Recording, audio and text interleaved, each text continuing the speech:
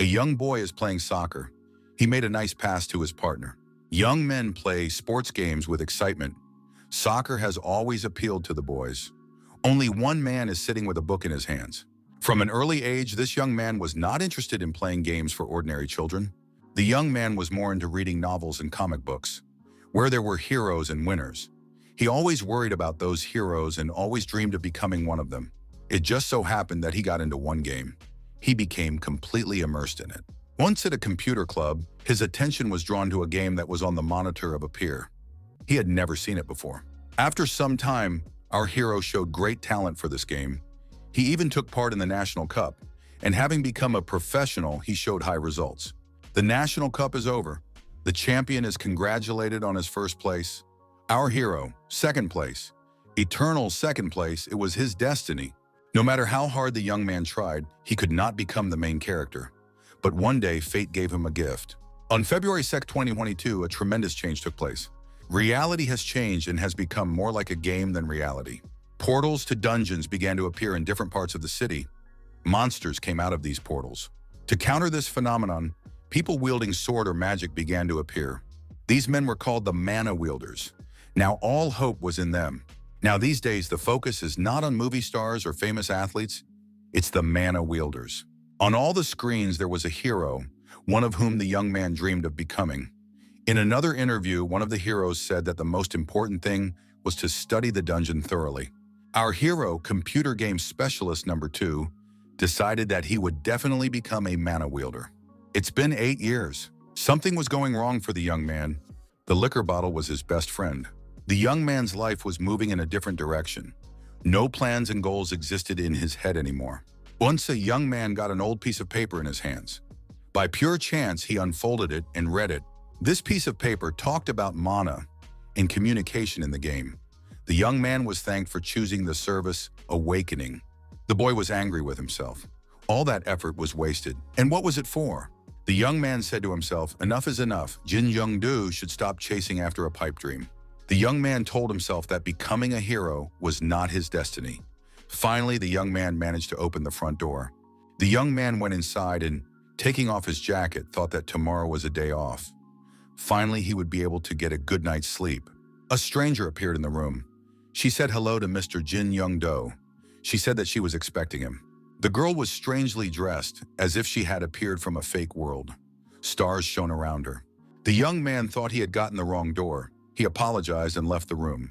Realizing that this was his apartment after all, the young man asked who she was, and how did she end up here? The stranger bowed and introduced herself. She said that she, the empowerer of the universe, was Winry Makina. She was waiting for the one who embodies the very concept, miracle. She was here to pay her respects and give the young man a gift. The guy was trying to come to his senses. The universe. What kind of nonsense is that? Embodying the very concept of miracle, the young man thought he should stop drinking. He is so useless that the girl called his existence a miracle. Makina said that Mr. Jongdo is a very valuable person. He is the second person in the universe who has the third level of communication skill. The girl held out a glowing orb to the young man and told him to accept this gift, which the universe offers with its boundless respect for him. The guy bounced aside in fear and asked what was she doing. He yelled for her not to touch him. The glowing orb possessed the young man.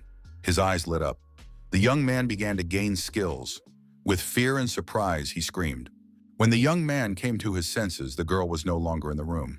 Jungdo thought, what was it? The young man was on his knees and holding his chest. The young man felt that he had been successfully added skills. Hindsight, state window, resilience, infiltraria.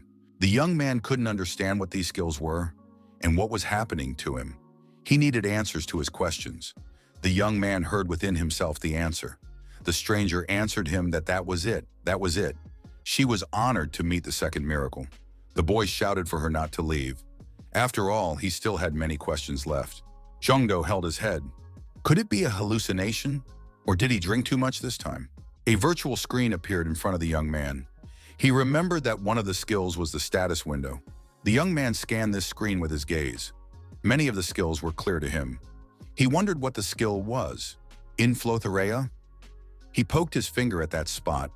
A machine with multicolored balls inside appeared in front of him. The machine spit out a single ball, and it landed in the young man's arms. It was a golden capsule. The young man decided to open the capsule. There was a note in the capsule. It was a rendition of rare information. The young man looked at the sheet and couldn't tell if he was crazy. It didn't seem like a dream either. One day before, in one of the offices, a man demands attention. The employees listened to him attentively. Guild head Choi Kolyan said that they were competing with several guilds for dungeons with good quality mana crystals. Everyone should realize how serious this is. However, thanks to the fact that the team leader was able to persuade the Seeker Chong, the man pointed his hand at the young man. Their guild had contracted for one of the last dungeons found. Everyone in the office began to cheer. This was indeed a great fortune. The staff approached the young man and asked him how he was able to get this contract. It is said that Seeker Chong is very picky. Therefore, even the most famous guilds pay a lot of money for him. The young man replied that it wasn't difficult for him. Another co-worker walked by and said that the young man was just a pathetic negotiator. It must be so easy to get recognition from others just by having a drink with people. The guild leader told Cho Hakure to watch his tongue. The young man wondered, did he say something wrong? He's going into these dungeons risking his life. Cho Hakure added that all this young man does is drink and talk nonsense. But at the same time, everyone is praising the young man so much, it's just disgusting. The guild leader shouted, did the young man really think that hunting was the only thing needed for the guild to work? And told Hakure to close the door on the other side. Hakure agreed he was horrible. The boss said this guy's very rude. If he wasn't so good, he would have been kicked out a long time ago. Jeon-do said that he's already used to this person's attacks. The boss gave the money to the young man and said it was the bonus he had promised if the contract could be finalized. Jeon-do thanked the guild head and thought that he was finally able to get everything together. A young man's longtime dream is to become a mana wielder. The cost of the Awakener, $300,000. A head was a magic machine that makes ordinary people mana wielders, and at the same time evaluates their unusual talents. The young man looked around, surprised, and said that he and Soyeon could have come here alone. Why are they all here? The guild leader wondered, had the young man forgotten? After all, two of their comrades would become mana holders today. Everyone who can come should be here. The doors opened and a man appeared from there. Someone shouted that the previous person had already finished. Next, it was announced that Miss Yoon So-young could pass. The girl said she would go first. Everyone wished her luck. Jeon-do saw his colleague and thought, why did he come too? Was it because of So-young? The way this guy was looking at So-young seemed very suspicious to him. He had a bad feeling about it, so he decided to be more careful. The young man looked at the scoreboard and thought that his mana wasn't very good, and everyone could see that. Besides, he only had 4 talents. His main talent, vigilance. The guy thought it would be difficult to use it in combat units.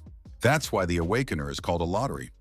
If there are many talents and it is fit for battles, then it can be considered lucky. One job seeker said that even when one gets 3 skills while upgrading, if those skills are not on the top list, the job seeker will still be a loser with poor talents and skills.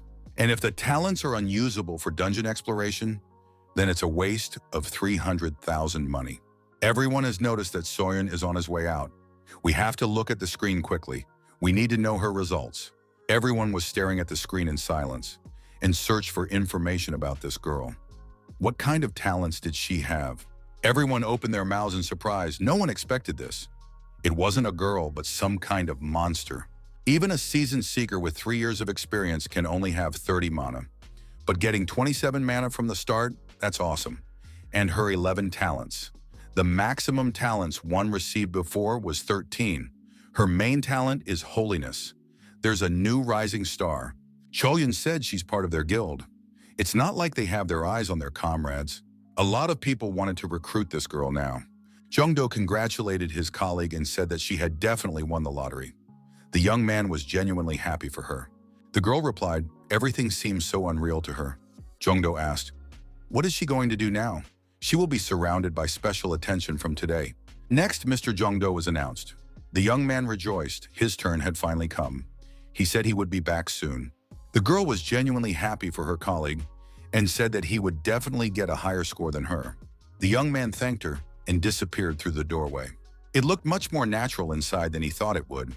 The young man approached the object.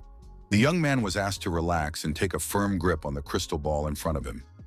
Jungdo realized that it was the famous Eye of Odin. The young man was told the approximate time, 10 minutes, and they added that he definitely had potential. The young man excitedly declared that he would finally become a mana wielder. He had been longing for this for so long. He'll be like the man he always wanted to be, and who he emulated in his heart.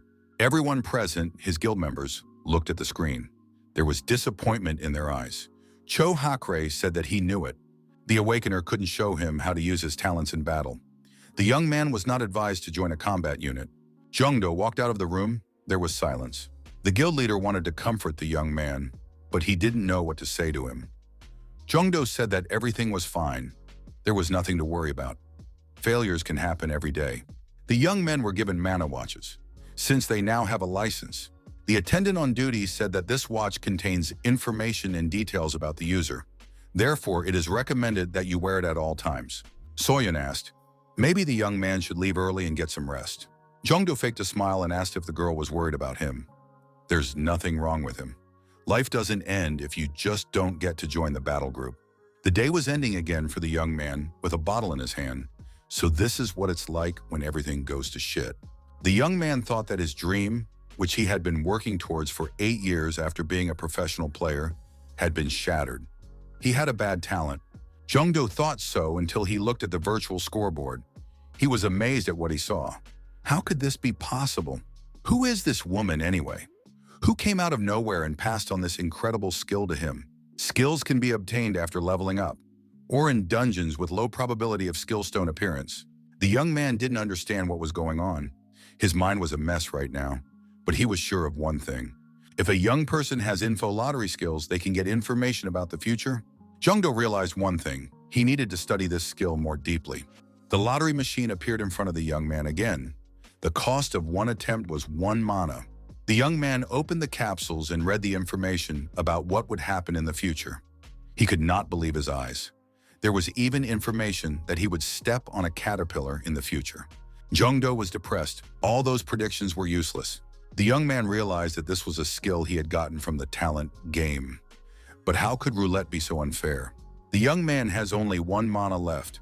That means one last try. Jungdo saw his real-time vitals on the screen. The mana clock will only show updated parameters when it receives an update from the Awakener. If he can use the status window to find out his stats, and at the moment, he will be able to better strategize for combat. This has proven to be very useful.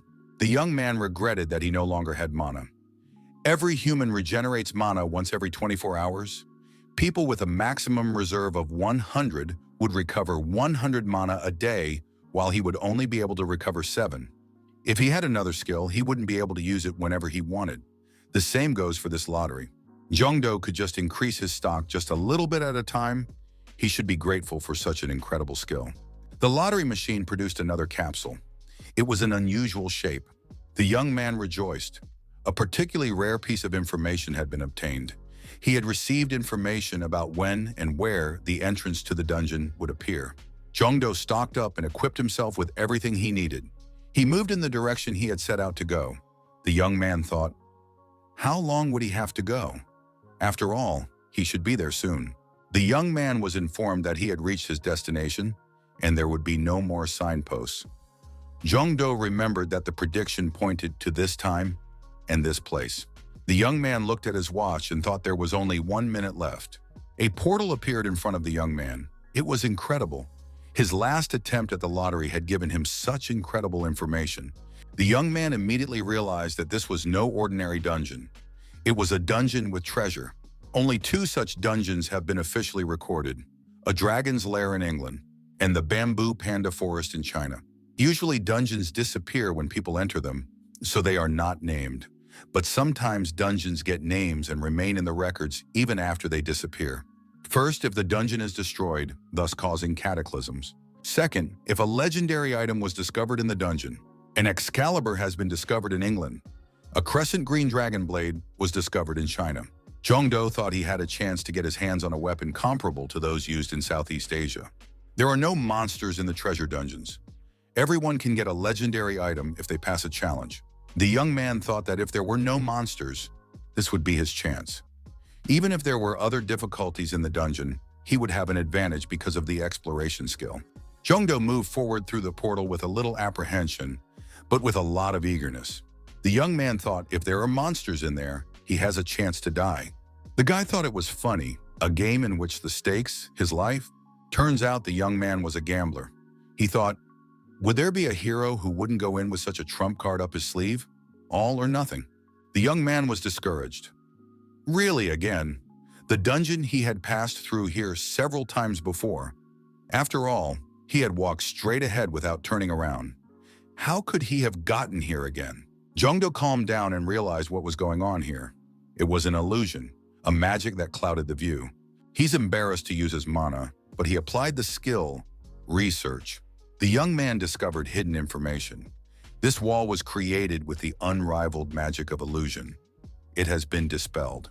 The young man was astonished. He had unlocked the unrivaled magic of illusion.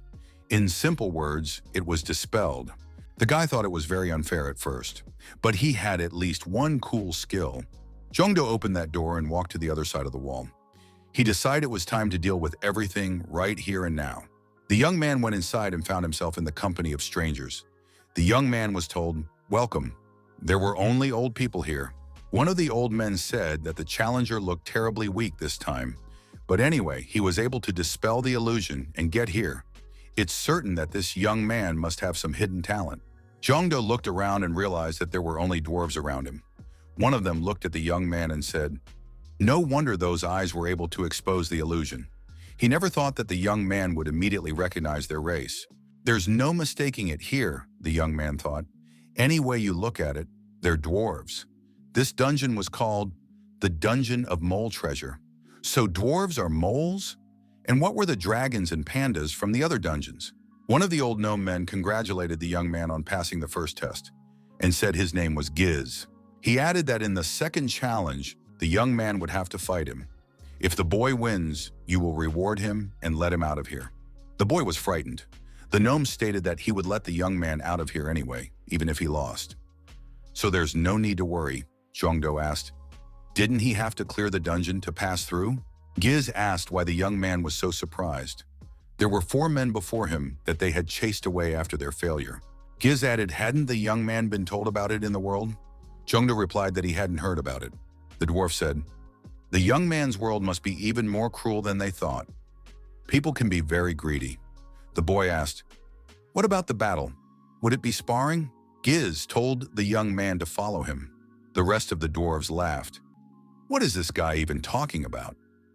What kind of sparring between the young man and Giz? People from the other world are so rude. They always want to settle things with their fists. They're 1,000 years away from that. Giz said the man before the young man attacked him with a knife. He then calmed down after Giz finished him off. The dwarf wondered if, in the young man's world, everyone attacked each other with a knife instead of a greeting. That's kind of barbaric.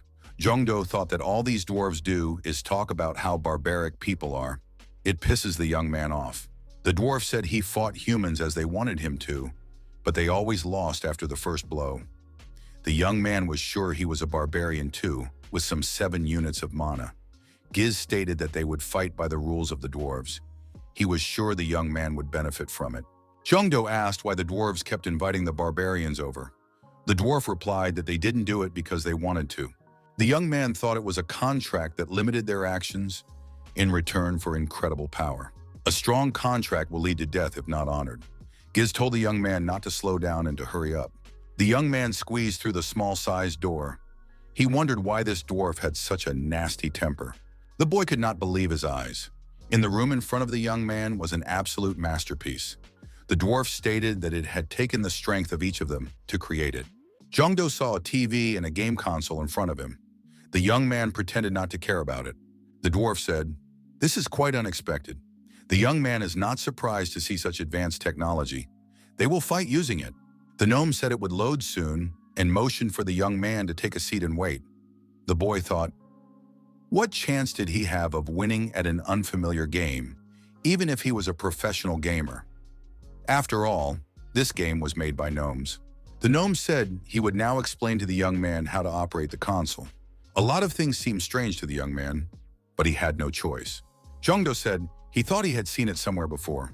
Giz replied that it was impossible. There are few places to see this kind of technology, even if you travel through a dimension. Jungdo thought that the dwarf had no idea that he was from just such a dimension. The dwarf was explaining how attacks and blocks were made. The young man thought that the character design was more close to fantasy. The arena design was also quite unusual. There were still some differences, but overall it was the same game he had played all his youth, Legends of Legends. After a while, the gnome said he had taught the young man everything and asked if he wanted to try. The lad replied he hoped he could do it and offered to get started. Giz wondered, was the young man really ready to give up yet? He was fine with starting. The dwarf said that people from other worlds have no stamina. To think he gave up before the fight even started. The guy picked up the remote control. The game will start soon. The young man activated the skill. Game. During the game, all characteristics will be increased by 100%. The young man looked at his opponent and his cheerleader. He thought that they should be the ones to give up. The guy thought of himself as a professional gamer who broke into the tops just because of his skills, without thinking about any tactics. The score was 0-100. The dwarf was terribly surprised. He couldn't win a single game. How could that be possible? The young man said that should be enough. Wasn't it time to bring his reward already? He expected much from the gnome's treasury. The dwarf was screaming that it wasn't fair. He wanted to get even, and he said that they play 3 more times. The young man replied, but Giz himself knows it's pointless. Giz stepped aside, but the other dwarves ran up and said they would be next. You can't talk about a sure victory by beating only one dwarf. Jungdo thought, why does he have to do this? After all, they said it was to defeat one Giz. He doesn't want to waste even more time if he doesn't get extra benefits. The boy declared that the dwarves should give him the treasure as I had promised. The dwarves decided that the boy was right. One of the dwarves said that if the man defeated them again, they would give him something much more powerful than they had originally planned. The boy thought that the gnomes had more treasure. One of the gnomes said since the lizards and bears gave a random item of their treasure trove, they decided to do the same. The young man wondered if they had made up their minds by talking about a dragon from England and a panda from China. That is, these races can communicate with each other even if they are in different dungeons. He said if the young man defeated them all, they, each of the 7 skilled craftsmen, would take up their hammer just for him. Some time passed. The dwarves were exhausted. They could not win. They had failed to land even a single blow. How is that possible? The young man apologized. He said that he had been playing, completely oblivious to the level of his opponents. He acted like a barbarian. The game should be fun for everyone. Next time he will use only 2 fingers when playing. The dwarf said there was nothing to be done and ordered the young man to sit still. He must examine him. The dwarves wondered, what about the young man's characteristics? Did he really go into the dungeon alone with such parameters? He only had 7 mana. Why does he have so few talents? The gnome looked through his special glasses and couldn't believe what he saw. Jongdo asked, wondering if something was wrong. The dwarf told his co-worker that there was no way he could deal with this guy. The co-worker said he's busy too. Just need to get this analysis done faster. The dwarf said he can't. That's why he's asking for support. The colleague said, what kind of skilled craftsman is his opponent after that? One only has to look at this young man's talents. A colleague saw that the young man had a level 2 skill in the game. This cheater. The first dwarf told the colleague to watch the other. A colleague said that the 3rd level is communication. The dwarves were surprised. Is there really no concept in the young man's world? Talent level? The guy had only recently learned that talent had a level at all. Jungdo remembered the stranger saying that he was very valuable. The gnome said the young man's world was terribly backward. If his skills and talents are passed down in his family, he will be able to gain a 2nd level. The 3rd level has a completely different potential. For example, if it has the swordsman skill, it will be the beginning of the entire art of sword wielding, which will spread throughout the universe. A unique original born from the true universe. The old gnome man said that this ability allows you to create the essence itself. To meet the young man, an honor for anyone. The gnome added that originally he had thought of doing something to be able to balance out his low characteristics. But the 3rd level of the skill had too much potential. Therefore, he summoned a colleague. He can see the future, so he's the best to deal with such circumstances. The gnome added that with the help of his colleague, they would be able to create an outfit that would suit the young man best. Jongdo was surprised. Could this gnome really see the future? The specialist stretched and said he hadn't been this tired in a long time. The old man added that it was very interesting to fight with this young man. It had been a long time since he had been so eager to create something extraordinary. The old man chased his colleagues into the workshop. He said they should not stand around and pick up walls. The foreman did not let the young man into the workshop. He told him to stay where he was. If he went in with them, he would melt in a flash. The old man said it wouldn't take long. The young man would just have to wait. The boy wondered what the dwarves were going to create. Giz came out of the workshop and said they were finished. He tossed the young man a piece of jewelry in his hands.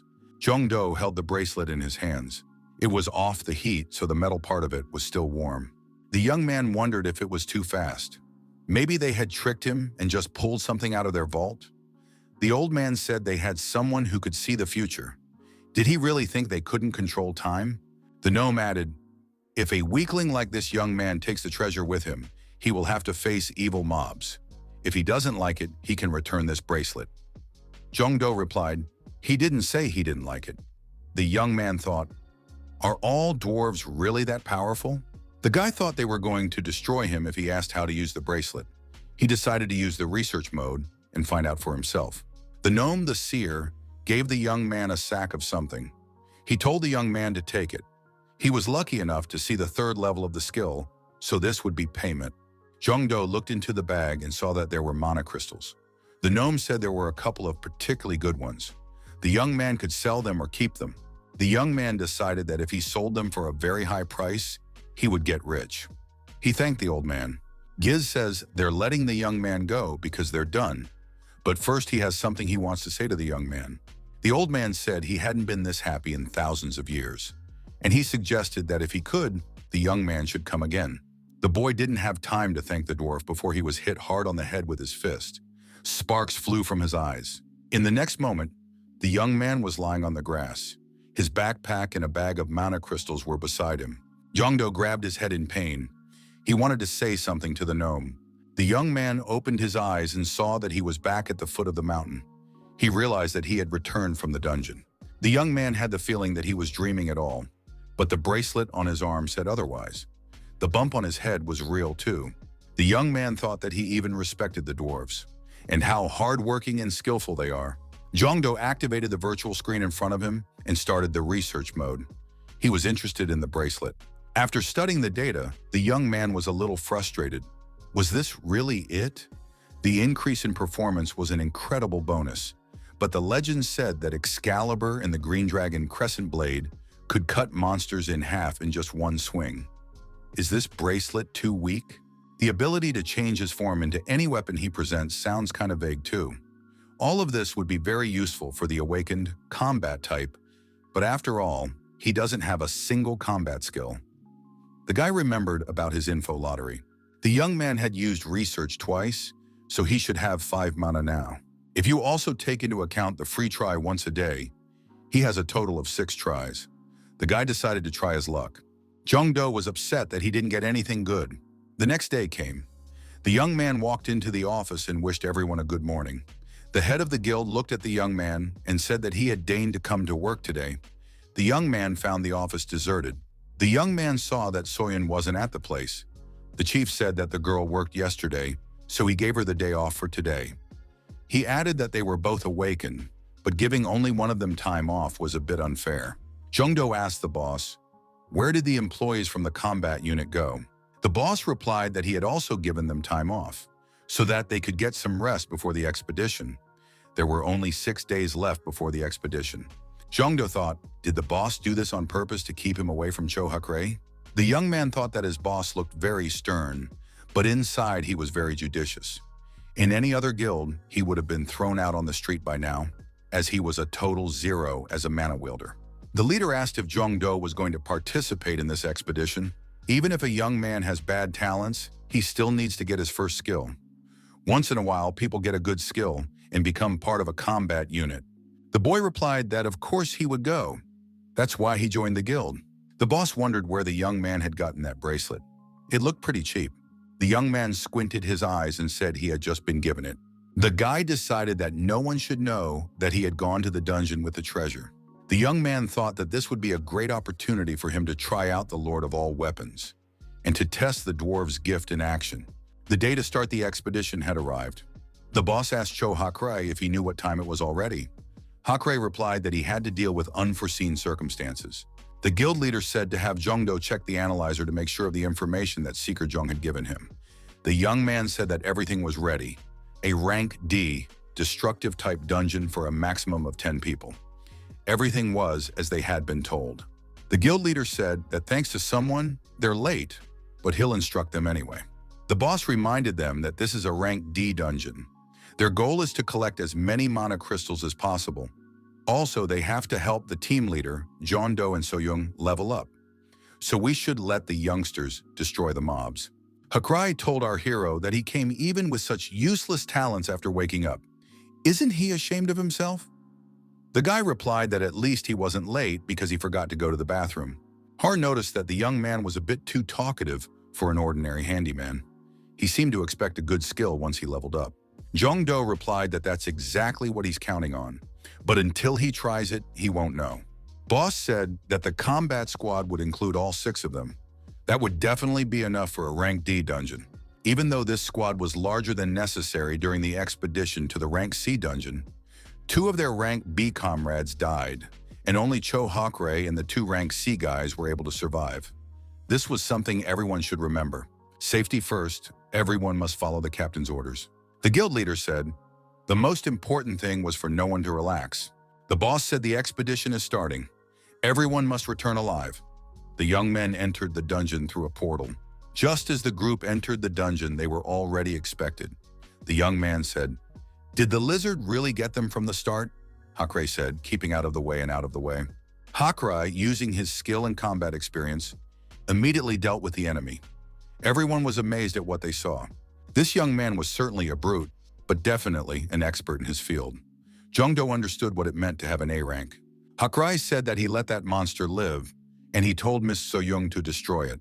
Soyoung killed the monster, plunging her sword into its chest. Hakurei added that the mana crystals from the corpses would be collected by Jin Chongdo. He must not miss a single mana crystal. Soyoung remarked that she should take it up as the youngest. Hakurei replied that social hierarchy means nothing here. Once a group enters the dungeon, everyone is equal. Jongdo said that he would be collecting those mana crystals. Jongdo told the girl that it's okay, and he would do it. Hakurei told them to keep up the pace. Hakurei stood near another monster and called out to Ms. Soyoung. The girl replied that she had already destroyed the past 2 monsters. Let this monster and the next one be destroyed by Jongdo. That would be fair. Hakurei said that Ms. Soyoung doesn't understand something. They don't have to be honest. Soyoung was surprised. How could Hakurei say such a thing? The young man said that the girl had 27 mana and 11 talents. Such stars were rare even in their region. And Jongdo only had 7 mana and 3 trash talents. Hakurei said after all, it's obvious who he should give a chance to for the sake of their guild's future. The girl objected. She said that the guild leader would never think that. Hakurei said that here he had the right to decide how this expedition would proceed. The young man recalled that the guild leader said for everyone to follow his orders. Or is he wrong? One of the contestants said that this Hakurei guy was pissing her off already. She has never liked him. A co-worker added that he never uses any tactics or teaches beginners. They decided to complain about him as soon as they are done. It seemed strange to them. Hakurei was a scoundrel, but he respected the guild leader. Hakurei was ready to face the monsters coming at him. Jongdo realized that the squad members would complain about Hakurei to the head of the guild. Is he so stupid that he doesn't know the consequences? What the hell is he thinking? After another battle, a bunch of corpses of ruthless monsters were left in the room. Jongdo thought that Soyoung had gotten 10% of the required amount of experience. Maybe it was for the best. We should have followed Hakurei further. The squad arrived at the next room. All that remained was to open the doors. Suddenly, there was a roar, and a huge monster with glowing eyes appeared. It moved straight towards Jongdo. Someone in the squad noticed that this boss monster was very different from the others. Hakurei fearlessly attacked the monster, and wielding his swords, he began to destroy it. The young men thought the young man was being extremely violent. The monster was destroyed. Hakurei noticed that he needed one decisive blow to do it. The young men thought that this Hakurei definitely deserved an A rank. Everything ended well. It was definitely better than standing in suspense waiting for another battle. The young man said if So-young got all the experience points she needed, should let them finish off this monster, Jong-do, and get out of here. The young man added after all, they should help newcomers level up. How can you give all the experience to one Miss So-young? Hakri said he didn't care. That in any case, none of them would leave here alive. Suddenly, Jong-do shouted for his colleague to dodge. The guy didn't react in time and found himself pierced through and through by the sword. With an icy stare, Hakra stabbed his sword at his colleague right in the chest. Hakra said he thought he was about to die of boredom. A member of his group fell to his knees. Everyone thought that Hakra, the madman's eyes lit up with rage. He began to spin his swords and everyone realized that he was serious. Hakra pounced on his companions. They were confused and had no time to do anything. The villain was destroying them with his weapon. The survivors were Jong-do and So-young. Hakra asked, "This must be their first time seeing someone die? I wonder why they aren't screaming," Jong-do asked with surprise. "What did he do?" Hakra looked around at his companions. They were lying there, defeated by the wretch. The rascal laughed and said that a pleasant feeling now visited him. Jong-do realized that every second was precious. He applied his research skill. Jong-do saw that the body snatcher was in front of him. It turned out that Hakra had been a killer all along. Last time in that dungeon, he had also destroyed his two co-workers. Hakra headed straight for the young men and said that Jong-do was quick-witted, but not fast enough, because those two are about to die by his hand. Hakra added that he honestly didn't really want to rush things. But after So-young's awakening, he couldn't keep his temper any longer. The villain said that the girl had incredible powers. How strong will he become when he destroys So-young and absorbs her power? Hakra added that it was very difficult for him to hold back. Hakra added that he had nothing against Jong-do. No one would care about his behavior because he looks like a fraud. Hakra stated that as compensation, he would destroy Jong-do with one punch. Hakra swung around and tried to land a striking blow on his opponent. Hakra was surprised. How was Jong-do able to block his punch? He didn't intend to throw a full-force punch because he wanted to torture his opponent a bit. But that strength should have been enough to destroy the sword in his hands. Hakra noticed that his opponent's sword didn't look ordinary. He immediately noticed the Lord of all weapons. Suddenly, So-young ran up to her opponent. She threw a punch at him and asked him how he did it. Hakra fended off the blow and counterattacked the girl. He told her to sit still and wait for her turn. He'll deal with her after he tears Jong-do apart. Jong-do saw So-young fly off to the side and involuntarily cried out. Hakra said that he couldn't hold back tears from that melodramatic picture. Jong-do ran up to the girl and tried to support her. She coughed and wriggled in pain. Hakra told his opponents not to look serious. He suggested that they just have fun. Jong-do thought to himself, what should he do? The difference in their abilities is so huge that he couldn't figure out how to fight his opponent. So-young tells Jong-do that she's fine. Jong-do turned on the research mode. Jong-do was interested at the moment in how much Miss So-young could be counted on. The guy saw that the girl had raised her level. Jong-do said to use her mana as if she was trying to create a shield. The young man said that he would explain the details later. The girl concentrated and, indeed, a protective shield formed around her. Hakra thought that this shield was impenetrable. How could this be possible? For a newbie to use such a skill on his first expedition. The villain tried to attack his opponents. He failed. The shield was impenetrable. Hakra said that it was only getting more interesting. He decided to raise the stakes. Jong-do yelled for the girl to hold on a little longer. He had a plan.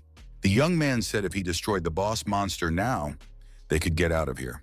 Hakra figured out his opponent's plan.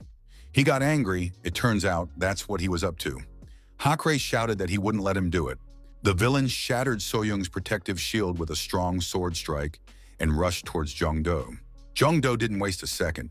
He pierced the boss monster's body with a powerful punch. Hakra stopped. He pretended that this was a fight he had lost. The rascal laughed and said that his heart even squeezed a little. Did Jong-do really think that they would get out of here once he destroyed the boss monster? Hakra added that Jong-do left out a small detail. The young man cannot leave the dungeon immediately after destroying the boss monster. He will need to wait at least 10-30 minutes. Hakra added, it seems even a genius like Jong-do didn't know that. Jong-do muttered something. The villain put his hand to his ear and asked what the young man said. He seemed so frightened that he couldn't speak properly. Jong-do said that the villain miscalculated this time. Jong-do said that he wanted to level up. The young man was informed that he had reached the second level and obtained the skill, Linking Lottery. This means that he can borrow the skill of a randomly chosen person recorded in the true universe. Jongdo showed his opponent that he was using a skill he had learned. The young man stated that Hakure was now the victim. The villain saw his opponent transforming. There was a powerful energy emanating from him. Hakure couldn't understand what was even going on. After all, it wasn't even a skill. He had just given the mana a physical form. The villain thought he could not allow this to happen. He lunged at his opponent with the desire to destroy him. Before he could do anything, Jongdo repelled the enemy's attack with a weapon that appeared out of nowhere in his hands. Jongdo was pleasantly surprised. He had a heavenly halberd in his hands. It was a deadly weapon. The young man activated the status window. He needed more information. The boy realized that he was holding the weapon of the legendary hero Liuibu. It was the weapon the man had wielded before his death.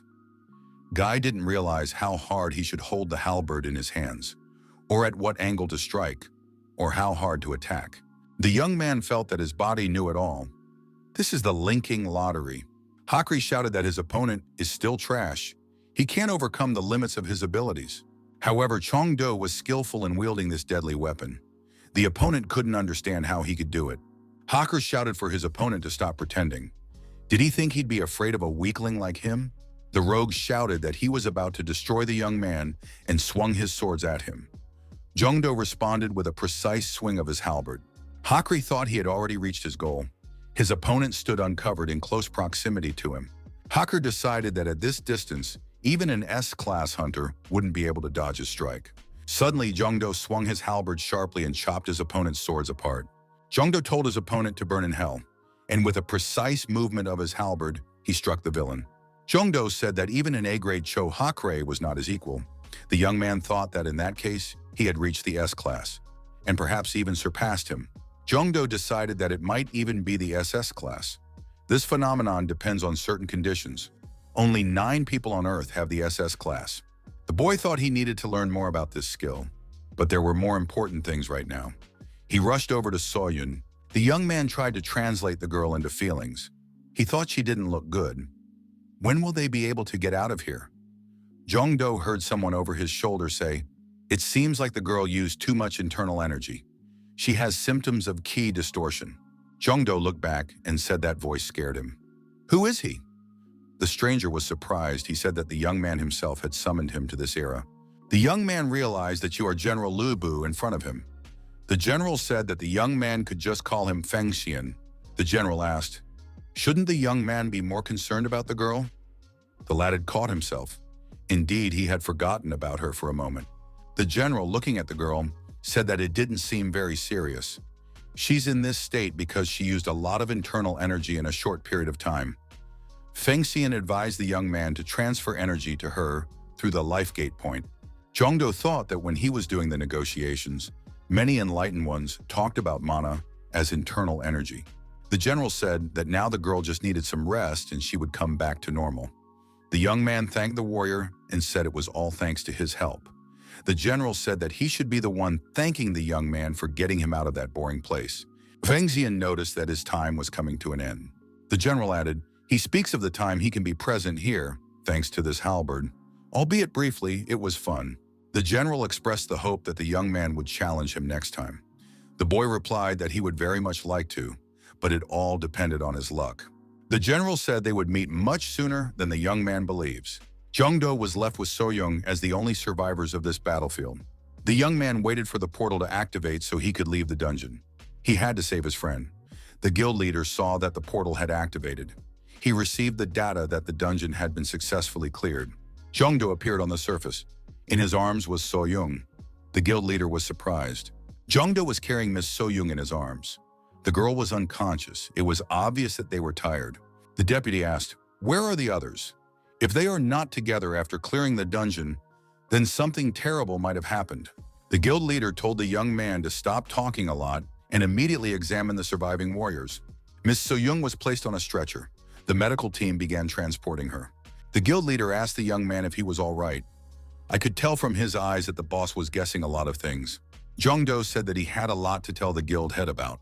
After finishing his story, Jongdo stated that Joe Hakure had been a murderer for a long time. The young man reached his hand forward and said that he had Yongyuna's camera. She had participated as a support. The guild leader had the opportunity to see everything Hakra was doing in the dungeon. The boss screamed in grief and said Cho Hakre, a ruthless scoundrel. The commander said it was all his fault. He was blinded by that guy's high-end performance. That's why he sent him to the dungeon. Jongdo said that no one knew his true identity. He skillfully hid his identity all this time. The guild leader shouldn't blame himself. It seemed that Hakre had a skill that allowed him to become stronger after destroying people. So the same thing happened in the previous expeditions. Jongdo said that it was most likely Hakre's work. He could destroy anyone he wanted and hide all the evidence in the dungeon. Then they wouldn't have any evidence against him. The guild leader said, if the rules about mana holders having to take cameras into dungeons hadn't been lifted, then none of this would have happened. The guild leader asked the young man what happened next. Jongdo couldn't let anyone know that he possessed an item like the bracelet. After all, then everyone he knew, including himself, might be in danger. The young man said that the lizard they had defeated had mutated. Mutations are fairly rare, but there have been recorded instances where a monster was able to utilize a skill of a human who entered a dungeon. The boss noticed that there was almost no precedent for something like this after the Great Catastrophe. But a D-class dungeon boss would still have a hard time destroying Hakre even after obtaining the skill. And asked if the skill he had gained through mutation was stealth, the young man confirmed. The boss monster attacked Hakre from behind as he tried to destroy him and Soyen. Hakre cut off the monster's head, but his wounds were still fatal. The guild leader said it's karma, to think of dying from the skill of the person he destroyed. The boss told the young man to go home to rest. They would discuss the details later. The young man bowed out. Jongdo looked into Soyoung's room. The girl was still unconscious. The boy came home and plopped down on the couch. He only now felt how tired he was. The young man thought that he still needed to scrutinize what he couldn't examine earlier. So he activated the virtual screen. The guy noticed that when he clicked on the lottery info arrow, an info box with different categories appeared. This is where the guaranteed lottery was introduced. The young man saw that he had information regarding the mana wielders he had met earlier. The young man found what he was looking for. It was the map of General Luibu Fengxian. It was worth 99 mana. Jongdo was surprised. This was too much for a person with 10 mana like him. And the question was about the 3 additional cards. Dwarves were on the cards. Their cost was even higher. If that was their cost, a human would never have enough mana to summon them. The young man wondered why there were only 2 of them here. The guy was interested in the names of the others. In order for their names to be entered into the database, he would have to meet them in person and find out their names. The young man realized that the true power of this ability was that he would be able to load the skills he needed depending on the situation. To use the ability to its maximum potential, he needs to familiarize himself with low-level but famous mana wielders. The last card that raised a question in the young man's mind was dedicated to Winry Makina, worth 999 mana. This was the girl who visited his home. The guy thought that his first priority was to increase his mana limit. In order to increase his stats, he would need to level up or use luck with Binding Lottery. The young man decided to try to use the Binder Lottery. Now was the time. All the young man's attempts were in vain. He did not get anything worthy. The young man felt that he was haunted by failure. Midnight, the open area in front of Jongdo's house. Jongdo decided that this place would be a good fit for him. The young man realized that his mana had fully recovered, so he decided to give it a try. Every use looked incredible. The guy felt like things were happening differently now. Different sensations. It felt completely different than when he had summoned Luba. The young man thought he must be imagining things. Something had happened to his eyes. Lucian appeared before the young man. This is the man who brought about the decline of the Han dynasty, founded by Liu Bei during the Three Kingdoms. It was the epitome of irresponsibility. Jongdo heard himself being asked, how dare he think in such a disrespectful way? The young man turned around and saw that Liu Shan was in front of him. Liu Shan said that he is the man who stands at the head of the entire human race. He is the second emperor of the Han dynasty, and the man who has power over everything in this world. The emperor asked why the young man had a face like he had eaten something wrong. The emperor said, seeming disappointed in the young man's abilities, "But it is not strength that determines a man's usefulness." Jongdo thought, when will things go back to normal? The emperor shouted for the young man to pay attention to his talents. Jongdo activated the virtual screen and looked at this emperor's talents. Jongdo concluded that the emperor just had good luck. The emperor cried out that Liu Shan's good luck was not just good luck. He survived when he was surrounded by the army in the Battle of Changban. He was also the crown prince to the emperor. Liu Shan was always fed and had a good life in another country after his own kingdom fell. Zhongdo asked the emperor, "And what is his good luck doing? He doesn't think it can be useful in the dungeons." Liu Shan was surprised. Did the young man still not understand? The boy didn't understand what the emperor was trying to tell him. Did he really want him to go to the casino? And then it hit the young man. The emperor said, finally getting through to the man.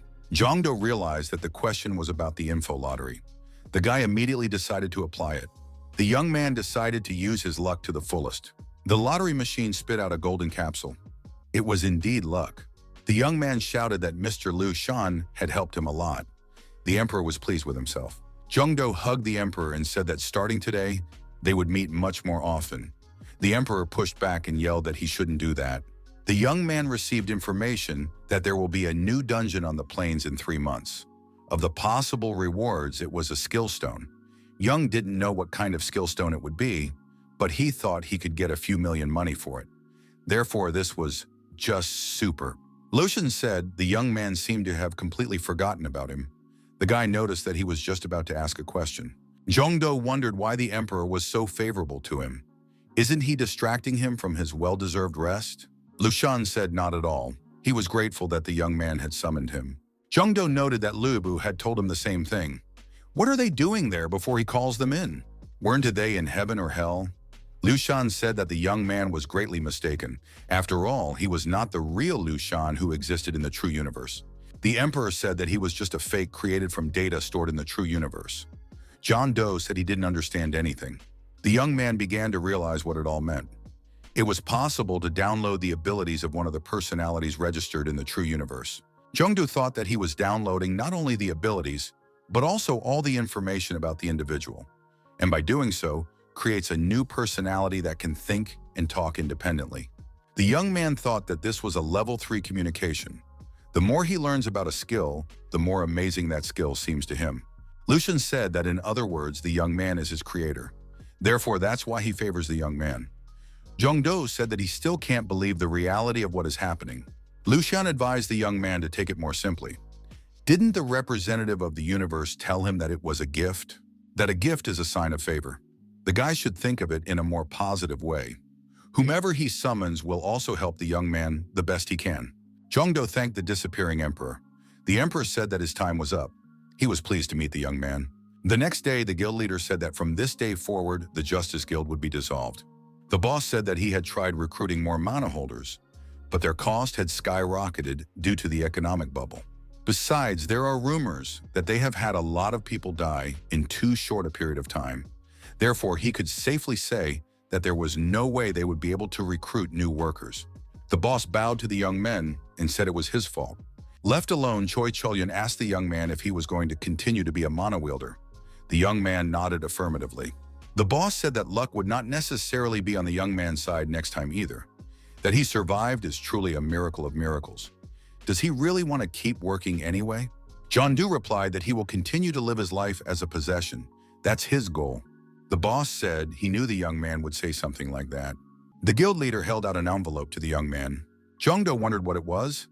It was an entrance form for the Mana Wielder Association's academy. If their guild could no longer help the young man raise his level, then he should gain experience elsewhere. The enrollment would be in a week. He would hand the same papers to Soyun as soon as he saw her.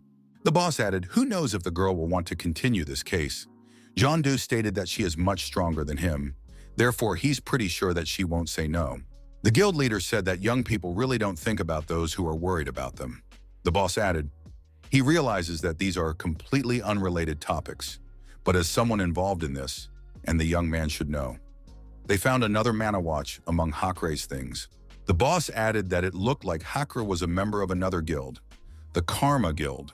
Karma is the largest cross-national guild in the entire world. It has the largest number of members. Its members call their leader the head of the cult. They won't hesitate to become killers for him. They're just a pseudo-guild of fanatics. The boss told the young man that he should be more careful. No one knows what they will accept after losing a precious member. Zhongdo thought that this must be another reason for the dissolution of their guild. The interlocutor said that he would tell Suyun about it at the hospital. Therefore, they should both be careful. The young man thanked his boss for his concern. The man said that this young man is thankful for being a part of the guild all this time. He hopes that Jong-do will achieve his goals. Jong-do thanked his interlocutor for teaching him many things. The next day came. Again, the young man failed in the lottery. The emperor told the young man that luck would not always follow him. If luck decides everything in this world, then why did Shu Han turn into ruins? Jong-do thought that the emperor was right. His skill is level 2, not level 3. No one would guarantee that he would always get something rare, even though Liu Shan is very good with the lottery. The young man decided to start spinning the binder lottery from the next day to increase his characteristics. That's what he wanted to do, but he did it the old way again. Jong-do excused himself and said he thought he would definitely get lucky today. The next day came. The boy decided that today he would definitely spin the binder lottery. The young man prayed to the heavens that he would be lucky this time. He did. The boy noted that the coveted academy was in front of him. Jong-do renewed his mana clock at the Awakener to take the entrance test. Thanks to the Lord of all weapons, his stats are unusually high for level 2. It was also a credit to the gold card that fell to him in the linking lottery. Bradamante introduced herself as one of Charlemagne's 12 paladins. She asked the young man if he was the one who had summoned her. Jong-do scratched the back of his head. Unfortunately, he had no idea who she was. The young man asked, "Who was she?" At that moment, Soyun walked over. The young man asked how she was feeling. The girl said she felt fine. Soyun winked and said that she had a very high stamina score. The girl said that a long time ago, to see Jong-do perform in tournaments, she always ran to get good places. Jong-do took the girl under his arm and said they were getting out of here. The girl stopped the young man and said she had something to tell him. The boy decided that this was to be expected. If he found out about her skills before she had time to update her watch, she was beginning to suspect him. Jong-do struggled to come up with an excuse for himself. Suddenly, the girl turned around and said that she was ready to go. Jong-do decided that she was too good for him. Is she pretending not to notice?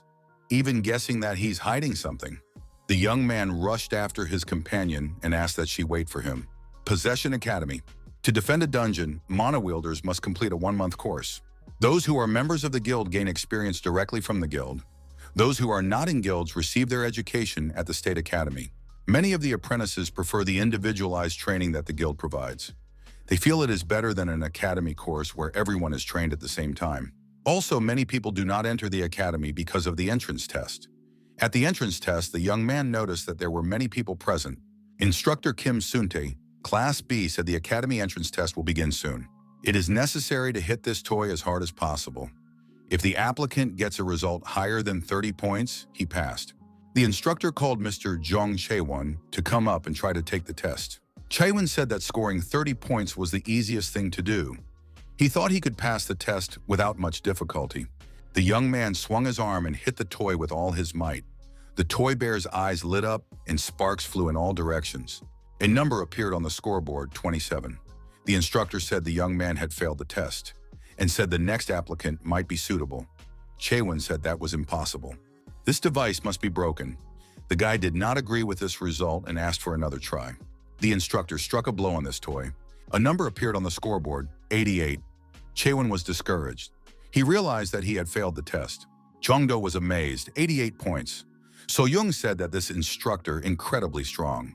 The instructor said that this device is not broken and reiterated that Chaewon failed the test. The next contestant, having struck, received 10 points. He failed the test.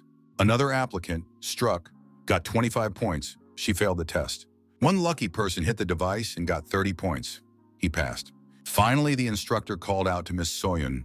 The girl prepared to hit the device with all her might. Soyun swung around and hit the surface with all her might. A number appeared on the scoreboard, 67. The instructor said that the girl had passed. Jong-do was very happy for his friend. The instructor was impressed. He said that with skills like that, the biggest guilds in the country would fight for this girl. Why did she decide to join the academy? Jong-do congratulated So-young and said that she got a great score. The girl stated she's sure the guy will get more. The instructor announced that Mr. Jin Jong-do was invited. So-young told him to try really hard. The guy thought that only 30% of the participants passed this test. He thought that someone with such mediocre abilities like him could hardly pass the test. Jong-do knew that he had an incredible item that increased all of his characteristics by 10 points. Jong-do tried to put all his strength into it and kicked the machine. The impact was so strong that the structure came off the floor and flew upwards. The machine was lying on the side.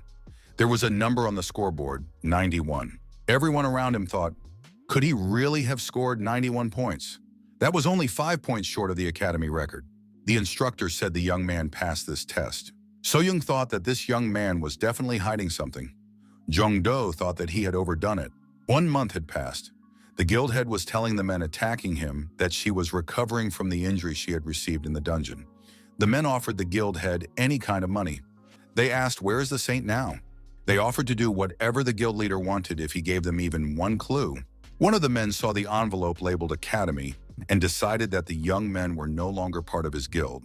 A man called his office and said they'd found a saint and asked them to send people to the academy. Training at the academy lasts 1 month.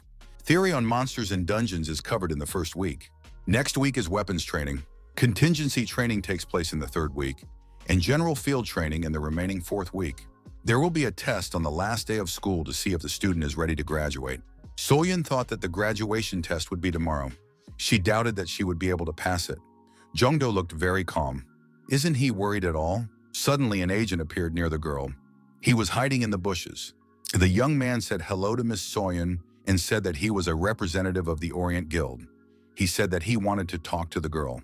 So-young turned around and ran away. She yelled that she didn't want to join their guild. The agent yelled that they were willing to provide her with better conditions. The girl was hiding from the agent around the corner. She'd heard that admissions data was highly classified. How could they possibly know? Another young man approached the girl from behind and asked what was bothering her. The man said he was willing to help the girl. The stranger handed Miss So-young a booklet and said he was a representative of the Rams Guild.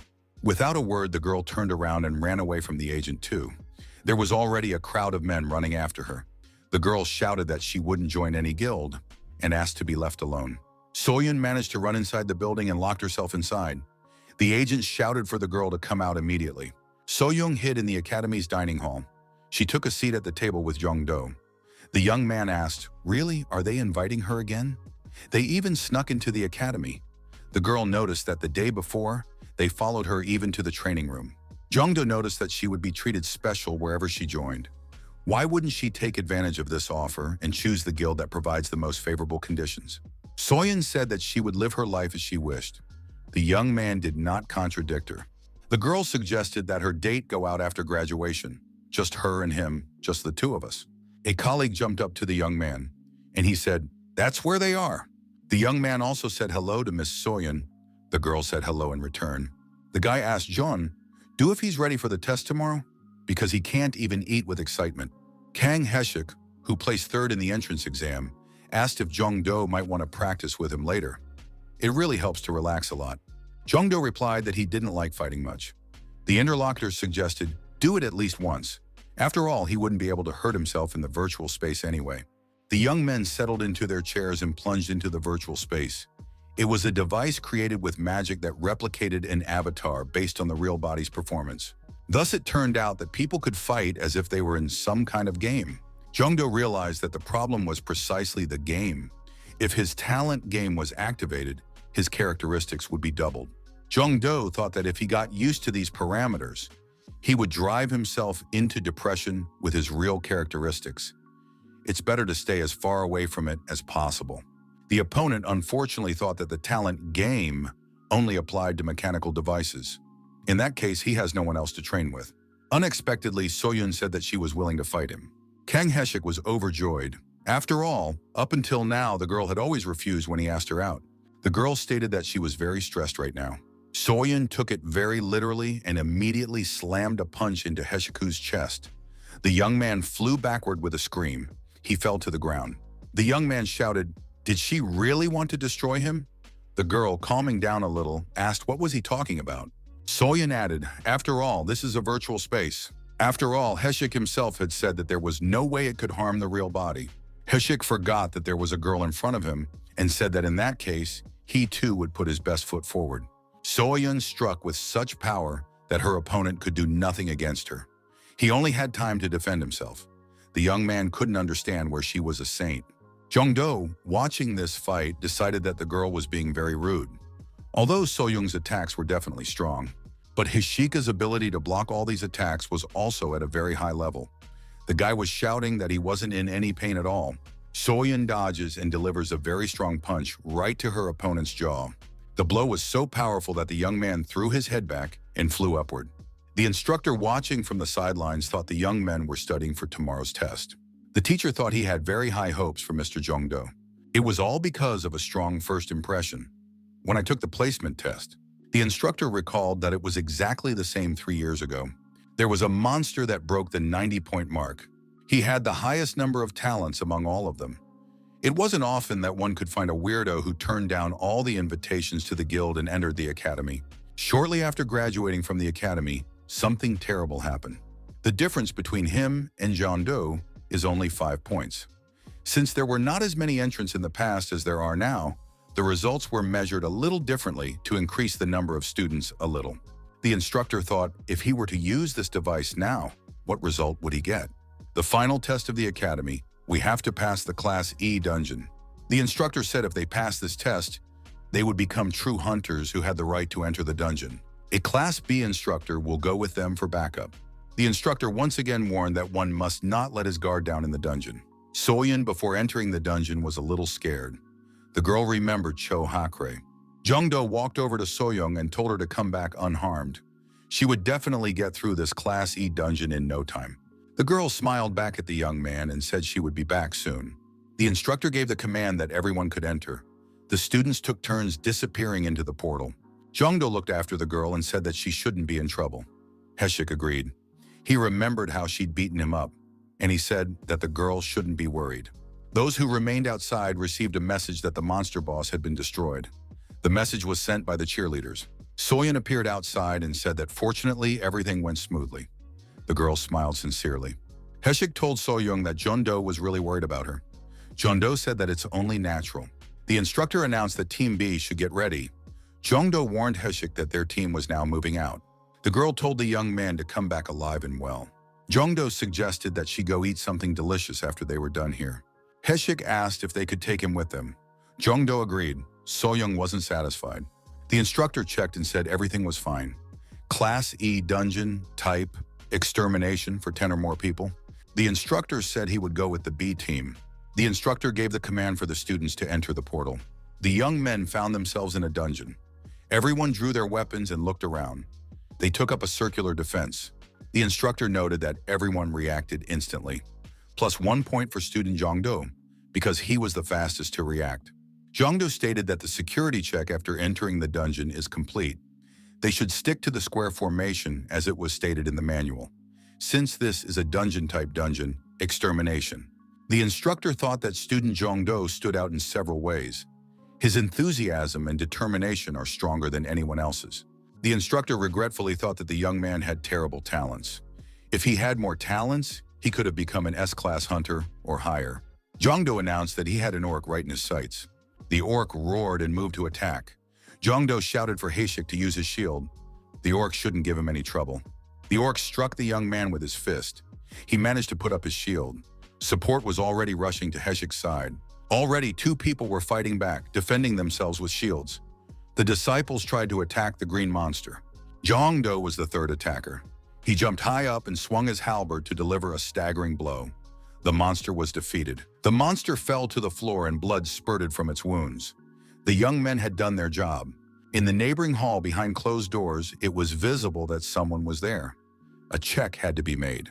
In that hall, there was a monster boss sitting on a throne. Jongdo apologized to Heshik and said that he had miscalculated. Heshik said he shouldn't have. That monster was much stronger than it looked. The instructor thought it was strange. Student Kang Heshik should have been able to easily block an orc's attack in a Class E dungeon.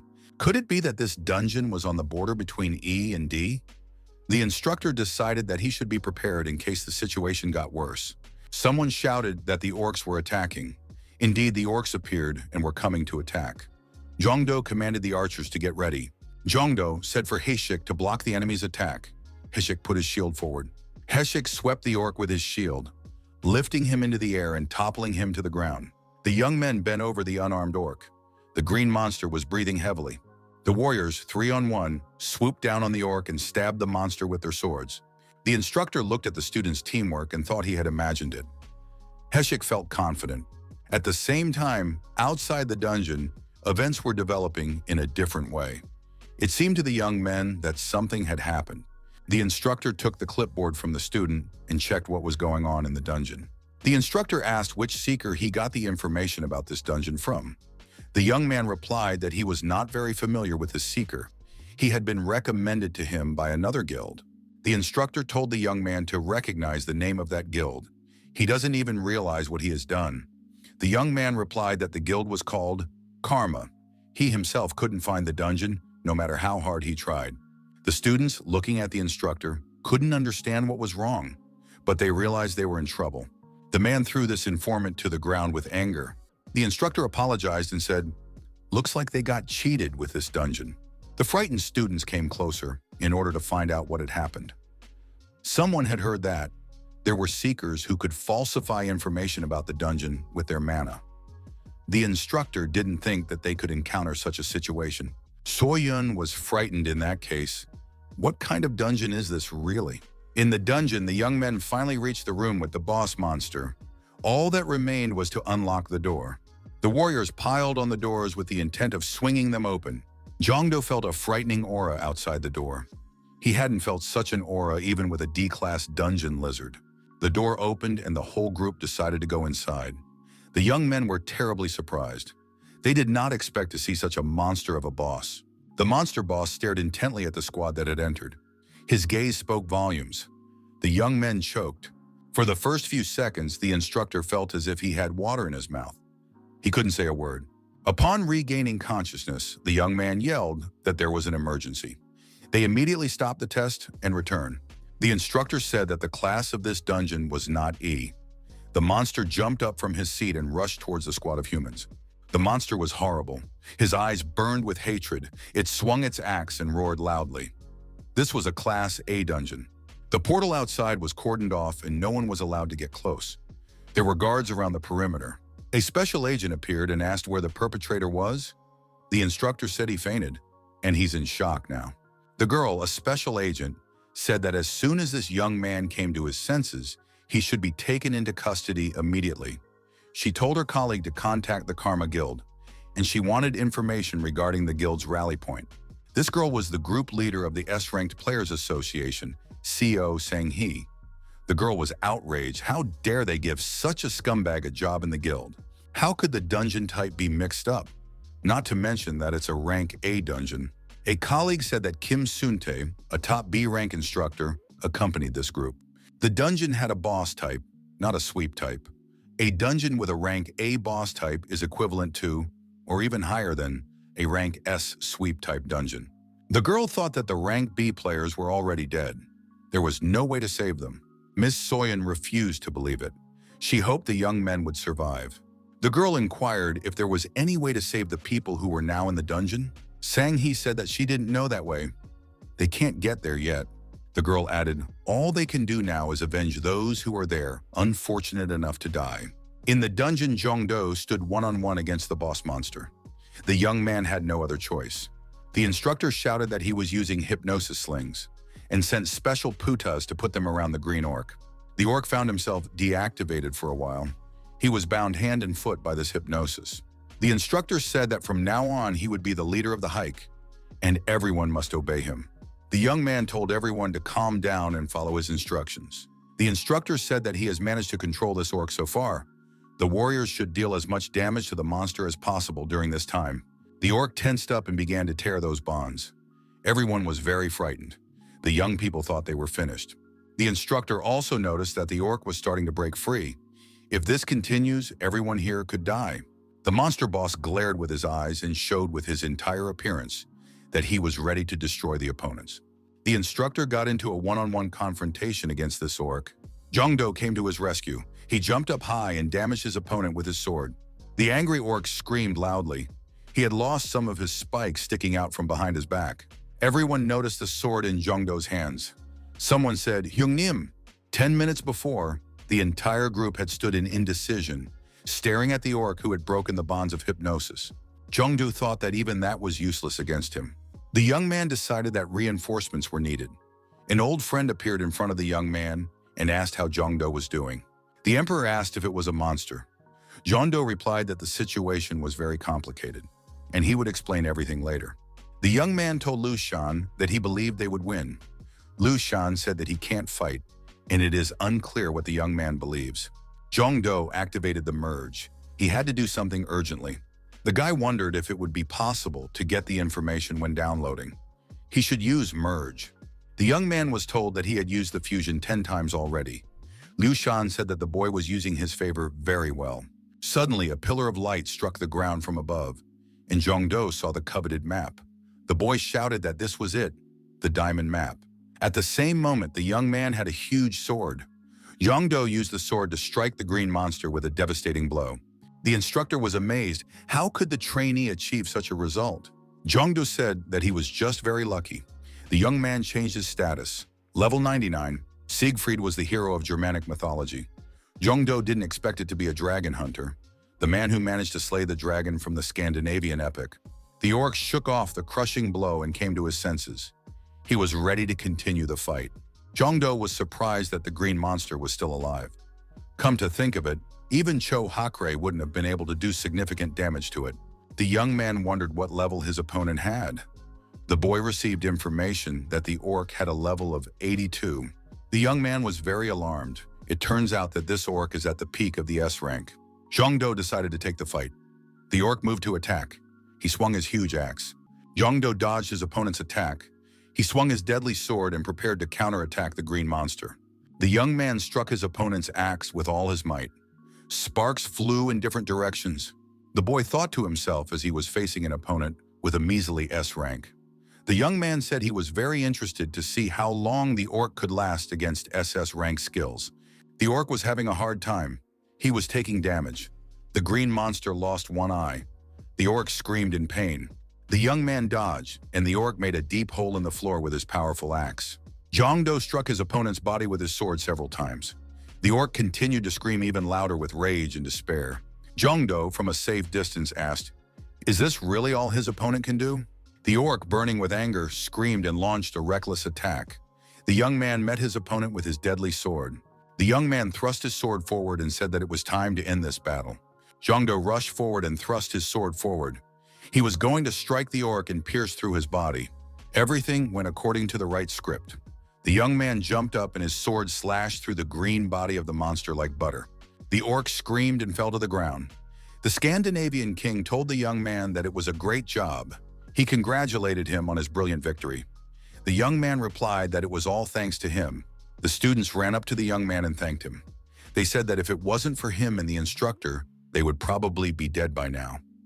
Jongdo said the most important thing was that they were all alive. The instructor said with admiration that Jongdo, "Well done. He has a lot of questions, but they have to get out of here first." Suddenly, the orc hissed. He pulled his hand towards Jongdo. Heshik yelled for Jongdo to be careful, and be more careful. Heshik managed to set up his shield, which took the brunt of the impact. The monster tossed the young man away and Heshik flew off to the side. The shield fell out of his hands. Jongdo shouted and jumped over the monster and swung his sword. The young man saw that this monster had blocked his strike. How could this be? Jongdo asked the instructor. Was this some kind of skill of an orc? The instructor said that an orc lord is basically a monster that uses a melee attack, shooting down with its scream. This orc should have no such skills. The instructor said that he had one guess. With a very low probability, the dying monster could use the new skill. This skill is called Mutant Anger. All the young men froze in place. They realized they couldn't move. The instructor said that the orc executioner. Jongdo activated the skill Endurance. However, he noticed that this orc had become significantly faster.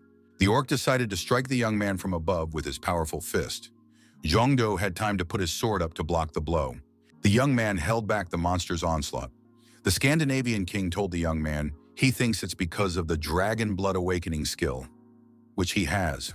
The Scandinavian king said that this is a power he gained after defeating the evil dragon Fafnir. This skill restores all of the player's wounds, reflects attacks, and temporarily increases stats when health decreases. Jongdo remarked that this was a terrifying skill. The king warned the young man that the danger was behind him. The monster tried to hit the young man with his fist. Jongdo had time to turn around and block the blow with his sword. During the battle, the king told the young man that his time was at hand. The young man asked why now. He needed support more than ever. Jongdo realized that without the king, it would be difficult for him to fight this monster. The young man lowered his sword. Jongdo noticed that it was the sword that suddenly grew heavier. The expression on his face changed. There was no need to show any sign. The youngster thought that the evil monster had noticed that she was weak. Our hero knew there was nowhere to go for support. The other players were immobilized. Jongdo has run out of mana. He can't use Siegfried anymore. Though Evil Orc was getting closer, Jongdo didn't know what to do. The monster's hand reached for the young man. Its huge palm was already over the young man's head. Jongdo thought, is he really going to die like this? He had just become the hero he wanted to be. The young man remembered that he had promised So-young to come back. The boy decided that he wouldn't die. Jongdo raised his head and looked into the giant beast's eyes. The young man firmly grabbed his sword with both hands and swung. Jongdo shouted that he wouldn't die.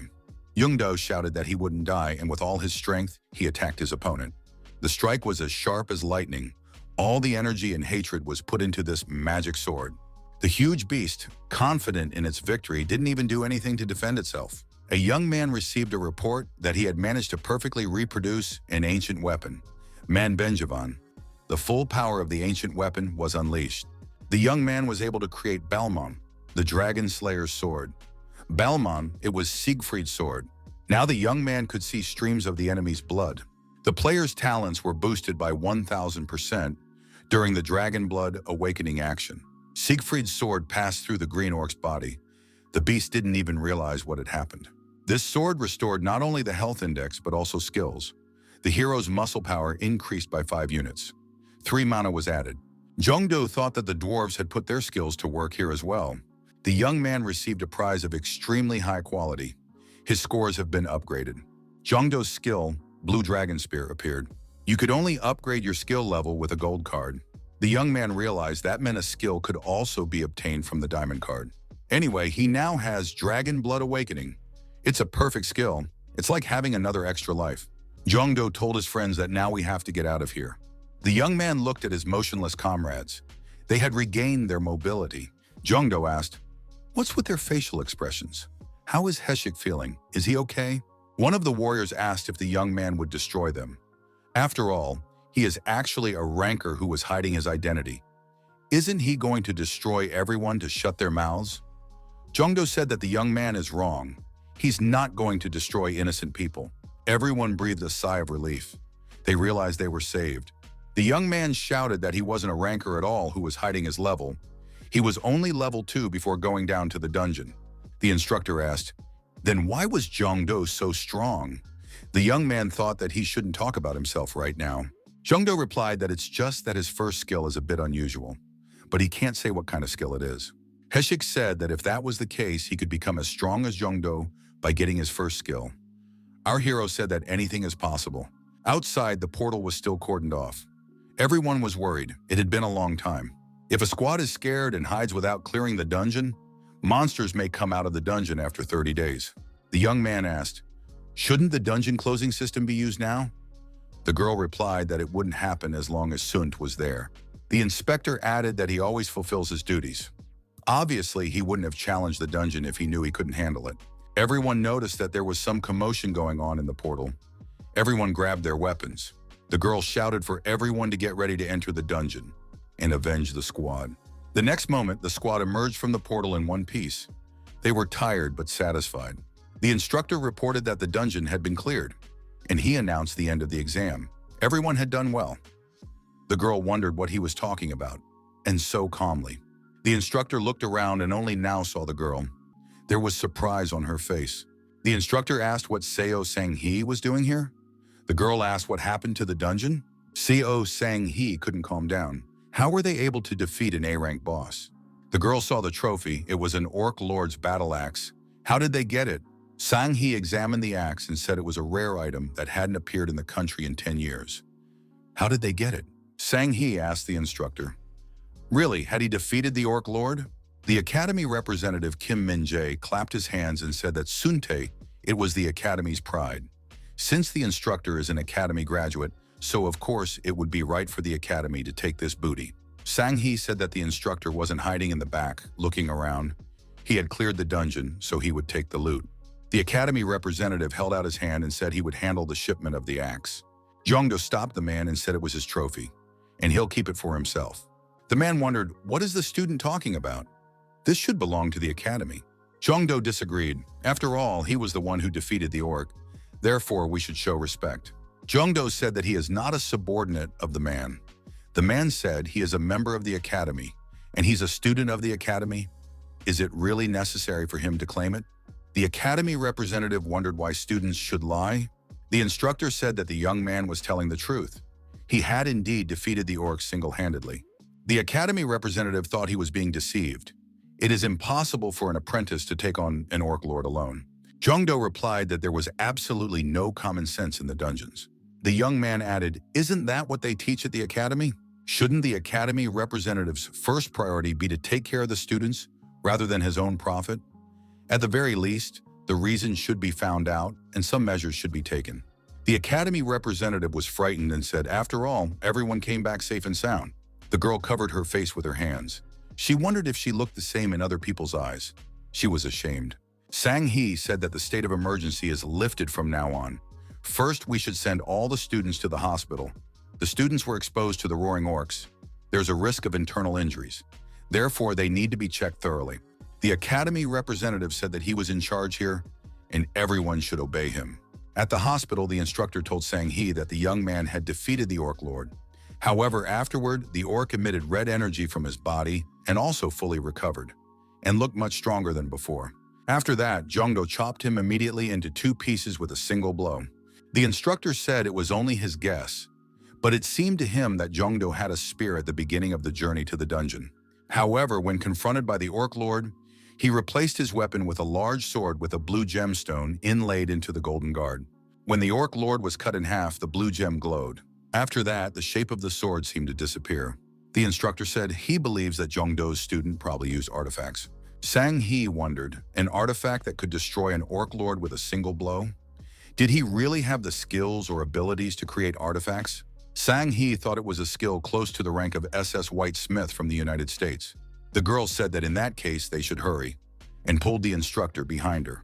The young man asked fearfully, "What's wrong?" Jongdo, sitting on the hospital bed, checked his status. The young man saw that this trek had taken him to a new level. It was hard to defeat an S-class boss. Jongdo was surprised that he didn't get any attack skills for some reason. To level up effectively, he needs to get through more dungeons as quickly as possible. Even if he uses the info lottery, there's no guarantee that information about the dungeon will appear. He has to find the dungeon himself somehow. There was a knock on the door. Sang-hee was on the other side. She asked for permission to enter. The girl asked how the young man was feeling. Jongdo replied that luckily he didn't have any serious injuries. He's feeling better now, so he's ready to be discharged tomorrow. The girl said she was ready to introduce herself officially. She is the team leader in charge of this case in the Players Association. The guy said it was nice to meet you and gave his name. Sang-hee said that the academy broker was tricked. The seeker who made the deal is currently missing and is believed to be affiliated with the Karma Guild. But it is possible that this incident will be covered up. The young man asked why the guild would do this. Sang-hee said that there's been some discord between the academy and the guild lately. Perhaps this is their way of getting revenge. The young man exhaled. He was relieved because he had decided it wasn't because of him. The guy said it's weird. He's not a member of the academy, and wiping out a few students wouldn't hurt the academy's reputation.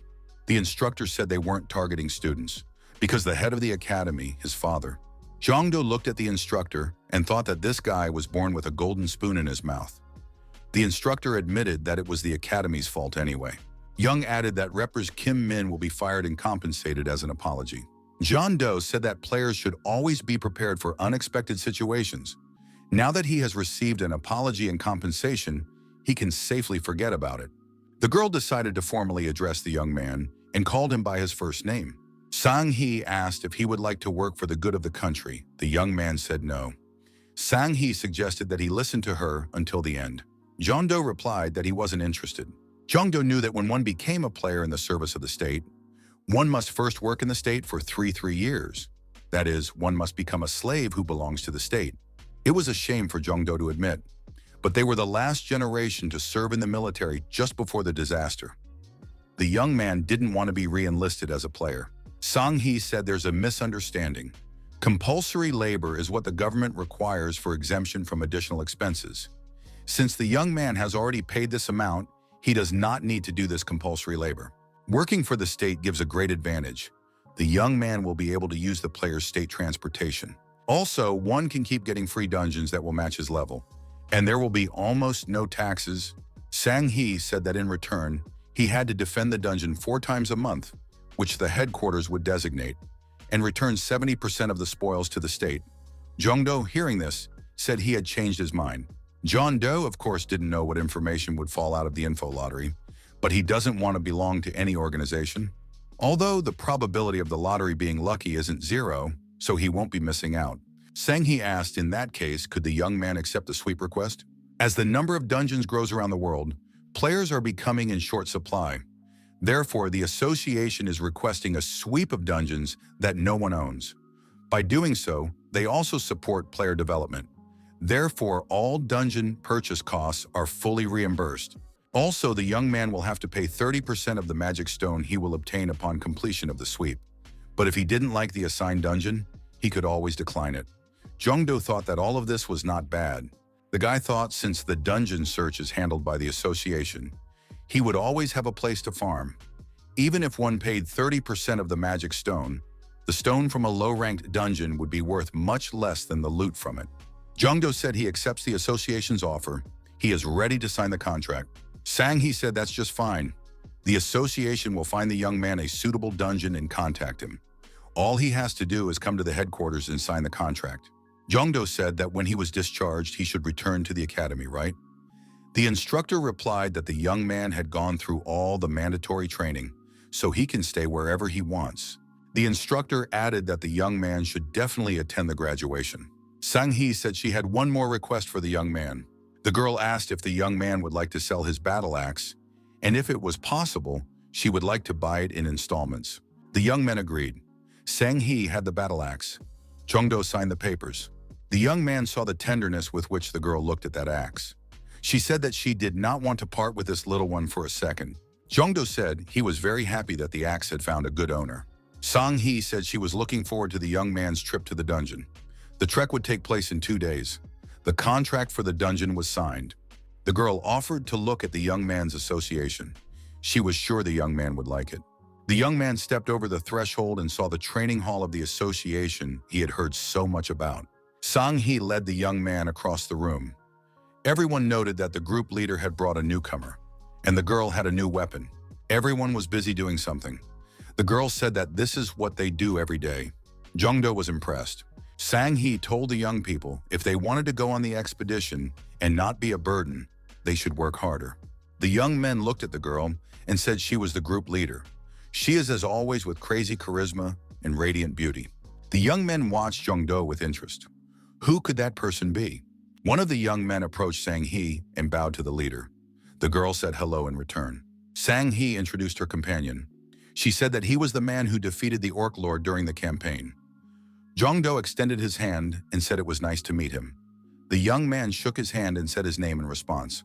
Sang-hee said, since the young man came here on association business, she's giving him a tour of the headquarters. He is a very important guest, so he should be treated with respect. The young man offered Jong-do to work out one game with him. If anyway, the young man was already in the gym. Sang-hee showed the young man her fist and said, she warned him not to be rude to the guest. The young man asked, isn't fist fighting the fastest way to get to know a person? Jong-do thought that this young man wanted to show that he was stronger than him. He didn't want to give in to the provocation. Jong-do replied that he wasn't interested in child's play. He's here to inspect the association. Han Sang-hyuk smirked and said that this upstart still dares to call himself a man. Jong-do stopped and looked around. His eyes sparkled and he said that he was ready to fight. Sang-hee said that the guest doesn't have to prove anything at all. He's a C grade, and he was just released from the hospital. Jong-do said he's fine. Jong-do added that he was just hired by the association. Therefore, they have the right to evaluate him. He decided to take this chance and prove himself. Sang-hee thought that Jong-do had defeated the Orc Lord thanks to the artifacts.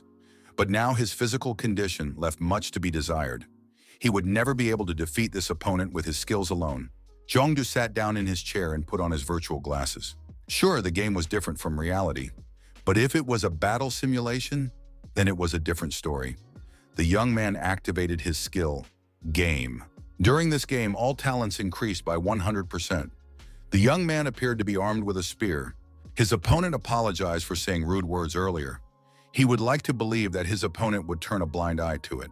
Jongdo noticed that his opponent had 2 swords. A bad memory immediately came over him. Han Sang-hyuk said that he now wanted to gain experience from the Orc Lord Destroyer. If that fails, then he can boast his strength period to the group leader. Either way, it's all to his advantage. Sang-hek pounced on our hero, swinging his swords. The young man blocked his blows with a spear. His opponent shouted that his speed was unrivaled. But at the same moment, he was pierced through and through by the spear. A huge hole appeared in his body. Jongdo took off his virtual glasses, put them on his chair, and quietly walked away. The game was over. The opponent was discouraged. He hadn't expected to be defeated so quickly. Jongdo asked the girl to finish the academy tour for today. He had an idea. The girl offered to walk him out. Jongdo said he'd get there on his own. Sang-hee thought that the upstart who lost was a real jerk. Why did he offer to play? Outside the academy, Jongdo thought, why did he fall for the provocation? After all, he still had a long way to go. Since passing the final exam, the young man's mana had become 23. Since he only had 20 mana left, he could use the binding lottery skill twice, but unfortunately, it wasn't guaranteed. If he had 1 more mana, he would have been able to use the binding lottery skill and summon Lushan. But right now, it was silly to think about it. The young man knew he still had 10 more guaranteed lottery attempts, but he'd rather try to use the binder instead. One must strive to amplify one's talents. Besides, the young man was already used to the fact that he was always unlucky in this lottery. Another hero appeared in front of the young man and said that he was Yance from the Chromal Kingdom. Jongdo wondered if such a kingdom even existed. Chromal? Jongdo asked his interlocutor when he was born. Yance said that he would think about it now, and he replied that it was in the year 5728 from Christiania. You said that Christiania is the goddess they believe in. The young man realized that this hero was from another world. That is, it is possible to contact not only beings on Earth, but also beyond it. In the case of a great wizard and fantasy heroes, such as a swordmaster, can also be downloaded. You can upload the superhumans of another world. Perhaps they know the reason for the phenomenon of dungeon creation occurring on Earth. Jongdo decided that this was useful information for him. He had 1 last attempt left. The young man hoped that this time, too, would be very useful news. Unfortunately, the young man was disappointed. He thought there was something wrong with his luck. The emperor asked why the young man was upset. Jongdo thought that this was not a guaranteed lottery, but a binding lottery. Why did Lushan show up here? The guy started tearing the hair on his head. He couldn't believe it. Could it be that out of all these cards, he had pulled Lushan out again? The young man shouted that he already had Lushan. He had already spent 6 mana on him. Jongdo shouted, "Is there a bigger loser in the world than him?" The emperor said he could see that the young man was very upset. It is in vain. The young man read the information that he had managed to summon the very first character again. Lushan's strength strengthened. The emperor shouted loudly. The young man brought a skill, choosing combinations, as a reward. The guy inquired about the improvements. Liu Shan's performance had indeed improved. He knew that the lottery skill defied logic, but to do so much. Jongdo said that after reinforcement, the personality skill also improves. Although his skill is still not very good, it probably can't be fixed with a simple enhancement. With each improvement, performance will increase exponentially. He would eagerly wait for his skill level to increase. Jongdo thought, what if that was the limit? That would upset him. The emperor asked if the young man was really saying that about him. The young man said that they were just his thoughts out loud. There was no need to pay attention to them. Liu Shan shouted his luck, one of the most useful skills. It could be considered that the young man was very lucky to have him. Jongdo replied that great luck was certainly a good thing. But in terms of the scale of skills he could have been given by other spirits from different worlds of the true universe, then luck is not the best thing he could have gotten. Why did Liu Shan fall out of all the characters again? The emperor said that perhaps it was because of the bond between him and the master. After all, he is his first identity. The deeper their bond, the higher the chance of him appearing. The young man thought that every time he used the info lottery, he saw the cards around him, and there were 12 personalities. Except for one, all the others were Earthlings. The young man thought, what could that mean? Lucian said that now they will see each other much more often. Jongdo said that the Emperor should show up when he is called. The young man agreed that there was nothing to object to the Emperor, even if he pissed him off. Jongdo decided to test the skills he couldn't try out earlier. Each of his characteristics increased by 10 points. Due to Liu Shan's improvement, not only his characteristics increased, but also the characteristics of the young man. Jongdo said that he was taking it back. The young man decided to play the lottery again. He thought he would never get used to it. You can only use 2 personalities that are already in the skill album. This is a guaranteed linking lottery. Only personalities from the same era can be loaded. The guy thought if he put it together, Liu Bu and Liu Shan, Liu Bei, Zhang Fei, you can knock out all the great figures from the same era. And if you open the scrapbook and move all heroes to this album, then when you choose a combination, the mana consumption will be 40. The first choice of combination required more mana. The young man realized that he needed to be patient, in case he didn't need them yet. Jongdo, pointing his finger, realized that not all combinations were possible. The young man realized the point. The point of combining was to narrow down the area to create new personalities. If he combined Liu Shan and Liu Bu as he had wanted from the beginning, he would be able to knock out a character from the Three Kingdoms period. Finally, the day came when the association gave the young man a dungeon, all according to the signed contract. The person in charge said one person, Class E, type sweep. Is the young man ready to enter? Jongdo asked, waiting for a while. The young man remembered how he had been tricked with a dungeon recently, so it would be a good idea to check it out for himself. The boy turned on the exploration mode. Information has surfaced that this is a goblin lair. One man, Class E, type sweep. The young man also managed to get some hidden information. There was a mana stone buried underneath the boss's room. Jongdo was glad that he could even find out such a thing. The officer on duty asked the young man if something was wrong. Jongdo waved his hand and said he was fine. Jongdo thought that being able to know the types of dungeon monsters in advance would be an incredible strategic advantage, not to mention knowing about the hidden rewards. The young man said he was going in. The duty officer noted the time he crossed the portal and said the young man could go through, and wished him good luck. Jongdo looked around once he was in the dungeon. He didn't have to be alone for long. From nowhere, small, angry goblins appeared. They waved their weapons and rushed at the young man. Jongdo used his halberd and destroyed the enemies. The young man skillfully wielded his deadly weapon. Every swing of his halberd reached its target. The goblins tried to surround the young man. Jongdo took it to the next level. He thought that he might cry now because of the thoughts of what he had experienced in the past dungeons. It was different now. These goblins must find out who was in charge here. Jongdo got excited. He was destroying everything living in green moving around him. The goblins had no chance of escape. The young man went one level up again. He laughed into his opponent's eyes. The goblins decided not to mess with this warrior and began to scatter in fear. Jongdo laughed and said that they wouldn't get far. The young man thought that this was happiness. Suddenly, the hobgoblin boss appeared. He roared loudly. The smaller goblins began to hide behind his legs. Jongdo dealt with that monster too. He stabbed it through and made a huge hole in the monster's body. The young man thought that even though he was a C grade, he didn't expect to be able to defeat an E grade boss with a single blow. A pickaxe appeared in the young man's hands. He thought, where is he going to dig now? The young man hit the ground not far from the monster boss with his pickaxe and decided it had to be around here somewhere. After a short work with the pickaxe, the young man found what he was looking for. It was mana crystals. The young man left the dungeon and went through the portal to the surface.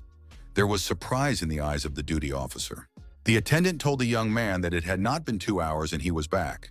The young man replied that he was just lucky this time. Jongdo asked if there were any other dungeons nearby. The duty officer thought that it wasn't hard for this young man to do this kind of work in a dungeon.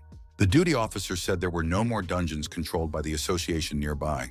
The man said if the young man wanted to go further into the dungeon, he could look for commands in the mana net. It is said that the number of dungeons has increased dramatically recently, and members from different guilds have decided to gather in teams for effective mopping up. To register, you only need to enter the serial number of your watch. However, the young man could not find any bands nearby.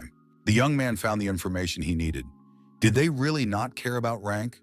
Maybe they have enough hunters as it is and are just looking for a porter? Jongdo decided to call. When he got through, he said that he had come across an ad for a hunter and decided to give it a try. The young man was told that they had already found the man. The call turned out to be a waste of time. The clerk on duty, seeing Jongdo's disgruntled face, assumed that things hadn't gone as smoothly as the young man had hoped. Jongdo said that the place was already taken. He added that he's probably done for the day and will now go get his award. The young man was given the mana crystals he had gotten from the monsters. Jongdo was happy. After all, he found that big guy in the boss's room.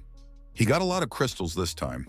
Jongdo told the duty officer that, according to the contract, he could take anything that wasn't mana crystals dropped from monsters. And this stone is just as different from the ones from the monsters. The officer on duty said the young man was right. He has a lot of experience and luck. Finding such trophies in a rank E dungeon was rare. The young man thought that it was all thanks to his skill, exploration. Jongdo was doing hand-to-hand combat training at the association's gym. After working for a few hours, he decided that he had enough for today. As he walked by, Jongdo noticed that everyone was looking at the TV. The news was on the screen. There was a report that monsters broke out of a dungeon outside the city today. Fortunately, no civilians were injured. Thanks to the association's hunters who arrived in time, one hunter nearby died fighting the monsters. Everyone present wondered, how could he have died? Had he not heard the evacuation message? Someone noticed that there was no evacuation message this time. It seems that the public address system had failed again. The young man thought he had been in this place not long ago. But if monsters had broken out of the dungeon, then the mana emanating from the dungeon should have peaked. Why didn't he feel it? He should have noticed it if he was nearby. Could this really be the same dungeon from the recruitment ad? The boy dismissed the thought. Who in their right mind would recruit hunters to clean up a dungeon on the verge of breaking? The young man was again at the old place, not far from his home. He was checking the information. He decided it was time to call it a day. Liu told the young man that they would meet next time. After all, they had much more reason to meet now. The general asked if the young man was going to spin the info lottery. The boy replied that he didn't have much mana left after going to the dungeons. He would spin until he had 10 mana left, and then he'll use the link lottery. Chengdu said that he was counting on Mr. Liu Shan. Liu Shan said that the young man can rely on him. All attempts were unsuccessful. The general was upset. The young man told Liu Shan not to worry. He knows that good luck is not enough to beat this silly game. Chengdu thought that maybe his luck was so terrible that it negated Mr. Liu Shan's good luck. The lottery machine spat out an ominous capsule. Liu Shan and Chengdu tensed up. This was something they had never encountered before. The young man received for the first time extremely important information. The rewards of his info lottery will be improved. The young man will be able to narrow down the information to a specific topic. The young man and the emperor stared intently at the capsule breaking apart. What should they wait for now? Jongdo received information that in 4 days, there would be an artificial dungeon rift at a certain location. Jongdo was at a loss. What does artificial rift mean? Could it be that someone could accelerate the rift process? Jongdo remembered the morning incident he heard about on TV and realized that it was for a reason. The young man said that's why he couldn't feel the signs of the rift, even though he was nearby. That's why there was no signal from the warning system. If someone artificially created the rift, then everything falls into place. Is such a conspiracy really possible? The young man was sure that the person he was talking to on the phone was the perpetrator, and the request was immediately deleted after his call, which didn't even last a minute. There's something fishy going on here. Jongdo was at a loss. He didn't know what he should do now. Liu Shan stated that he had to go. The young man thought that there was a high chance that he would die if he tried to stop the rift on his own, and he would simply become an information machine.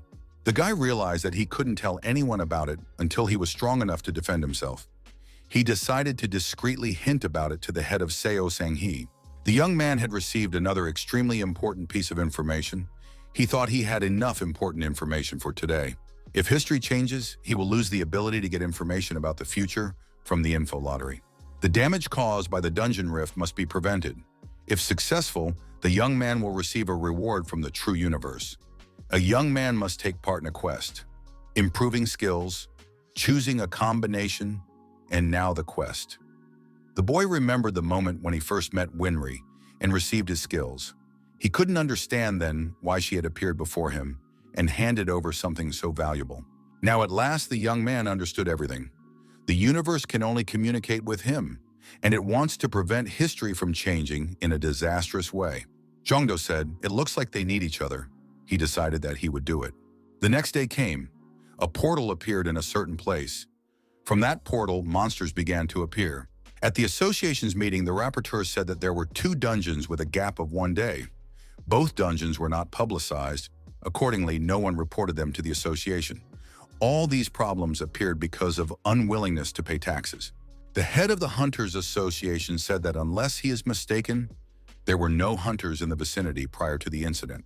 The rupture didn't happen somewhere in the mountains, but in the center of town. Sang-hee reported as the boss ordered.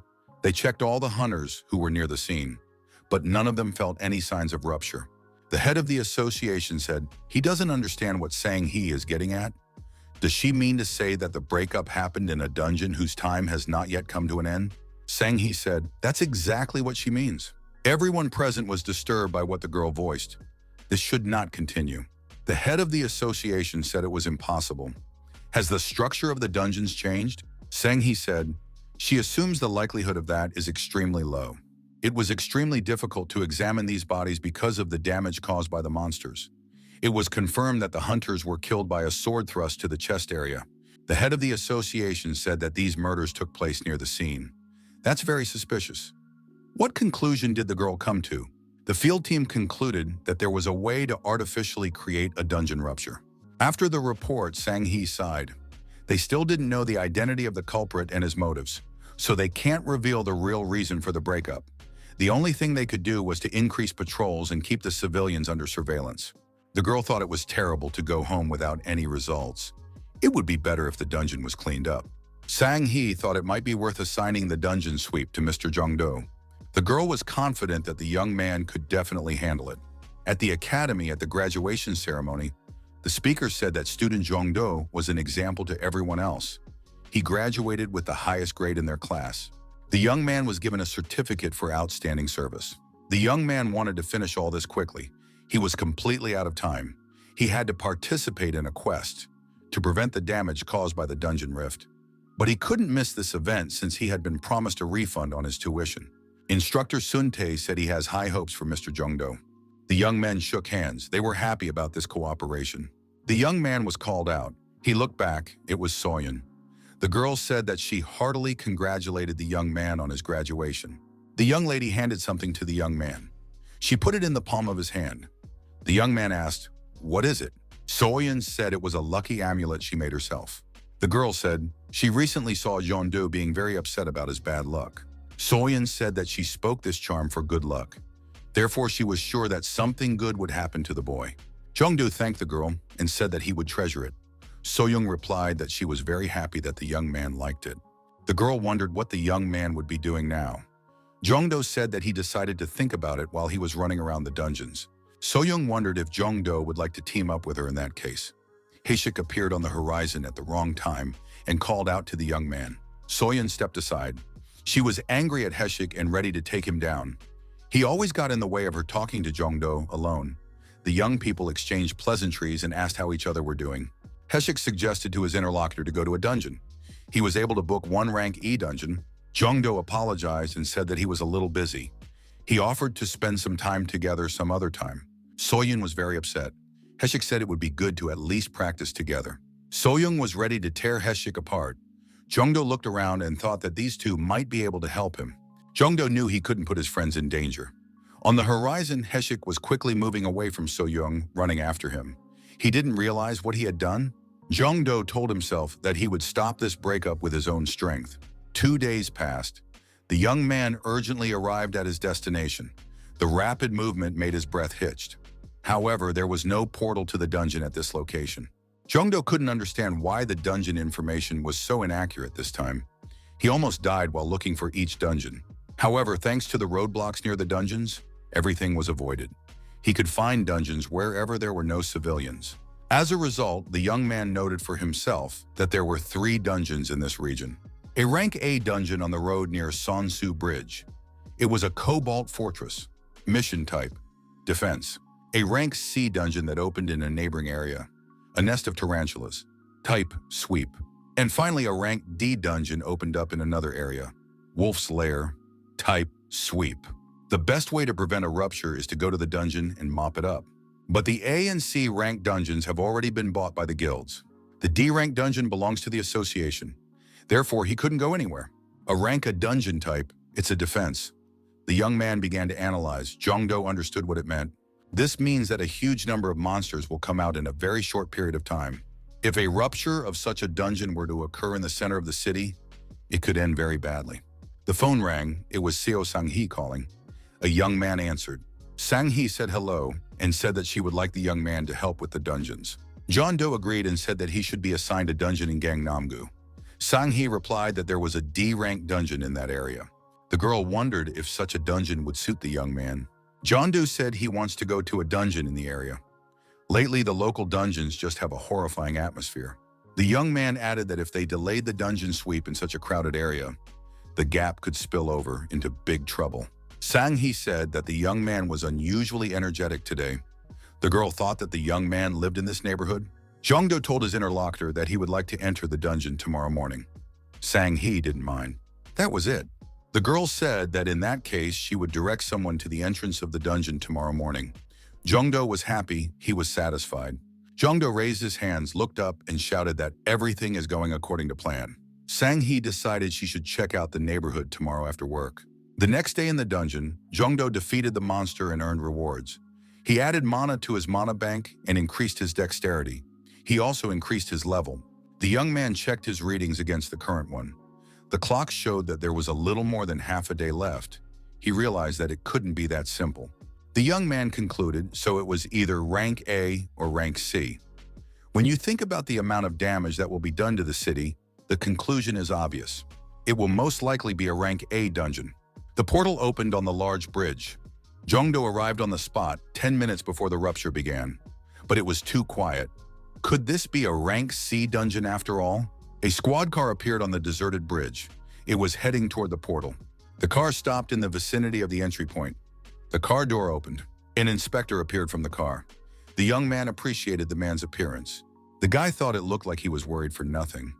From the looks of him, he probably works for the government. Jongdo thought that the headquarters had decided to check the dungeon. Did they really have some information too?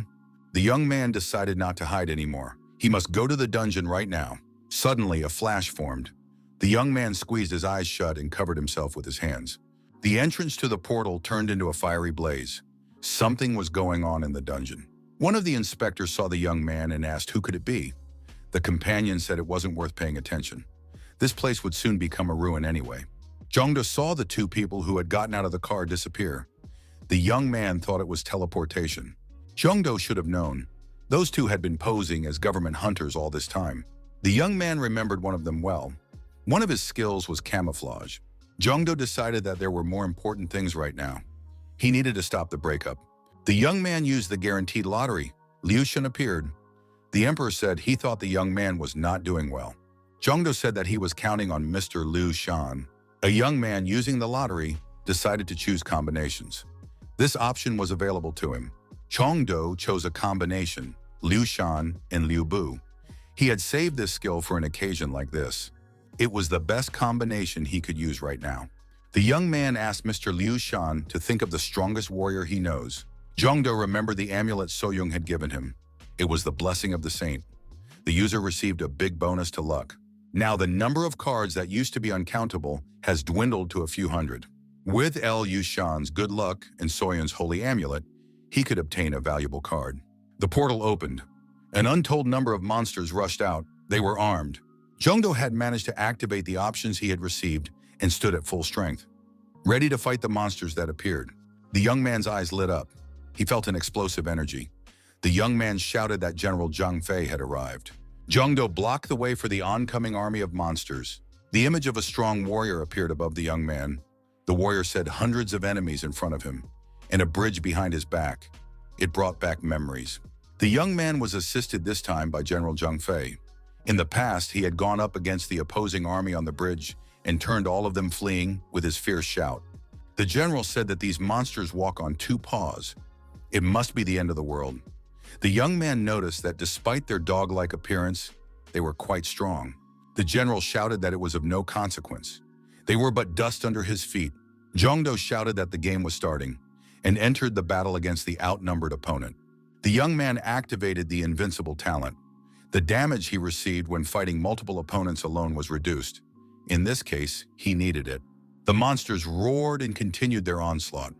Jongdo worked his deadly weapon and scattered the enemies left and right. He confirmed his right to be called an S-class hunter. The young man used a hail of ferocious tiger attacks. The monster dogs scattered in different directions. Jongdo was invincible. The young man had an excellent weapon. The Lord of all weapons had recreated a perfect replica of an ancient weapon. The attacks dealt damage to the target area. The general said it was amazing. With this skill alone, the young man would be able to easily handle an entire army. The young man thought it was incredible. Jongdo knew that they didn't have much time. This wave of monsters was smaller than the previous one, but monsters kept coming out of the dungeon. In addition, the boss still hadn't appeared. The young man decided that he needed to reduce the number of monster dogs. The young man had to act as quickly as possible.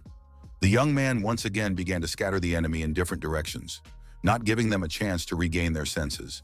Square blows did a percentage damage, but it was enough to keep the enemy at bay. Using the dimensions of his weapon, Jongdo had the ability to keep the enemy close. A crossbow appeared in the hands of one of the monsters. It was a deadly weapon. The villain was determined. The general said the young man is about to take this enemy down. His blood boiled at the sight. He regretted that he did not have his own body. There was a pause. Jongdo looked around. The defeated opponents were lying around. The monster's weapons were lying around. The young man was tired. He realized that the longer the battle went on, the more his concentration would drop. And most importantly, he lacked the skills to assess the situation sensibly. The young man realized that he still had room to grow. Jongdo thought that someday he would reach that level on his own without using personalities. Judging from the energy emanating from the dungeon, there was going to be an incredible battle. The general said that unfortunately his time had come to an end. The veteran asked if the young man could handle it. The young man said that he was not going to back down in front of weaklings. The general smiled and said he liked the young man's train of thought. He told the young man to try to win so that he could tell him of his exploits next time. The young man received a message that he had been given a portion of the abilities of the summoned individual. It was a reward. Jongdo thought it was time to try his luck a second time. Liu Shan said that he was happy to see the young man again. Jongdo thanked him for his help with the past combination, but something told him that he would have to thank Liu Shan again. Liu Shan wished the young man good luck. Jongdo stood alone against the advancing monster dogs. The young man was presented with a linking lottery. For a card class to be rare or higher, he would reduce their number to 9 personalities. The young man regretted that he didn't get a diamond card, but this one will do too. Jongdo received the Sword of the King, Clarent. The skill level of the enemy attacking the user will be reduced by 10%. Also, a unique skill, Clarent, was available. Clarent, one of the 3 swords belonging to King Arthur. It is ironic that he was destroyed by this particular sword. Mordred, the renegade knight who had impaled his own father with those swords. The young man thought the personality could not betray him. From the dungeon, a boss monster appeared through the portal. It was the leader of the kobolds. His level, 81. Jongdo noticed that this monster was the same level as Mordred. The young man suggested that this battle might take a bit longer. The monster boss ordered his subordinates to attack the opponent. He shouted loudly and thrust himself at the young man as well. Mordred shouted for the young man to pay attention to the king's sword. The young man swung and shouted, "Clarent!" The sword was red hot and it was incredible. The enemies were afraid to approach the young man. Every swing of that sword was a devastating blow to the monsters. The young man swooped down and slashed at anything he could get his hands on. After a short time, the bridge was strewn with the corpses of monsters. Mordred said that the young man had killed them with a single blow. Mordred said if the young man wanted to use the sword again, he would have to wait a little longer. The power of the sword is not infinite. Danger arose from behind. The surviving boss monster swung his sword and towered over our hero. Mordred shouted that there was danger behind him. At the last moment, the young man managed to dodge. He said that this boss was angry because he had destroyed his minions. John Doe headed towards his opponent and landed a devastating blow. No one could resist Clarence. The young man swung his sword. The monster boss jumped back, unable to approach his opponent. The young man assumed that his and his opponent's strengths were about on the same level. He thought that he was in trouble. At this rate, he wouldn't be able to take down this beast within the time the skill was active. Besides, he didn't have much mana left. The opponent acted professionally. It was obvious that he had a lot of combat experience. Jongdo decided not to be ceremonious. He needed to deal with the enemy as quickly as possible. Time was running out. The young man knew that if he failed, he would surely die. He jumped up and struck his opponent with a stabbing blow. The young man didn't stop for a second. Mordred said that the young man should at least get some rest. Jongdo replied that when he had a chance to finish off an enemy, he should take it. Jongdo was in close proximity to his opponent. He swung his sword in front of his opponent. The monster was able to dodge, and the sword slid by his side. The villain's sword pierced the young man through and through. The young man thought it was the end. Jongdo fell to his knees in front of his opponent. Mordred shouted from behind his master. The monster was about to finish what he started. The villain swung his sword in anticipation to strike his weakened opponent. The villain's sword came down and was already near the very neck of the young man. The unexpected has happened. The monster's sword became blocked. It hovered in the air and could not reach its target. The young man created a protective field. The young man with glowing eyes got to his feet and thrust his sword forward. He headed to meet his surprised opponent. The young man's dragon blood awakening was activated. However, the pain he was experiencing was intense. All of the young man's wounds have been healed. His resistance to enemy attacks has been temporarily increased. Jongdo was afraid that using this skill would cost him his life. But it seems like he was worried for nothing. Everything went well. The monster dog snarled and moved toward the young man. Jongdo swung his sword once again. He remembered that he was running out of time. The young man swept his sword in front of him very quickly. The monster was split in two. In the first instant, he didn't even realize anything. The villain had fallen. The battle was over. The danger to the city from this monster was over. Sang-hee ran to the young man's aid. She could feel the energy coming from the dungeon rupture. The girl was carrying her axe in her hands. Sang-hee hoped someone could buy some time, and she would be waited for. The girl's astonishment was unbounded. She saw a strange picture on the bridge. It was quiet and not deserted. The bodies of monsters were scattered everywhere. Also, their weapons were lying around chaotically. Sang-hee saw Jongdo. Their gazes met. There was a mute question in the girl's eyes. How is this possible? The young man said that he had dealt with the breakup and asked the girl to call someone to clean up the place. The guy said he had something else. He had single-handedly dealt with each of the 311 monsters, and he didn't give up a single one to the girl. After these words, the young man fell at Sang-hee's feet, exhausted. The girl was surprised that the young man was able to destroy all those monsters by himself. Sang-hee ordered the emergency personnel who arrived to help to take the young man to the hospital immediately. In the hospital, having regained consciousness, the young man familiarized himself with the information. He could not believe his eyes. Jongdo's parameters had risen to an unprecedented level. Looking at them, he could tell that he had reached rank B. In addition, he had gained another skill. This meant that he had a total of 10 skills. Some people find it difficult to perfect even one skill. He couldn't believe that he had 10 unique and powerful skills in his arsenal. Perhaps it was a side effect after using the dragon blood awakening, but he barely restrained himself from starting to run around the room. Jongdo noted that he was getting stronger and stronger. The young man was delighted. There was a knock on the door. It was Sang-hee. She asked for permission to enter. The young man said the girl could come in. He was glad to see her again. At last, she came in. The girl said she was very worried about the young man, the moment he suddenly lost consciousness. She was so glad that the young man was not seriously injured. The young man thought that the girl seemed to have been dealing with the aftermath of the incident all night. Her eyes were tired. The girl bowed on behalf of the association and told the young man that she was grateful to him. Thanks to this hunter, many lives had been saved, all because the young man was able to stop the rupture. Jongdo expressed his belief that anyone would do that in his place. It is the duty of every citizen. Sang-hee said she came here to talk about it. Jongdo thought he was about to be asked some uncomfortable questions. The young man said that Sang-hee could see the CCTV footage. But if she has any questions, he's willing to answer them. He will try to help in any way he can. Sang-hee asked if the young man remembered the faces of those criminals. The young man replied that unfortunately, he didn't. When he rushed to the scene, they had already used the teleportation scroll. Jongdo expressed his confidence that they were men. Sang-hee was taking her notes. The teleportation scroll, the men. Jongdo had figured out their identities, of course. But if he talked about it, the girl might start to suspect him. Sang-hee said she needed it, just to be sure. Why was the young man near the scene of the accident? After all, the young man was there at the worst possible time, as if he had been sitting there waiting for this incident to happen.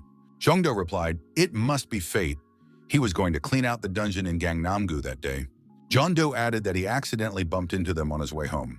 Now, if you check the CCTV cameras, it should be visible whether he was waiting somewhere nearby or not.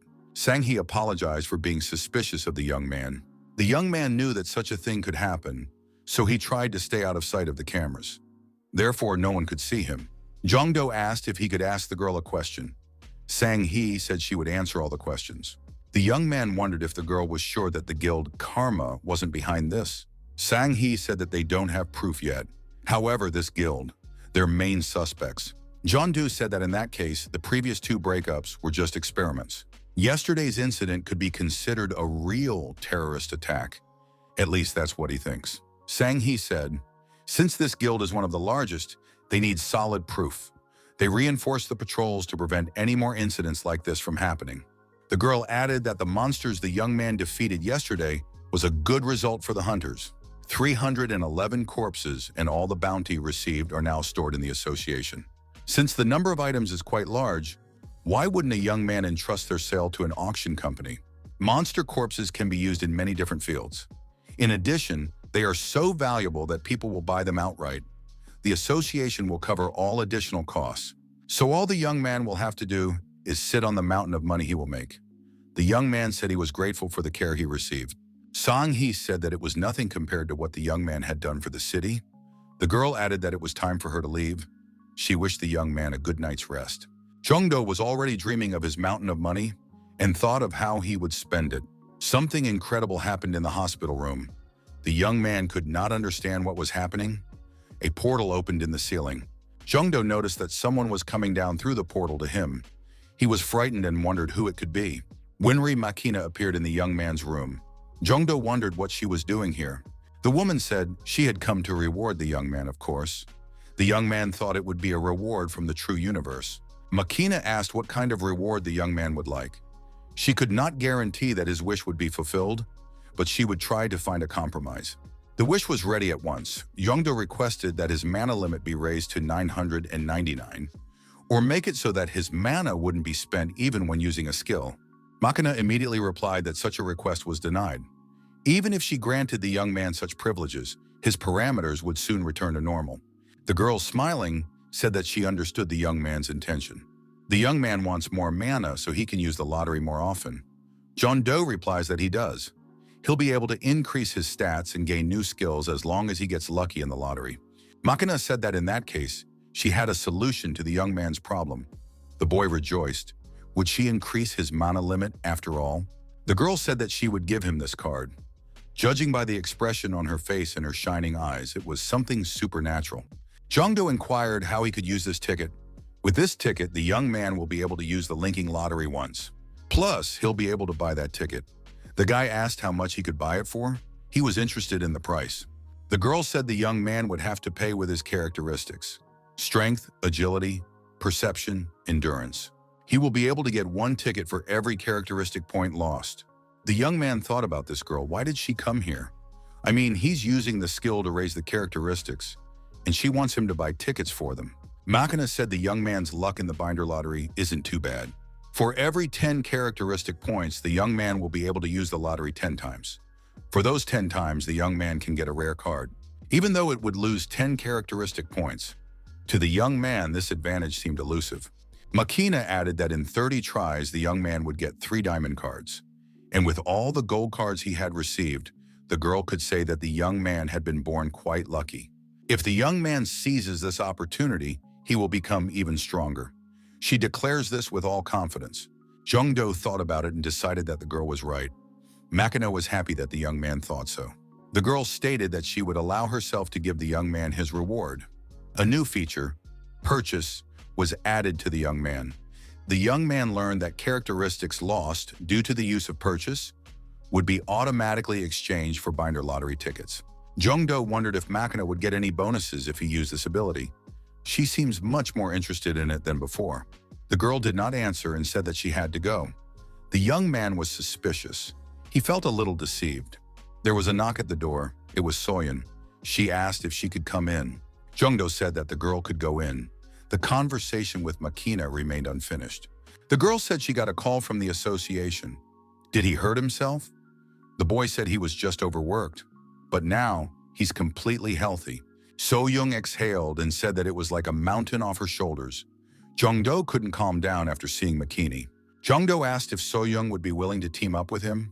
The guy added that a talented girl like her could easily get into a major guild.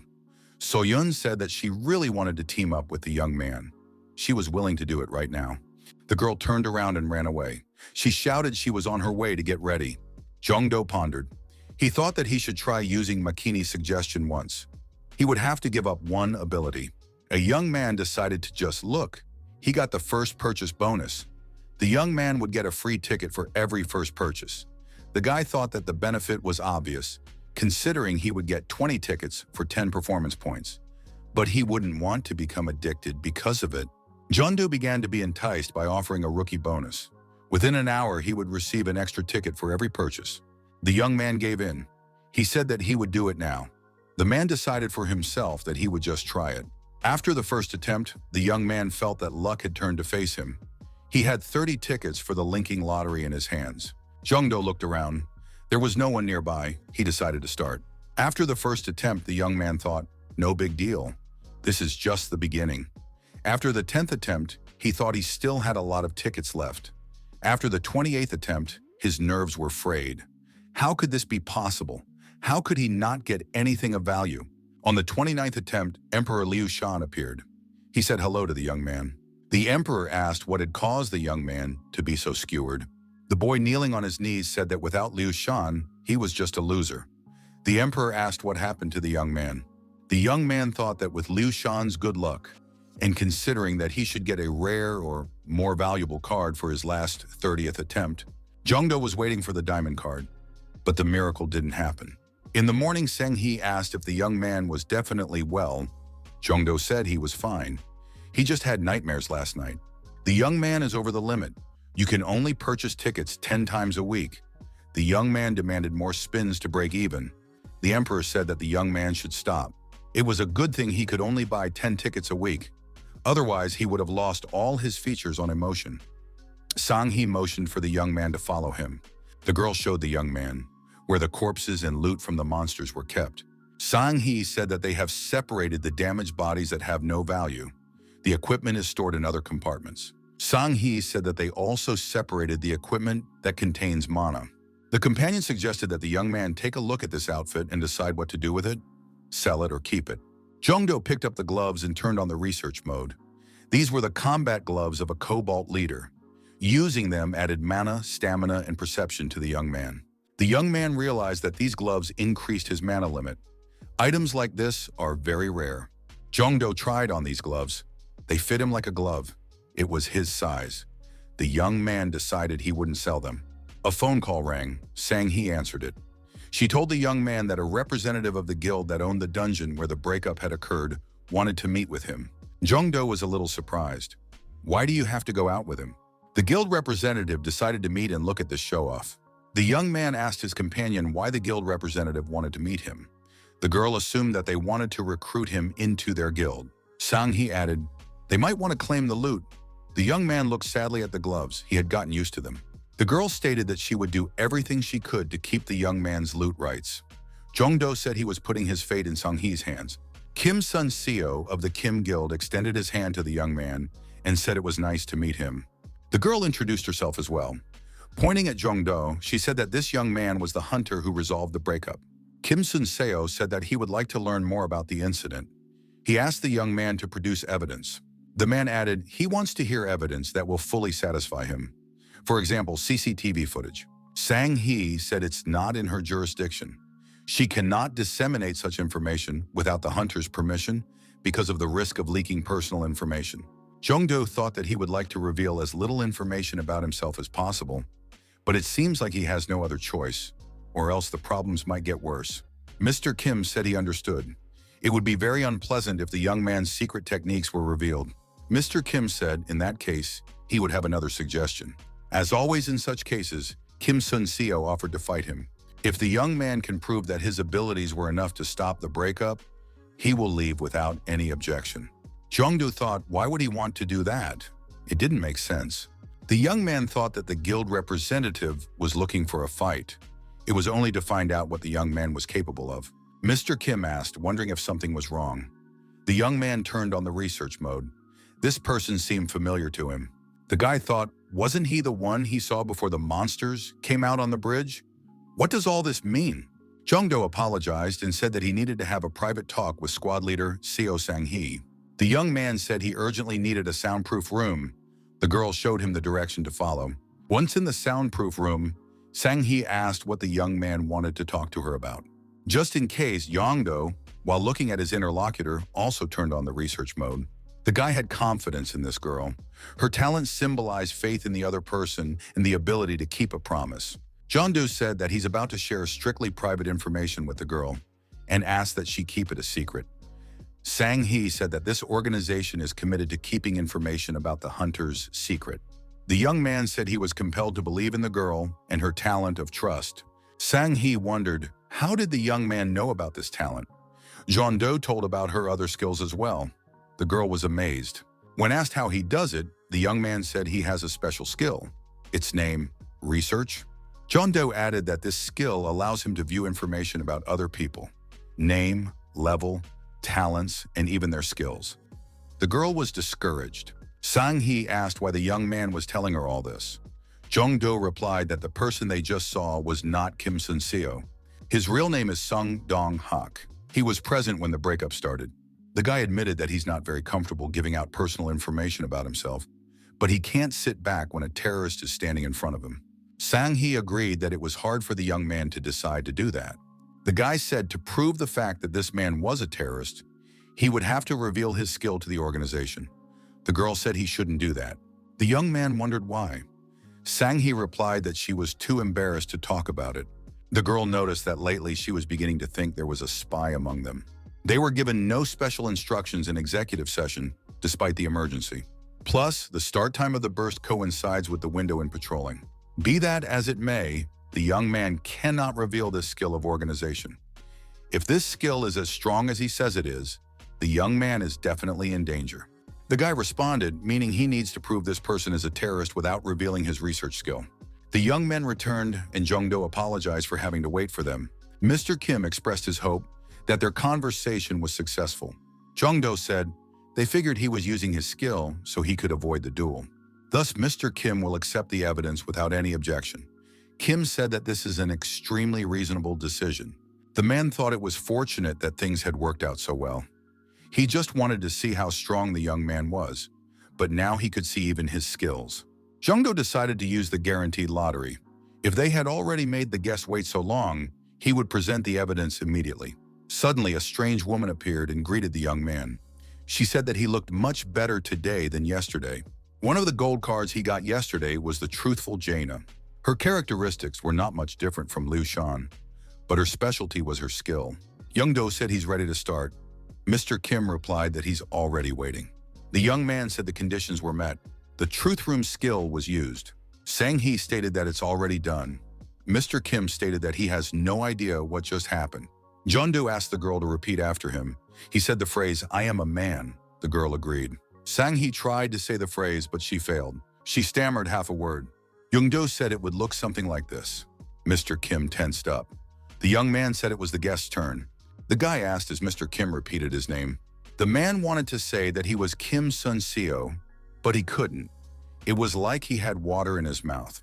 Jong-do said that Mr. Kim's desire to fight might have caused him a lot of trouble. He thinks that compared to that, his request is nothing. If Kim calls his name, the young man will give him all the loot from the dungeon and do whatever he asks. Kim couldn't pronounce the name he wanted to say, no matter how hard he tried. Jong-do looked into the eyes of his interlocutor and said that he couldn't say anything, because everything he said was a lie. The young man, looking into the eyes of his interlocutor, said his name was Sung Dong-hak. The imposter shouted that he was going to show the young man, and he rushed at him with his fists. Sang-hee shouted that she wouldn't let that happen, and rushed forward. The girl wanted to hit Mr. Kim, but he turned on his disguise mode and was able to avoid the blow. The man took out a hunting knife and shouted that for him to hide his presence from a S-rank hunter was a one-off. Sung Dong-hak swung his knife and shouted that he was about to destroy the young man. Jong-do was ready to take the fight. Sang-hee jumped up and delivered a crushing leg kick, driving her opponent in the jaw. The villain was deactivated. Jong-do asked, "He's not going to die from that punch, is he?" The girl handcuffed the criminal and took off his mask. She said that the rascal had completely fooled her. Since his mana, the watch also belonged to Kim Sun-seo. The young man asked what Sang-hee was going to do to him. The girl said that they would interrogate him and put him in jail. Or rather, the other way around. Put him in jail and then interrogate him. Jong-do said that he would be able to help the girl with that. A young man started the lottery. He said the target would be Sung Dong-hak. Jong-do and Sang-hee found out that Kim Sun-seo was destroyed 2 days ago by that scumbag. Sung Dong-hak is a member of the Karma Guild. The young man said what was to be expected. The girl replied that it was unbelievable. The young man can use his skill to find out things like that too. Karma Guild. The guild office is located in a small town at the foot of the mountains. The guild representative said that they had lost contact with Sung Dong-hak. The masked people that the guild representative was addressing were all around. They took this information silently. The guild rep said it looks like he's been captured. Does the association know anything about it? Mask said he can't get more information. SEO Sang-hee is handling it in the utmost secrecy. The hooded man said that Seo Sang-hee won't just say anything, but to be on the safe side, it's better to take him out quietly. The masked woman asked what they were going to do about the guy who stopped the breakup. After all, they had sent a man down there to get information on this guy, but all they found out was his name and that his rank, E, and also that he was able to stop the rupture all by himself. The masked men wondered, did a low-ranked hunter really stop the rupture by himself? Isn't he an S-rank hunter covered by the association? Come to think of it, isn't this the same guy who distinguished himself on the Academy's final exam? He was there by luck when they wanted to take out Kim Suntae, which has nothing to do with the breakup incident. Bear Mask said he had information that someone was waiting nearby, as if he knew of the impending breakup. Mask added, "There's a possibility they have a rat in their ranks. He thinks we should concentrate on that now." The hooded man told them to stop this worthless talk already. They'll deal with Jong-do later. Another disgruntled masked man said they put a lot of hard work and time into this breakup. Is it really necessary to leave that young man alone after what he did? The leader objected. They shouldn't worry about what might have happened by accident. Mask objected, for they had just said that this young man was waiting in that place. The hooded man said he was very disappointed. You have to be careful not to make mistakes from now on. The meeting was over. Using teleportation, all the masks disappeared except for one. Mask was fundamentally disagreeing. Why should this young man be left alone? Mask said after he embarrassed him in front of him. Jong-do is not a survivor. Sang-hee said hello and motioned for Mr. Hunter to proceed to the office. Jong-do told the girl that she looked really exhausted. Did it really not go that smoothly? Sang-hee said that the arrestee flatly refuses to talk. Therefore, they haven't made any progress in the investigation. The girl, stroking her axe, said she had suggested harsher methods, but she was not supported. The girl added that she was probably not allowed because there was a rat in the association. The boy thought she had been refused for other reasons. Sang-hee said that she was on the case anyway. If they can get him to talk, they can get rid of the Karma Guild all over the country. Sang-hee said she had more information about the young man's prey. The young man wondered if there was a problem. The girl said since the value of the items was extremely high, he would have to pay an impressive tax. As such, Sang-hee suggested that the young man raise his hunter rank. With his skills, it wouldn't be much of a problem. The higher the rank, the lower the tax. The young man wanted to get started on this now. The girl led the young man to where the tests for B to S rank hunters are held. Sang-hee said if a young man was able to clear the A-rank dungeon, he would be able to pass the B-rank test. The tests are conducted using virtual reality. If the examiner recognized the young man's strength, he would be immediately promoted in rank. Jong-do thought that he could compensate for his lack of characterization with the skill play. A man approached the girl and said hello. He said, "Is this the head of Seo's squad, the pride of their association?" The girl said she hadn't seen her teacher in a long time. There was no joy on her face. The man said that Sang-hee was his most talented student. She was so busy advancing in her career that she had forgotten about her old teacher. Sang-hee said if the teacher wanted to see him so badly, he could have come himself. The man said that his teacher pride wouldn't let him do that. The girl said that if it were her will, she would never have met him at all. The teacher asked what had brought her here this time. Sang-hee said that one of the organization's most important guests wanted to take the rank promotion test. So she brought him here. The man rejoiced. This was the same hunter who had stopped the rip alone. The big man extended his hand to the young man and said his name was Jang Chul-san. The young man also introduced himself and shook his hand. The girl asked for a rank B examiner to be called. Sang-hee noticed that after evaluating all the dungeon mopped-up youths, it was decided that rank B was the maximum that was available to him. But of course, his skills were far beyond that level. The man noticed that his student had a very high opinion of this young man. Jang Chul-sang said that he would personally take care of testing the young man. He was very curious about it. The girl protested. After all, her teacher is an exclusive S-rank examiner.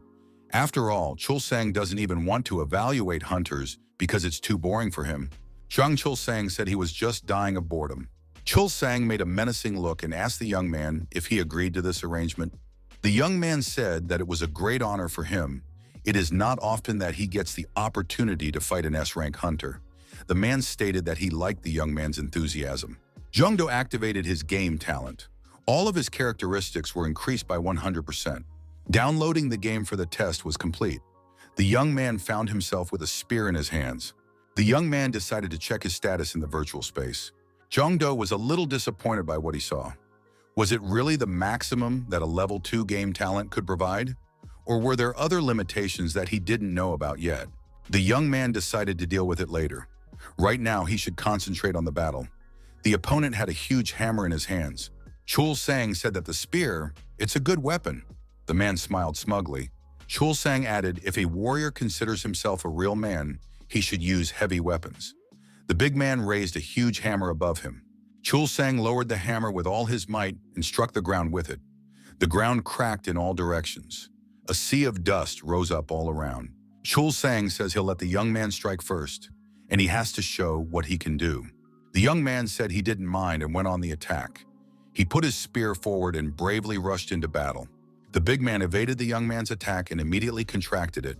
Swinging his hammer, he was about to strike. The young man put his spear forward to block it. After a short while, Chul-sang stopped the fight and said that the young man had passed. Even a rank A hunter wouldn't be able to react to his spear strikes in time. The man added, obviously the young man had passed the test. He must have been trained by real masters. Jungdo replied that his masters are very skilled at what they do. Jungdo asked, is that the end of it? Chul-sang said he would like to say, of course, but that would be a huge letdown for both of them.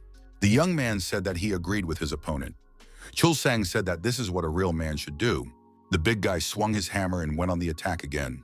The young man applied the green dragon maneuver. He dodged the hammer and counterattacked with his spear. The man noted that the young man was faster than he had been before. Jungdo thought if it wasn't for the game skill, he would have lost already after the first strike. The young man wanted to reach the same heights without using that talent. The young man blocked the hammer's blow with his spear. He held on with his last strength. The opponent said, the young man seemed to have too little experience for his characteristics. The man sized up the young man and asked if he possessed the talent of acting. Striking again, Chul-sang repeated his question. The young man remained silent. The man noticed that he made the young man nervous with his question. And at some point, the young man opened up. Finding himself at a disadvantage, the boy could not stay on his feet and fell on his back. His opponent stood over him, swinging his hammer. Chul-sang lowered the hammer near the young man's head, hitting the ground with it. The young man said as he admitted defeat. The big guy said he had fun, but he wanted to make it last longer, so he decided to cheat a little. He hoped for understanding. Jungdo replied that he still had a lot to learn. Jungdo wondered, how did his opponent guess? Chul-sang asked if the young man was referring to his talent. The man said that before the young man, he had met many who suddenly stopped strong in virtual space. But unlike those useless tykes, the young man was able to stop the gap all by himself. Chul-sang said they'll see each other outside. Sang-hee is already waiting for them. The young man thought he still had a lot to learn. The young man was awarded a rank of B and presented with a certificate to that effect. The young man said thank you.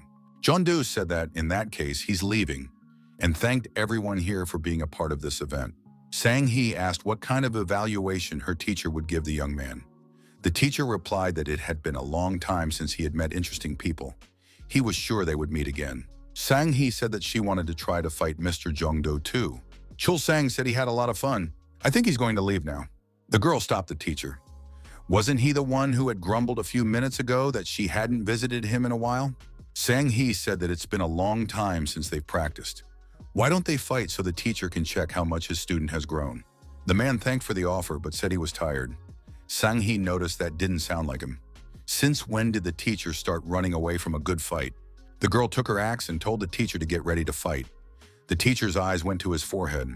Jongdo went out for some fresh air after receiving the certificate.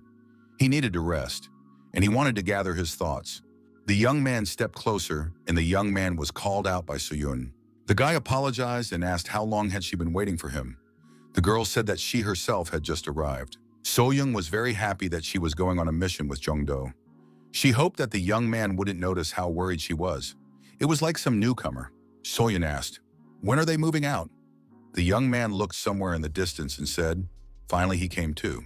Haeshik appeared on the horizon. He waved to the young men, smiling. Haeshik was touched. He said he was very happy that Jongdo had written to him. The young man had finally accepted him as his junior assistant. Jongdo said that Haeshik shouldn't make a drama here. They'll work together, and if he doesn't like it, Haeshik can leave the group. Haeshik said that would never happen. Haeshik said hello to Miss So-young. He said they hadn't seen each other for a long time. The young man expressed his hope that they would make a good team. The girl said she was glad too. All her dreams of two people's company were shattered. Jongdo said, since everyone is gathered, we can go to the dungeon that Haeshik found. So-young asked where it was. The young man said it was Hwashong Fortress in Suwon. The portal was closed to the public. Strange monsters were in this dungeon. They were like nothing else. The young man handled the creature very easily. He thought, is it really that easy? Was it because the dungeon was a rank E dungeon? He would have cleared it alone in 10 minutes. Jongdo watched his partners fight. After all, he knew that he didn't come here to clear the dungeon alone. Jongdo wanted the two of them to gain combat experience, fighting such monsters. Finishing off another monster wasn't too difficult for the young man. The young man looked at So-yoon and thought that she was not only good as a priestess, but also as a battle monk. Haeshik turned to the young man with a question. The young man said he was always happy to help. Haeshik noticed that Ms. So-yoon always looked at him angrily. Had he done something to make her angry? Jongdo said that Haeshik was a little tactless. In truth, they were both tactless. The young men, having cleared the approach, said they had reached the monster boss room. Jongdo said that he would try not to interfere with the young men's battle, so they have to put all their strength to put this boss down. The young man added he hopes these two will definitely handle him. Haeshik said they wouldn't let their boss down. The young man said they were going forward and swung the doors open. A strange monster boss with glowing eyes stood right in front of them. Surprisingly, this monster was very agile. It shouted something and jumped up high. Haeshik was a little scared and hid behind his huge shield. Jongdo told the young man to be more confident. The monster shouted something incomprehensible and struck his opponent. Haeshik had time to put up a shield to defend himself. The young man thought if Haeshik could block the monster's attack, it would be possible to hit his opponent on the back. So-yoon connected and with a deft move, using the forces of her opponent's inertia to send him into a knockdown. Jongdo praised the girl and told her to keep it up. Haeshik was upset that he hadn't been praised yet. After the sweep, the young man praised his team. He said that the guys had done a great job. Haeshik asked if the young man would go with them to the association to test his skills. The young man said no. Jongdo said he had some urgent things to do, so they can go without him. Jongdo gave his friends a look and thought that he was finally rid of them. Liu Shen looked up and said, "This is a very unbelievable castle. Is the young man really going to spin the lottery here?" Jongdo reminded the emperor how he had asked him to remember the strongest general. Liu Shen replied as he said earlier. General Zhao Zilong immediately came to his mind, not Zhang Fei. General Zhao was the strongest general he knew live.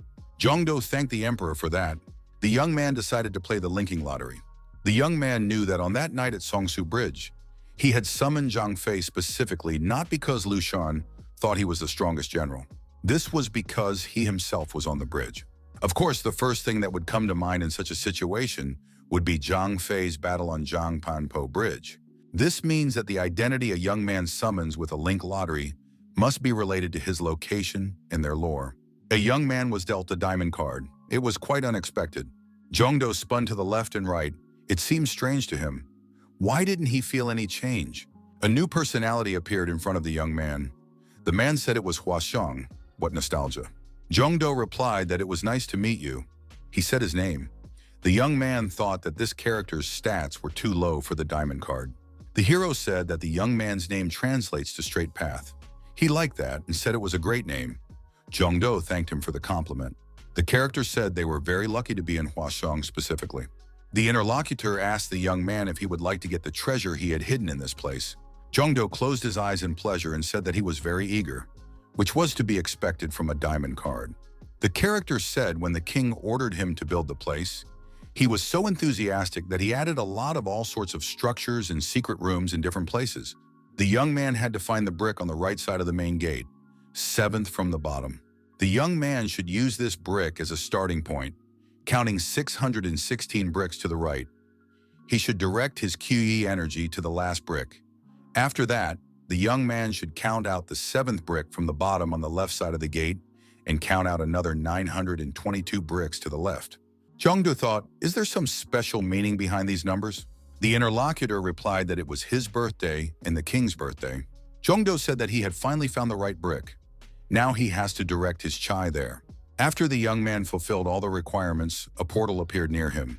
It was a portal to a treasure dungeon. The scholar said if the young man went inside and could pass his test, he would get the treasure. Zhongdo asked because the interlocutor left them for his successor, right? The young man doesn't think anyone else would be able to figure out such a convoluted scheme. The man said everything would be all right. After all, the young man had managed to find the treasure after all these years. He told the young man not to be shy and to enter the dungeon faster. Waiting for the young man in the dungeon was a huge giant with a sword on his shoulder. The scholar said if Zhongdo can pass the test of knowledge and the test of his guard's strength, he can get advice and treasure. The hero's helper disappeared.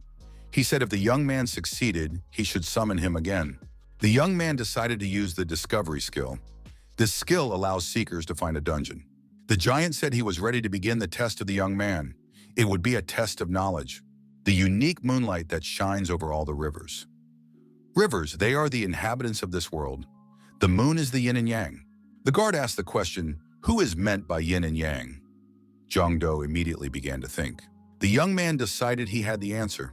He said that it was King Zhongcho. He thought that this answer was obvious.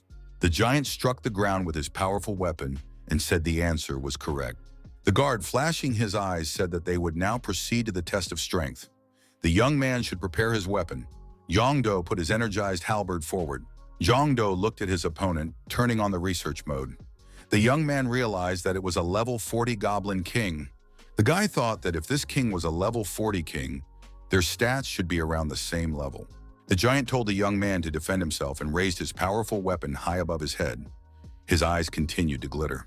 Zhongdo repelled his opponent's attack and prepared to go forward himself. The young man shouted, hoping to scare his opponent. He moved forward. Zhongdo's mental attack failed. The Goblin King was not afraid. The opponent's damage was reduced by 10%. The young man thought that his skill didn't work on this goblin because of the difference in levels. The Goblin King said that this opponent is very fast, but he can see right through him anyway. Zhongdo put his halberd forward and told the opponent to try to dodge the next strike. The young man used the Green Dragon's maneuver. The Goblin King dodged it.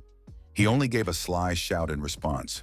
The giant said that this time his opponent was very close, but still he is not good enough to win. Zhongdo shouted that this wasn't the end. With his eyes flashing, he jumped high up and gave his opponent a staggering blow from the top. The giant had time to react and block the young man's blow. He raised his powerful weapon in front of him. Preventing himself from being attacked. The young man, looking directly into his opponent's eyes, came close to him. He kept his spear at his side. The enemy said that the young man was a fool if he was going to attack with a spear at close range. Suddenly, the giant noticed that the young man was no longer holding a spear but a sword. He had underestimated his opponent. The giant asked what strange weapon his opponent was using. This weapon looks like his club. Zhongdo said the giant was wrong. His weapon is better than that big club. The young man dodged. He struck a powerful blow, and his opponent dropped his weapon from his hands. His huge stick flew aside. The next moment, the young man's sword was near his opponent's neck. The Goblin King said that he had lost. The young man had passed the test of strength. After that, Jungdo noticed a crack appeared in the wall nearby. The crack widened and turned into a large hole. The young man realized that there was a secret room behind that wall. Jungdo entered the secret room through a hole in the wall. There was a table in the middle of the room. On the table were diaries and a strange mechanism. This interested the young man. The young man stepped closer. Since he was dealing with a scientist, he thought that these objects had significance. Jungdo remembered, after all, this scholar had asked to call on him when the young man found the reward. He noticed that he could summon it with his amount of mana, even though it was a diamond card. The scientific assistant said it looked like the young man had passed the test after all. He added that he had no doubts about the young man. The interlocutor told the young man to take the Chronicles of Medicine with him. He would need those notes. The young man was asked to comprehend the skill of chronicling medicine. The young man was surprised. The scientist said he lost 6 children to smallpox. So he spent a long time doing research, and as a result, he wrote this book to alleviate people's suffering. The young man received a message that he had learned the skill Chronicles of Medicine. He became the owner of the skill Resilience. The young man felt the two skills merge. A message appeared that he had learned the skill Full Immunity. Now the young man was immune to all diseases and poisons. The young man was glad that now he would not die in the dungeon. The next subject is a study of the territory of the whole state. This is a book on the geography of the country, which the scholar wrote while traveling through different parts of the state. The scientist said that this book would help the young man in orienteering. The young man was told that he had studied a survey of the territory of the state. Jungdo received the skill Detection. The two skills merged due to the game talent feature. The young man has learned the skill Dungeon Map. All dungeons within a certain radius will be marked on the young man's mini-map. Jungdo jumped up and down with joy. Now he wouldn't have to agonize to find the dungeon. It was the turn of the last item. The young man was getting the skill Loading Crane. This skill was changed for the convenience of the user. Jungdo studied the skill Inventory. It was a game inventory. The young man immediately decided to test how it worked. The young man took the stone in his hands. Jungdo leaned the stone against the digital panel in the section Inventory. At the same moment, the stone appeared on the scoreboard. The object was digitized and became virtual. The young man now had the stone available in the game. The young man understood how it worked. Jungdo came out of the dungeon. The scientist said he hoped he was able to help the young man. The hunter was pleased. He said that his interlocutor had no idea how much he had helped him, and he thanked the scientist. The young man and the hero scientist said goodbye. The man said that he hoped to meet the young man in the future. Jungdo decided to test his skills in action. The young man was interested in the quality of their impact while performing tasks. Jungdo pointed out that Full Immunity, Inventory, and Dungeon Map, those are really cool skills. He got lucky today. The young man thought that was the end of it for now. He just didn't really understand how the dungeon map worked. He would have to Google the answers to that question. The young man launched a virtual map and attempted to navigate the area using his point of dislocation. The boy realized that he was in the center of the map. This location suited him just fine. It increased the range of vision. The young man guessed that all the dots around him were dungeons. They were marked with different colors. The young man decided to check everything in practice and make sure of the information he received personally. The young man, according to the map, approached the nearest point. The map didn't deceive him. There was indeed an entrance to the dungeon in front of him. Jungdo circled the portal. It was just as he thought it would be. It was a really cool map. The young man became upset. He was offended that someone had already reserved this dungeon. The flagging and the perimeter fence said so. Jungdo looked at the map again.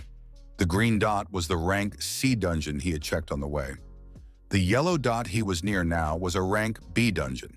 The young man once again assumed that most likely each rank of the dungeon would correspond to a different color of the rainbow. The young man didn't want to disappoint himself by stumbling into dungeons that were already occupied. He decided to open the notification window and customize it. The young man received a message that from now on, he would receive notifications when a new dungeon appeared. That was what he needed at this point. The young man was glad. Jungdo emotionally said that all the dungeons in the neighborhood would now belong to him. In yet another dungeon, a young man fighting a monster defeated it effortlessly. Soyeon was amazed at her boss's skillful actions. The green monster was lying at their feet. A bloody sphere of poison appeared near the monster. It was a well-deserved reward. The young man thought that he certainly had full immunity, but he would take this orb just in case. Everything would come in handy in the household. After the operation was completed, Soyoung said that not only could he easily defend a rank E dungeon, but a rank D dungeon was no problem at all. Jongdo replied that it was all thanks to his colleagues. Haeshik asked if the young man had any other plans for today. Jongdo replied that he was going to practice for a while, but that's it. Soyeon said that she didn't have much of a plan either. Haeshik suggested his friends to visit his house in that case, since he also has a training room with a VR machine at home. Jongdo was very surprised. There are so few of these machines in the world. You can count them on the fingers of one hand, and Haeshik has one of them. The young man knew that Haeshik had bought several dungeons for them. How much money did this guy have? Haeshik said he's a little embarrassed to talk about it, but his brother, who he lives with, makes a lot of money. Haeshik thought that Jongdo was talking about wanting to meet Soyoung in person. Jongdo stated that as the leader of the team, he wouldn't mind meeting the families of his subordinates. Haeshik clapped his hands happily. Haeshik said he would order a car now, and as soon as everyone was ready, they were on their way. Haeshik ordered a huge limousine. When the young men arrived at their destination, they were very surprised. When they saw the house where the young man lived, Jongdo asked in surprise, "Does Haeshik really mean to say that he has an apartment in this building?" Haeshik said that's not quite true. This whole house belongs to him. As the young men rode up in the elevator, Jongdo wondered what Haeshik's brother was doing if he could afford all this. The young men went into the apartment. Haeshik's brother met them and said it was nice to meet him. The young man introduced himself and said he was Kang Hae-chun, and he's Haeshik's brother. Jongdo said it was nice to meet him and gave his name. It hit the young man. Could it be that he had now met Kang Hae-chun? Images of legendary hunters flashed before the young man's eyes. It turns out that this young man is one of the 8 hunters, SS rank. Haeshik confirmed and said that his brother is exactly that person. Jongdo wondered why Haeshik hadn't told him before. Haeshik replied that his brother had told him that there were people who would feel uncomfortable around him if they knew about it. Jongdo couldn't believe that he had personally said hello to a SS rank hunter. In front of him was a living legend. Kang Hae-chun said he felt like he and the young man had met somewhere before. Jongdo was surprised. Where could he have met this person before? It was a duel of glances. The young men stared intently into each other's eyes. Jongdo couldn't remember the person he was talking to.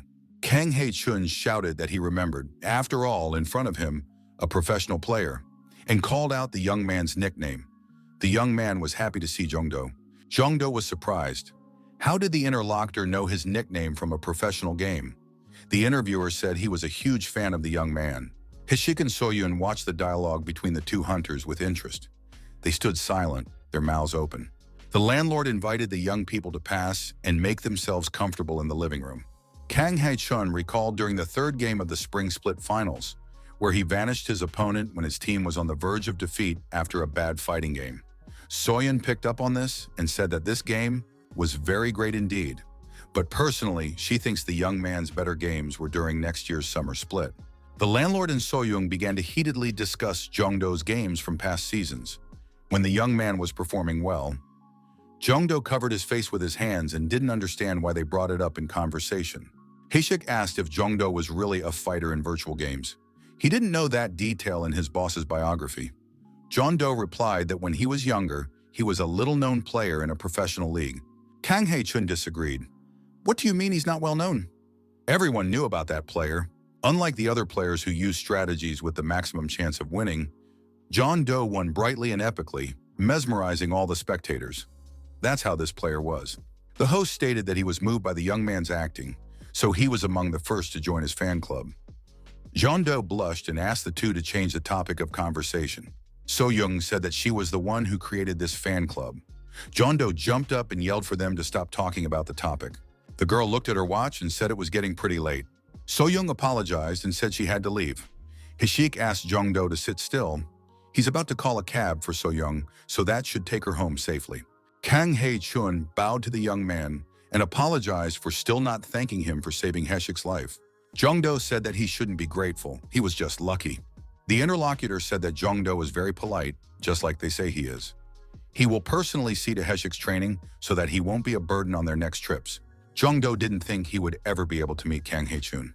The young man turned on the research mode. He was curious about the characteristics of an SS rank hunter. Jongdo was terribly surprised by what he saw.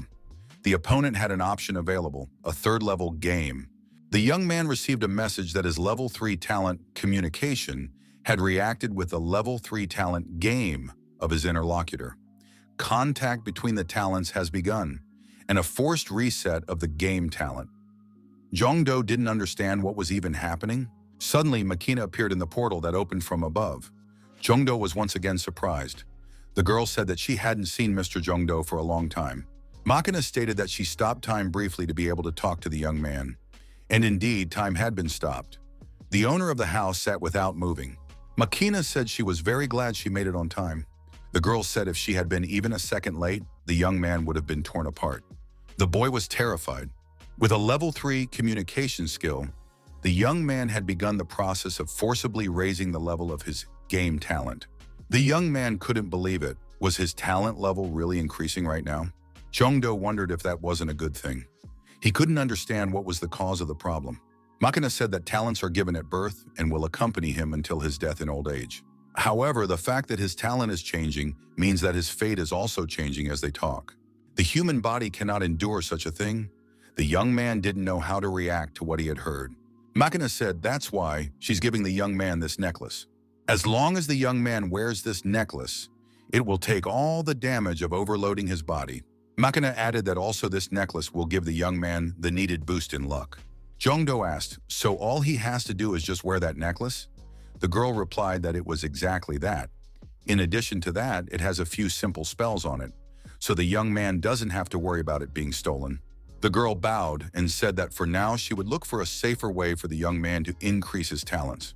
Makina disappeared. Kang Hai-chun continued and said that as a fan of the young boys, he couldn't dream of something like this. Jongdo assumed that the person he was talking to also had a talent for video games. He knew that he had a third level. Jongdo asked if his interlocutor had thought about playing in a professional league. He thought that everyone would have such a desire if they interacted with professionals. Kang Hai-chun said that he has tried playing before, but he likes watching others play more than doing it himself. Even now, he's forced to play a tedious RPG. It's a sad irony. Did Jongdo notice that his interlocutor probably has a SS-level character? The interviewee said that, in any case, he believes that playing games and liking them are different things. Jongdo agreed with this statement. Jongdo brought it to Liu Shan's attention that he had gotten 2 gold cards in a row. The young man kissed the necklace and said he knew that this thing was very useful. Liu Shan was surprised. Why is the young man thanking the necklace? After all, it was only his merit. Jongdo agreed and said that he would now kiss dear Liu Shan. The emperor shouted for the young man not to do so. Sister Charity Nightingale appeared and said she apologized for intruding on this personal relationship. Jongdo took the emperor aside and said that he was very happy to see the woman. The young man said that the Sister of Mercy's healing skill will be very useful when he is in any dangerous situation. This skill doesn't require much mana, so he's sure he can use it. The young man thought that in this case he was out of luck. He didn't have any more mana for the binding lottery. The young man thought it didn't matter in this case. He would just take the opportunity to exchange the ticket for his power. Jongdo said that he has faith in Liu Shan again. Liu Shan raised his level by 3 points during the lottery. The emperor looked at the young man and asked why he was so disappointed this time. The emperor said because if he raises his level, the young man will increase his characteristics. After all, it's obvious. Jongdo thought about it and agreed. The young man laughed and apologized for misinterpreting the incoming information. The lottery machine spit out a single toxic capsule. Jongdo hadn't expected this. The young man shouted that it was impossible. Jongdo turned around and started to run away quickly. The emperor shouted after him. Why is the young man reacting so inappropriately? The emperor looked at the information that had caused the young man to go on the run. There was information that in 3 hours, Sang-hee would be in terrible danger. The girl must be saved. There was an emergency at the association. Someone silently snuck into the prisoner's cell and destroyed Sung Dong-hak. The girl was told they had no evidence. But since the camera footage had been deleted, it was safe to assume that one of their own had done it. Sang-hee thought that only a large and powerful organization could afford such a spy. The girl wondered how she could find this spy. The phone received a message from the squad leader that it was time for a dungeon patrol, rank A. Sang-hee quickly gathered herself and headed for the exit.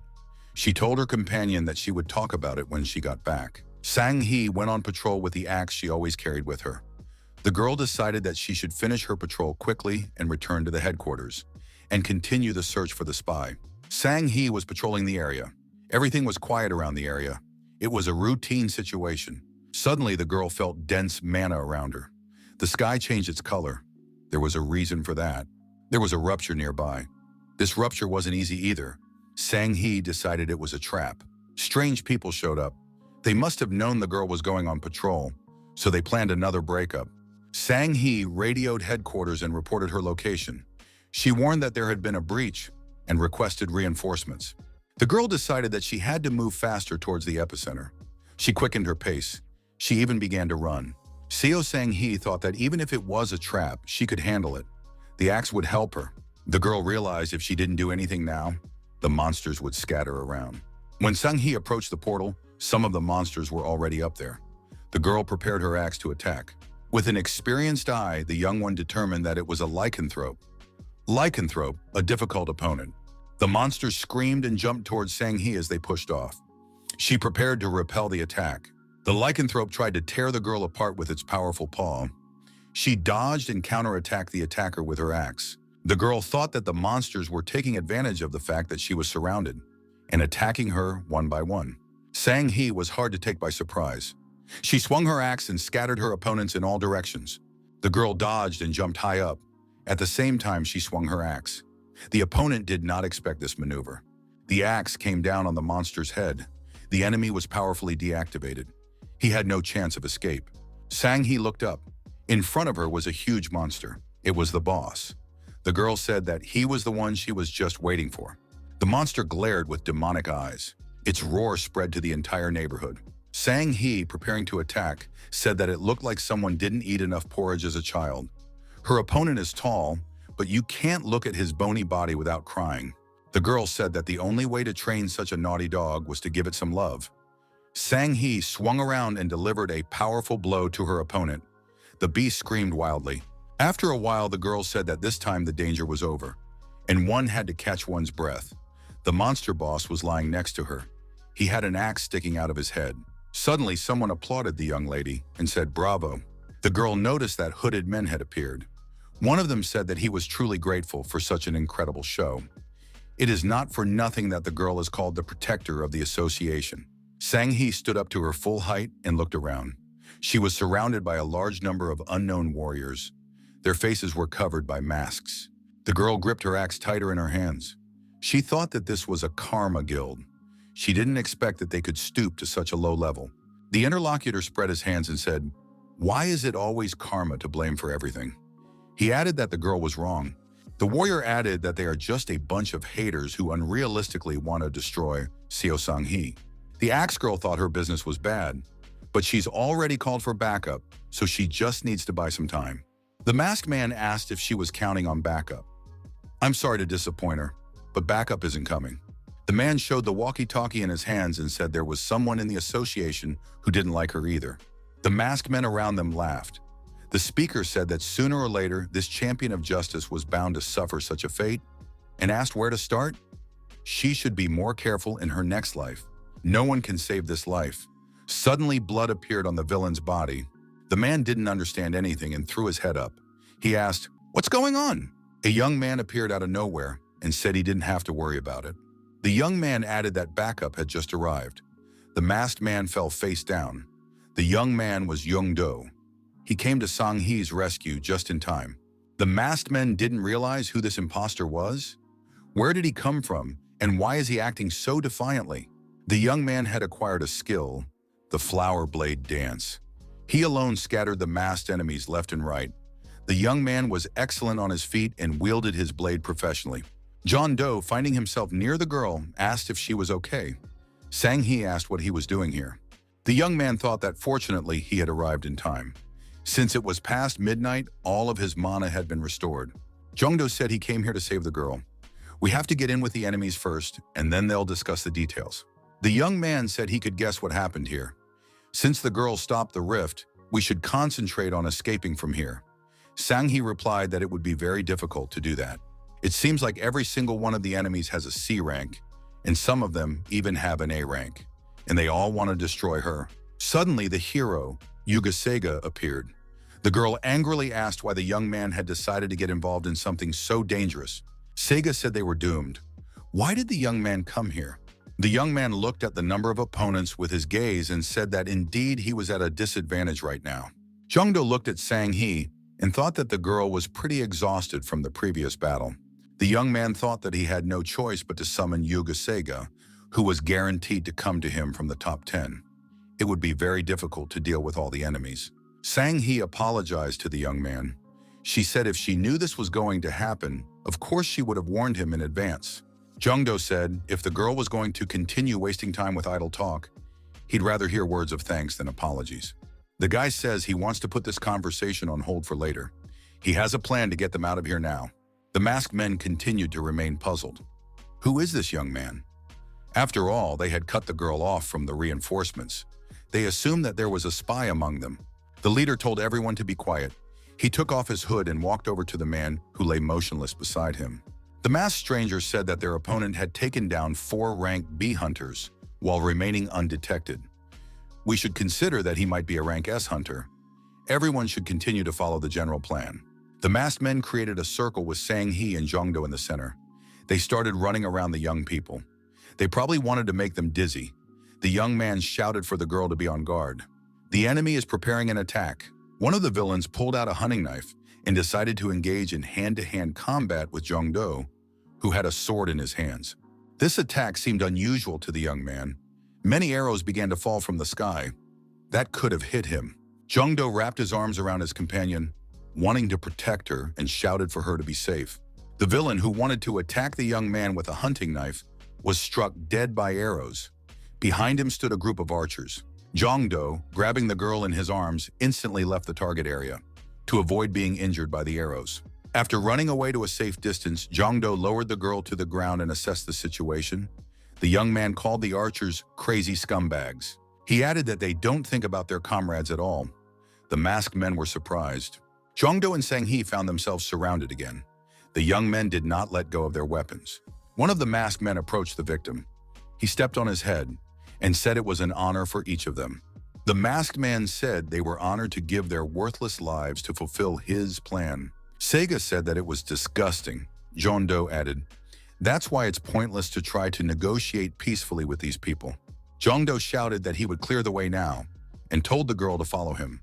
The young man rushed forward. The guy added that if they kept moving in the same direction, they would be able to get out. The young man warned the girl to behave carefully. Jungdo started hand-to-hand combat, and the opponents couldn't withstand his attack. The young man destroyed the enemies using his longsword. The girl tried to keep up with him. Her axe worked tirelessly. He was clearing a path for them. Seiga warned that the young men were being attacked from behind. With no other way to evade his opponent's attack, the young man jumped high up and did a somersault.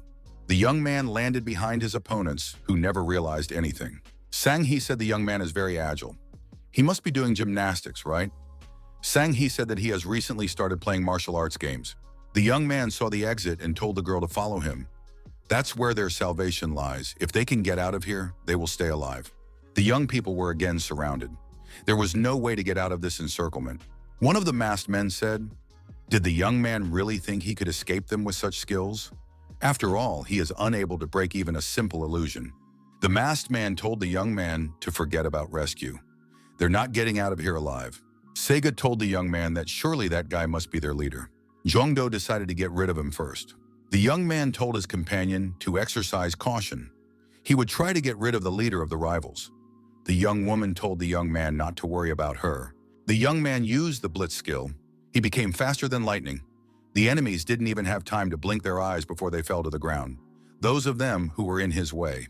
Just a second later, the young man was already standing near the leader of the enemies with a naked sword. The villain, frightened, shouted for help. The leader kept yelling for his accomplices to attack the young man while he was busy and unable to answer them. It wasn't easy to attack the young man.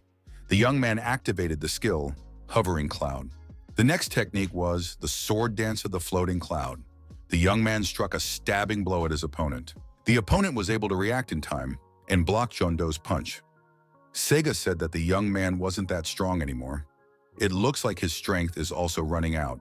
The opponent asked the young man, did he really think he could save Sang-hee and handle him at the same time? The girl found herself shot in the leg and stumbled and fell. The villain was right on top of her. He swung his sword and said that he was going to finish the girl with his own hands. In the same instant, Jongdo jumped up to the villain and threw the villain far back with a blow of his sword. The young man picked up the girl and asked how she was feeling. He apologized and said that he had a hard time overpowering their leader. Sang-hee said it was her fault. She couldn't buy him enough time. Sega stated that she was running out of time. She asked if the young man had a plan. The young man replied that he had a plan. He was not going to die. The villains considered the option in which they attack their opponents at the same time and tear them apart. After all, they have plenty of time to straighten them out. Whatever the young man is up to, they must keep attacking to corner the young men. The ring was shrinking. Though there was no angle, the young man's room for maneuver was shrinking. Jongdo stated that it looks like he only has one choice left. The young man summoned Emperor Liu Shan. He had to pay 4 mana for it. Liu Shan turned to the young man. He has a talent for getting into trouble? Or is he getting into it of his own free will? The young man can't go a day without an incident. Jongdo said, it seems like the emperor has sinned in something in his past life. The young man added, however, he needs the emperor's help. He asked him to name the strongest general he knew. The young man said that Liu Shan, his last hope. The young man had to choose a combination. The young man had 2 cards, Zhang Fei and Liu Shan. Zhang Fei and Liu Shan. They already have a very strong bond with each other. He would most likely be able to summon someone from the Shu realm. The girl thought they needed someone to protect them while they dashed through the crowd of enemies. Jongdo stated that he only knew one person who could help them. The young man hoped for his luck. The masked men couldn't understand what was happening. An explosive cloud appeared in the air. One of the masked men said he had a bad feeling about it. We should get away from the young man. The archers attacked this strange cloud and fired many arrows at it. The arrows, having lost speed, descended into the area where Sang-hee was standing. The girl figured she wouldn't be able to dodge all the arrows. She would have to try to avoid hitting her vital organs. Jongdo was not satisfied with this arrangement. He swung his weapon and destroyed all the arrows flying towards his companion. The masked men were astonished. How was this man able to deactivate all their arrows? The young man thought that the Lord of all weapons had perfectly recreated the ancient weapon. The user's characteristics increased when he was attacked from afar. This time, the young man was assisted by Jin Chongdo, Zhao's sleeping dragon. The young man turned to the girl and told her to rely on him. He would be able to protect her. The user's characteristics increased when he protected other targets. The masked man called out to his companions. He said there's no need to be afraid. After all, they are outnumbered. The masked men decided to attack the young man and finish him off for good. Jongdo was ready to face the enemy in an unequal fight. The young man decided to act differently. He said that sometimes the best defense is offense. The young man went on the offense. The boy once again began to scatter his opponents, wielding his cold weapon. His spear was destroying all the opponents he could get his hands on. The opponents were getting smaller, but they still dominated in numbers. The enemy came so close that he was at arm's length. The masked man said that the young man was now surrounded on all sides definitively, and he was about to be destroyed. Jongdo then used the spinning dragon spear. The masked men were frightened. They had not seen such a reception before. Now they wanted to run away from the young man, but they could not do it. The enemy was almost completely destroyed. The leader could not understand how the young man could do it. The young man would disappear and appear elsewhere. It was impossible not only to attack him, but also to see him. His opponents didn't know how to fight him. They couldn't destroy him. The leader of the masked men said their mission was more important than a few lives. The villain said that his associates must destroy Sang-hee now, because their main target is this girl. He sees every move they make. The leader added so they must die, but fulfill their task. He turned around and rushed at the girl to attack. Sang-hee was immediately confronted by Jongdo. The young man figured out the enemy's plan. He decided to protect the girl no matter what it took. Jongdo put Sang-hee on his shoulder and ran away. The young man decided to save the girl and himself by all means. The young man reasonably assumed that taking the sword would be better than holding the spear in one hand. A Shingen sword appeared in the young man's hands. He ignores the certain value of defending opponents. Jongdo suddenly stopped and turned around to face the enemy. Several villains were immediately deactivated. It was quite unexpected for the opponent. After stabbing another enemy through and through with his sword, the young man said, "It seems they are no longer human." An aide appeared and told the young man that the opponent's attacks were aimed specifically at the girl. The knight offered to test this assumption. He said that the girl could be thrown high up and watch the reaction of the enemies. Jongdo thought that was a pretty good idea. The young man took the girl comfortably and apologized to her. The girl did not understand. Forgiveness for what? Jongdo shouts for Sang-hee not to be afraid. He gave his word that he would definitely catch her. The young man tossed the girl high up with all his might. Sang-hee screamed with fear. She had never climbed so high without a safety net before. But she could see all her opponents as if they were in the palm of her hand. The young man told all opponents to prepare for a shakeup. Now he's going to start acting like an adult. The masked men stopped and paid attention to the girl flying overhead. At that time, Jongdo visited each of them and pierced through with his sword. The night aide told the young man that it was incredible. The young man himself had not expected such speed from himself. The young man was assessing the result of his work from the sidelines, but he still had to catch the girl. The knight warned the young man that the girl should land somewhere in this area. The young man adjusted his location, stepping back a little. The young man reached his hands up and successfully caught the girl who landed. Neither of them were hurt. The night helper said that his time had also come to an end. Jongdo thanked the old man for his help. Jongdo asked Sang-hee if she was okay. The girl, swaying, said something like that. She understood that this was necessary to overpower the attacking opponents, although she wasn't entirely comfortable with the fact that the young man had thrown her upwards. The young man pointed his hand around and said that he was able to dispose of all the remaining enemies. Sang-hee said she couldn't believe the young man was able to do it. The boy thought he couldn't have done it without help. The young man said he didn't know how to do the right thing, so he just decided to knock out the man who looked like the leader of these criminals. Jongdo asked his companion if she was able to find out anything about the Karma Guild from Song Dong-hak. Sang-hee said she was sorry, but he was destroyed by someone from the association. The young man didn't expect such a turn of events. Sang-hee added, considering everything that had happened, she could safely say that there was a spy of this guild in the association. The young man saw the message he received earlier that he had to rescue Sang-hee. He realized that the task was not completed yet. The guy asked to leave the spy issue for him to solve. As the girl remembers, after that incident with Sung Dong-hak, he has a great way to figure out the spy. The young men came to the office of the association. The young man had his own plan of action. The head of the association said that it had been almost a year since they had had an emergency meeting. What is the matter now? The girl said that while on her patrol, she was attacked by a group of 200 assassins. There was an uproar in the association. Everyone asked indignantly, what kind of lunatic had thought of this? The girl explained that they had artificially created a gap. They also blocked the radio signal of her walkie-talkie, so she could not request reinforcements. Sang-hee continued, when she thought she was about to part with her life, this young man joined the battle and saved her. The girl pointed at Jongdo. Sang-hee requested that this young man attend this meeting as a witness. One of the people present asked, so this was the reason why Sang-hee decided to call everyone together and discuss what happened. Sang-hee noticed that there was another important detail she wanted to discuss. Sang-hee said the real reason she called this meeting was to find a spy among them. There was a heavy silence. That was a very brave statement. Many shouted for the girl to take responsibility for her words. What is she trying to say? Sang-hee said she had a sure way to find the spy. That's why she started it. The girl continued, in order to use this method, you have to do two things which she will now tell you about. If someone thinks they cannot fulfill their conditions, they can refuse. Someone in the audience said that no one would refuse. The head of the association said now he understood why the girl had called this meeting and asked what they should do. Sang-hee said that, first of all, everyone should swear. Swear that they will not spread the word about what will happen here. The young man called out to Jaina for help. The woman had been here for quite some time. Jongdo used the skill, Vow of Silence. If people in a certain area have sworn to silence in any events, the skill will not allow the sworn to talk about them. And secondly, she wants her and the young man to be allowed to use her skills. The girl said, of course these skills won't cause any mental or physical harm to anyone. Therefore, there was nothing to worry about. Some of the people present were worried. What were these skills? The girl's teacher stood up and menacingly asked, what does it even matter? Are they really cowards?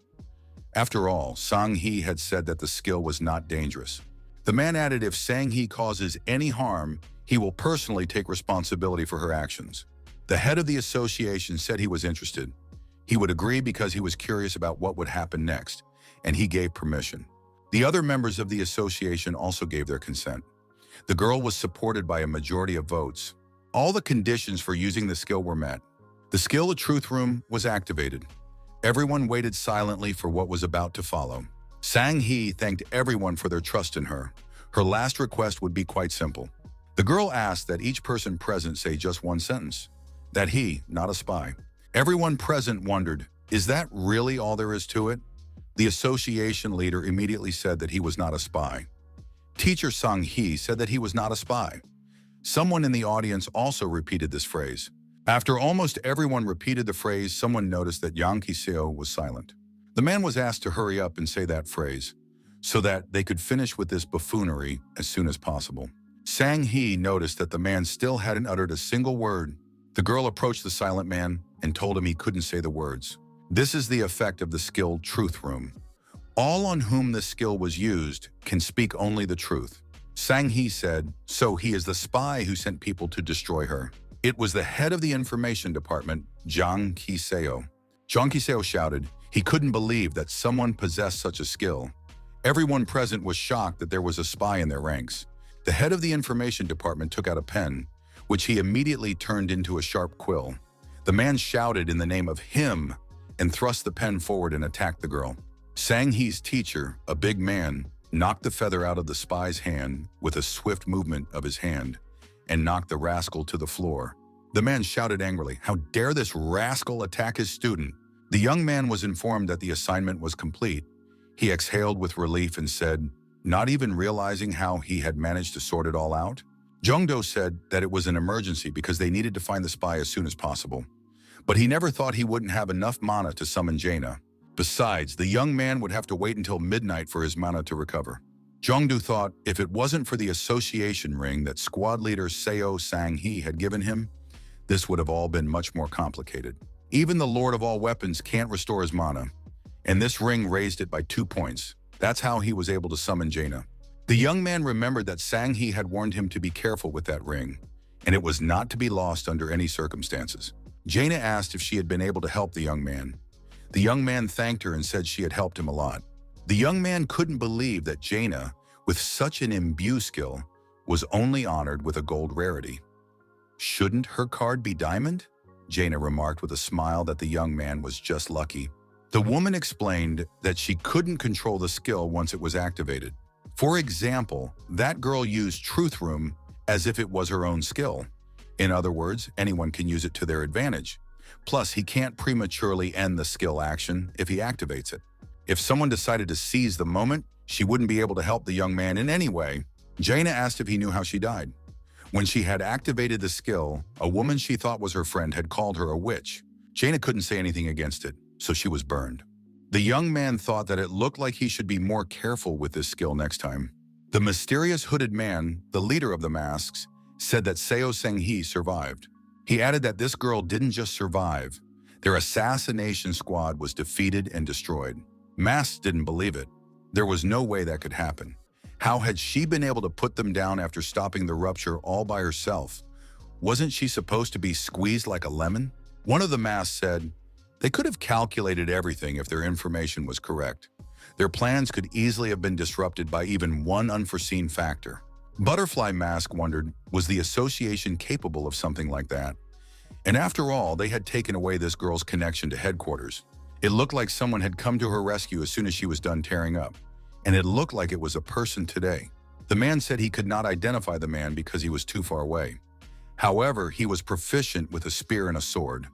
In addition, at some point he had become much stronger. It sounded like an S-ranked hunter. Only one person with those characteristics comes to mind. It must be Kang Hai-chun, a man with many weapons. Someone noticed that Kang Hai-chun was not a member of any organizations and worked alone. There was no doubt that only high-ranking members knew the plan. Bear Mask said he didn't believe it. It seems to him that that young man was just taking a walk near Mount Toban.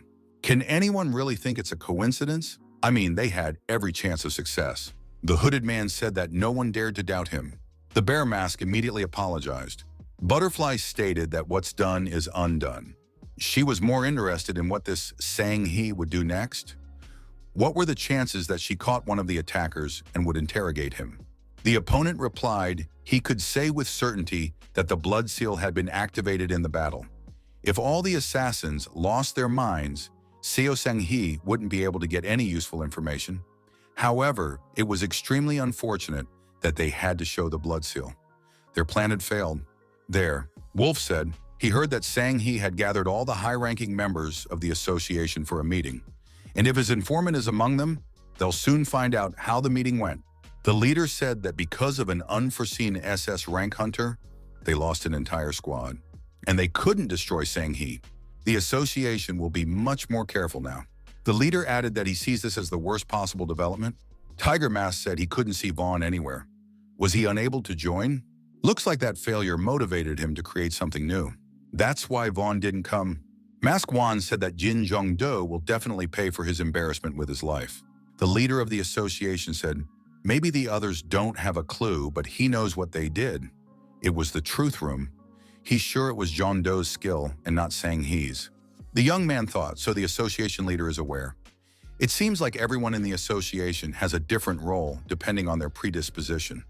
Who would believe that an aggressive girl like Sang-hee has such a skill? It was no surprise that the leader was the one who suspected it. The head of the association said that thanks to the young man, Seo Sang-hee is safe. Moreover, the association was able to find a spy in its ranks. The head of the association bowed to the young man and said that he was thanking him on behalf of the entire association.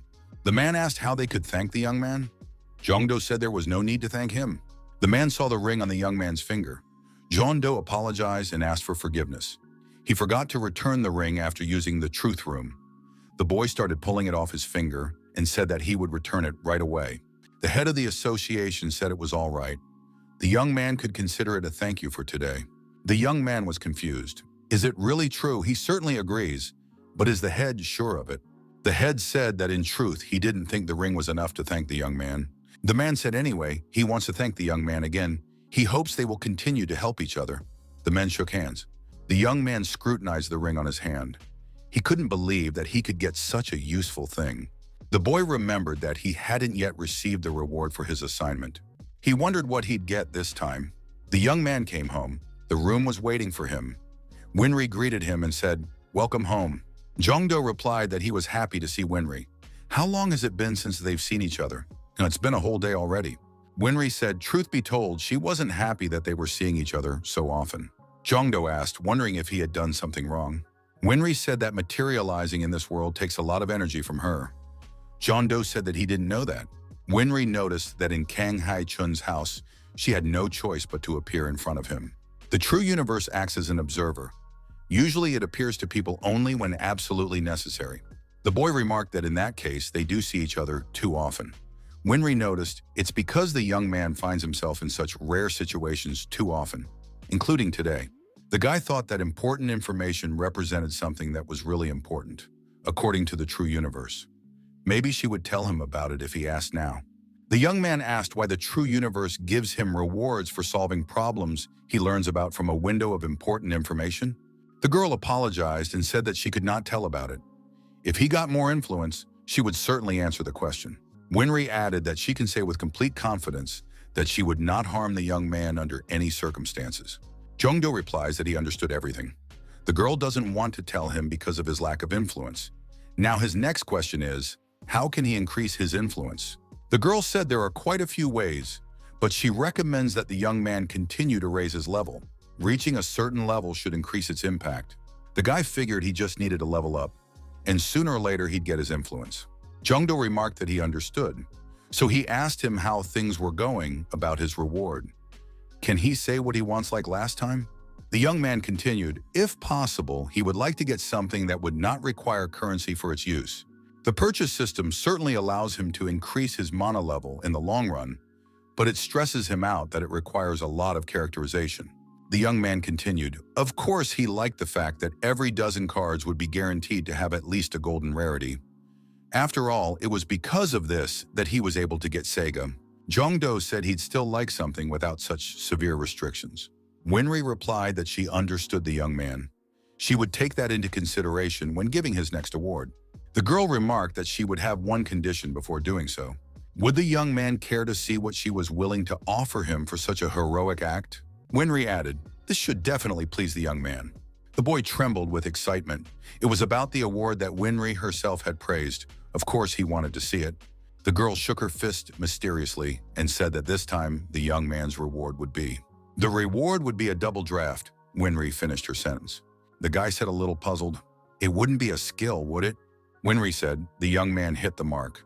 The skill allows you to summon two personalities at the same time. The young man realized that he could swing the heavenly halberd in his right hand and hold a snake spear in his left hand. That would be awesome. Even if he can summon two personalities, he only has one body after all. In that case, whose characteristics will he get? The young man thought it would be nice if their characteristics added up, but that would be too much of a gamble. Winry said the young man will receive the highest characteristics of those possessed by called individuals. And that's not all. Among other things, the young man will get all their talents. For example, if one has a sword and spear skill, second and first level respectively, and the second, archery and spear skills, also second and first level, that young man will gain sword and archery skills of the second level, as well as spear skills of the first level. The girl added that the same was true for the young man's skills. Jongdo was horrified. The guy realized that he could have as many talents as he wanted.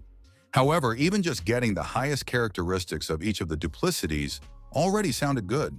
Jongdo thought, what if he could get Jong Ya-kyung's ingenuity talent, his creation skill, and add Lu Shan's luck on top of that? So potentially, he could create a weapon that would have incredible quality. Jongdo's eyes were burning madly. Was Winry really going to give him such a skill? The girl nodded affirmatively. Winry said she doesn't advise the young man to use the skill too often. Double summon is an active skill that uses mana. If a young man invokes a personality and uses double invocation, there will be consequences. After summoning a second personality, the skill's duration will be greatly reduced. Therefore, you should use it wisely. The young man wondered, would he even be able to use this skill with the amount of mana he possessed? The young man thought that such a strong skill should have corresponding limitations. Jongdo asked his interlocutor if she thought the limit for using this skill was too high. Couldn't Winry offer him something cooler? Winry replied, unfortunately, it has to do with the balance of energy in the universe and its conversion. The girl added that this is currently the best thing she can offer the young man, and added that she hoped he would understand. Does the young man agree to accept the double draft as a reward? The guy thought that this skill would use a huge amount of mana, but it would also give him quite an advantage. The young man clenched his fists and said that he would accept such a gift. Winry smiled and said that was very good. The girl touched the young man's chest with her palm, and he glowed. And the young man screamed something must have happened to him. It appeared that the young man had also gotten the double summoning skill. The young man collapsed exhaustedly on the floor. He said, "Could Winry be gentler next time?" The girl asked the young man to remember that the true universe will always be looking out for him. The young man battled with excitement in the game console. Jongdo told his opponent that he's not bad at all. He can even beat any professional. The young man said that John Doe flattered him, and during the game, he intentionally gave in to cheer him up. Jongdo said that he doesn't know the word gave in. He always gives in during the game. Jongdo said that he couldn't get enough of that thing. He pointed his finger at the frame. Wasn't it here last time? Did it appear recently? The person said that his girlfriend convinced him to leave it here. Suddenly, this frame shone. There was some kind of metamorphosis inside it, like a portal. Maybe it was a portal. Jongdo grabbed his head. He was scared. He was afraid that this thing might explode now. Suddenly, someone's head appeared out of the frame. The young man asked if it was McDowell. The head asked how the young man was doing. When the fog cleared, there was a person in front of the frame. It was a girl. She told the young man to rejoice. She honored him with her visit. The girl told the young man to hurry up and get her something to chew on before she trashed the place. The girl saw Jongdo and asked who he was. The young man said that he had asked Ellie to give advance notice of his visits. The girl said she'd had enough. Now she can't even use her own interdimensional door. Ellie wondered who the stranger was after all. The boy had said he didn't let strangers in the house. The young man introduced the associate. He said it was Jongdo. Not too long ago, this person had saved his brother during an exam. In addition, he had been following his incredible cyber sports career for a long time. The young man said, he's sure that Jongdo has already heard of this girl. Jongdo had indeed heard of this girl. It was an SS-ranked hunter from America, Ellie McDowell. She is the one who developed the VR and PCY Awakener. And also, this girl introduced the ranking system to the world community. Jongdo, left alone, turned on research mode to learn more about Ms. McDowell. This girl was the richest person in the world, and coincidentally, the first awakened person, Ellie McDowell.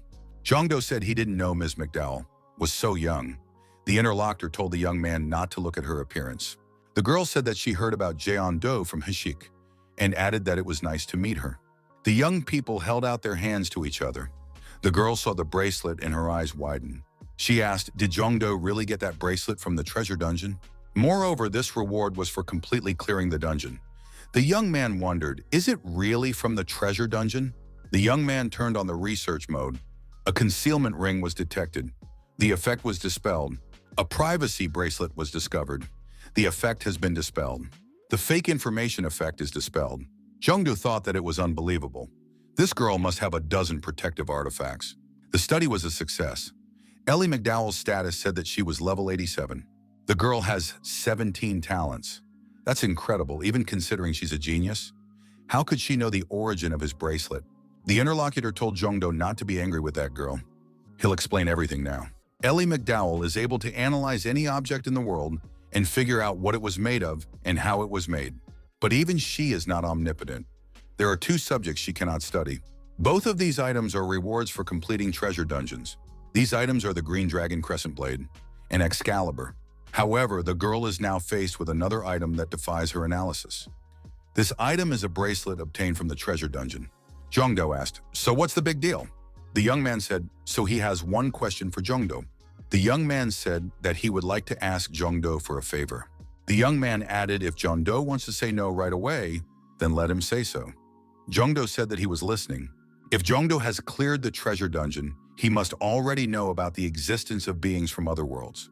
They had a theory that these creatures might know the reason for the dungeons on Earth. The young man added they were gathering information regarding this theory by asking the inhabitants of the treasure dungeons. Jongdo wondered if he'd gotten any information. The interlocutor nodded affirmatively. However, there was a ban on all the creatures. After that, they managed to get some information. Someone traveled to another world and made a deal, providing land as payment. This someone asked for the destruction of the human race. Jongdo shouted that just don't tell him that this person was the head of the Karma Guild. The young man said that he, their main suspect. However, they don't have any direct evidence. Jongdo couldn't believe that there was such a crazy guild in the world. Monsters from emerging dungeons. The usual scouting parties sent from other worlds. Hunters had repeatedly told of monsters whose intelligence was above average. Soon everyone will have to face much stronger and smarter creatures. So humanity will inevitably encounter the inhabitants of other worlds. That's the inevitable future. Jongdo asked, are they really different from those who inhabit the treasure dungeon? The guy confirms and says they're mercenaries whose orders are to destroy humanity, and the others live in the treasure dungeons. They can say with absolute certainty that the latter are their allies. Jongdo asked, why did those two decide to tell him such important information? Ellie McDowell said they need Jongdo's help. Artifacts from treasure dungeons are weapons that are beyond their imagination. If a young man possesses such an artifact, he certainly possesses an incredible talent that would be recognized even by beings from another world. The young man could be a SS rank hunter like the other artifact wielders, Ellie added. She was sure the young man could even surpass them. The girl said again, they need the young man's help. Jongdo asked what that help was. The young man said about them wanting Jeon-do to keep improving his skills, even though they're dealing with monsters now. In the future, they could be attacked by a much stronger species, or maybe even creatures from other worlds. The young man added that, in that case, they would need the help of strong hunters. In this case, Jongdo's help. Ellie McDowell said the young man can also feel free to come to her for help. She will help in any way she can. The young man said that despite her behavior, Ellie was a very nice person. The girl noticed that she could hear everything. Jongdo extended his hand and said he was honored to have a comrade like Ellie McDowell. The girl shook the young man's hand and said he could just call her Ellie. Above the city, a portal opened high in the sky. On the other side of the portal, scary and horrible monsters looked at the city. They were armed. One of the monsters, smiling, said that the humans' time had come to an end. Winry Makina, being on this side of the portal, saw him. The girl thought that time was running out. Hashik was in the dungeon fighting monsters using his shield. The shield gave a crack after being attacked by a strong monster. Ms. Soyun attacked the evil green monster with her axe. She had almost defeated it. There was only a little bit left. Jungdo shouted for Soyoung to behave more carefully. Mistakes were not acceptable here. The monster, while attacking the young man, grazed his shoulder. Jungdo's defense was slightly damaged. Miss Soyoung swung at the monster and shouted, "How dare he hurt her boss?" Jungdo said that the girl executed a great punch and also swung to strike that monster. The young men took down the green stuff. They cleared the dungeon in 3 hours. Also, each of them raised their level. As a reward, they all received a mana and strength boost. Heshik said it went great. He asked if anyone was hurt. Jungdo thought that something was wrong here. He said that it was no good. The young man announced to everyone that he needed to update his outfit. The young men visited the store in question. The manager said that there was a discount for novice hunters. The young men did not miss this promotion. In another store, our heroes were offered to buy a potion and get a second one as a gift. It was like that everywhere. The same offer was made to the young man at the gun store. Jungdo said that he'd certainly heard of the Hunter Mall, but it was a lot flashier than he'd imagined. Heshik agreed that the building was huge. Soyoung told the young man that she wanted to go shopping alone. She added that they would meet later. Heshik suggested that his interlocutor stop by the gun shop. Jungdo didn't mind. Outside the gun shop, one of the customers was dissatisfied. He said he was sold nothing but garbage. This place sells only low-quality goods. The young men changed their minds about visiting that store. Heshik suggested that his companion look in the lottery shop. The young man couldn't believe that he could mentor his interlocutor and not the other way around. It's a store where you can find good items at fairly low prices. That's why it's called a lottery store. Most of the items are trash, of course, but he had heard that you could find some cool stuff there. Jungdo said he didn't want to. He's not particularly lucky when it comes to the lottery. The young man thought, what if he used his research skill? That way he could definitely find something worthwhile. Jungdo said he changed his mind, and this time he'll probably go to the lottery shop. The young man said he was going to the gun shop and they would meet somewhere later. The receptionist met the young man and told him if he found anything he was interested in, to let him come to the register. The young man thought it didn't look good. It would be hard to find something useful among all this junk. Jungdo applied the research mode. He immediately found something interesting. They were beautiful armbands, but nothing more. They didn't offer any protection.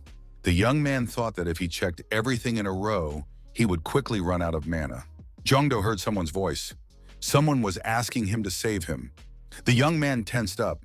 Where was it coming from? The young man heard someone say, "Dear diary, today again, no one came to save him." The young man determined where the voice came from. The boy checked one of the shelves for its contents.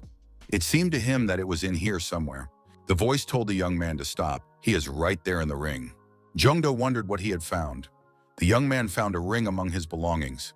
This ring had a strange glow to it. The ring asked if the young man could hear him. The young man said he could hear clearly.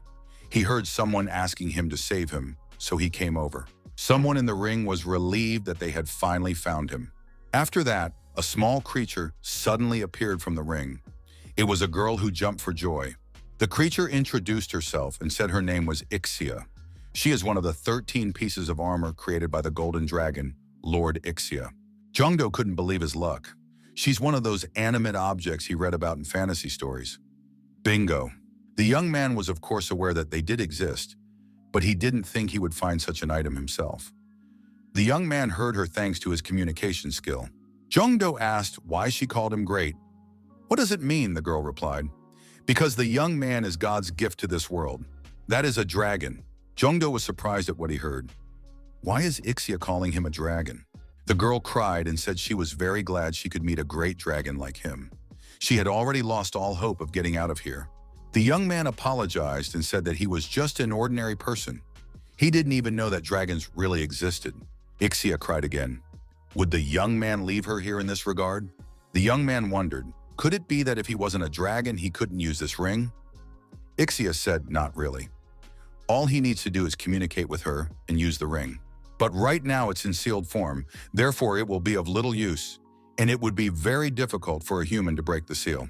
Jungdo asked if he could still make it. Ixia replied that the ring would take its true form, and a flash would appear. The young man said he would keep in mind that the seal on the ring could be broken. The young man invited the girl to follow him. He promised that he would break the seal. Ixia hugged the young man and asked how she could repay him for his kindness. The girl added she would know how to help the young man. After all, he came here to get his equipment. The girl offered the young man to become his counselor and told him where to go. She knows where the good equipment is. After a while, a young man walked up to the cash register with a lot of protective gear and said he would take it all with him. The young man asked Ixia if she had any skill for evaluating objects. The girl replied that she didn't at all. Ixia added that she just had good instincts and suggested that the young man trust her. She was sure the young man would be satisfied. Jongdo took care of his comrades too. Soyoung and Heshik were very happy with what Jongdo had bought for them. Heshik was willing to bet that the young man was the only team captain in the world who bought equipment for his charges. The girl said that she would wear these things carefully. Jongdo said that he didn't do anything outstanding. He just picked up their equipment. The young man thought his eyes were about to burst from overusing research. The young people parted. They said goodbye and wished each other good luck. Jongdo, after making sure he was alone, called out to Ixia. He asked what he should pay attention to before breaking the seal. Suddenly, the young man received a message that a new dungeon had been discovered. The skill dungeon map was applied. Jongdo stated, had the skill learned at Hwashong Castle been active all this time? The young man checked the map and said that this dungeon was very close by. So this dungeon appeared in the center of the city. The young man turned and ran in that direction. He told the girl that they would deal with her seals later. The young man quickly reached the right point by climbing up the stairs. He saw the entrance to the dungeon. The entrance to the dungeon was in a closed area. After turning on the research mode, the young man realized that he was facing a prison of the dead. Rank B, the monsters are ghoul prisoners. The young man's characteristics will be increased for the first 2 hours. The boy thought that it would be good to deal with this dungeon soon. Ixia said her master would be fine. He had spent a lot of mana for that. The young man thought it was a good time to check out the new outfit. Jongdo activated the status window. He noticed that he had become much stronger. If one took into account the characteristics obtained from the items, he could very well go for rank A. The young man thought that with this amount of mana, he could clear a rank B dungeon by himself. Therefore, the young man decided to deal with Ixia's seals first. After that, he would head to the dungeon. The young man asked again if he had to be careful when breaking the seal. Ixia said not really. It would be difficult for a normal person to break her seal, but someone equal in power to the Grand Mage would definitely be able to do it. Jongdo said he was willing to give it a try. Turning on the research mode, the young man discovered the seal of the Sage of Ixia. He began the process of breaking the first seal. Judging from this inscription, the young man realized that there would be more than one seal. It wouldn't be easy to remove all the seals with his research skill. The young man received a message that he had successfully unsealed the seal. The young man discovered the second seal. The process of breaking the second seal began. After that, the same thing happened with the third seal. Something went wrong and the young man was unable to break the third seal. A special condition must be met in order to break the seal. The young man noticed that his research wasn't omnipotent either. Either way, Ixia was thrilled. She never thought the young man would be able to break 2 seals in one go. She said he was an incredible host. The young man looked up the characteristics of Sage Ixia. He said that they were very strong characteristics. The guy thought that she was as good as the cobalt gloves and the association ring taken together. And given that she was constantly evolving, one would assume that she would become much stronger over time. The young man saw the talent of intuition. Is it really an item that gives an extra talent? The girl said the young man couldn't use it because it's her own talent. Jongdo wondered if her intuition was something like a sixth sense. The girl replied that the young man had guessed. She used this talent to help select outfits at the store. The young man decided that he really needed to check out the outfit. It looked good on the outside. Now he had to check the quality. Ixia said that her sixth sense was rarely wrong. Jongdo decided to check and turned on the research mode. In total, all the things the young man bought could be worth $5 million. However, the ring was worthless. The young man threw the ring away. The girl apologized and said that sometimes this happens. The guy thought that her talent is not perfect. It works like Lushan's luck. Since she has a development scale, it can be assumed that this talent will become more accurate as Ixia develops. Equipped from head to toe, the young man said he was ready to go into the dungeon. The girl said that she had a bad feeling. The young man should be ready to fight immediately after entering the dungeon. The young man said that he would take that into consideration. Jongdo found himself in a dungeon. He immediately realized that the girl was right. Our hero was immediately attacked by a huge monster. He opened his mouth and screamed loudly. Jongdo thrust his spear upward and strung the villain who tried to attack. The young man said that the girl was not wrong. Ixia commanded that the young man could go forward. The young man thrust his spear forward and began to charge at the vicious monsters attacking him. Jongdo declared that it was time to use his new skill, and he swung his spear. The young man struck the roaring tiger and threw a spear at the enemy. The monsters were destroyed immediately, all of them at once. The guy was really surprised. Where did so much strength come from? It was all thanks to a new skill. Ixia, observing the bodies of monsters scattered everywhere, said that a lot of goodness was going to go to waste. The girl turned to the young man. She said that, if he didn't mind, she had one request. Ixia asked if she could eat this defeated monster. Jongdo didn't mind. He used his ring to test the monster for sterility. The young man said to the girl, "Enjoy your meal." After dealing with the monster, Ixia said it was delicious. How nice to eat for the first time in a long time. After a while, the young man noticed that Ixia had killed all the monsters. Not even a bone left. The girl noticed that she wasn't full yet. The young man decided to check on the progress of Ixia's development. The process was moving very slowly. The girl said, "When the development progress bar fills up completely, then the young man will be able to remove the third seal, and then it would become even more useful." The young man, smiling, said that in that case, he would feed Ixia to his heart's content. Ixia asked, "So what were they waiting for?" The young man went into battle with an even more bloodthirsty monster. The young man was not afraid of hardships and hardships. The guy stabbed his opponent and said his nose was going to fall off from the smell of rot. Attacking once again, Jongdo finally struck the horrible monster. He repeated that it stinks badly. The monsters continued to stay. The young man continued to destroy them. The guy said it seemed to him that one blow was enough to melt these things, but he was slowly running out of strength. The young man switched weapons and had a sword in his hand. The girl asked her master if he was chopping up these monsters to make it easier for her to eat. The guy said that there was a lot of food ahead of her, so she should chew carefully. The monsters were getting bigger and bigger. It was getting harder and harder for the young man to deal with them. At some point, the young man applied the skill, Roar of the Tiger. He took in a lungful of air and shouted loudly. The opponent's attack power was reduced by 10%. Jongdo applied the Green Dragon maneuver. The monsters stopped in indecision. The young man aggressively attacked the opponents, thrusting his weapon forward. The Roaring Tiger kick was also applied. After that, the unfortunate monsters flew away in different directions. The young man noted that combining skills made him much stronger. Ixia helped the young man clean up after him, leaving no trace of the defeated monsters. Thus, the young man approached the boss monster's room. Ixia's mouth watered. She wondered if there was anything tasty for her to munch on. Emperor Liu Shan appeared. He greeted the young man and said that they had not seen each other for a long time. He asked how the young man was doing. Liu Shan and Ixia saw each other. The girl hid behind the young man and said that she had just seen a ghost. The emperor decided to introduce himself. He said his name was Liu Shan and he was from the Shu dynasty. Ixia was interested. She asked, "So he's not just a king, but a whole emperor? That's really cool."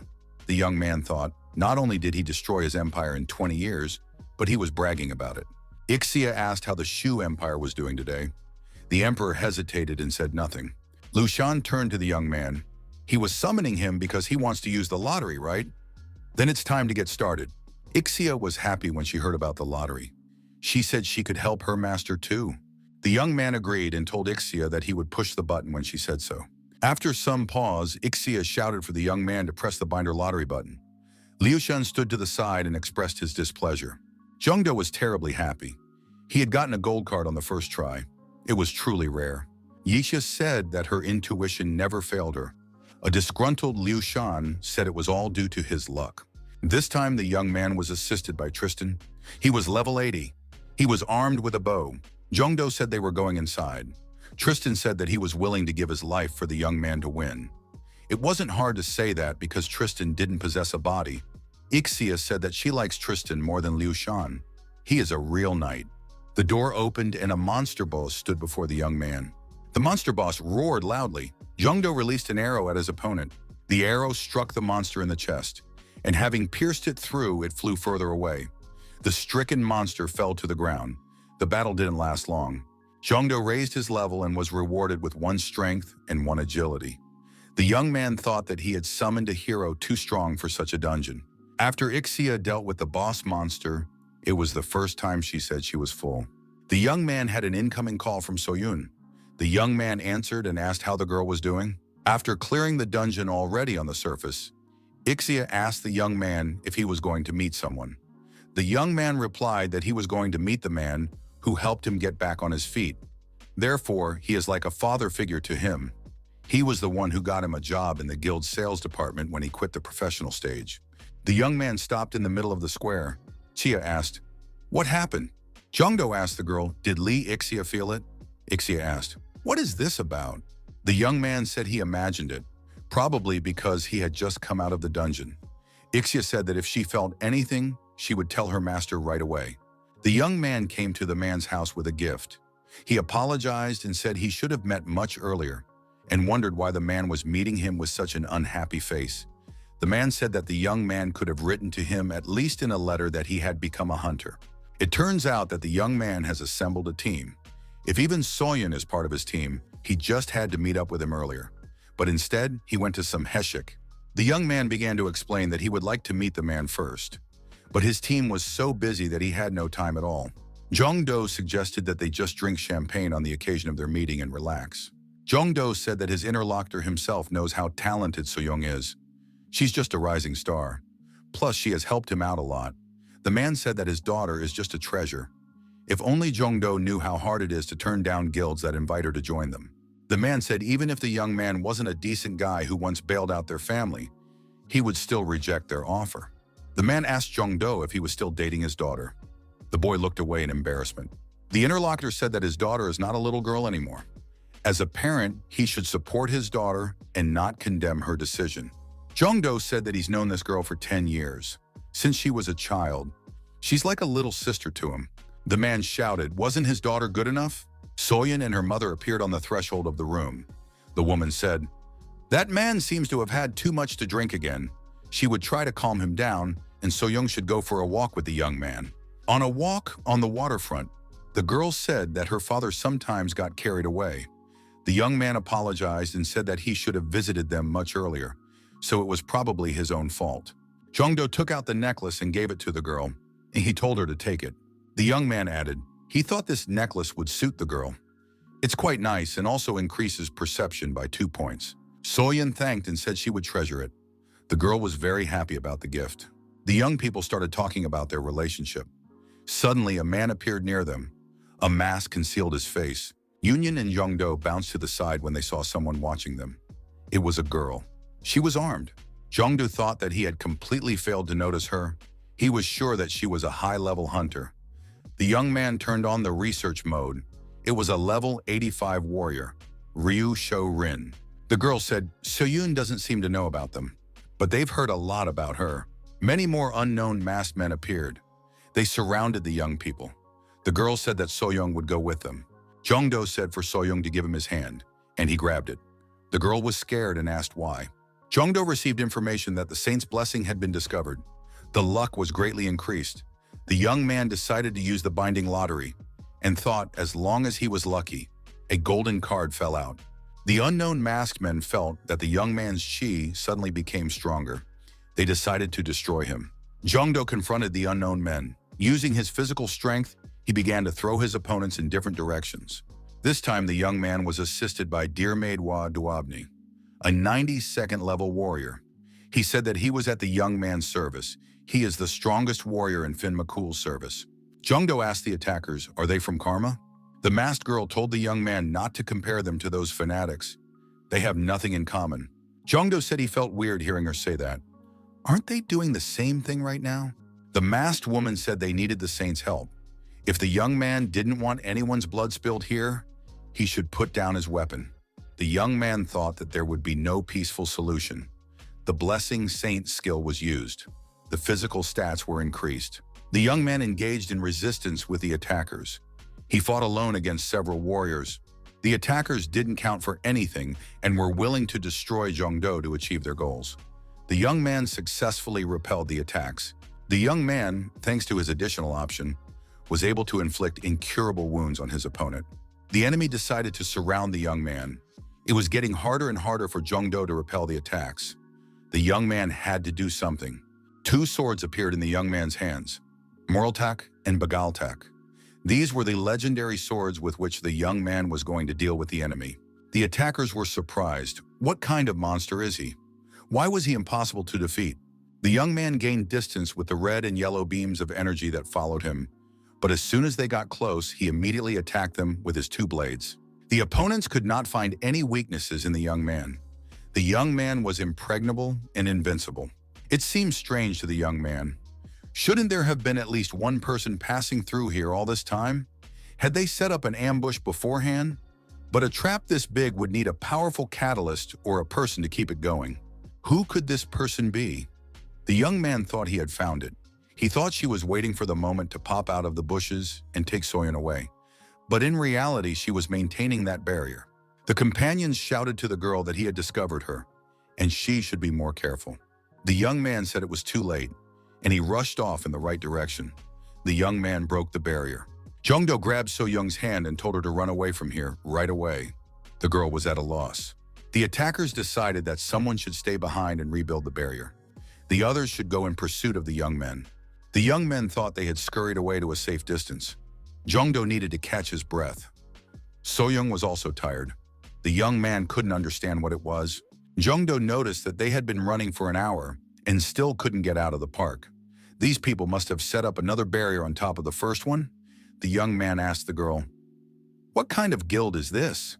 Did she have any guesses? They spent a huge amount of resources to catch the girl. Soyeon said that she didn't have any guesses. It was already dark outside.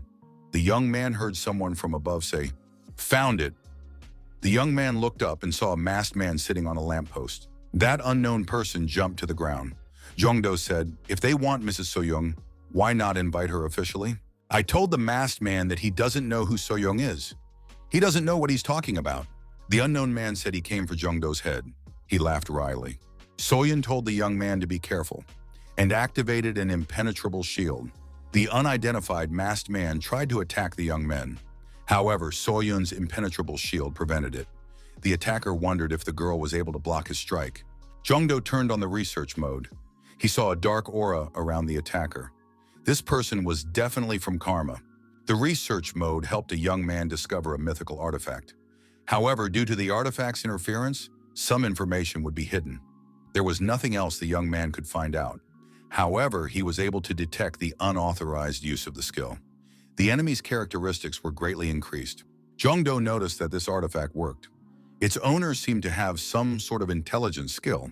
The young man noticed with annoyance that the skill time was almost over. The opponent's aura was much scarier than Ryu Surin's. Jongdo thought that this masked man had a rank of at least SS.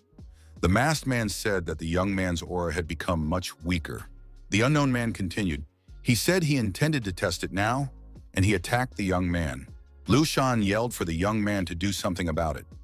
Jongdo replied that he had absolutely no time at all. Jongdo noticed that So-young had activated her protective barrier again and repelled his opponent's attack. The young man discovered the blessing of the saint. The luck was greatly enhanced. Jongdo told So-young to leave immediately. It's too dangerous for her. The attacker was able to break down the girl's defensive barrier, and with his attack, he threw her far back. Jongdo saw that the girl was hurt and was terribly angry. He set his mind to destroy the masked man. He noticed that the young man's aura had become much stronger. Jongdo took out his bow, drew an arrow, and took aim. The arrow was red hot and ready to burst into flames.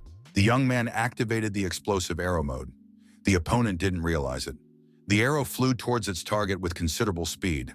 The masked man determined that the opponent in front of him was a rank S opponent. It was now clear how he was able to stop that gap. However, he wouldn't be able to break through his barrier. Saho Yuan, who was helping the young man this time, noted that the opponent had survived after being hit by the deadly arrow. This was curious. Jongdo fired another shot from his bow. The masked man said, "Didn't the young man realize that it was useless?" This time was different. The young man activated the ice arrow, and it changed the result.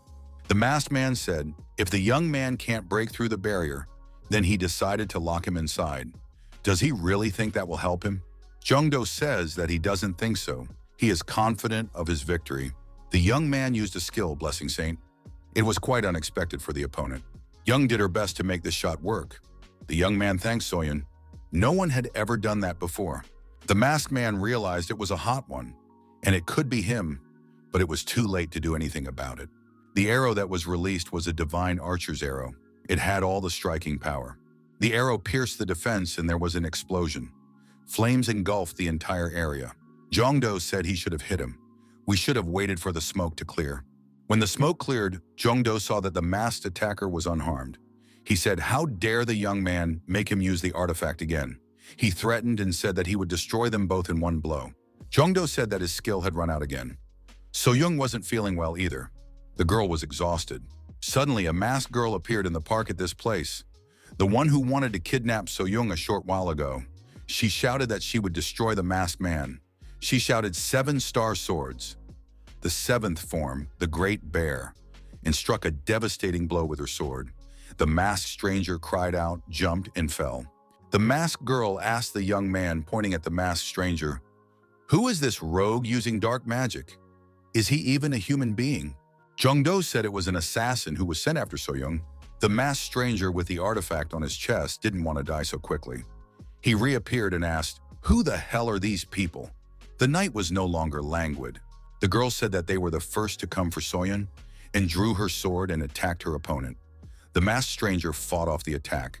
He shouted not to be interrupted from doing his business. He wasn't interested in this girl. Jongdo shouted to hold on a little longer, and he would come to the rescue. The young man had already summoned Lu Shan. He couldn't defeat the enemy on his own. He must use the binding lottery while they fought. That masked man must be badly wounded. After the arrow attack, the young man needs to get a gold card, and then he can defeat the enemy. Lu Shan's level was raised by 4. Jongdo was disappointed. The young man asked, "Why now?" The young man didn't have any more mana. The masked stranger asked how much more time did the young man need. She was already at her limit. Whatever the young man was up to, he must do it now. Jongdo was also at his limit. He said that he couldn't always pull out diamond cards at the right moment. The young man said he spent all the tickets he had saved for a rainy day. He only got the standard cards. He has a few more items to spend before the golden guarantor, but he has no mana left.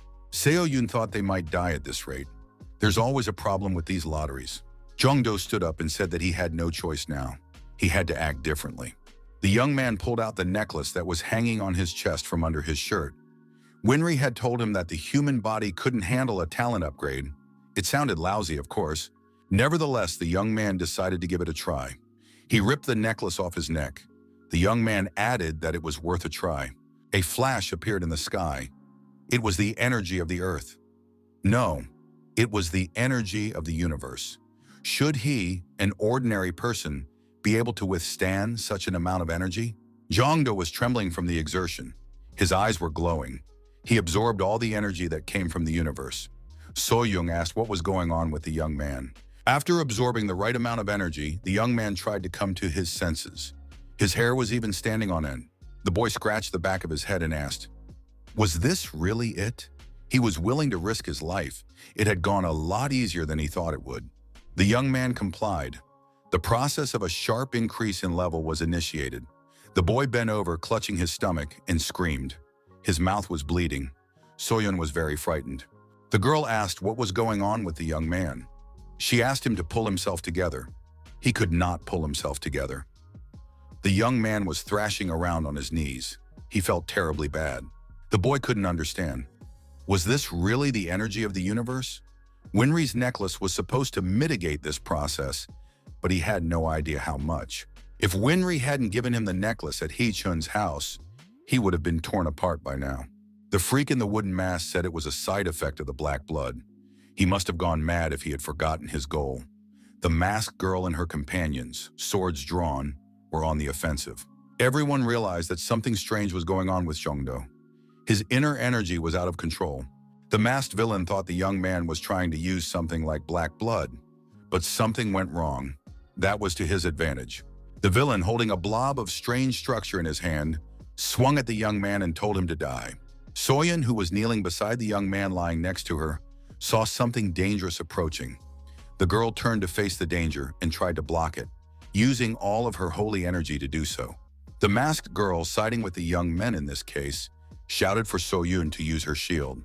Jongdo got to his feet and said that he was fine now, and suggested that the girl take a break and gain strength. He used the Dragon Blood Awakening. To activate this option, one had to be in a critical state. In doing so, all characteristics would increase manifold. The young man's talent level had been successfully raised. Now he felt much more confident. Jongdo has been informed that his achievement has been recognized as one of the rarest phenomena in the history of the universe. He will be given a reward. The young man received a ticket to summon a black card. The personalities summoned by black cards have a higher rank than the personalities of diamond cards. Now the young man can summon a mythic level personality.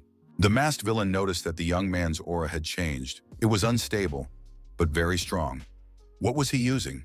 It was urgent to report this to the guild. The masked girl screamed. Had this villain already forgotten about her? She swung her sword, but the masked Frick had time to activate his protective dome. The sword didn't reach its target. The masked girl continued her attack and said that the opponent's time was up. She tried to break the protective dome. Jongdo drew his bow again and tried to launch another arrow. The masked villain laughed. "What's with the shabby bow?" and added that he was mistaken. The young man didn't get any stronger. Jongdo didn't listen to his opponent. He released the arrow, and it went straight into the villain, into his protective dome. The opponent in the dome said, "Does the young man really think he can defeat him with that stick? That's so naive. He would have to fire 100 arrows just to scratch this protective dome." The arrow, to the surprise of his opponent, made a crack and pierced this dome. The masked man was unprotected. He was also wounded. The young man approached his opponent lying on the ground. The latter asked him how he had done it. Jongdo replied that he launched an ordinary arrow. The young man's assistant in this operation said that he could now shoot even a monkey with his eyes closed. It was Lee Songgi. He was a level 178. Jongdo, aiming another arrow at his opponent, said that the latter has no chance of winning and he should lay out who he is and what he wants. The opponent asked, "Isn't the young man curious as to why he wears that heavy mask? Why doesn't the young man want to think? After all, if they didn't know each other, he wouldn't put it on." Jongdo thought it was logical. Suddenly, the stranger jumped up and disappeared. Only a flash of flame appeared in his place. Jongdo didn't know which direction to shoot his arrow. It was unclear where it had gone. The young man's assistant, Lee Songge, pointed his finger in the direction where he had seen the flash. It was not far behind the trees. The masked stranger, having landed really not far behind the trees, thought he had escaped from his pursuers. He now decided to use the teleportation skill and move to the guild. But it wasn't that simple.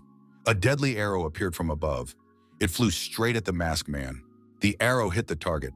There was an explosion at the masked man's feet. The villain jumped and fell to the ground. He was wounded. Jongdo appeared from behind the trees with a bow in his hands. The villain was on all fours trying to get away from him. The villain was surprised. How was the young man able to realize where he had moved to? He has a monstrous level of mana perception if he was able to track. Jongdo took out the arrow again and took aim. The criminal thought that this young man would be a hindrance in his path.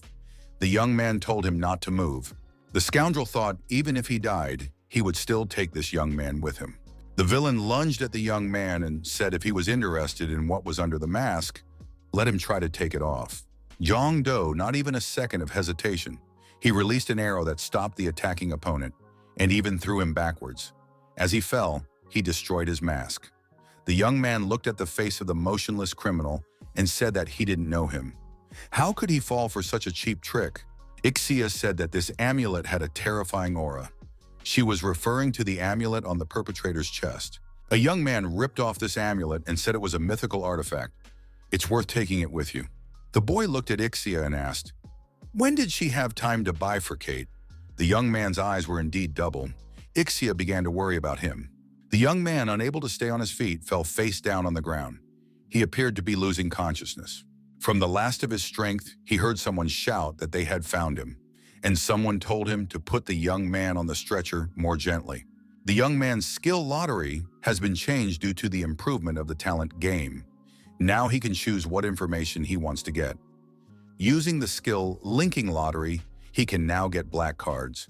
Jongdo woke up and came to his senses. Ixia was flying nearby. Jongdo looked around and thought, "Where is he?" Ixia said that he was brought here by So-young and the masked girl. So-young had been watching over the young man the whole time, until she was called outside a few minutes ago. The young man thought that means So-young is fine. That's good. He himself was still feeling the pain inside. The young man recalled the events of the previous night and decided that the power of the black cards was truly incredible. That guy in the monkey mask, who was most likely a SS rank, had nothing to counter him. When comparing heroes amongst themselves, Diamond Lee Songye wouldn't be as good as some other personalities. He could summon much stronger heroes in the future. Yongdo, after doing some simple calculations in his head, decided that someday he would be able to summon the Black Liubu or the Black Siegfried. Girls appeared in the room in front of the young man. They asked him how he was feeling. The masked girl was unmasked this time. She apologized for not having the opportunity to introduce herself earlier. She is a member of the Big Bear Martial Arts Association, Ryu Se-rin. The young man weighed the pros and cons and decided she was enlightened. Guy thought the enlightened live far away from human society. So why does she need So-young? Ryu Se-rin bowed to So-young and said that she had cured Jongdo as promised. Ryu Se-rin asked to save her mistress.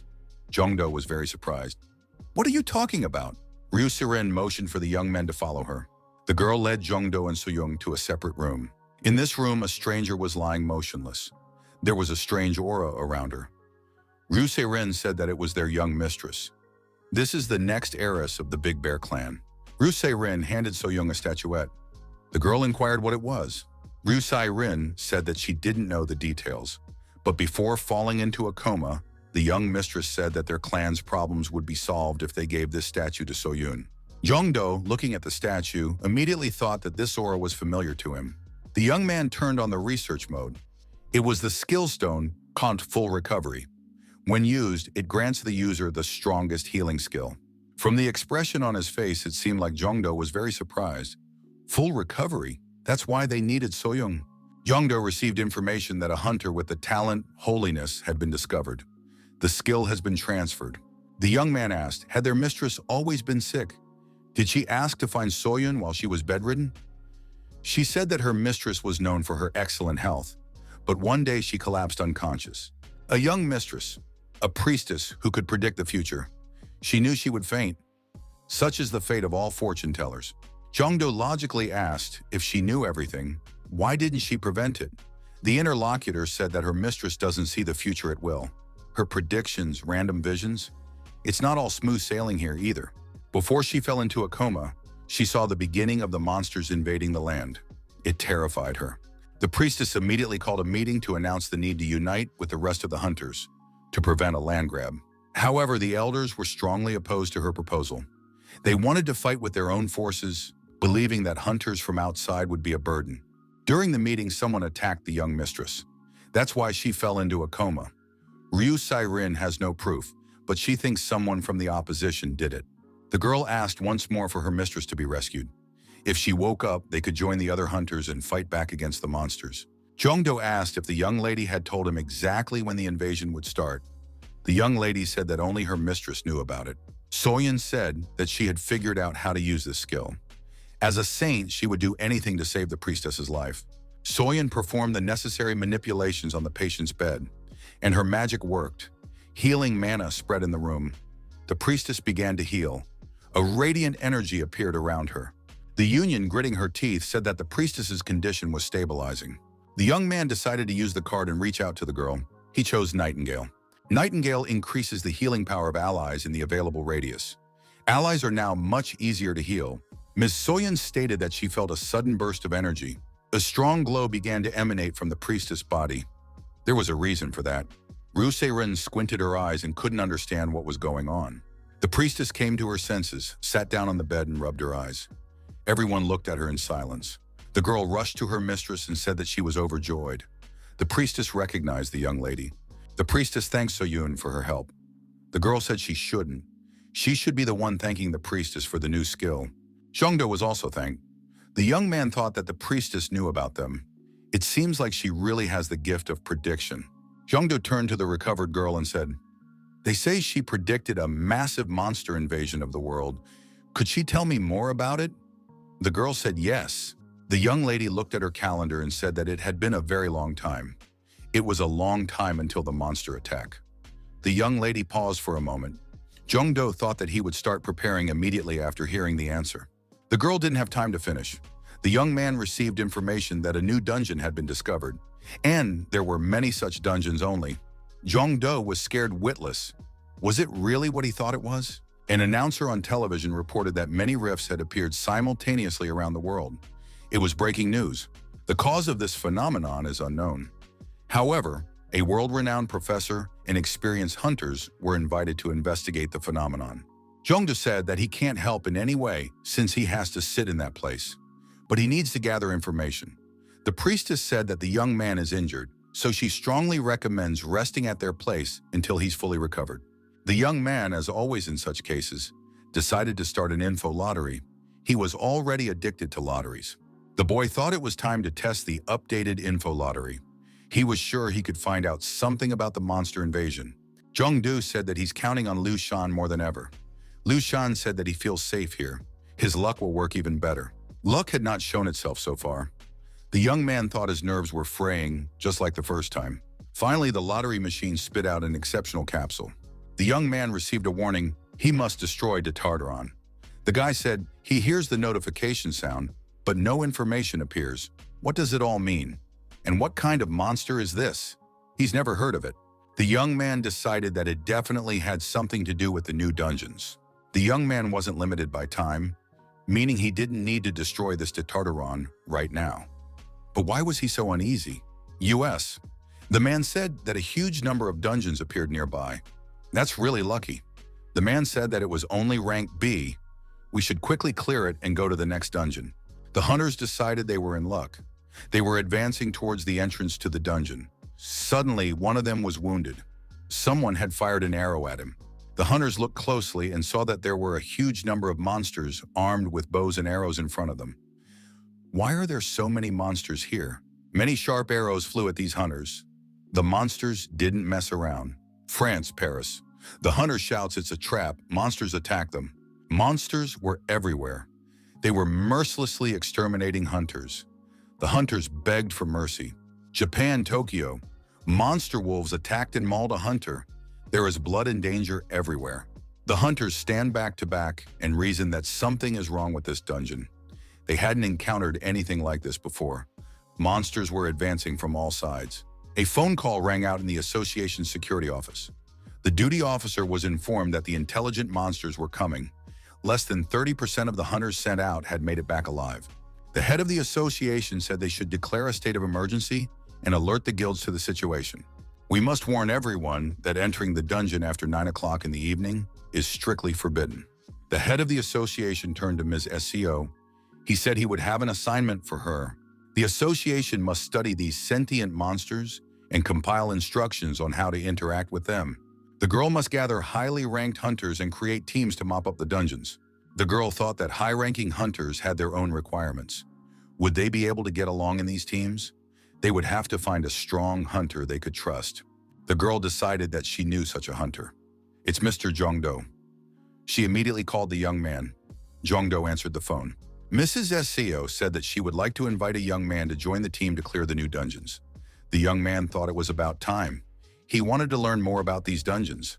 The girl said that she would give details when they met, and offered to pay the young man 10 billion money on behalf of the association. The young man was surprised by such a sum. The girl said over the phone, she knew it wouldn't be enough. She knows that the young man deserves much more, but this is the maximum the association can offer. Jongdo said that was more than enough. He asked where he should go. The high-ranking hunters gathered near the portal entrance. The girl announced that if everyone was assembled, she would begin the briefing. In front of the young men is a dungeon of rank A. Type, mission. The guild hunters, rank A specialists, have arrived at the place. There was also the KPM guild, rank A and S hunters. The girl said that under normal circumstances, each of the people gathered would have easily dealt with this kind of dungeon.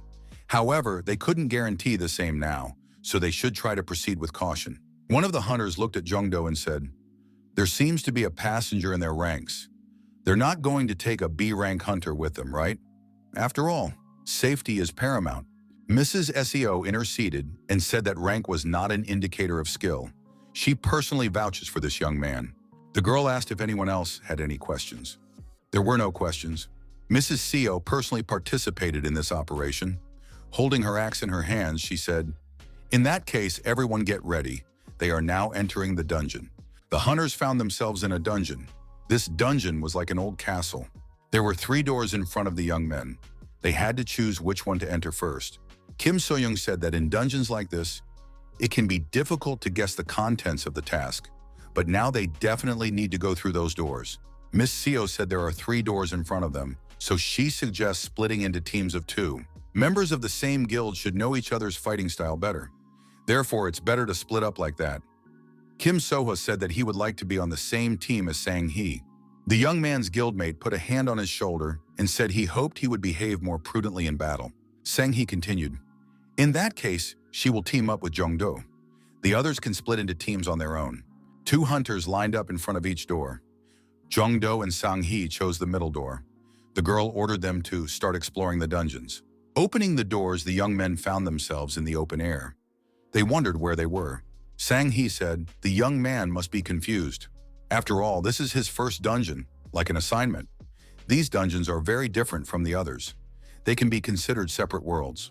The academy uses some of these dungeons as warehouses, although they are actually gates through which monsters invade their world. However, they still do not know the cause of this phenomenon. In a dungeon-like sweep, the monsters seek to destroy the hunters at all costs. In a dungeon, mission-type setting, things are a bit different. It seemed that the monsters from here were not looking to take over the land, but to prepare the hunters for battle with others. The young man thought that the type of dungeon was something similar to a treasure dungeon, whose inhabitants were eager to bestow weapons on the hunters to resist the invasion. Sang-hee continued, "That's why these dungeons look so unusual. The most important thing here is to be prepared for everything and make informed decisions." It didn't take long for the monsters to show up. The monsters appeared in front of the young men. They were ape-like monsters. Sang-hee told the young man to prepare for battle. Despite the purpose of the dungeon, the monsters here are not the least bit unfriendly. Jong-do turned on the explore mode. They were warriors of a small tribe living deep in the forest. They loved to fight and honor the gods of the sun and moon. The monster turned to his warriors. The monster warned his brethren that a battle to the death awaited them. He was screaming that it was time to get his hands on everything and cast off the shackles. They must have what they want. Sang-hee assumed that there were indeed intelligent monsters living here. They were trying to say something. Too bad she couldn't understand them. The monster urged its brethren to begin a deadly battle. Jong-do asked his opponent what they mean when they say they will definitely get what they want. Sang-hee wondered, did the young man really understand their language? The young man scratched the back of his head and said that it looked like it. Could it be because of his talent for communication? The monster was surprised too. The human understands their language. They came here to gain power. She was ready to tell how to do it. The young man received information about the mission. The first step was to defeat the Kamka tribe. The second item was to collect the souls of the sun and moon. The third item was to destroy the shackles of the Kamka souls. Jong-do put it down that the upcoming battle was parts of their assignment. The young man rejoiced. He said because working with his head, it was his weakness. The young man went on the attack. The monster put his shield forward and said, "Let the young man try to defeat him." Jong-do performed the Green Dragon's maneuver. The monkey monster was surprised at his opponent's trickery. The meaning of this maneuver was unclear to him. The young man launched a hail of attacks from the ferocious tiger. The monster repulsed the attack. Monkey monster said the opponent has fast and heavy punches, but he's much faster. The young man came up with another attack. A legendary sword appeared in his hand. He said, wondering how the opponent would be able to block it. The monster called the young man a foolish warrior. He added that he had never faced death. He would now repel all of his opponent's attacks with one simple spell. Jong-do advanced forward and did not negotiate. His sword pierced through the monster's shield and stabbed into the monster's body. The monster thought, "How is this possible?" The young man said, "It seems the opponent is very proud of his shield, but his weapon is also magnificent. Strong green sword attacks have a chance to ignore the opponent's armor." The monster said he was relying too much on his shield and fell to the ground. The shield flew off to the side. Jong-do said that he would take the shield for himself.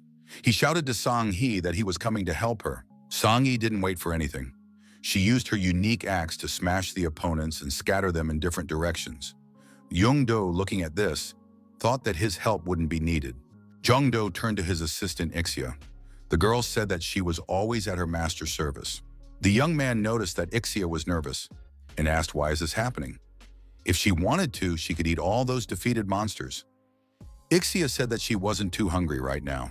Jongdo noticed that if she wasn't hungry, it looked suspicious. Besides, she's being very taciturn today. Jongdo decided to check her characteristics. Her development progress was greatly increased. The young man said that the development progress, more than 50%. Last time, it was barely up 1%. The young man told Ixia to confess immediately. The girl apologized. Ixia admitted that she ate that guy in the monkey mask. Jongdo called her a cannibal. She claimed it wasn't like that. She felt a strange aura from that person. That's why she wanted to try some. Before she knew it, she had finished the last piece. The young man thought that guy had an inhuman aura. It was the same demonic energy that the priestess was talking about. If Ixia was able to absorb his body, then there really was demonic energy involved somehow. Jongdo said it was even better.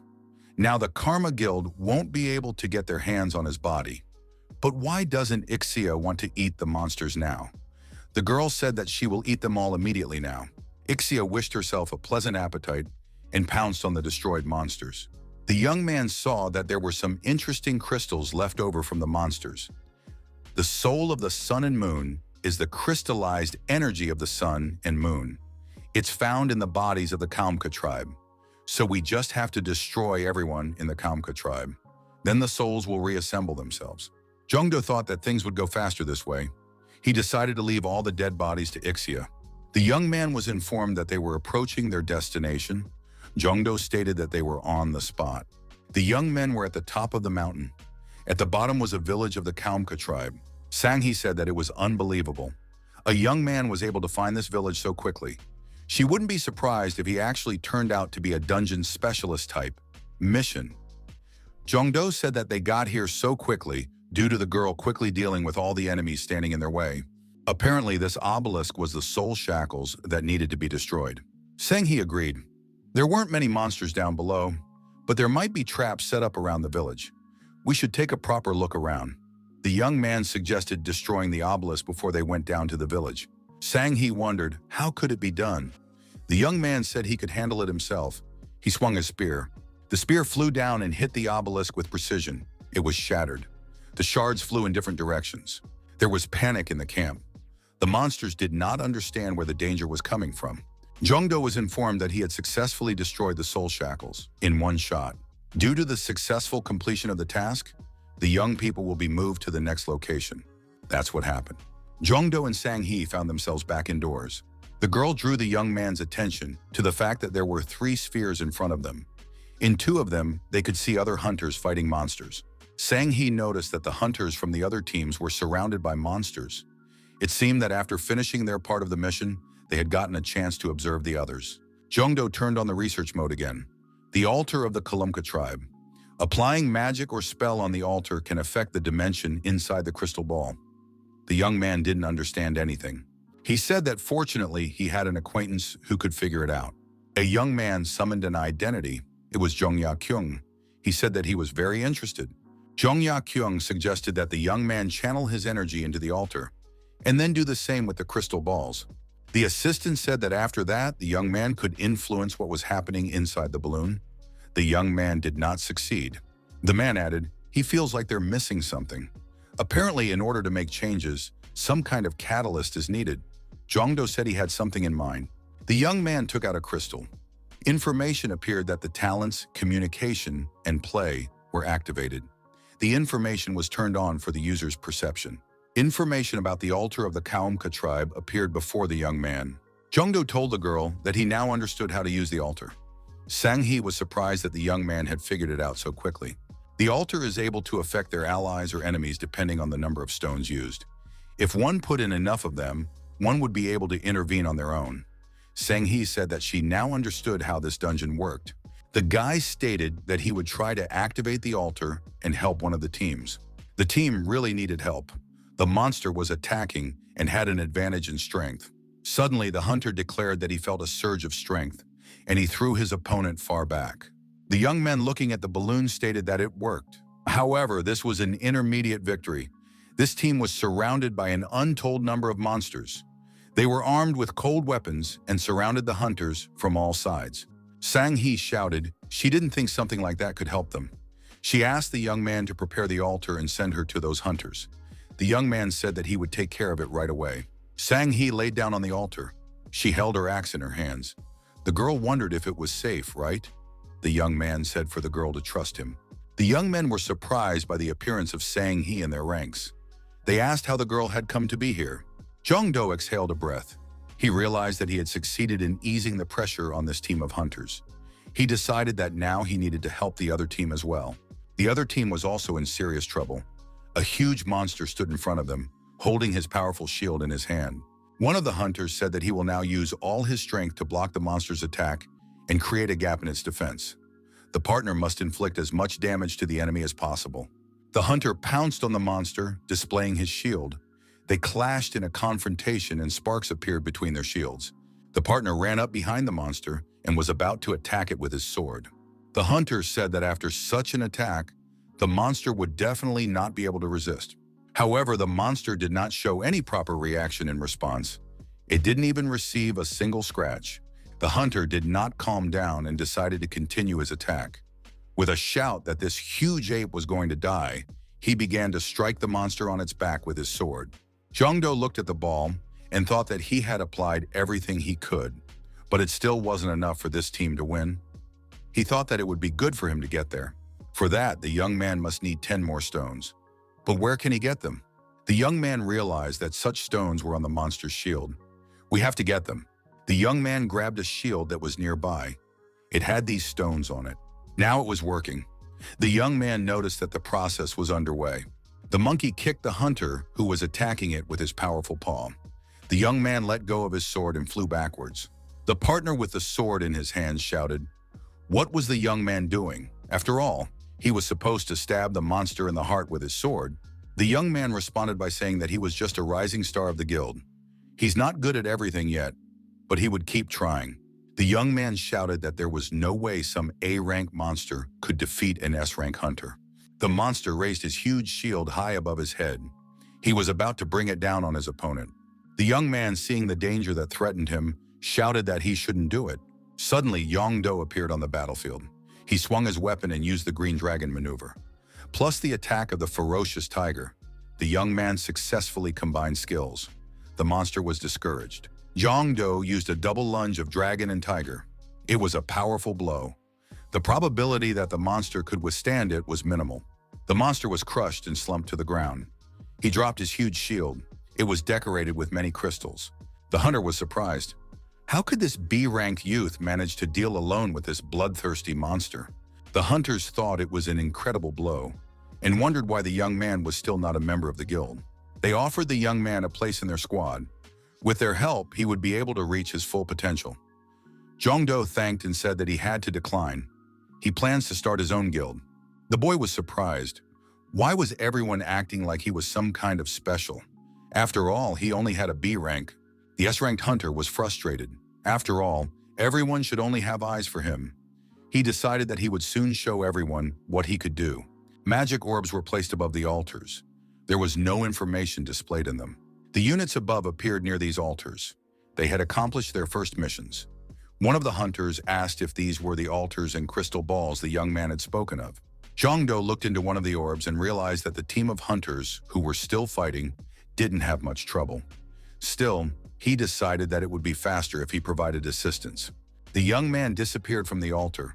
He moved into range of the hunters. The S-class hunter thought that with every new encounter, Jong-do managed to prove that he was much stronger than he looked.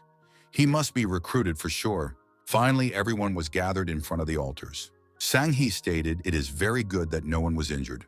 She asked if anyone had any comments. No one had any comments. Sang-hee asked Jong-do what their next move would be. The young man was frankly surprised. Why was his opinion being asked? The guy noticed that they were looking at him as if they were expecting something special from him. But he really didn't know what to do next. He wondered if he should explore the altar again. Suddenly, a bright glow appeared above one of the altars. Everyone became alert. What could it be?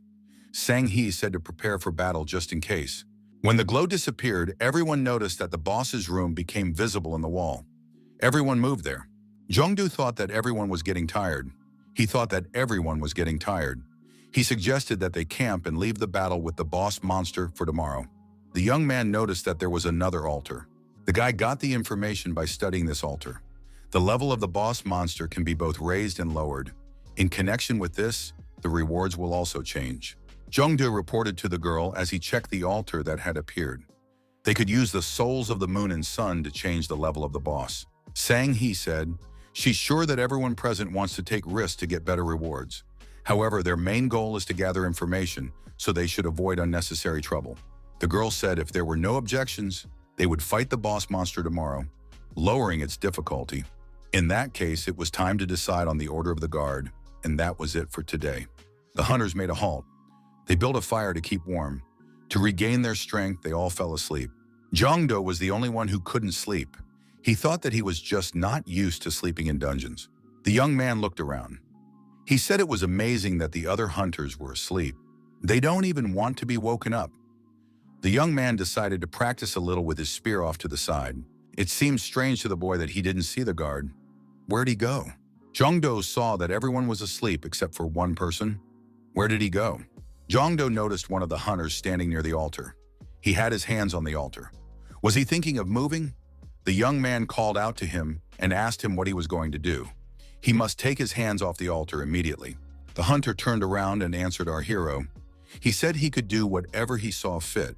Besides, he was higher in rank. Hunter replied he was a little nervous at first, but if he lowered the level of the boss, he would be able to take him down alone. This conversation caused all the other hunters to wake up. The rebellious young man said that now he would show everyone his true strength. He drew his sword from its sheath. Suddenly, someone threw his weapon at this hunter, and he dropped the sword from his hands. He was deactivated for a while. Someone dragged him around the corner, and from there came the monster's voice. He respects the hunter's desire to face a test to gain great power. However, hunters unable to distinguish between recklessness and bravery were unworthy of his power. Everyone saw a terrifying monster that was ready to attack everyone present. One of the hunters shouted, "How dare the monster attack his comrade?" He would never forgive him for that. Now they would have to fight. The hunter put up his shield and went to attack the monster. He was going to hit the formidable opponent with his shield. The monster used his mace to throw that hunter aside. Sang-hee ran up and jumped up and swung her sword. She said that they were left with no choice. They would have to defeat the boss monster now. The monster boss shouted for everyone to put aside fear and fight bravely and selflessly. He is only worthy of strong opponents. Sang-hee was similarly cast aside. The hunters were shocked. This monster easily blocked the attacks of two S-rank hunters. How could they fight it? After all, it's monstrously strong. Jeondu got the information that Kim So-ha used the altar, and instead of lowering the difficulty, he made the boss stronger. Even Liu Shan and Yixia didn't know what to do. The young man was holding an amulet confiscated from his opponent during one of the past battles. He said that now they could only hope for luck. If this locket could repel negative energy, then maybe it could ward off bad luck from him as well. It was Gashina's blessing. It repels negative energy. The monster, looking at Jongdo, said that it was excellent. He senses the spirit of a warrior in the young man. He's ready to fight him. Jongdo didn't mind fighting this monster boss either. The young man gripped his halberd tightly and stepped forward. This time the young man was helped by Loi Bu. He said that they had not seen each other for a long time. As a reward to the young man, a black card skill was unlocked. It was the summoning of a red hare. The young man looked at the horse that appeared in front of him and thought, "Is it really a red hare?" Jongdo jumped up on his horse. The user's characteristics were enhanced. The riding skills were greatly enhanced. The young man and the horse felt each other confidently. Monster Boss said that he feels an incredible aura. This fight should be a pleasure for him. The horse pounded its hooves and shot sparks. The monster told the great warrior to attack him fearlessly. The young man, without a shadow of a doubt, pounced on his opponent. The monster was ready to meet the enemy with dignity. The young man struck the halberd with a staggering blow. The blow was so strong that the monster flew backwards, hitting its back against the wall.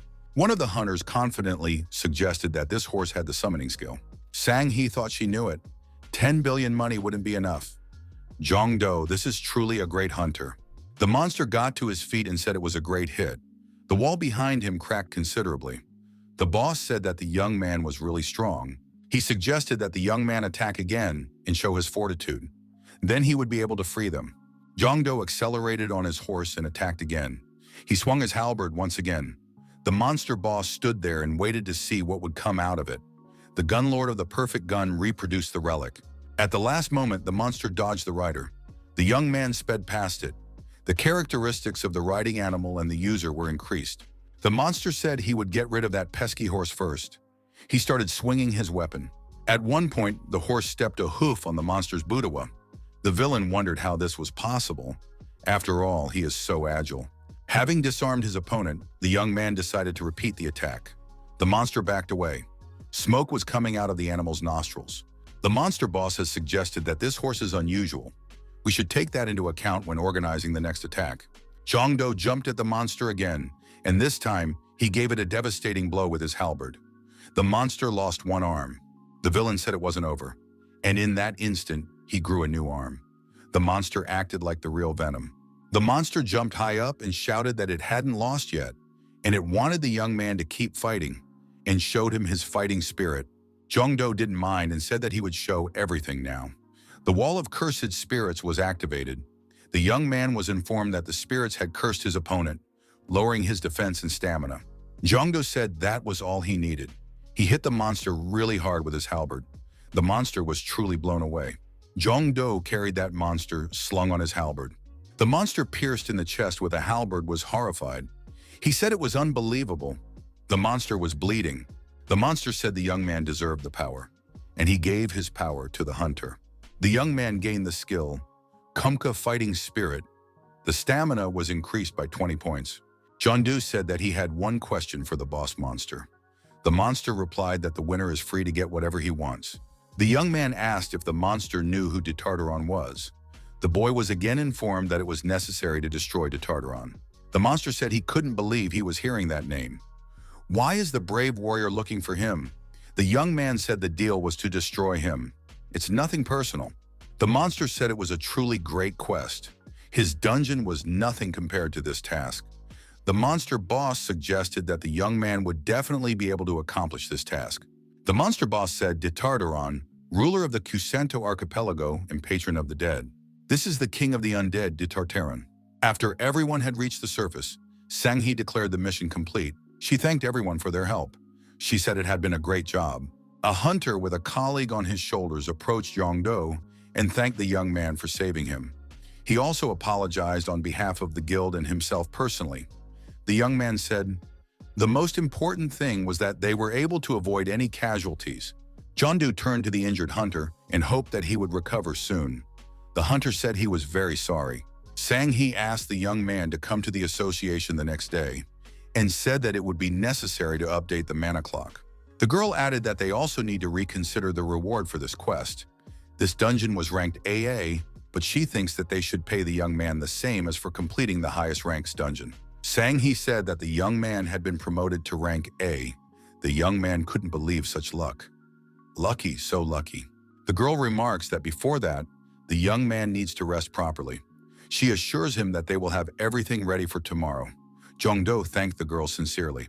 The girl said to have Kim Soha write a letter of apology to the academy after he's released from the hospital. The next day came. Jongdo was receiving congratulations. He was promoted to rank A. The young man received a new watch, according to his new rank, as required by the regulations. Jongdo thanked everyone, but said that next time, the event would be held in a more private setting. There were many people who wanted to congratulate the young man in person. Many guilds wanted to recruit Jongdo. They offered the young man more and more favorable terms. The young man thought that these people were much noisier than those who came for Soyun. Moving to the VIP room, the young man decided to rest. Ixia said that the young man had done his job well. Jongdo thought that he had been running around a lot lately and forgot to check his characterization window. Ixia advised him to do it now. The young man checked his stats and thought that with them, he would be able to pass for S rank quite well. But as he looked at one of the skills, he remembered again the frustration he felt whenever he had to ask for help. Now the skill required less mana and dealt more damage, but still it was frustrating. The young man decided to keep the weapon he had gotten from the last dungeon for a while. It might come in handy. The young man was overjoyed as he read the ignoring of the experience point penalty. He was fighting an opponent whose level exceeded the young man's, and so he received an increase of 5 points to all stats. The experience point penalty was also ignored. The young man still hadn't heard of the experience point penalty. Either this is some mechanic unknown to mankind, or someone knows about it, but prefers to keep the information secret. Either way, now he would be able to level up even faster. Jongdo decided to start preparing for tomorrow without wasting time. He found out that there would be a new dungeon tomorrow, so he decided that he would use the last bloodjade. The masked men still couldn't figure out where the monkey was. After all, he was the only one who knew how to create bloodjades. The hooded man said that the bear was busy looking for him. Tiger asked, "Where will the assignment go this time?" The leader warned everyone that this time they would face monsters whose strength was unknown. He added that they would have to go to Dokdo. It's a territory of small islands in the ocean. Jongdo found himself in a valley between the mountains, on the bank of a river. He said it seemed to be here. The young man was not mistaken. Looking around, he saw the portal, the entrance to the dungeon. It was Doppelganger's lair, a one-man mission. Type, boss fight. Doppelganger, it's a monster that can completely copy the abilities of its opponent. Jongdo had never heard of hunters encountering such monsters. It's most likely a new monster that appeared after the second disaster. Jongdo asked Ixia if this monster could copy his equipment. The girl said that in her world they could only copy skills. Jongdo said, "That's great. In that case, it will be a battle between the A-ranked hunters and the S-ranked hunters." The young man found himself in a dungeon. He looked around and concluded that no one was around yet. The girl told the young man to look under his feet. The young man lowered his head and saw a reflection. It was Doppelganger. Jongdo, with the words, "There you are," thrust his weapon straight into the ice beneath his feet. Doppelganger appeared in front of the young man. He said, "Welcome to his lair." He looked just like our hero. The monster said he had already looked up the young man's information. Now they are equal to each other. Jongdo jumped and swung his halberd. He was about to strike the enemy. Doppelganger thrust forward his weapons, the same halberd, and blocked Jongdo's attack without much effort. Jongdo said that he was about to finish off his opponent in the blink of an eye. The opponent smiled and said, "Let him just try." The warriors fought each other, but since they were equal in strength and skill, the battle went nowhere. Doppelganger said the maneuver will now be executed. Indeed, Jongdo performed the Green Dragon maneuver, again to no avail. Be that as it may, Doppelganger was unable to land a single punch. He only defended himself. Jongdo applied a skill, the roar of a tiger. The opponent was thrown back by the sound wave. Jongdo said it looked like the opponent hadn't realized anything yet. Jongdo said that Doppelganger could verify everything himself with research. The opponent replied that he could have guessed it himself. Doppelganger didn't understand the communication. Jongdo said he knew it. The opponent couldn't copy his talents. The monster asked, how dare the young man mock him? It had never happened before. Jongdo couldn't understand why his opponent was so mad. This talent doesn't even help him in battle. Ixia assumed it was because of his pride. She would also be surprised if she met a monster she couldn't eat. The opponent used a ferocious tiger attack and attacked his opponent. Each of the opponents had a halberd. Doppelganger said he didn't like fighting with extra items. Couldn't a young man fight without them? Why the pride? If it's not a battle to the death, it's a battle to the death. Jongdo said that the opponent is too talkative for a monster. He just needs to die. Doppelganger said he didn't end up here by choice. Jongdo wondered if he had been forcibly placed in that dungeon. The young man thought this was his chance to learn more about the monster invasion of Earth. Ixia told her master that their rival was cheating. Doppelganger said it was too late to warn his opponent. The monster stated that there was no way they would bow down to humans. A young man used the lottery. An ordinary card fell out to him. The young man felt sorry that his opponent had to copy his luck. Doppelganger was copied by Emperor Liu Shan. Jongdo pierced his opponent and said that this is the end of them. Goodbye. The young man noticed that his level had been raised, and that was after one battle. The level increase continued. He raised 10 levels at once. That's the best skill ever. Jongdo noticed a glowing orb lying at his feet, near his defeated opponent. The young man raised the sphere and said that he had already forgotten about the skill stone. On the surface lay deactivated Secret Service agents. 2 men dressed as Secret Service agents said it had appeared. One of them added that every time he is surprised how accurate his predictions turn out to be. Now they always know where the new dungeon will appear. The radio transmitted that a SS rank monster was confirmed. The stranger was holding a red balloon. He said it was time to begin. One of the people standing in front of the portal said that they didn't know what kind of monster would come out of the dungeon. They should probably retreat to a safe distance. The colleague agreed. Suddenly, a monster appeared from the portal. The people didn't have time to retreat. The monster said he wasn't letting them go anywhere and deactivated it. The villain said, now he sees who dared to disturb him, as soon as he should have decided to rest before invading the human world. The monster said angrily that these two had ruined all his plans and blew them up. He said there was nothing to be done. In the place of these two, there were only bones left. Tartaron stood on the edge of a cliff above the ocean and said it was a great place. The monster said it was time to have some fun. He had a well-developed plan of action. Ships began to appear from the dungeon. The monster was assembling his fleet.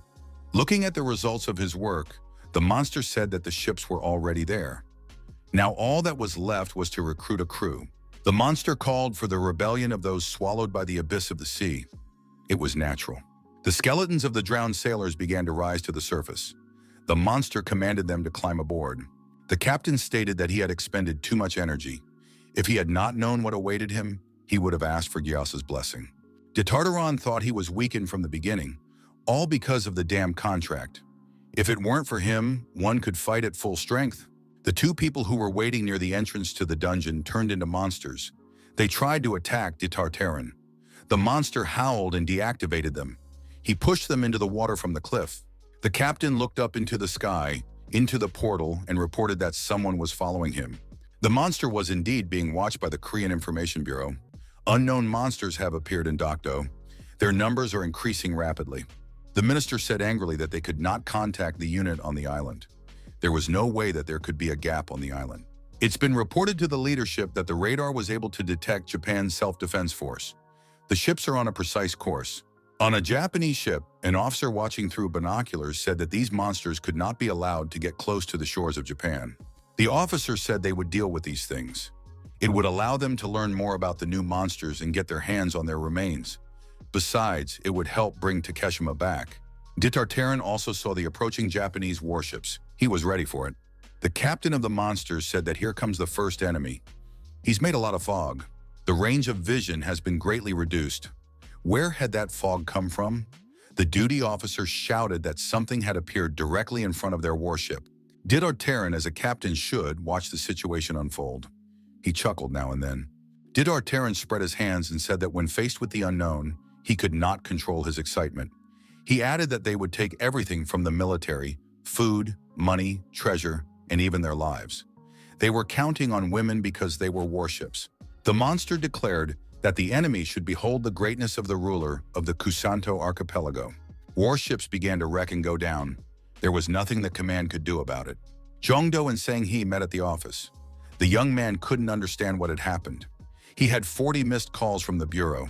The girl said that they had an emergency. She will inform the young man about everything. The young men entered the office of the head of the association. Sang-hee said that she had brought Hunter Jongdo. The head of the association was not alone in the office. Hye-chun, who was in the office, said hello to the young man and said that they hadn't seen each other for a long time and suggested that they would be in the same boat as the hope and pillar of the entire nation. Jongdo looked at the officer who was also in that office and said that he had seen him somewhere before. The officer said it was nice to meet you too and introduced himself. It was Jin Go-soo, the country's Minister of Defense. He added that the young man's exploits had reached the highest ranks. He was said to be a very capable young man. Jongdo met and thought, something really serious has happened. The head of the association said if everyone was gathered, he suggested to pay attention to the screen and turned on the projector. Everyone present saw a monster on the edge of the cliff. There were countless monster ships below in front of him. The head of the association said, as all can see, unknown monsters have appeared in the Cocteau archipelago. Jongdo saw the monster on the screen and guessed it was him, Archilich de Tartaron. The association concluded that this monster had shown up as a result of the rupture on Dokdo Island. They must destroy it before it reaches their country. The original plan was to launch an airstrike on Dokdo, but they can't do that until they know the status of the Japanese troops. In order to avoid conflict between the states, it was decided to resort to the help of hunters. Hyojun said that he can't ignore such a threat to the Earth, so he can be counted on. John Do said that he's in on it too. The young man thought that the help of the armed forces in eliminating Ditaran would be most welcome. The head of the association said that they planned to attack the enemy from both sides, putting Hai Chun and Zhong Do at the head of the units. The nominations of the young men were unanimously approved. Ixia told the young man that he was appreciated, and she was sure he would do well. The minister said they would evacuate the population and an hour later begin an operation lasting about 10 hours. If the monsters made a move on the island, he would launch the armed forces. They should head for the port as soon as possible. Zhong Do said that he needed to make preparations. He would immediately follow to his destination as soon as he finished his business. The minister replied that it would be convenient as a young man. Zhong Do asked Hei Chun if there were any blacksmith shops nearby. Ellie's blacksmith shop was nearby. Zhong Do couldn't even think that there was such a room in the basement of Chai Chun's house. The young man's assistant this time was a scientist. He liked the workshop. Zhong Do said that he was going to forge swords, so he needed the scientist's help. Zhong Do, having prepared thoroughly, said that it was safe to proceed. The scholar in the photograph saw the paired blades of the great warlord of the Joseon dynasty, General Li Sunsen. It was a pair of dragon blades. The young man said, once he learned that they would be fighting on the sea, it immediately hit him. He added that he would create Li Sunqing's paired blades to summon him into battle. Victory would surely be theirs. As the young man made blades, the scholar noticed that the young man had an excellent material imbued with chi energy. Zhong Do stated that he had to give his best this time. He needs not only skillful hands, but also luck. This time, double summoning was applied, and Emperor Liu Shan also appeared. The scholar sighed. The young man was informed that this was the first time he had used double summoning. The mana expenditure was cancelled. The scientist asked the young man, "Who is this second assistant? He looks very majestic." Zhong Do said he would explain later. He has more important things to do right now. The advisor scientist told the young man that he has only one chance, and he must not make a mistake. The young man replied that he understood everything and would try his best. At some point, Ixia said the weapon was ready. The young man stopped working. After that, the sword had to be dipped in water. Zhong Do dipped the sword into the water and tempered it. He followed all the rules of blacksmithing. Liu Shan said that the young man is helped by his luck, and he has faith in the young man. The weapon was ready. Its steel reflected the light in the sun like a mirror. The scientist said the young man should engrave something on the blade. The dragon's paired blades contain a powerful spirit. He once swore to protect the land and seas of his homeland, and he has carried that vow unwaveringly through the centuries. Zhong Do was informed that he had successfully forged a legendary artifact. The young man was the first to create a legendary item. He would be given a reward. Zhong Do's assistants cheered. They had succeeded. Air Force planes were approaching the target. They had weapons on board. They were ready to begin their missions. The pilots were talking among themselves. One asked his partner if he had been able to spot the targets. The partner replied that the fog was too thick. He should lower his altitude. The squadron commander says he's forbidding the descent. You can't descend until the target is secured. De Tartaron, sauntering across the deck of his ship, said, "Do they really think he can't get his opponents in the air?" The monster added that no one was allowed to part the skies as long as the king lived. He increased the amount of attack mana that bound the aircrafts. One of the pilots, sensing something wrong, reported that they were caught. He can't get out. The monster looked up. There were 2 explosions. Both aerial targets were destroyed. The monster said the sea was the only way. His ships, crashing through the waves, continued on their established route. Didardaron squinted one eye and said, it was time to test which was stronger, these metal troughs, or his ghost ship. The ship's captain reported over the radio that the number of dead men was only increasing. They can't stand idle any longer. We need to eliminate the threat as soon as possible. The young man on the radio continued to listen to the officer's report. He said that they were starting a fire suppression. When it came to a direct confrontation, they would use hunters. The hunters said he understood. The captain has ordered all ships to set course for Dokdo. That means the military has begun the operation. The ships entered the fog. Visibility dropped to 0. We had to keep moving, navigating by instruments. A sailor in the deckhouse reported that the radar had stopped working. He noticed that, in addition, the communication had been interrupted. The captain ordered us to slow down and keep our distance. He also gave permission to fire at anything that moved. The sailor reported to the captain that an unknown ship had appeared directly ahead. The sailor even pointed his finger in the direction of the unknown ship to make it more convincing. The captain said it was the enemy and ordered them to open fire. The gunners practiced the order and fired in the direction of the unknown vessel. The captain looked through his binoculars and stated that the stricken ship was going down. After the fog cleared a bit, the captain realized that a Japanese ship had been struck. Ditartaran watched from the sidelines, standing on his ship as the warships destroyed each other. The monster laughed and said they were stupid humans. They had fallen for such a simple trick. Ditartaran added that the humans had amused him enough. It was time to take their lives. A ghost ship rammed a ship of the country's navy. There was panic among the military. Hunters appeared on the deck of the warship. They said they would fight to the last man and would cover the retreat of the military. Ditartaran, observing what was happening, said that it was very noble. They decided to fight to the last man, and he decided to give a command to his subordinates. The captain of the monsters ordered everyone to prepare for battle. The monsters, all as one, decided to follow their commander's orders. Ditartaran ordered to take no prisoners. Observers saw a pirate ship attacking a military vessel and preparing to board it. The hunters shouted that their ship was being boarded. We must help them. To do that, we must get closer. Explosions were heard on the warship. A sailor reported that they could not get any closer. Enemy ships have opened fire. They are now in range, so there's no way to get any closer. First, we have to get out of the fog. The hunter, gritting his teeth, said they had to get closer at all costs. Then they could provide solid support. A bloody battle has broken out on a warship. The pirates who had boarded the ship clashed with the hunters. Blood was everywhere. Ditartaran ordered his men to sink the flimsy vessels. After that, the enemy squadron must be split up and shot one by one. Ditartaran proved to be an outstanding naval strategist. The monster has claimed to be invulnerable on the water. Sacrificing the enemy only makes him stronger. The assistant captain, looking through a telescope, reported to his boss that he had spotted the dinghy. The monster looked in that direction and agreed. The lifeboat was coming closer. He declared that, in any case, he had already won. This lifeboat would not turn the tide of the battle. We could forget about it and get busy watching the other ships. Jungdo, who was on that boat, expressed his hope that he was not too late and ordered him to get closer to that ship. The young man, using all his athletic qualities, pushed off and jumped up. He landed on the deck of the ship. The sailor asked the hunter who he was. The young man introduced himself and said he was a squad leader. He apologized for the delay, but said there were unforeseen circumstances. Jungdo announced that he was taking command of the ship. Since the young man was armed, no one tried to argue with him. The hunters and sailors on the ship looked at the young man and wondered, how did he have such a powerful aura? The warriors felt that this young man would definitely lead them to victory. In addition, he had twin swords in his hands. That gave them confidence.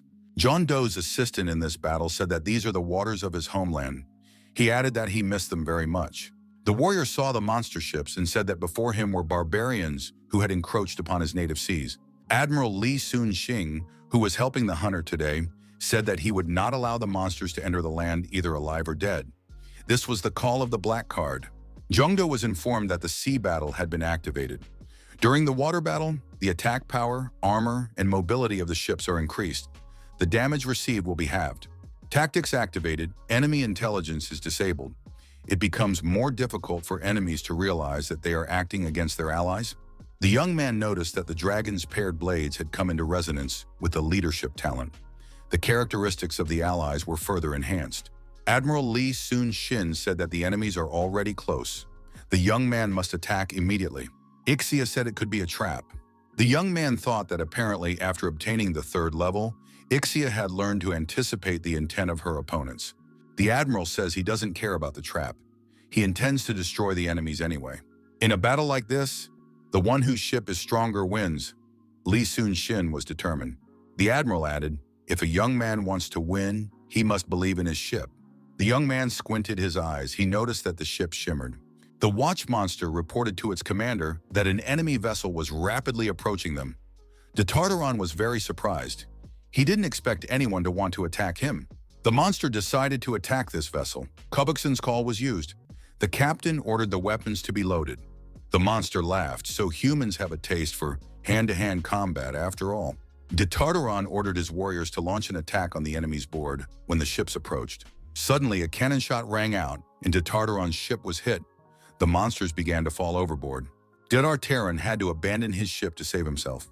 The ship was destroyed. Jongdo reported over the radio that they had sunk an enemy ship. He was interested in the location of the other enemy vessels. The young man was informed that he was ignoring the communication restrictions. The third squad reported that they could see no one. Fourth squad radioed that they were under attack. But the enemy has managed to hide in the fog. He's out of sight. Unit 5 reported seeing the enemy and asked the battle commander what instructions he would give. Jongdo said he should be given the coordinates. The military captain reported that it couldn't be done. Their radar had failed. The admiral told the young man to quiet his mind and concentrate on the allied energies. Jongdo turned on the mode about searching for the location of the allies. He radioed for Squad 5 to increase its distance from the enemy ship. After that, they began firing their main caliber guns. The young man warned that they were about to arrive at the battle site. The sailor reported to the commander-in-chief that he saw the 5th squadron. There were 2 whole enemy ships in front of him. Jongdo ordered the sailor to swim directly between them and warned everyone to prepare for a collision. The battleship commanded by Jongdo rammed into the opponents here. A fire broke out on one of the monster ships. There was panic in the enemy ranks. Jongdo's ship also came under enemy fire. The young man ordered all the hunters aboard to board the left ship and dispose of the remaining opponents. The hunters set about the task at hand. They moved to the enemy vessel and began to destroy the monsters. The enemy's judgment continued to flare up with renewed vigor. Orders have come from both sides. No one was to be spared. No one was to be taken prisoner. The battle was not for life, but for death. The hunters acted with determination. Jongdo announced that he could handle the starboard ship by himself. The young man resolutely stepped aboard the enemy ship. The young man was alone in an unequal confrontation with the entire crew of the enemy vessel. He was hoping for help from the twins' new swords and the admiral's support. The young man called to heaven to hear the oath of his blade, whose sweep shook rivers and mountains. The admiral urged the young man to crush his enemies by sprinkling his land with enemy blood. The enemy ship was getting more and more heated. The monsters had no chance of escape. De Tartaron shouted that these little brats could not defeat him. He is Lord of the Seas. Everything in the water is his. All of them can't even come close to matching De Tartaron's power. The monster shouted that now everyone would see his true power.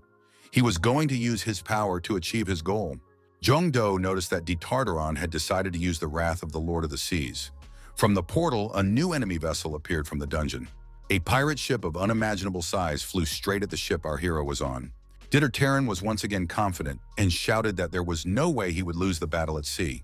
The monster captain assumed that if he could sink the ship that Jongdo was on, he would basically win the whole battle. The enemy vessel has landed. The monster had only to get closer. It was preparing to crush its rival's small craft. Ixia thought this was some kind of madness. The sea was stirring up a great excitement in her. The young man replied that the same thing was happening to him. The young man thought if it were a turtle ship, it would be easy to sink it, but it would be impossible to sink such a huge ship with one salvo. The young man saw only one way to do it. Jongdo ordered the sailor at the helm to change course after each hit. At the same time, keep the pace high. Keep an eye on the radar, or they might get lost for good. The young man added that he would do the rest. The young man gripped his swords tighter. De Tartaron stated that it was useless to flee. If the enemy wanted to hide in the fog, he would chase him until he lost his spirit, even if he has to swim to the end of the world. The monster said that he intended to take the enemy vessel into his own hands and turn it into a ghost ship. The distance between the ships was rapidly decreasing. The enemy ship was catching up with the ship carrying Jongdo. At one point, De Tartaron noticed that they were in a place where there were many rocks peeking out of the water. They had to be careful. The main monster noticed that the enemy had lured him here, sailing through the fog through which they could see nothing. Jongdo knew that he didn't have to look outside to know where to sail. Jongdo used his navigation. Ixia was always present nearby. De Tartaron thought it was only rocks that were in his way. And rocks are just rocks. His ship could break any rock in no time at all without getting hurt. The young man knew there were many reefs in this sea where he could have led his opponent, but there was a special reason why he had chosen this particular spot. De Tartaron noticed that his ship was stuck after all. He was unable to pass where his opponent's small ship had passed through. The monster noticed that the current in this strait was particularly strong because of these rocks, so his adversary had planned this from the beginning. The villain shouted that he would destroy his opponent even if he had to use all his strength. The sailor reported to Jongdo that the enemy ship was about to break out of the trap. The young man replied that he had taken that into consideration. The young man ordered the current to change. In this case, it was within his power. Turns out the young man had a skill changing the current. In this case, he used it to its full potential. Ditartaron was enraged. Could it really be possible for his rival to change the current? Now he would be sure to finish him off for real. The admiral told the young man that his time had come to an end. Jongdo said that it was an honor to fight shoulder to shoulder with the admiral. The great warrior wished the young man good luck. Ixia asked her master, what should they do? They could strike last while the skill was in effect, but the summoning time was coming to an end. The young man agreed that it would be harder for him to go it alone now. The young man decided to use the lottery in hopes that another hero would reach out to him. The combination choice caught the summoning ticket with a black card. The young man decided to use it. Jongdo received an award for the world's first human-made legendary artifact. Ixia was very surprised and happy for her master. Our hero decided to use the cards of Mordred and Tristan. He felt it would be the optimal duo in this case. There's no Western heroes more famous than the Knights of the Round Table. And if he used a black card, maybe a person associated with this legend can help him. The young man decided that he definitely needed help that he could safely count on. Ditartaron was surprised. There was an incredible flow of mana coming from his opponent. He didn't think his enemy would be so powerful. Lord of Weapons perfectly reproduced the legendary relic. Excalibur's skill unlocked. The young man armed himself with his legendary sword. He prepared for battle with the enemy. The boy knew that this sword could defeat any monster with a single blow. He just had to use it correctly. The young man knew that only one hero, summoned by the black card, was worthy of wielding this sword. It was King Arthur Pendragon. His level was 201. Ditartaron realized that his chances of victory were greatly diminished, so he made the decision to run. The monster was begging his vessel to start moving just a little bit and move off the rocks. Ditartaron was confused. He even considered abandoning the ship. That thought he dismissed. The ship, it was his pride. The Lord of the Seas cannot abandon his ship. The monster screamed with hopelessness. He didn't know what he should do. He shouted that he was waiting for his opponent to attack, and he wanted to see what he could do. The villain hoped that as long as the ship was with him, he would not be defeated. Jongdo stated that he was willing to fight and let Ditartaron blame himself for choosing such a fate. Jongdo swung his sword and cut the opponent's ship in two. Ditartaron couldn't believe that this had happened. The young man sighed with relief and said finally, the young man took it to the next level. The young man was overjoyed. Now he could level up by destroying monsters from the gap. This was all made possible by Kumka's fighting spirit. Ixia told the host that the ship's summoning time was about to run out. It's important to keep that in mind. Jongdo shouted, couldn't she have warned him beforehand? From the naval warship, cheers of joy could be heard that they were alive and that they had won. Jongdo said they were so happy that they didn't even notice him falling into the water. After the ship disappeared, the young man was on the water, thanks to a small raft. A young man fished Ditartaron's hat out of the water and received a prize for it. His mana increased. Perception also increased. The boy thought that was not a bad performance, but he can't walk around with a hat like that. The young man used an effect capable of taking the shape of any headdress or neck accessory of the user's choice and turned the hat into a bandage. Suddenly, a girl appeared beside the young man on the raft. Winry said hello to the young man. The boy bounced aside in surprise. The young man said hello to Winry Makina. The girl smiled in return. Using his athletic skills, the young man climbed aboard a military vessel. Jongdo asked how long Winry had been here. The girl replied that today was a special occasion, so she didn't take her eyes off the young man for a second. The girl said she was very surprised that the young man hadn't noticed his precious pendant was missing. When fighting such a formidable opponent, the young man thought he had dropped it during the battle. The girl said it was an extremely difficult fight, but the young man performed well. Winry said if the talent level game had risen to the 3rd talent level, she should return the pendant to the young man. Makina added that the pendant will come in handy for the young man in the future. Therefore, she insists that he keep it with him. Winry said if she wasn't mistaken, the young man had not yet been rewarded for summoning the black card. Theoretically, the reward for summoning a black card is no different from the reward for a diamond card. But on the occasion that the young man completes an extremely important task, she will give him a special reward. Makina told the young man to pay special attention to this award. Winry Makina told the young man that he had an opportunity to get a new talent. With a little luck, he could get a 3rd level talent. Makina warned that there would be only one attempt. The talent received will depend on the panel the arrow points to. Jungdo said that of course he understands everything. But why is the third level panel so small? What kind of luck do you have to have an arrow pointing to it? Makina said that the young man should realize for himself how much difference there is between first and third level talents. The girl added if the young man wasn't happy with it, she could give him the standard reward. Jungdo shook his head and said that he was choosing the wheel. The young man stated that the reward would depend solely on his luck. In that case, the young man decided to summon Liu Shan and Yixia. They gladly decided to help the young man. Jungdo told them to listen to him carefully. They must gather all their luck and get the third level talent. The young man spun the wheel with all his might. Yixia said that the wheel should be released now. The young man folded his arms in front of him and looked at the wheel, praying that everything would work out. Lucian and Yixia also watched without taking their eyes off the wheel, and while clenching their fists in front of them. The wheel stopped, and the young man received a third-level talent. He was given an additional reward for hitting a negligible percentage. Liu Shan contentedly said that he was the one who warned the young man to believe in his luck. Jungdo said that he didn't doubt her one bit. We should check the character window soon.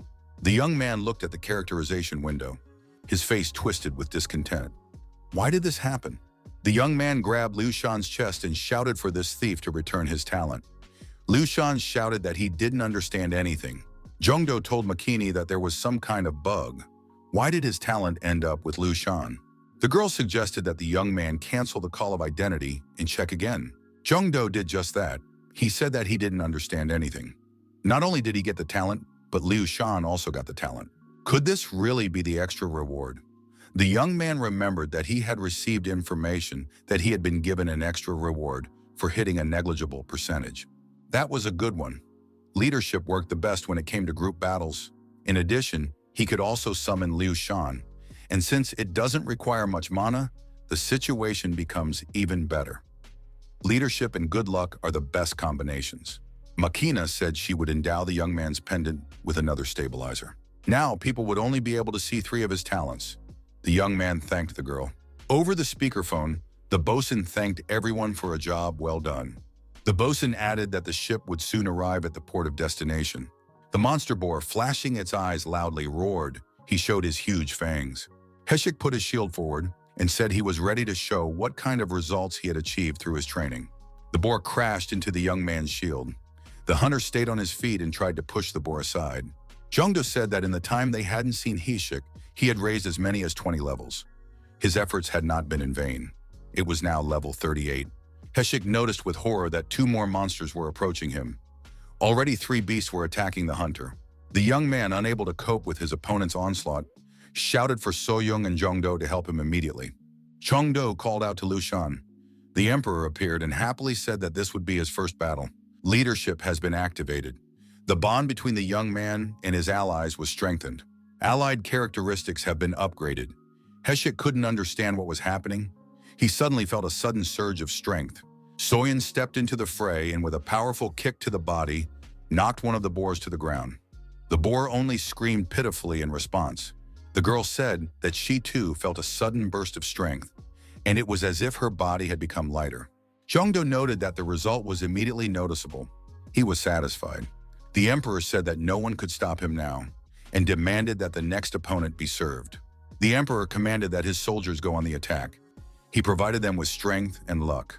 Without waiting, Soyeon and Heshik went to attack the bloodthirsty monsters themselves. Heshik scattered the monsters to the sides. Working his shield, he told them to get out of the way. Soyeon was not lagging behind. Using her hand-to-hand combat skills, the girl dealt with the monsters very effectively. Jungdo noted that there's a reason they call Soyoung Saint. The undead are killed literally by her one strike. He feels that they will clear the dungeon much faster today. The young man allowed that it might be the synergy effect of the new talent and the paired dragon blades. If the user had a level 3 leadership talent, the characteristics of the allies were further increased. Jungdo thought that his team had already raised their level. Just in case, he decided to check. Soyeon was a level 27 owner. This was a very noticeable improvement. Heshik kept up with the girl. He was a level 45 hunter. He had raised as many as 7 levels in just one day. Jungdo couldn't believe his eyes. He double-checked all the outgoing data once again. There could be no mistake. His team had strengthened their position very much. Hishak and Soyeon looked at their boss and asked if something was wrong. Jongdo asked the young men if they had checked their characterization a long time ago. Hishak asked, "What happened to them?" The young man asked them not to be surprised after they checked. The young men were already surprised. Jongdo said they'll find out for themselves soon. We have to take out the remaining opponents and head for the boss. Heshik and Soyeon reached the boss monster and engaged in battle with it. The young men acted like a well-coordinated team. After destroying the boss, the young man saw that his team had moved up another level, and mana and agility were added. The young men had reached the limit of their characterization development. John Doe said that this message threw him into a stupor. Maybe the lottery will give him a solution to this problem. The system reported that the young man had reached his destination. In front of him was the entrance to the dungeon. The young man turned on the research mode. This was a class trial, a special dungeon created for one person. The boy thought that apparently this was the dungeon for class upgrade. In order to upgrade, the young man must take part in this class trial. The young man put on his wristwatch. He thought he hadn't done that in a long time. He doesn't know how long he'll have to spend in this dungeon, so it would be better to leave the electronic watch at home. The young man noticed that his heart was about ready to jump out of his chest. Jongdo was ready to enter the dungeon. However, the unexpected happened. He flew into the air and began to climb upwards. At some stage among the clouds, the young man met with some bird. He asked who was in front of him, and he pointed his cold weapon at the bird. Bird said it perfectly.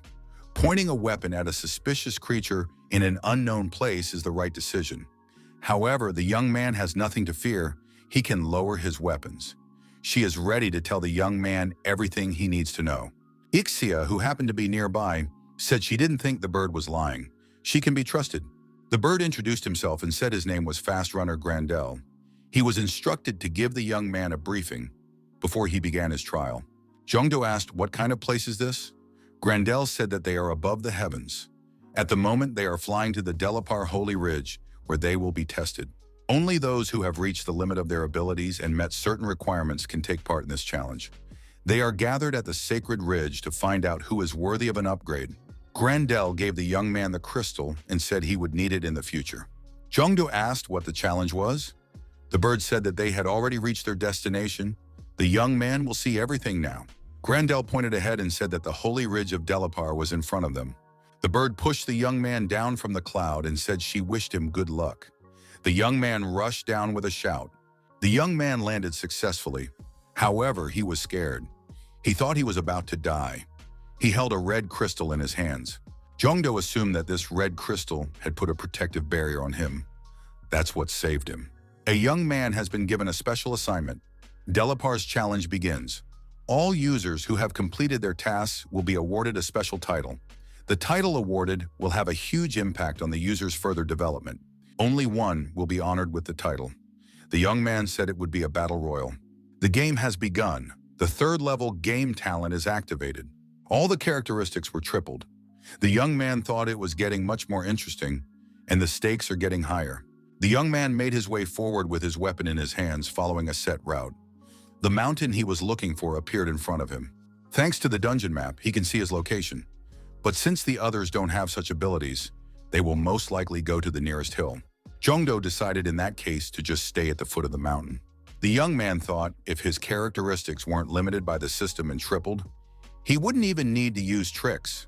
The young man had reached the limit of his characteristic development. Ixia reported to her master that she felt someone approaching him from behind. The guy looked around and didn't see anyone. He said he couldn't feel anyone. Ixia told the young man to trust her intuition. Suddenly, a huge wolf appeared among the trees. Jongdo said he was worried sick, but it turns out it's just a wolf. The common wolf accelerated and lunged at the young man. The young man managed to dodge.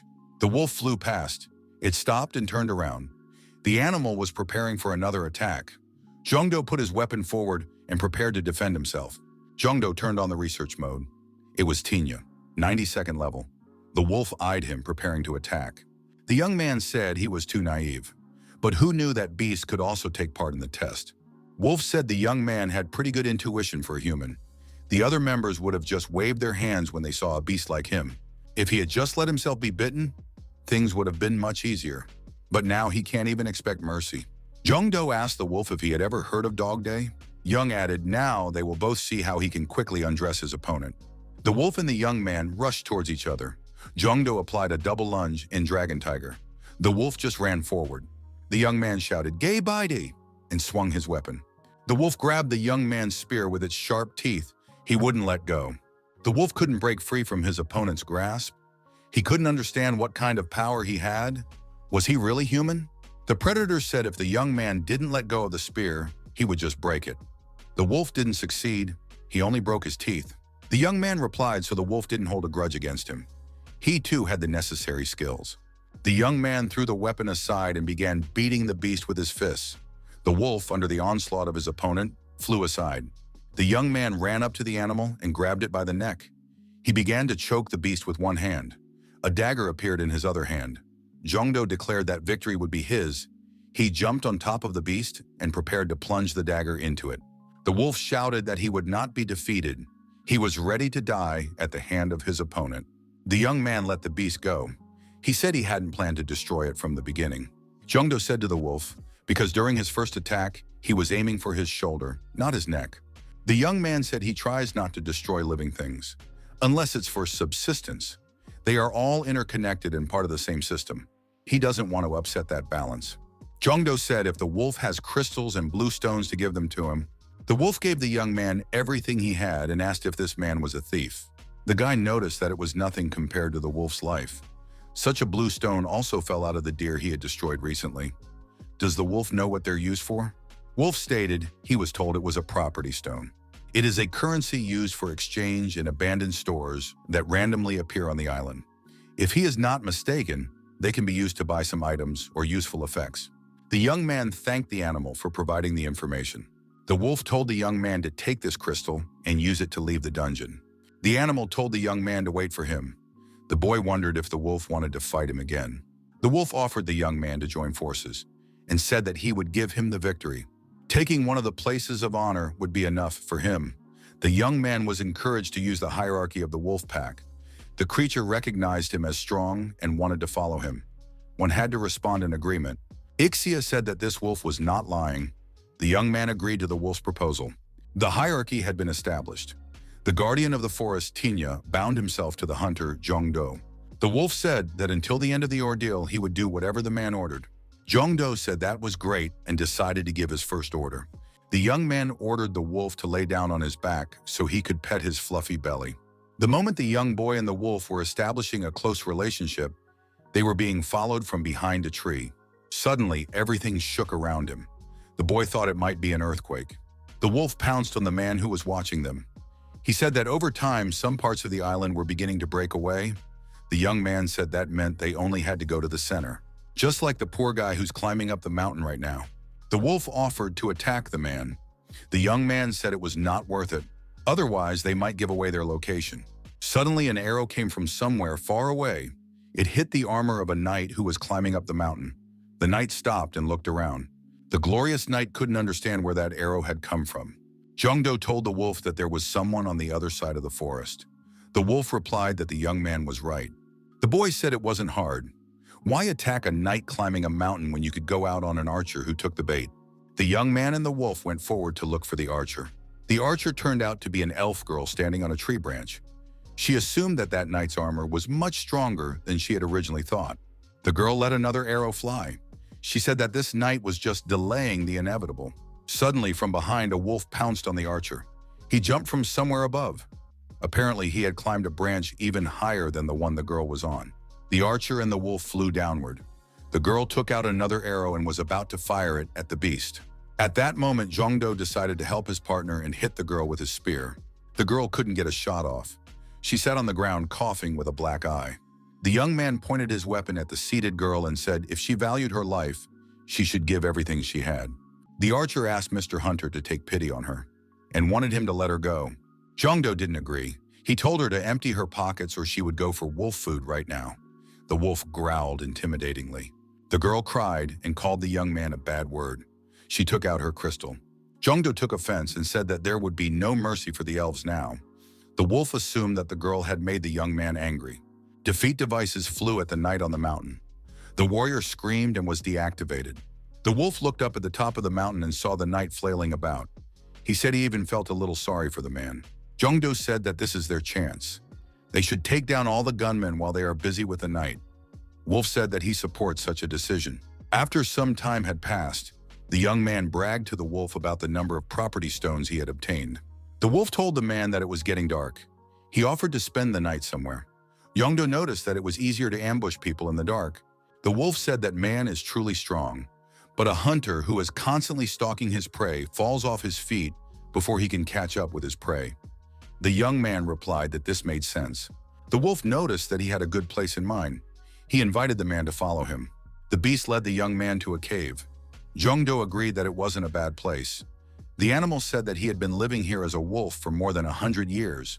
Therefore, finding caves wasn't a problem for him at all. Jongdo stated that the passage to this cave is a bit small. Since the wolf is bigger in size, it will be even harder for him to get in. The wolf replied that he had thought of everything. The wolf turned into a man. The man had a hat on his head in the shape of a wolf's head. The man was a girl. She was wearing only a hat made of a wolf's head.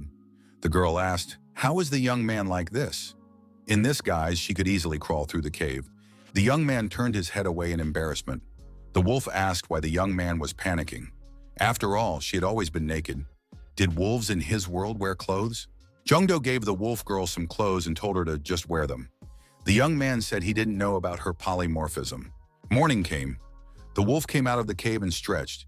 He asked how the man had rested. The wolf saw the red spots on the ground and asked the young man what they were. The guy answered. He wanted to know where the other participants were headed, so he spilled some paint beforehand. He looked at the map and at the tracks to see where they led. The tracks led straight to the river. The wolf said he could smell the water. There were several creatures gathered there. Jongdo suggested catching them off guard. The young man said that they should be quieter now. They should detect the enemy and immediately ambush him. The wolf showed the young man that there was a store near the river. Now it was clear why everyone was gathered here. In the store, you can find items that can turn the whole game around. Suddenly, the wolf growled. The young man gripped his weapon tighter. There was no one around. He thought they were imagining it. There was an earthquake again.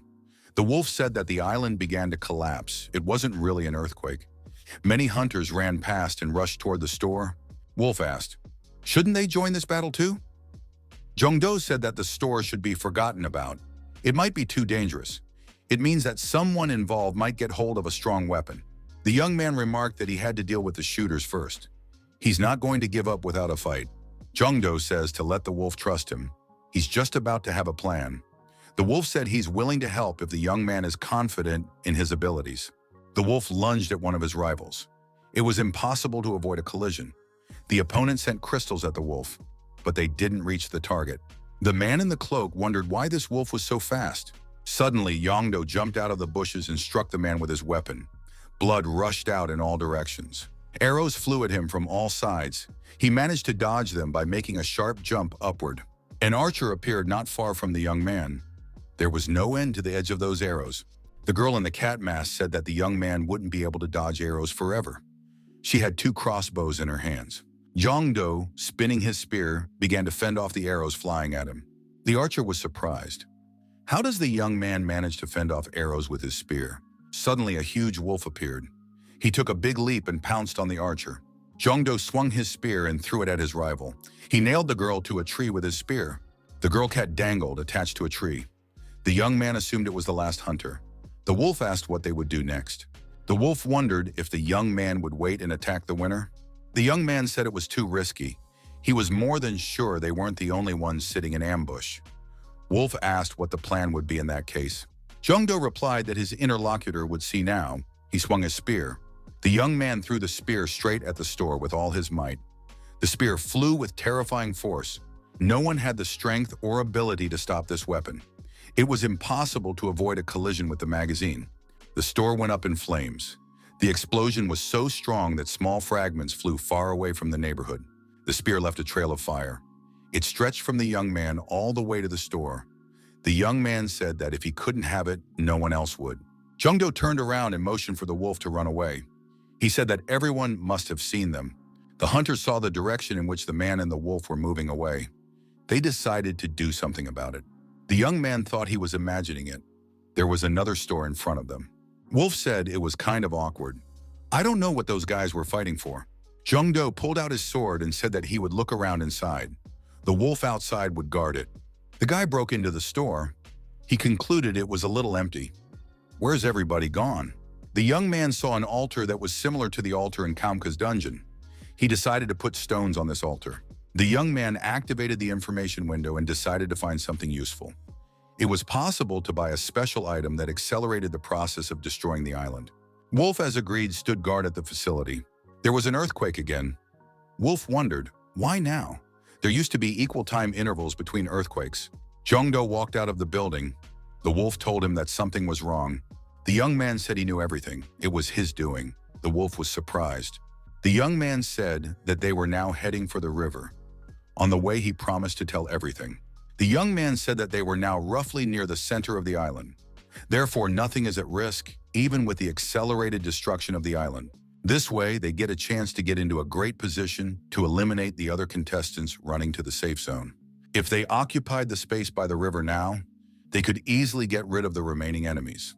The number 8 appeared in the sky, indicating that there were only 8 contestants left. The young man said that events were moving too fast. Then he saw at least 10 people by the river. Jung-do suggested his wolf partner hurry up because he wanted to figure out what was wrong here faster. The picture was not pretty. He saw a battlefield. Many warriors had died in the battle. There was blood all over. The young man prepared his weapon. An attack could be expected any minute. The wolf was tense too. The young man saw a huge monster. It was the Troll Lord, a 99th level Jinshu. The young man thought that this troll had mistreated his opponents. Jung-do evaluated the troll and thought that it was much stronger than him. Is it a special characteristic of the race in trolls? He also noticed that it had a very dangerous aura. The troll said with disappointment that another person had shown up. The Troll Lord said he was very bored, but there was nothing he could do about it. The beast couldn't find any entertainment. The troll appraised the young man with his gaze and said he was curious to see what he tasted like. The young man lunged at the giant with an enraged look, thrusting his weapon forward. The wolf shouted for the man to stop. The young man applied a double lunge of dragon and tiger. The troll rose from his seat and prepared to meet his opponent. He was similarly armed. Jung-do thought that he had no other choice. He has to win. The special armor skill, Delarf, was activated. The troll released beams of light on his opponent. The special armor took the main blow and extinguished it. The young man was surprised. His double lunge of dragon and tiger was blocked. How was this possible? What kind of skills does this troll have? A person received on information that 1 to 5 of his skills will be blocked. The linking lottery was blocked. Many more functions and options were blocked. Jung-do didn't understand what was going on. The troll swung his wasva to strike at his opponent. Jung-do stuck his spear into the monster's body at that moment. The wolf roared and rushed to the man's aid. He sank his teeth into the green troll. The troll struck the wolf with his mace. The wolf screamed and flew aside. The animal did a few flips in the air and landed on its back. The young man shouted loudly and said the wolf's name, Tinya. The hunter was very angry. The young man shouted that he was going to destroy this villain and began to strike his opponent's body with his spear as fast as lightning. The monster could not be bothered. The troll laughed and asked, "Is that really all a human can do?" The villain raised his foot and struck Jung-do. The young man blocked this blow with his spear, but the blow was so powerful that the young man couldn't stay on his feet. He flew backwards. Jung-do jumped to his feet and continued to attack his opponent. He swung his spear, continuing to strike the troll to maximize its damage. The troll couldn't stay on its feet and was carried backwards. The young man, taking advantage of his opponent's unsteady position, ran closer to him and delivered another spear blow to the body. The Troll Lord grabbed his opponent's spear and began to untwist it. The young man held onto the spear. He spun through the air without letting go of his weapon. At some point, the troll let go of the spear. The young man flew away and hit the ground. His opponent went towards him, saying that a man must fight and not give up until the very end. Jung-do took out a life-saving crystal. He hoped that this thing would help him. The troll asked, wondering if the man had decided to give up after all he had been through. "It is a disgrace. Wouldn't he be ashamed to look into the eyes of his comrades after such a battle?" Jung-do, confident in his abilities, said that he would definitely defeat this troll. The young man was informed that the crystal had been destroyed, added map view and return functions. The young man was currently absorbing Grandel's fast runner essence. The troll said approvingly, "So this opponent has decided to fight on. That's commendable." The troll swung his mace and said that, in any case, the young man would regret it, because he had made that decision. Jongdo applied the green dragon maneuver and supersonic speed. He combined these skills. Our hero stood before the troll lord. The forces were unequal. However, the young man didn't flinch and decided to see it through to the end. The troll wanted to strike. However, the young man teleported away. The troll noted he didn't realize that his opponent, a mage, Jongdo, appeared in a different place and swung his spear straight at his opponent with all his might. The spear did not do much damage to the monster. The monster swung his mace once more and said he was beginning to like this battle. Jongdo raised his spear and applied the mountain dragon maneuver to his opponent. The spear rushed into the monster's body with a new all-striking force and struck it. The monster screamed. The villain fell on his back and dropped his mace from his hands. Jongdo was not going to stop there.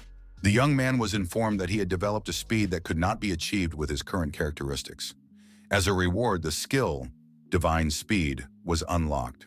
Jongdo, taking advantage of the small respite, walked over to the wolf and asked how Tinya was feeling. The wolf said that he was fine. It was very risky, but his body recovers in no time. The young man asked why the wolf had done that. He meant such a reckless attack. The wolf said that the man was very strong, but even he would not be able to defeat the troll lord alone. The wolf saw a troll approaching the young man from behind, but the animal shouted for the man to run away. The young man did not react in time, and the opponent's blow hit him on the shoulder. The young man, tumbling, flew far to the side. The troll did not calm down and continued to move toward his opponent. Jongdo had made a hole in the stone when he fell. The young man lay there without moving. The wolf stood opposite the troll. The green one had a hole in its body. This can't be happening, the wolf thought. No amount of regeneration could heal such a wound. Where did the troll get that kind of strength? The troll said the beast had discerning eyes. If it weren't for his partner's skill at manipulating time, his life would be over.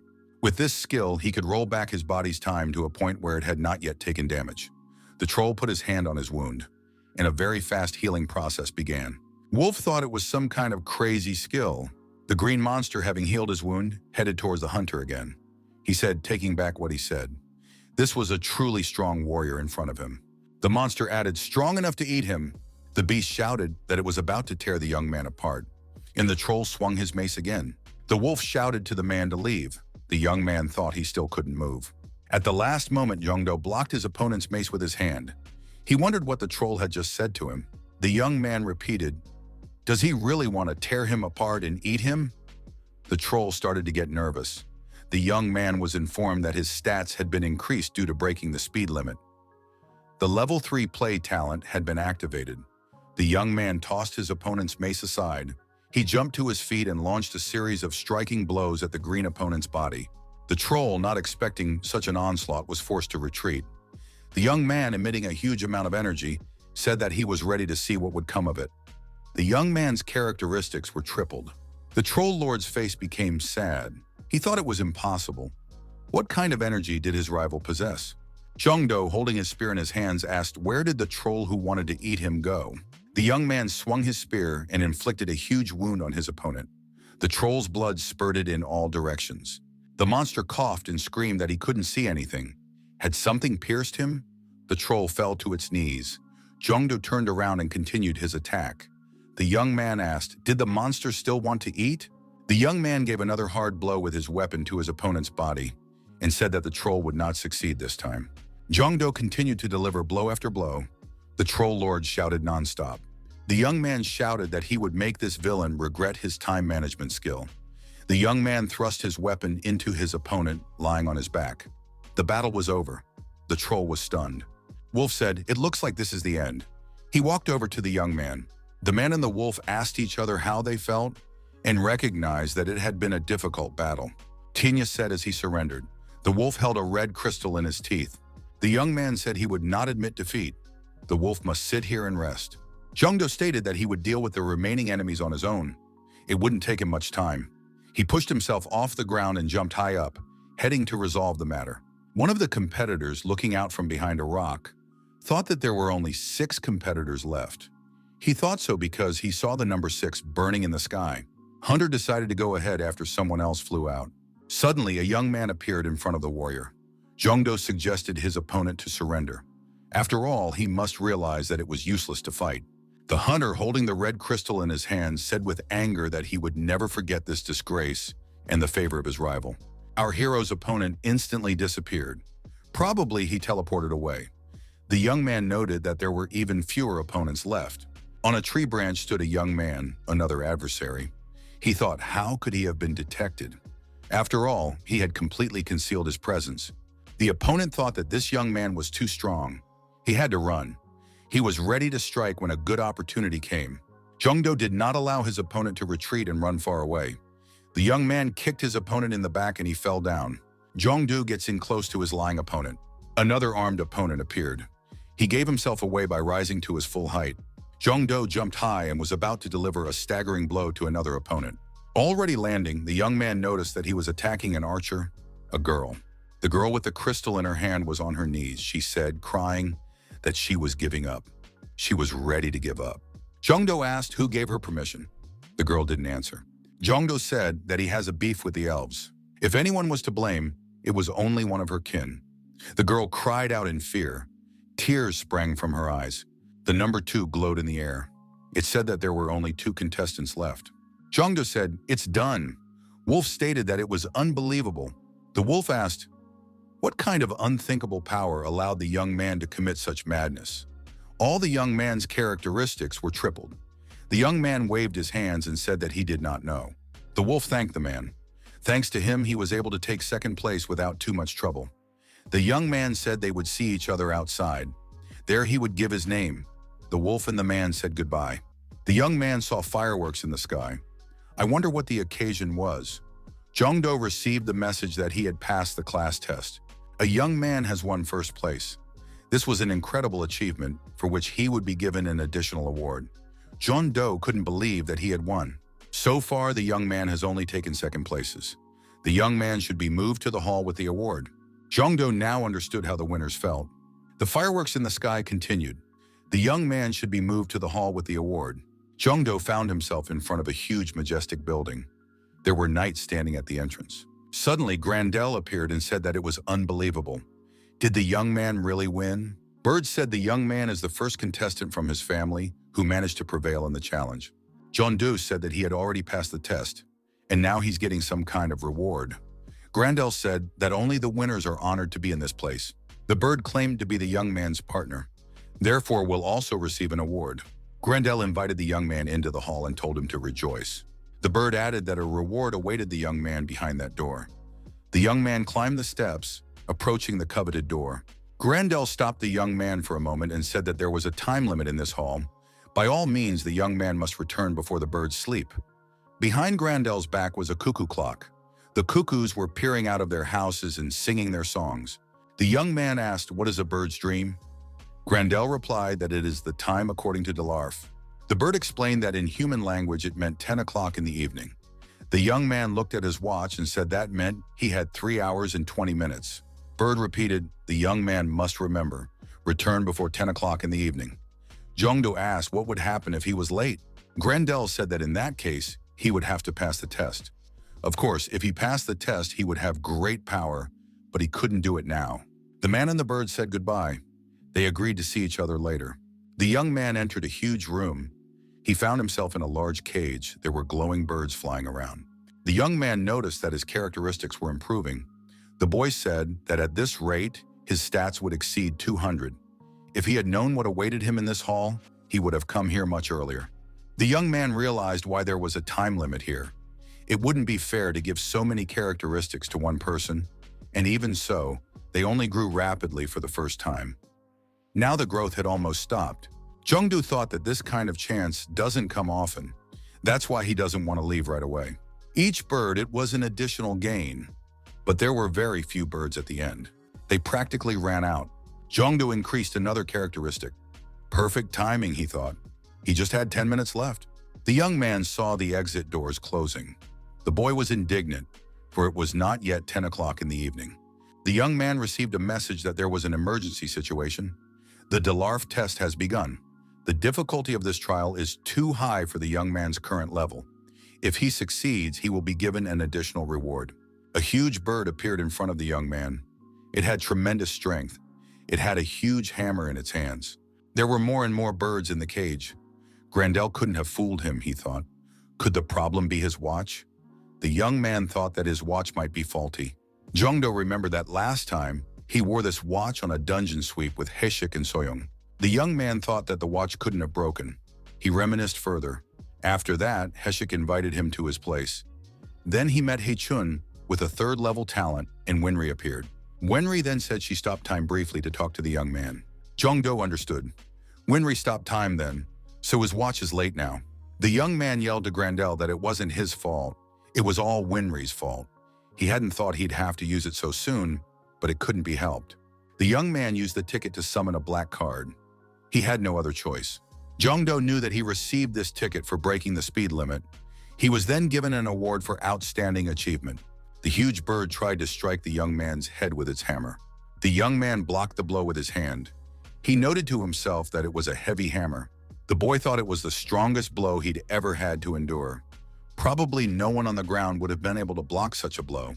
No one but the hero summoned by the black card. That hero was Hercules. His level is 299. The birds surrounded the young man. The young man decided to use the research mode and realized that they were battle golems. The fastest way to defeat them all was to find the cores and break them. Jongdo saw that the core was traveling through the warrior's body at a tremendous speed.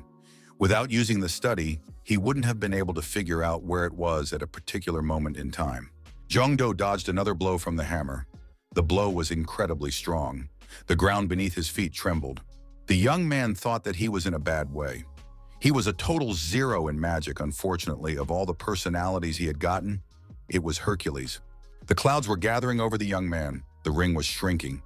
The golems were very close. The young man said as usual that he had no choice. Did the golems really think that their bodies couldn't be destroyed? The young man said that he would prove otherwise now. He activated the steel club. The club immediately appeared in his hands. Jongdo swung around and hit the first golem with all his might. He said, "You don't have to be smart to be strong." The golem lost his head, but he continued to stand on his feet. The young man struck another blow with the steel club. He said he would break each of them. The young man was smashing left and right.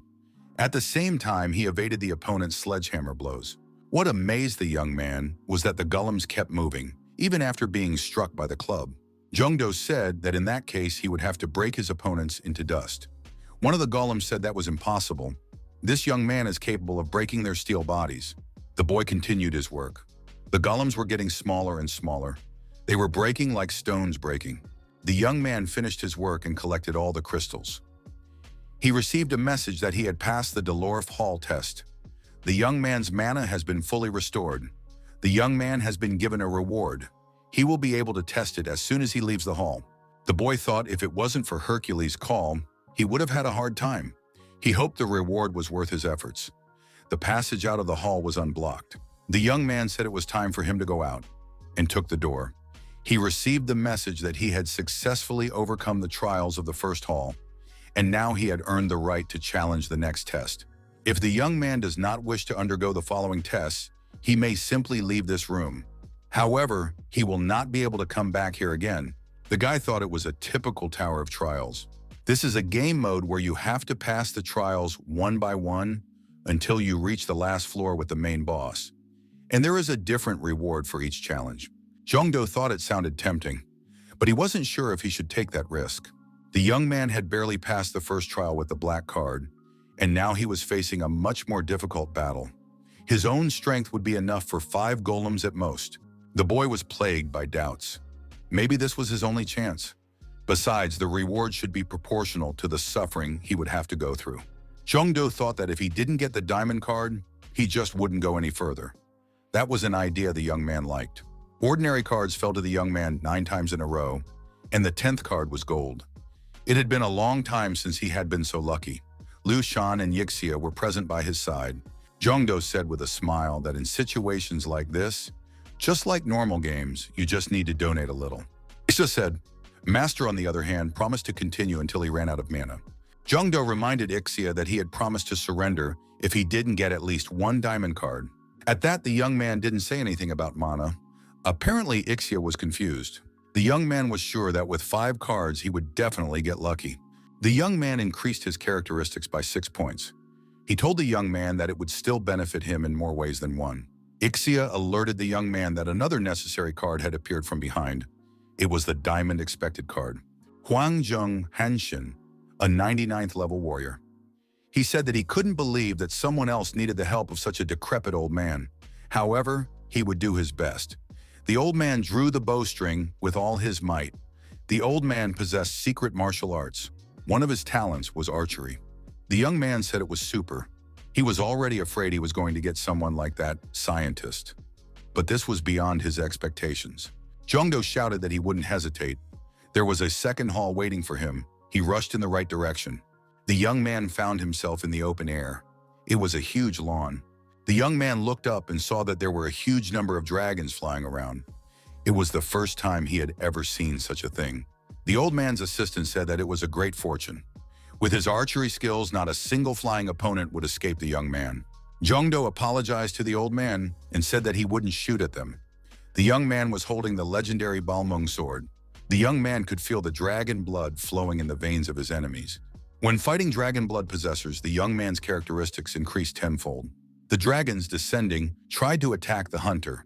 The young man, wielding his sword, destroyed his opponents. The dragons could not approach the young man. The old man noticed that the young man had barely swung his sword, but had managed to take down several dragons already.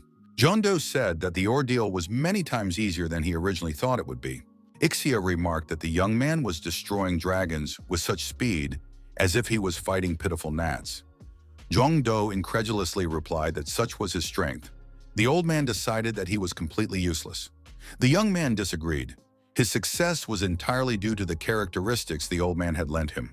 Jongdo once again swung his sword and said that it was the last dragon. The dragon was destroyed. The unfortunate beast fell to the ground. Its severed limbs fell to the ground.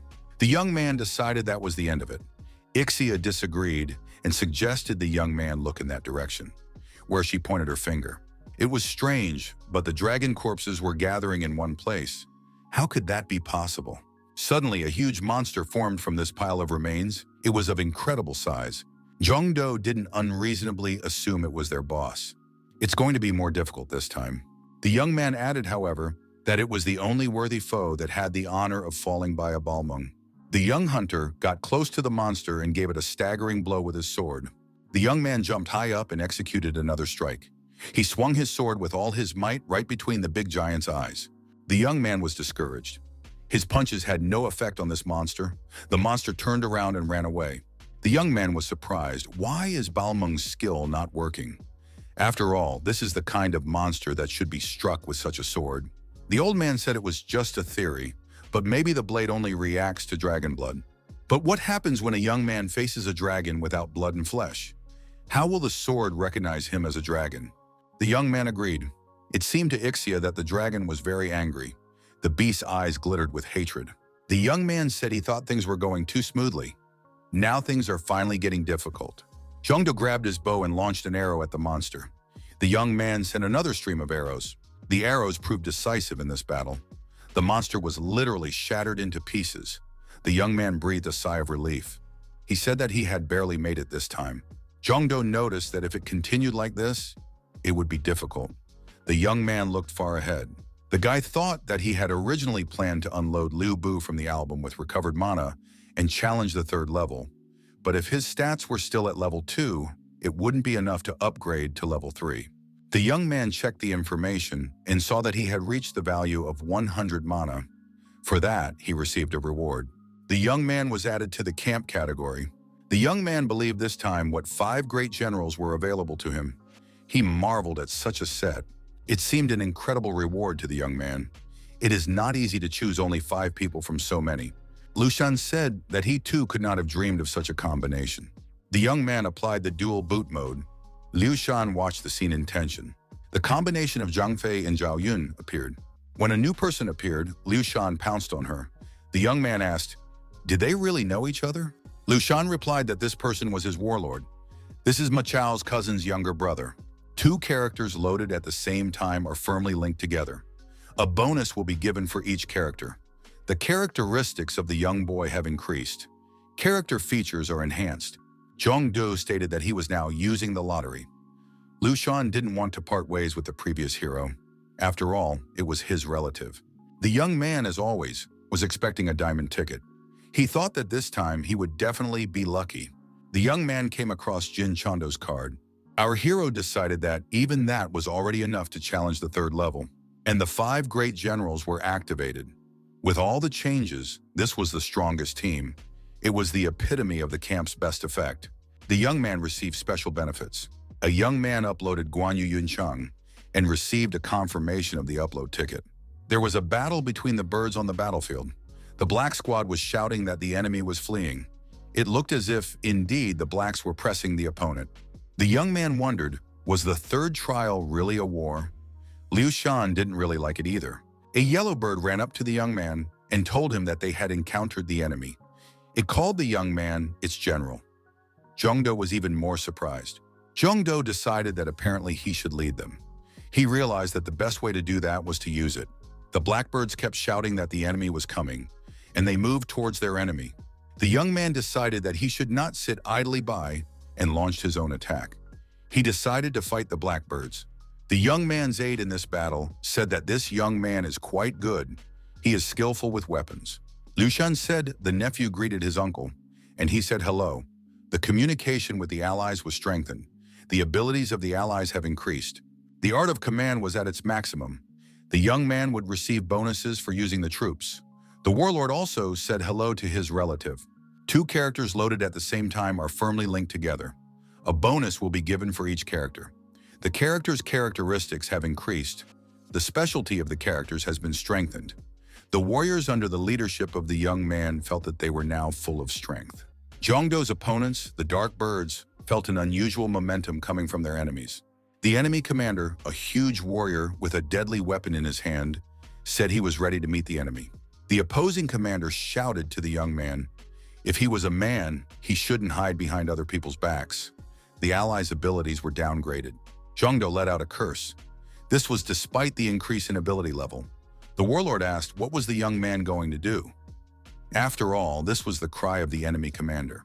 Jong-do looked at the enemy and said that there was an energy of cruelty coming from him.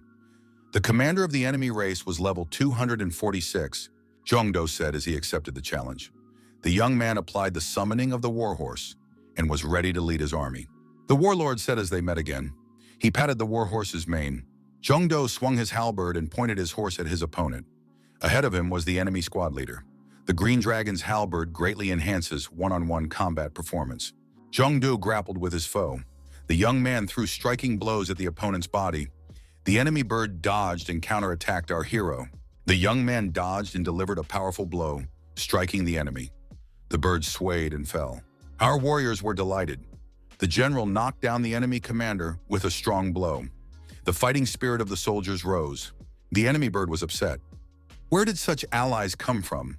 After all, a duel is the fairest way to determine the winner without using soldiers. Jong-do said to deploy the battle order. An octagonal golden castle. Troop communications have been activated.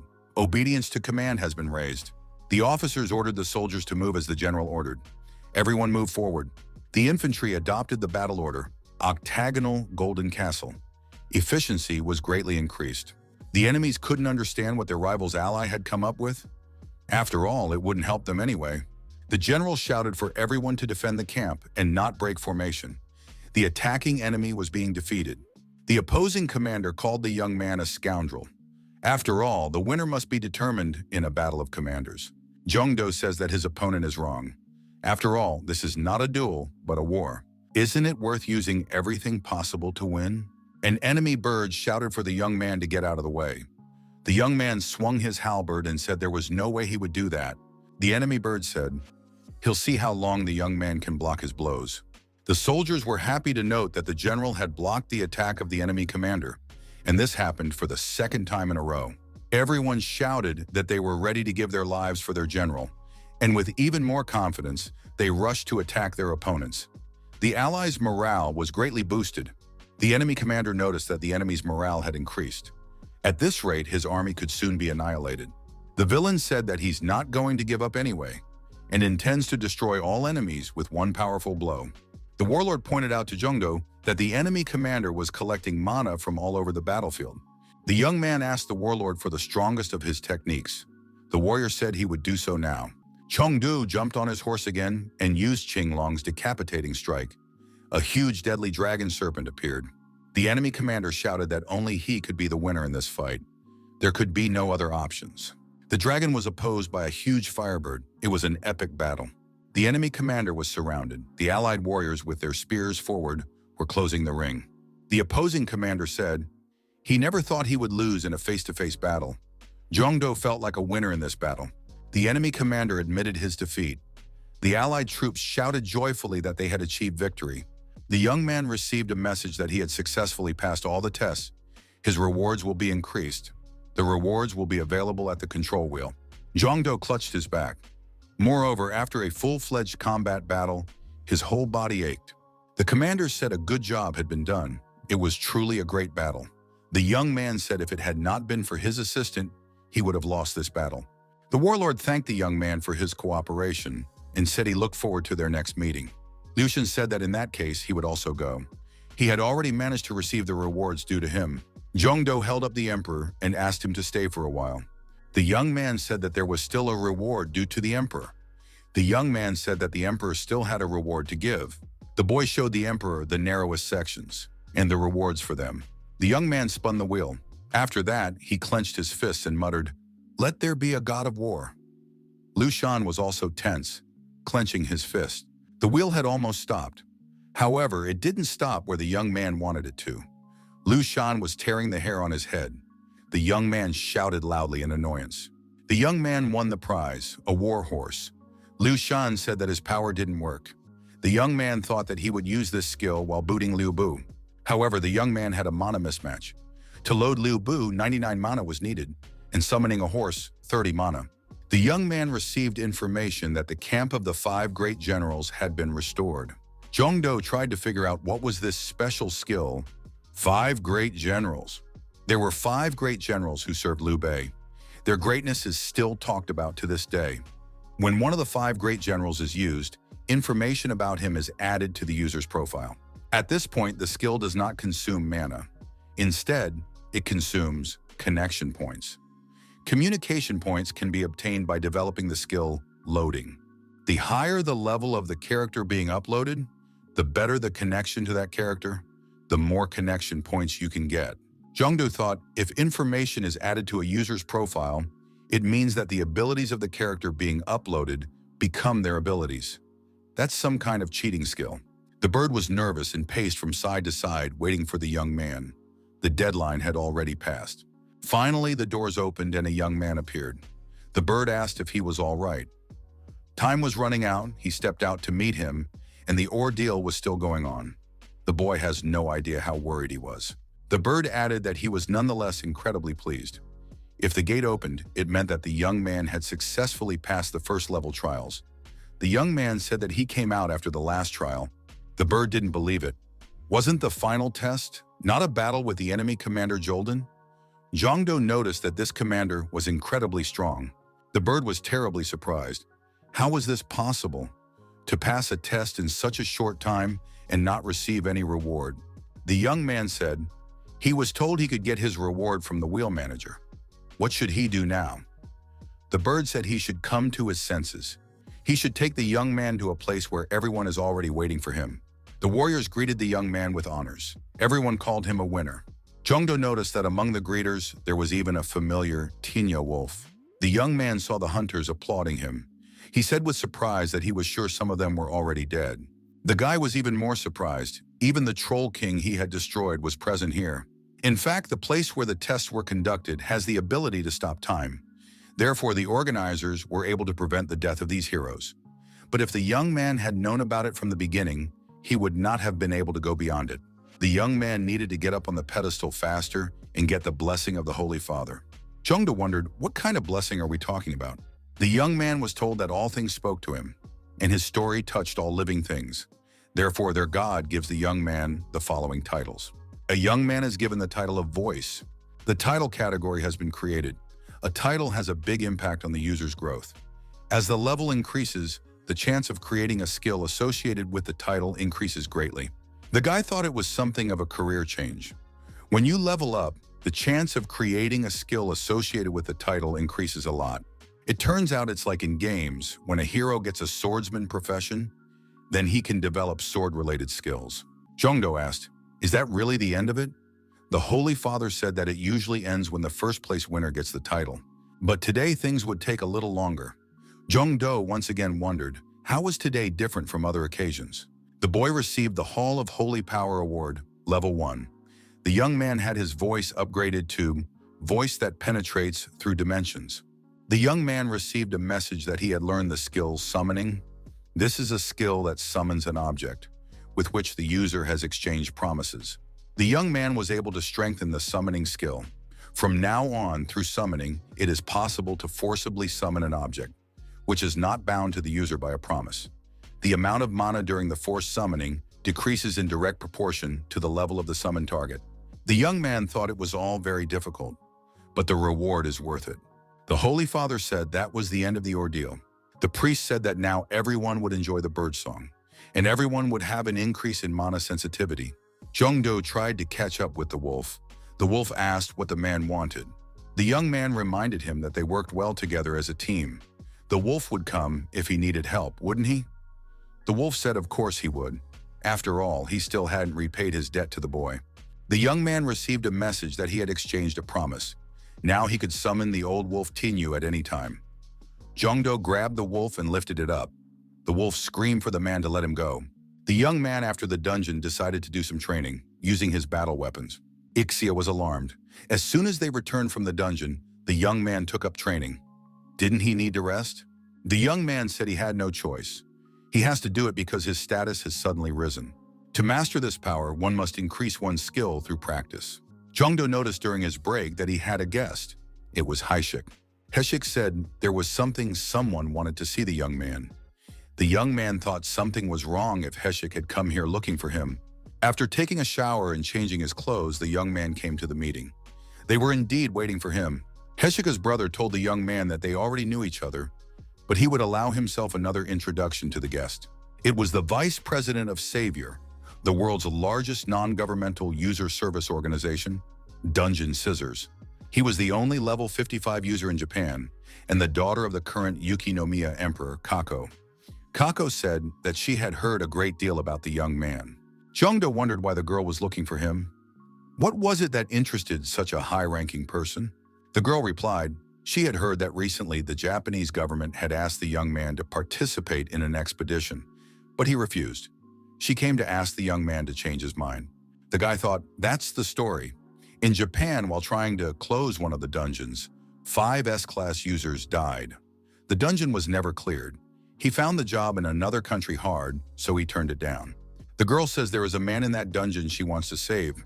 She's asking for help. The guy walked over to Kako and told her not to bow her head to him. The young man noticed that the dungeon, the mopping up of which had already begun, could not be interfered with from the outside. What the girl is proposing is impossible. Kako said along with her, maybe. Jongdo was surprised as usual. Dungeon Scissors. This skill made from a simple user, a SS-class hunter. A girl can open a dungeon. The dungeon monsters have taken the user hostage, and in that state, everything froze. The young man wondered, had the monsters become so smart? Keiko said that she had originally planned to go to the dungeon herself, but changed her mind when she heard about it. Now it's impossible for her to go there. After all, a hostage is also an SS-class user. The man locked in there is the president of the Savior, an S-class saint from France, Joan of Arc.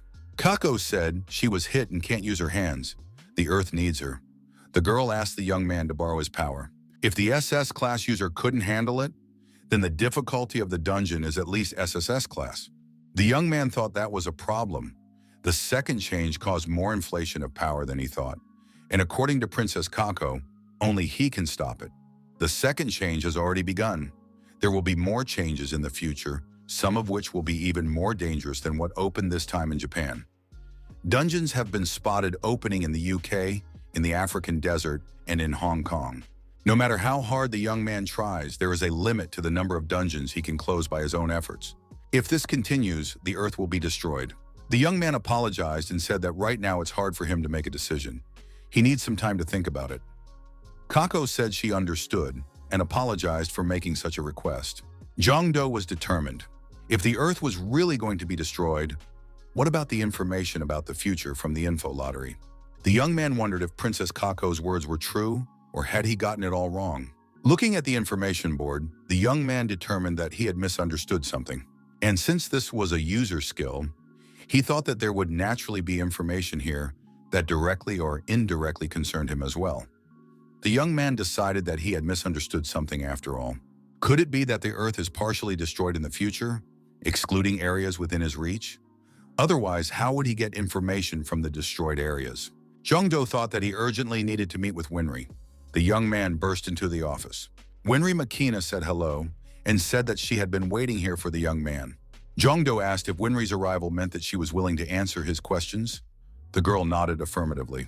Makina said the young man has learned a lot and increased his rank. The girl said to Jongdo to think, most of this world might die in the near future. In this world, the young man experienced battle after battle. The young man was reborn into a being greater than a mere man. Jongdo asked the girl apprehensively, couldn't the destruction of the world be prevented? Makina said he could, but it would be an ordeal incomparable to those he had been through so far. The girl said she would not recommend it. She would prefer the young man to move forward in a quick and safe way. The guy thought, could the destruction of most of the Earth as a fine be called a trifle to become a god easily and quickly? Young said that for Winry, who has long lived as a representative of the universe, the demise of Earth might not be such a big deal. Jongdo convincingly said that he is a human being who lives on this Earth. Those he loves, those he's friends with, who he cares about, and those who care about him. From Winry's perspective, this relationship, and the Earth in general, means little more than mere dust, but it matters to him. Understanding each other without words is a very important accomplishment. That is the essence of communication. He wants to prevent the destruction of the world. Makina said if that is the young man's intention, she will support him in any way she can. It was a great decision. The young man left the path of business and chose the path of asceticism. Instead of being afraid to live alone, he chose to laugh with his loved ones. His path would lead to an even better place. The guy exhaled and said he was lucky. If the girl hadn't listened to him, he doesn't even know what he would have done. Makina said that she is always willing to do whatever she can for the young man. Makina said that in the info lottery, a young man can draw out the information he needs right now. A young man is given a red toxic capsule. The young man must uncover the truth about a strange dungeon in Japan. We must open the lock on the 37th planet in the universe. There's been a spike in experience scores. The road to betterment is open. Winry Makina expressed hope that the young man's intention will come to fruition. The hooded man said it was a revelation from him. A divergence has begun, he said. Bunny Mask asked, minor divergences have happened several times before. Is this really a new one? Hood said it's not insignificant this time. They are losing the future. Mask asked what to do in such a case. The hooded man said with a smile on his face that he warned that it was even for the best. A divergence began, but it was even good for them. He said that from now on, the universe will help them. They only need to continue to fulfill their missions as they always have. Baron Butterfly will travel to Japan to test a technology they've been developing for a while. If the testing is successful, the destruction of the Earth will accelerate. Japan, Mount Fuji. A portal to enter a dungeon appeared not far from the mountain. This portal has been taken under guard. Kako thanked the young man for his help. When the young man was done, she would be sure to repay him both stateside and personally. The young man thought that it was fortunate he was in a position where he was obligated to go through this dungeon. The girl said that 3 people would enter the dungeon, Jongdo, her, and Haijun. The young man turned on the exploration mode. This dungeon is too powerful, so his skill is limited to 3 hunters. Complexity, SSS class. Less than 10 people. The monsters of the 7th Legion of the Demon Army may appear. The complexity of the dungeon has increased too much due to outside interference. The young man thought that this was a dungeon of SSS difficulty and annihilation class. He had never seen such a thing before. The option is a complete sweep of the dungeon. They have to help Saint Joan of Arc escape from there. She's the Messiah who will save the Earth. Haejun asked the girl, was it really because of the difficulty that a maximum of 3 hunters could get inside? Isn't it the same with escaping from the dungeon? The girl replied, if that happens, she will stay in the dungeon. Joan of Arc is much more important to Earth than she is. The young men resolved all the issues and began the process of entering the dungeon. The dungeon became even more powerful. If it continued like this, no one would be able to enter at all. Jongdu stated that they just need to widen the rift. The young man tensed and widened the rift. Kako helped him as much as she could. The boy said if the process was already underway, they just needed to add a little more force. Jongdo said that everything is ready and they can go in. Saint Joan of Arc is waiting for them. The young man looked around and realized that Haejun had gone somewhere. It was right after they entered the dungeon. Kako said that it always happens after opening a dungeon. Even though she had already used the skill many times, this was the first time someone had gotten separated from her. Jongdo answered the girl he's sure that all 3 of them entered the dungeon. So Haejun is somewhere close by. By the way, with Haejun's level, he can reach the boss room by himself, so there's no need to worry about him. The young man assumed that the princess couldn't use her skill continuously. Kako confirmed. Depending on the dungeon, it usually took her a day or more to reuse the skill. Horsemen appeared in the distance. They were approaching rapidly. The young man held his halberd forward. He was ready to use it. The young man looked at the riders and said that they were monsters. They are very strong, and you should be careful with them. The monsters thought if they caught the humans, the others would no longer be able to enter the dungeon. One of the monsters said this girl reminded him of someone.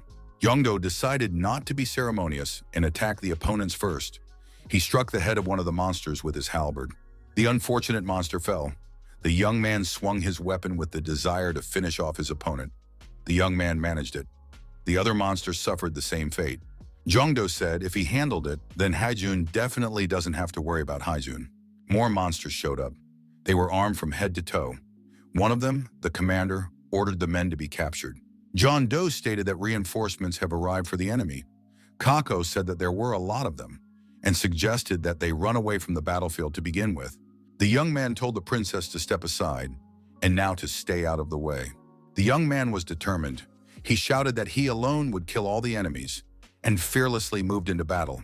The enemies were indeed flying in all directions. The monster commander was surprised. How is this possible? Just one man can handle an entire army. He could even cut the shield into pieces. Kako watched the young man's actions from the sidelines and admired him. She knew the young man was strong, but she had no idea how strong. Jongdo cleared the way, and they approached the boss's room. The girl confirmed that this was the room. The guy thought that this was where they would meet the monster boss. But an SSS-class dungeon can't be that easy. The monster boss was the captain of the 7th Legion of the Demon Army. His level was 199. The young man, after studying the enemy's parameters, said that it was strong. It's somewhere between the diamond and black levels. Behind the monster boss's back, the young men saw Saint Joan of Arc crucified on a cross. Kako couldn't contain her emotions and screamed loudly. The young man noticed that another portal had appeared. It was another rift to another dungeon. Jongdo assumed that was why the SSS-class dungeon. It should be finished as soon as possible. The young man used the skill summoning a warhorse. He also summoned the wolf Tinya. Jongdo went on the attack and attacked the monster boss. The wolf on the other side also attacked the monster. Tinya shouted that he didn't have time for a greeting. There was important work to be done. The wolf jumped on the monster and bit its head. The monster screamed in pain, but there was nothing he could do about it. The boss screamed, "How dare this animal pounce on him?" He tried to throw the wolf off his body. The wolf continued to bite his opponent furiously. Jongdo praised the wolf and said that he was doing a great job. In turn, he struck his halberd with all his might right into his opponent's body. The warhorse helped the young man move quickly. The young man and the wolf worked as a coordinated team. The monster was suffering irreparable damage. The monster's blood was spurting in all directions. The monster boss screamed, "How dare these wretches disturb him?" The wolf sunk its teeth into the monster's body and wouldn't let go. Suddenly, the monster was able to hit the wolf. The wolf whimpered in pain. He had to let go of the monster. The wolf told the young man that he was out, and added that they would see each other next time. The call of Tinya was canceled. The villain grabbed his deadly weapon. With a mighty blow, the monster cut our hero's horse in two and said it was too obvious. The monster was surprised. Why was only the horse hurt? After all, he was aiming at the rider. Jongdo laughed and asked if the monster was looking for him. The young man took advantage of the surprise and pierced through the monster with his weapon. The young man was hit right in the heart. The monster screamed in pain.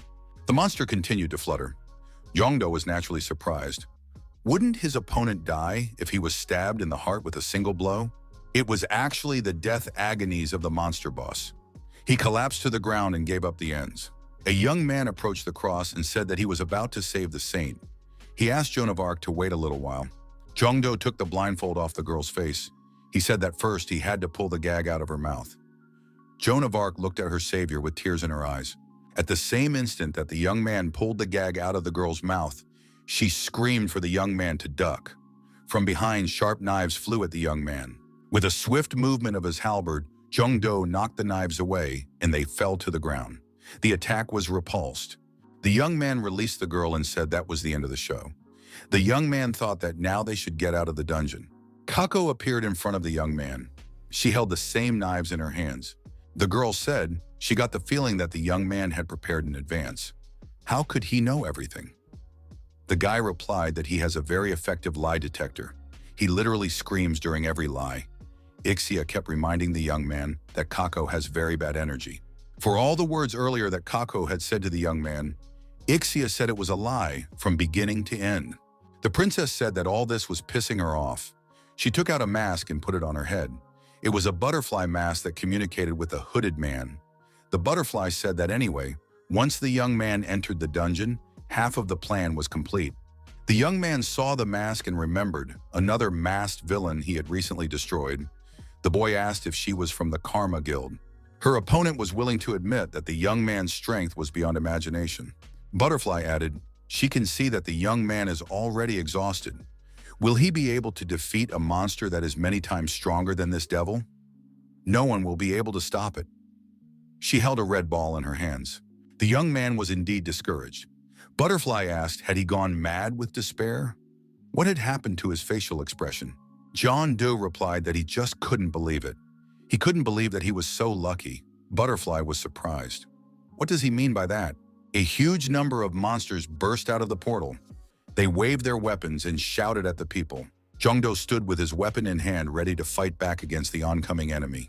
Joan of Arc, seeing the myriad monsters, immediately screamed. Her soul is in God's hands, her body for the good of her country. The young man struck the ground with his spear. A red banner developed on that spear. A holy place was proclaimed. The young man received the message that this group was untouchable. Sanctity, purity, kindness. Significant bonuses are given for these talents. The monsters couldn't do anything to the humans. They only growled and grabbed their heads. A young man came to the aid of a heroine of the 100 Days War, Joan of Arc. Her level was 209. The butterfly was frightened and decided that to begin with, she needed to escape, to avoid misunderstanding and defeat. The red banner that the young man had hoisted in this place glowed and developed in the wind. Jongdo said he wouldn't let the butterfly escape and swung his weapon, the banner. The butterfly was surprised. How could this almost dead man do such a thing? Butterfly was furious. She swung one of her knives and said that she was going to destroy the young man. Jongdo dodged her blow and counterattacked his opponent in return. He delivered a staggering blow with his halberd and told her to sit quietly until he was done. The butterfly was deactivated for the time being. Joan of Arc bent over the butterfly lying on the ground and said she was sorry there was no other choice. The young man told the saint to behave more carefully. The demons are starting to come around. The saint said that she is very weak at the moment, but will try to add her strength too. The girl grabbed her weapon and stood up for justice. The guy smiled and said that the saint had decided to use a spear. It suited her name very well. The saint said she was used to that name. Joan of Arc, the heroine who helped the young man, said she was pleased that someone was imitating her. The monsters rose to their feet and moved towards the people. The saint asked the Almighty to give her courage and to withstand the onslaught of the enemy. Jongdo waved his flag and weapon at the same time. He was ready to destroy all the demons. He said he wouldn't spare anyone. The young man was informed that all enemies within a certain range would attack him first. The saint activated her powers. A glowing cross appeared overhead. The monsters stopped and raised their heads, watching the phenomenon. The great cross began to strike these monsters. The lightning from the cross struck the demons, and they fell to the ground. The young man said with a smile that it would be no fun if the demons just ran away. The monsters fell to their knees exhausted. They couldn't understand what was happening to them. There was no strength and their bodies were turning inside out. This was the result of the great cross. The monsters on their knees looked up at the cross. They saw the sacred light. It was the last thing they had ever seen in their lives. The young man thought, all of this is happening because the girl is a saint. She is chosen by God, but the amount of mana is just incredibly high. Even if you use a lot of powerful skills, the mana doesn't decrease. Joan of Arc, the young man's assistant in this battle, believed that she too was in the service of God. Doves and angels circled around her. The demons continued to go mad and die. The survivors screamed for the saint to stop this extermination. Their heads couldn't take it. Jongdo watched as the monsters near him died. Their heads were simply torn apart. It was a convincing victory of the forces of good over evil. After all the uncleanness was destroyed, the young man holding the flag in his hand said that it had been a splendid battle. He had enjoyed the battle very much. Saint thought as she tried her best to take down at least one monster, but she did it perfectly, and she had achieved the desired result.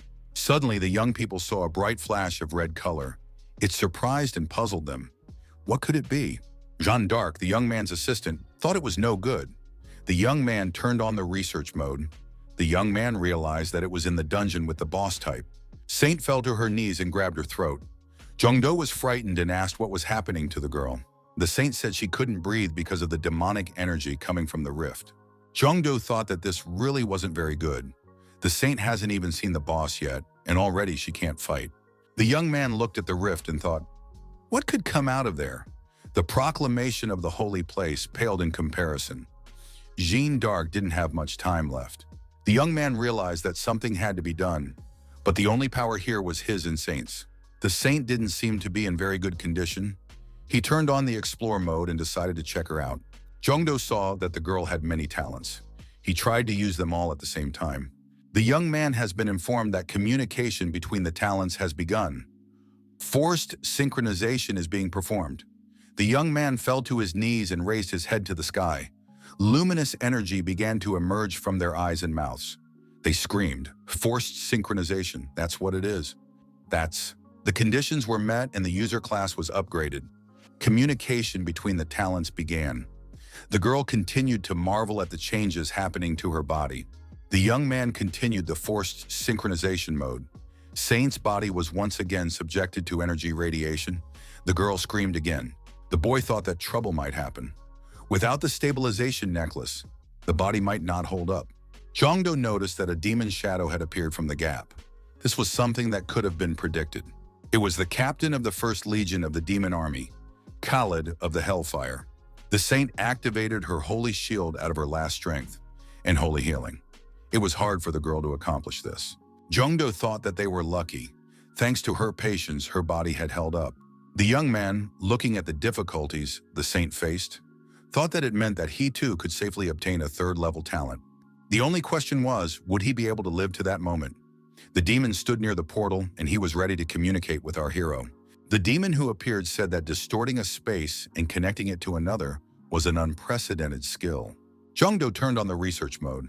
The demon said that there weren't many beings in the entire universe capable of such a thing. So why did the young man come here? Jongdo saw that this Khalid's level is 299. He's on the same level as Hercules. Khalid asked, in the world where the second injury happened, are there more like it? The demon added that he would make them die. The young man thought he didn't even have time to notice his opponent moving. The opponent used the skill Third Eye. Information about the user is disclosed. Geshin's defenses block the psychological effects. The demon laughed. Did the young man really want to block? That's even interesting. The young man thought it might be worth attacking now, while his opponent had lost his guard. Khalid asked the young man if he was the protector of this world. The proclamation of the holy place was canceled. The demon said it was very good, and he added that he had a business proposal for the young man. Suddenly, the butterfly reappeared. She screamed that she would never forgive this. How dare he humiliate her like that? Butterfly kept screaming that she wouldn't forgive until she destroyed him. A necklace glowed on her chest. Butterfly directed her emotional energy directly at Khalid. The demon looked at the girl calmly. He didn't understand her aggression. How dare she let it happen? Butterfly didn't stop. She shouted her orders to destroy Yongdo. The demon heard her and turned around and drew his sword. The young man was startled. Did the butterfly really have a monster control skill? The satisfied butterfly shouted that now Yongdo would ingloriously die. The demon swung his sword and swept it in front of the stroppy butterfly. Butterfly looked at Khaled disconsolately. The demon's sword had left a mark on her body. The demon asked with undisguised surprise why this butterfly was so noisy. He chased it away. Yongdo watched in amazement as the demon and the butterfly's relationship became clearer. The demon turned to the young man and asked him where they stood. Khaled remembered and said, "The young man has proven his ability." So he had a suggestion. He offered the young man a pen and a piece of paper. Khaled offered Yongdo to become the captain of the 7th Legion of the Demon Army. If the young man agrees to receive the new title, the history of the land will be changed. The young man has two options: become the captain of the 7th Legion, or die here by his hand. The young man said he thought there was another option. The demon immediately said that he loved such unexpected thoughts. He wanted the young man to share it with him. The young man picked up the paper the demon handed him. He said that the captain of the first squad of the demon army, Khaled, will die by his hand. The young man tore up the paper. The offer was rejected. He shouted that in that case, things would get much more interesting. He swung his flaming sword. Joan of Arc, the young man's assistant, applied an area of martial baptism. Khaled attacked our hero. The young man defended himself. The demon, advancing, asked if his opponent had eaten so little porridge. Why was he already out of breath? John Doe was not going to retreat.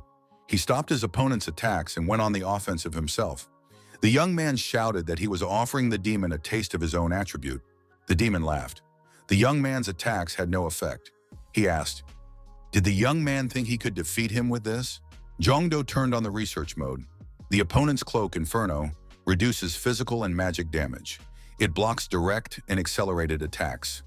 The demon shouted for the young man to try harder. The young man thought that, in this case, holy power wouldn't help. Jongdo decided to maximize his physical strength and fighting skills. In this battle, no one could win. Khaled said if the young man still had something stashed away, it was better to show it now, because he might die soon. The young man once again tried to attack. The demon shouted that it was useless. He really was like an unsinkable ship. The sparks from the contact of the opponent's swords were flying in all directions. It was a fierce battle. The young man attacked. The opponent's magical defense was ignored. The boy didn't understand how this was happening. After all, he was putting in maximum effort. The demon was smiling the whole time. He felt his superiority. He kept repeating that he was very interested. The young man tuned up and decided to try and end things with one punch. The guy applied the special skill of the 5 great generals. Diamond ability was added to the user information. This time, the assistant and consultant was Zhang Fei Yidi. Another counselor, Joan of Arc, said she was overwhelmed with strength. The girl was on the upswing. The demon was startled. Where did his opponent's blow get such power from?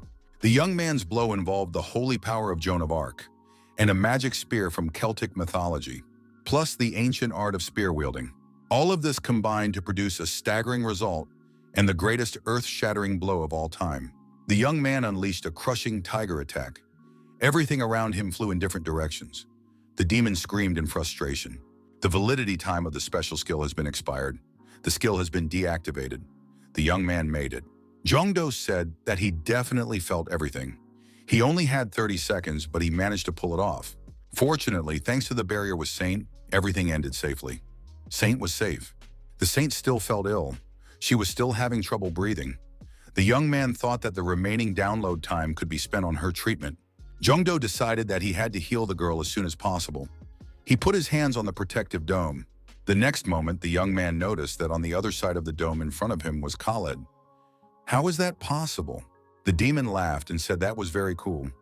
Doesn't his opponent find that funny? The demon grabbed the young man by the neck and said that he himself had never imagined that he could one day die in such a place. Jongdo began to choke. The demon said the young man could be proud. It had been almost 1,000 years since anyone had destroyed him. Khaled asked, why is the young man weak again this time? The upload was canceled. Jongdo thought that this was the worst possible outcome for him. He had no plans on how to proceed. The young man felt that the difference in strength was too great. Is it really worth trying again? Khalid said that the young man was very strange. His strength is like a balloon, inflating and deflating. Jong-do summoned the holy fire. The young man had nothing else to hope for.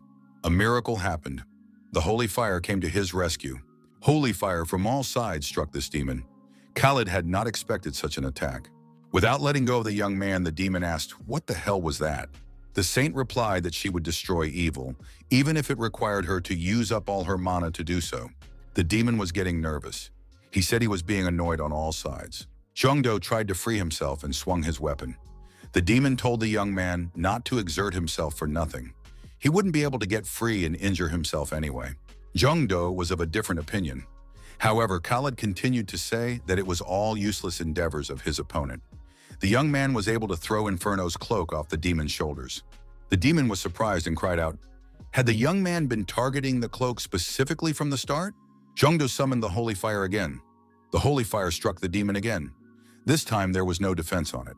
Khalid said there was no end to these mosquito bites.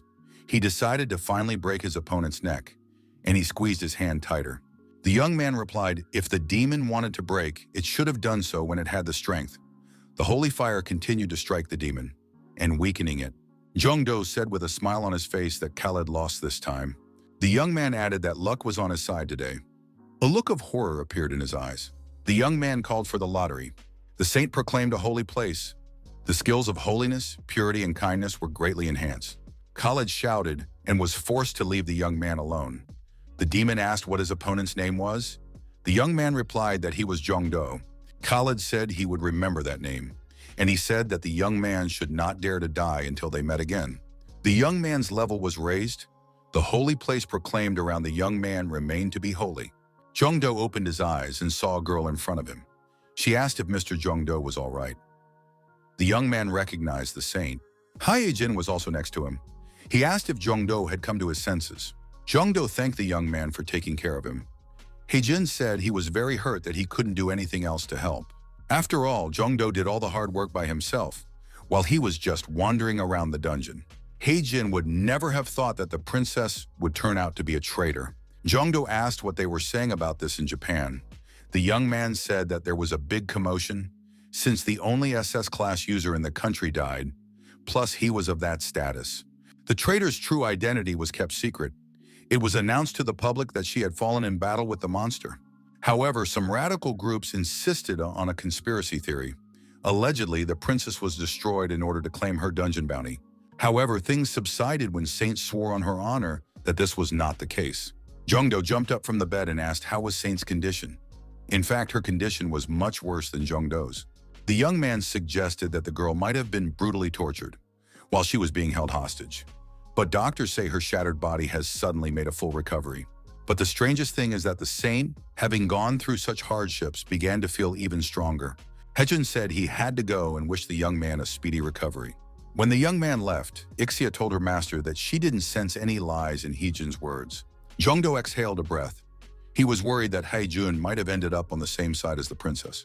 Ixia said that the battle this time was indeed dangerous. The young man agreed. He had been careless and had almost died. The guy said that henceforth he would not be sure of the enemy's demise until the notification of a level up appeared. The young man said he had no idea it was possible to enhance the talents of others through communication. It turns out that if you use communication, you can strengthen others as well. Ixia said that Saint was able to endure because of her talent for patience. Will others be able to cope with such a body-destroying act? Jong-do thought that his counselor was absolutely right in this case. The guy thought that, not to mention the enhancement, he couldn't use the study properly either. Winry Makina showed up unexpectedly. She said it looked like she could help the young man with that. The girl praised the young man and said he did a great job this time. A function was added to synchronize talents using communications. Makina said that Khalid of the Hellfire had a rank higher than anyone the young man had met before. The universe is watching this, as there is no way such a character should have appeared on the current Earth. The young man noticed, sure he was incredibly strong, but he thought the tribal leader was stronger.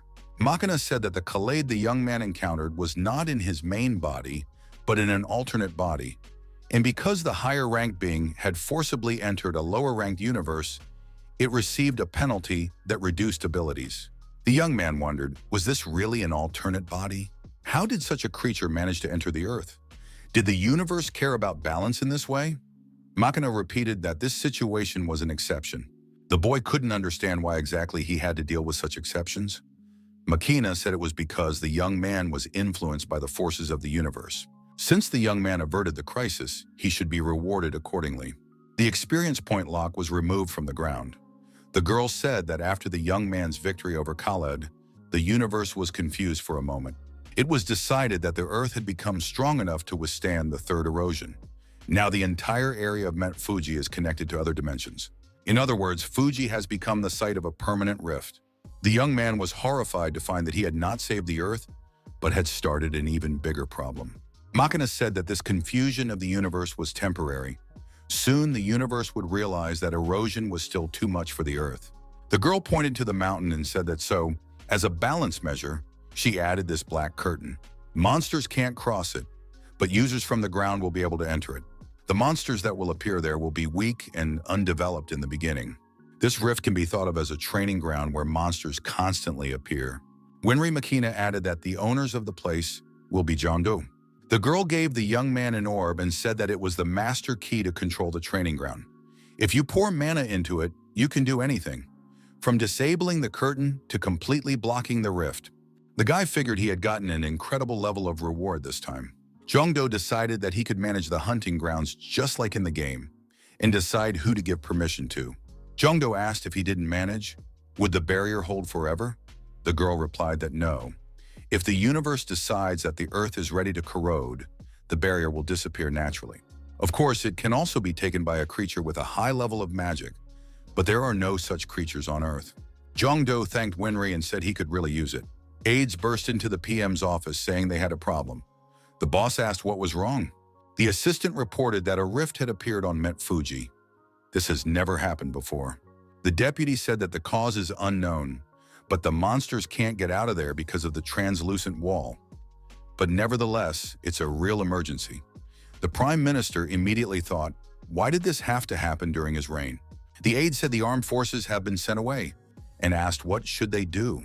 The Prime Minister said that it definitely must have something to do with that dungeon that appeared on Mount Fuji last time. That means that the people who defended it must know everything. The Prime Minister said to try to bring that hunter Jongdo to him. We need to consult with him. The monsters inside the sphere were trying to break free. They tried to break the sphere. They were not successful. However, there was a crack in the sphere. The Prime Minister was scared. When are they going to bring that Jongdo to him? We have to do something. Jongdo showed up outside Fuji. He said that everything was fine and he was in control of the situation. Everyone should move to a safe distance. The young man took Winry's gift in his hands.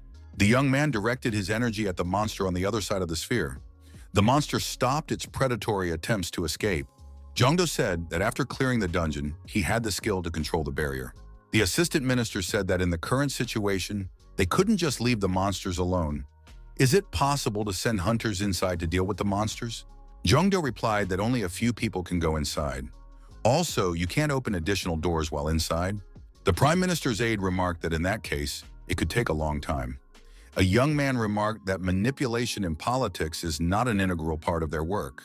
The young man had no intention of sharing the gold mine with others. First, he wanted to have fun there himself, like a master. Then he would slowly open up access as the world eroded. Hunter said that, no need to worry. He's taking responsibility for the barrier. He'll keep the monsters out. The official said they will spare no support, hence, asking that the young man defend this country. The Prime Minister's aide couldn't calm down. As recently as this morning, everything was fine. The driver of the company car was surprised. How could you put the fate of the country in the hands of a foreigner? The official said he fully shared that view. The driver asked what if there is another way to manage the barrier. The official agreed. He said that the territory of a country should be ruled by the people of that country. It would be very strange if Mount Fuji was ruled by a foreigner. This should be corrected. The Prime Minister's aide said it was a great idea and asked what the driver's name was. The driver was putting on a bear mask at the time. The man turned to his interlocutor and told him to call him Bear. Jongdo, not to sit idle, decided to go on a reconnaissance mission. While scouting, the young man saw a monster. It was the exact monster that had recently tried to smash the sphere from the inside. The monster screamed like a madman. The young man said that, thanks to him, the local government was scared, and the case went on as usual. As the monster tried to attack the young man, he had no way to keep him alive. The monster was cut in two with his sword. Jongdo continued onward with his reconnaissance. Parts of the monster remained lying on the road. The young man thought that he had definitely become stronger. With a single blow, he had defeated an orc that even an S-class would have a hard time fighting. The young man noticed that a huge ball was flying in his direction. The young man had no time to dodge. The boy swung his sword and split the orb just like the orc, 2 pieces. The young man saw a huge green orc, who was surprised himself this time. How did this hunter handle such a huge ball? Hunter said that because of people like this monster, he had suffered a lot in the academy. The young man swung his sword. The orc attacked the hunter. The hunter jumped up and evaded the monster's attack. In response, the young man counterattacked his opponent. The monster was split in 2. The guy thought he was making good progress inside, and he's raising his own level. More green orcs came across the hunter's path. The young man stopped and listened. Judging from the sounds, monsters were gathering around. And indeed, a bloodthirsty monster with glowing eyes appeared from the bushes.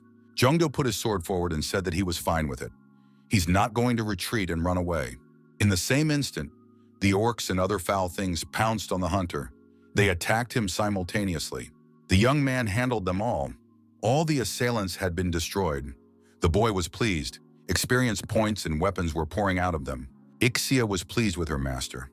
The young man said it was a very sweet place, and he doesn't want to part with it. After a while, the young man said he had hunted enough. Now it was time for him to do some proper reconnaissance.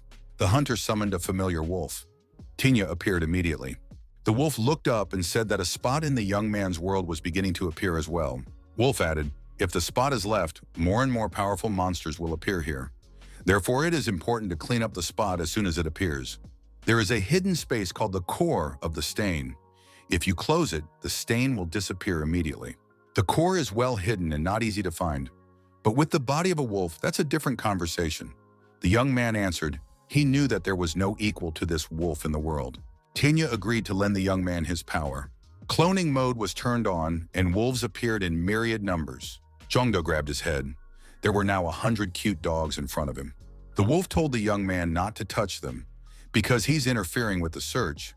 Jongdo apologized immediately. The wolf heard the howls of his fellow wolves, and said they had found something. Tinya rushed in the direction of the sound and told the young man to follow him. The wolf and the man arrived at the spot they were looking for. It was the core. The wolf thought that was odd.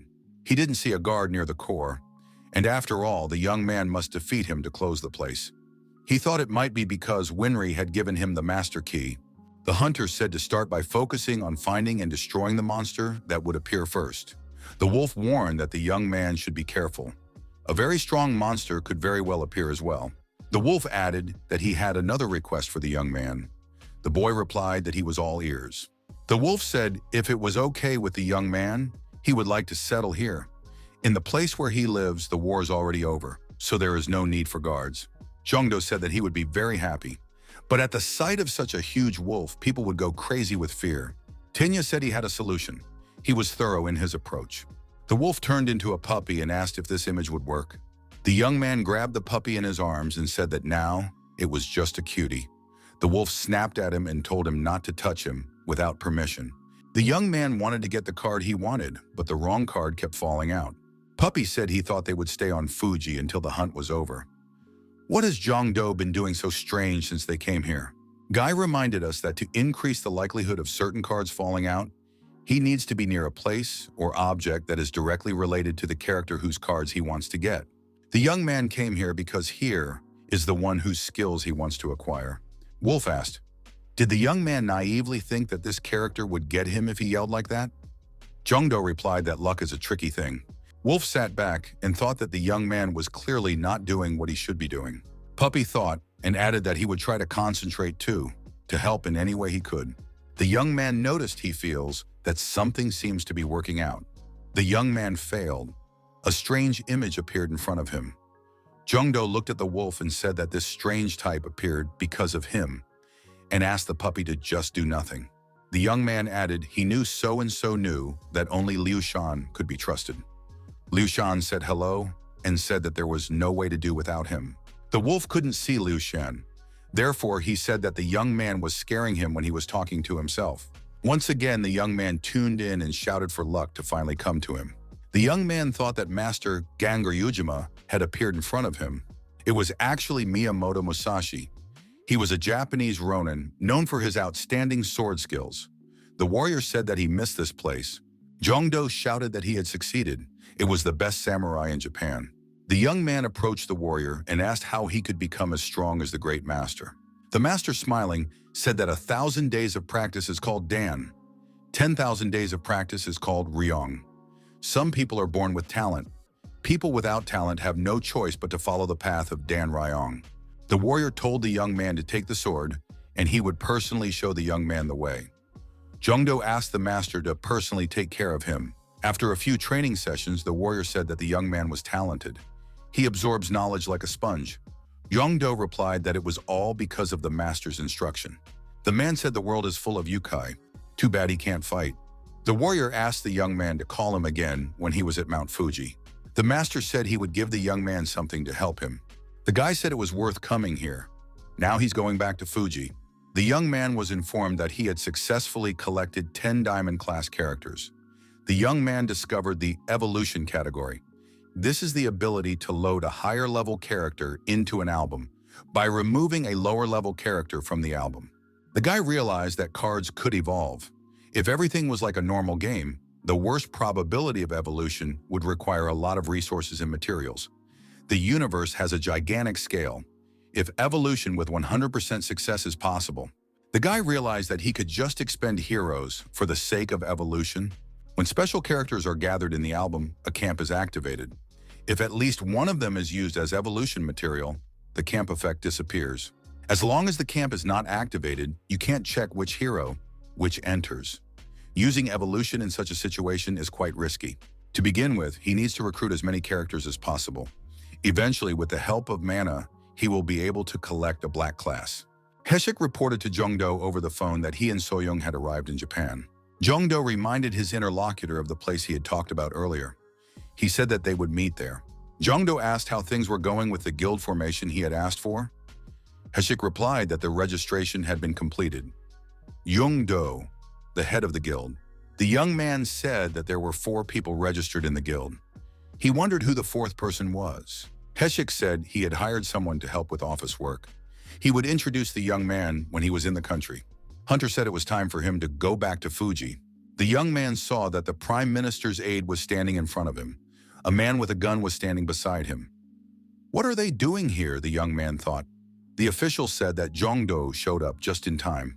The official said he understands very well how the young man is working hard for the security of this country.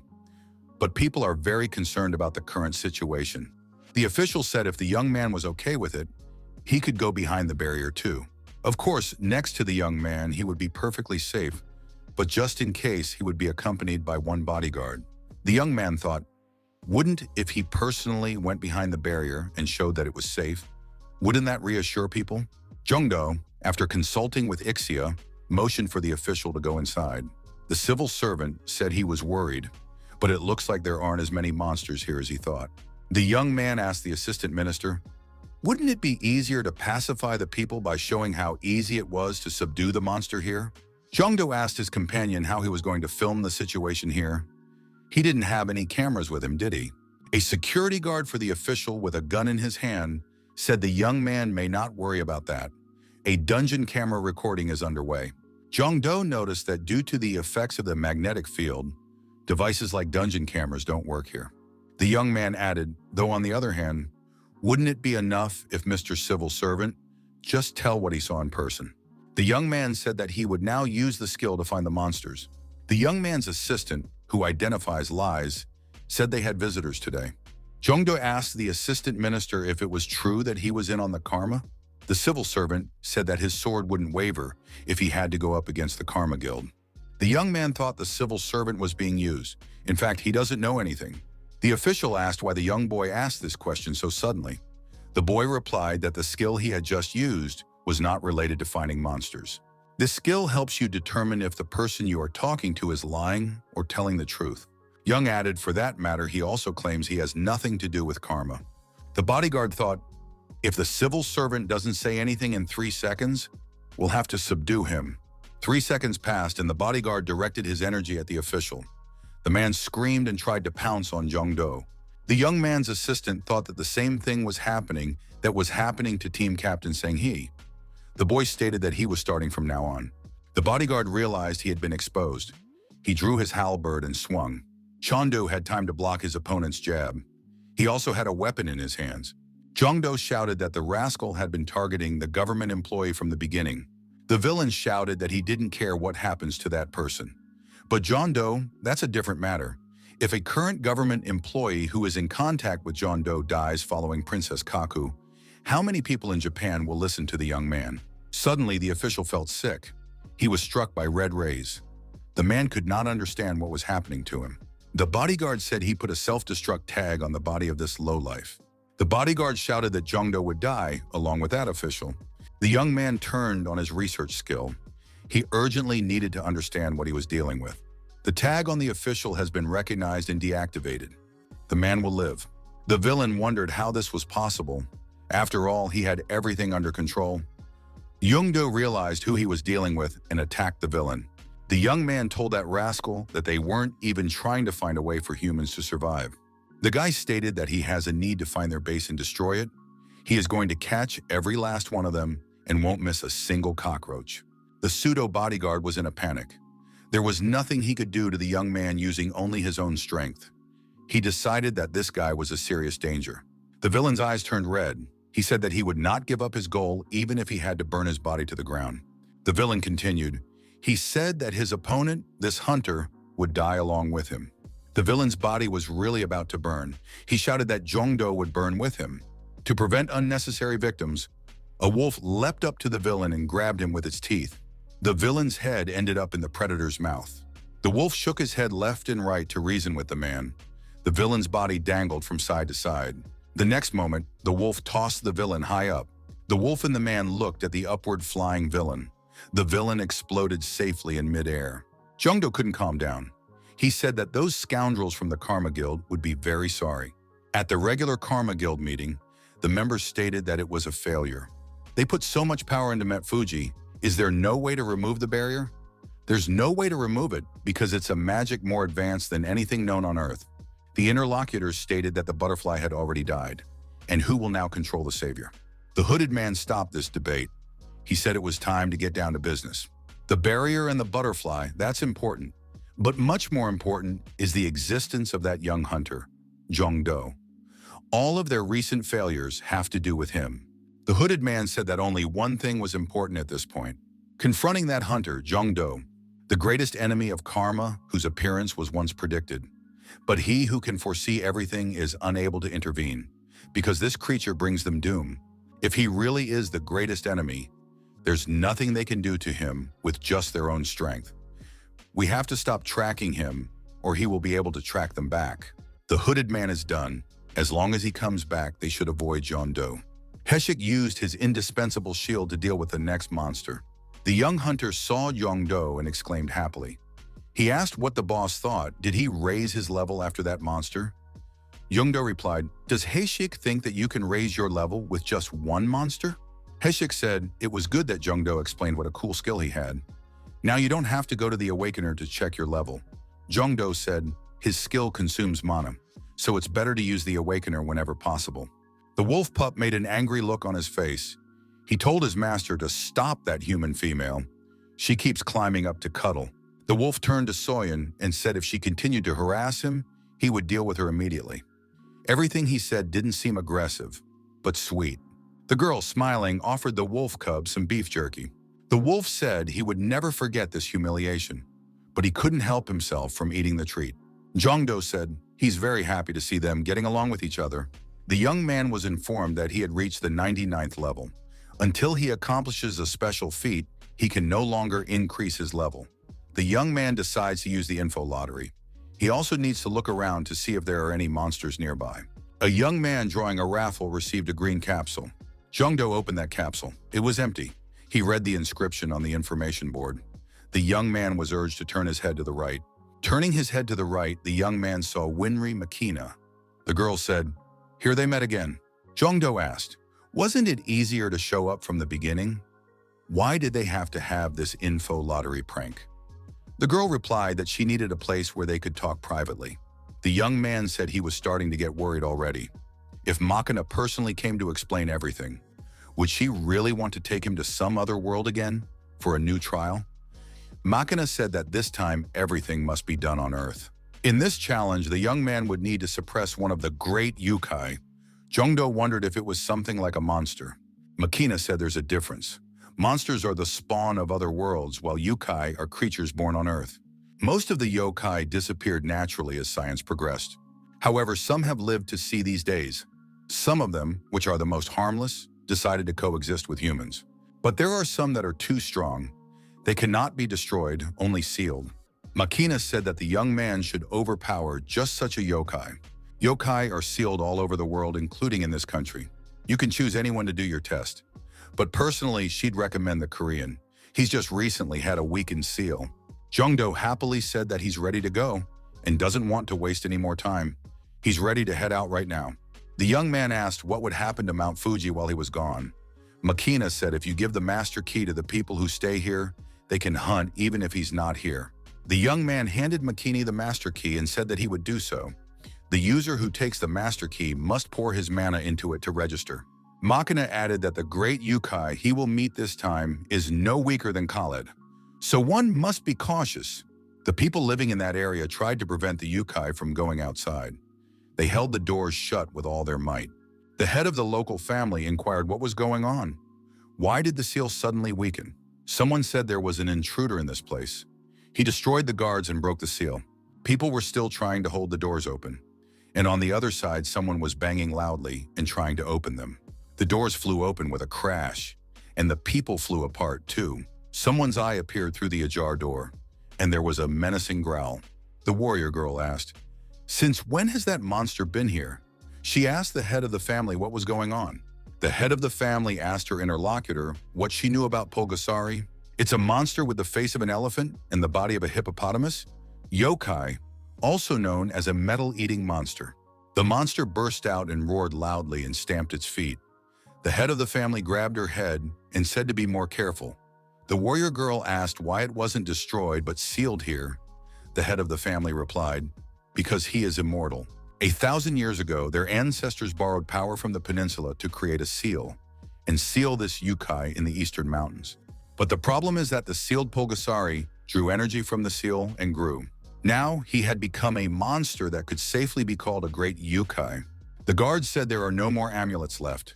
At this rate, the seal will be completely broken in a few days. The girl asked if they could call in the troops. The head of the family said that when the seal was completely broken, it would only lead to more casualties. When the ferocious beast that had been starving for 1,000 years broke free, it would definitely lead to disaster. The head of the family said that a dear guest had come to the foot of the mountains. The girl happily said that the one who would resolve the current situation had come to her. Naturally, it was Jongdo. The young man wondered how strong this great yukai was. The young man saw doors sealed with amulets. It was all rather unreliable. The boy said he understood everything. All he had to do was defeat the great yukai. The head of the family said that they don't even know what kind of monster the Pulgasari was reborn into. The girl gave the young man an amulet and told him that if things went wrong, he should put it around the monster's neck and run away. It would seal him for at least 100 years. John Doe said that he's someone you can count on. He definitely won't disappoint anyone. The young man decided to use a heavy sword and downloaded a personality to help him today. The assistant was Lancelot Dulac. His level is 222. His skills are noble, sword dance, and combat intuition.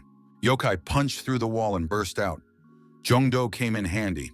Lancelot told the young man to climb on the monster's back. Jongdo jumped high up and did a somersault.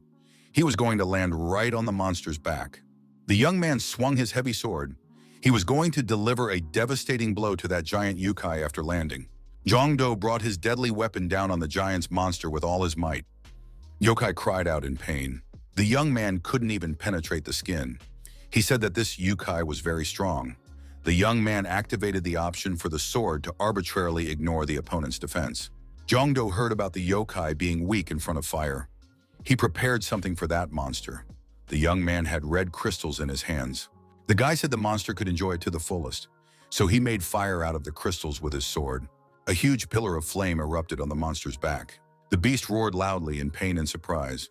Jong-do said he wasn't wrong with the fire. Now he's going to try a targeted strike from his back to his heart. The young man could not pierce the skin of this beast a second time either. The beast shook its head and Jong-do was forced to jump to the ground. The young man said that the monster was quite agile for its size. It was suggested to the young man that the danger might come from above. The young man raised his head. The young man used his sword to shatter the crystals that dangled above his head and posed a danger. Now danger was ahead.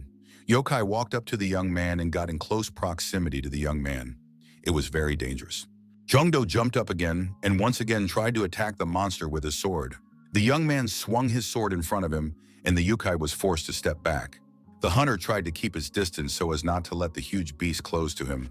Lancelot said regretfully, "Too bad there was no magic.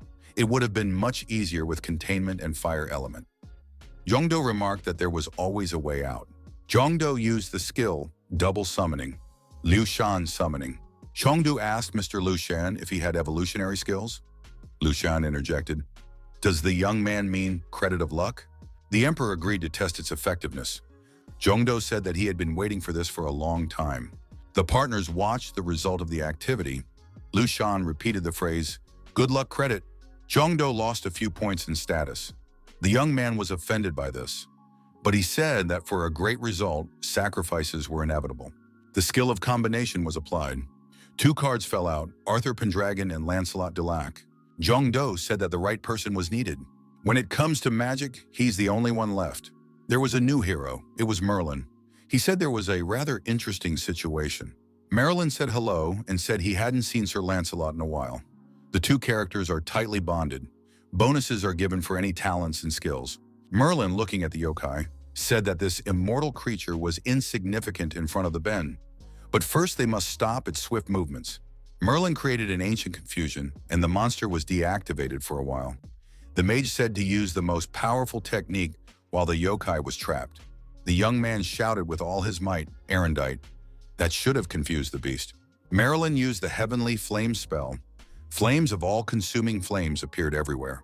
Jong-do tried to pierce through that monster's skin again. Fire was blazing everywhere.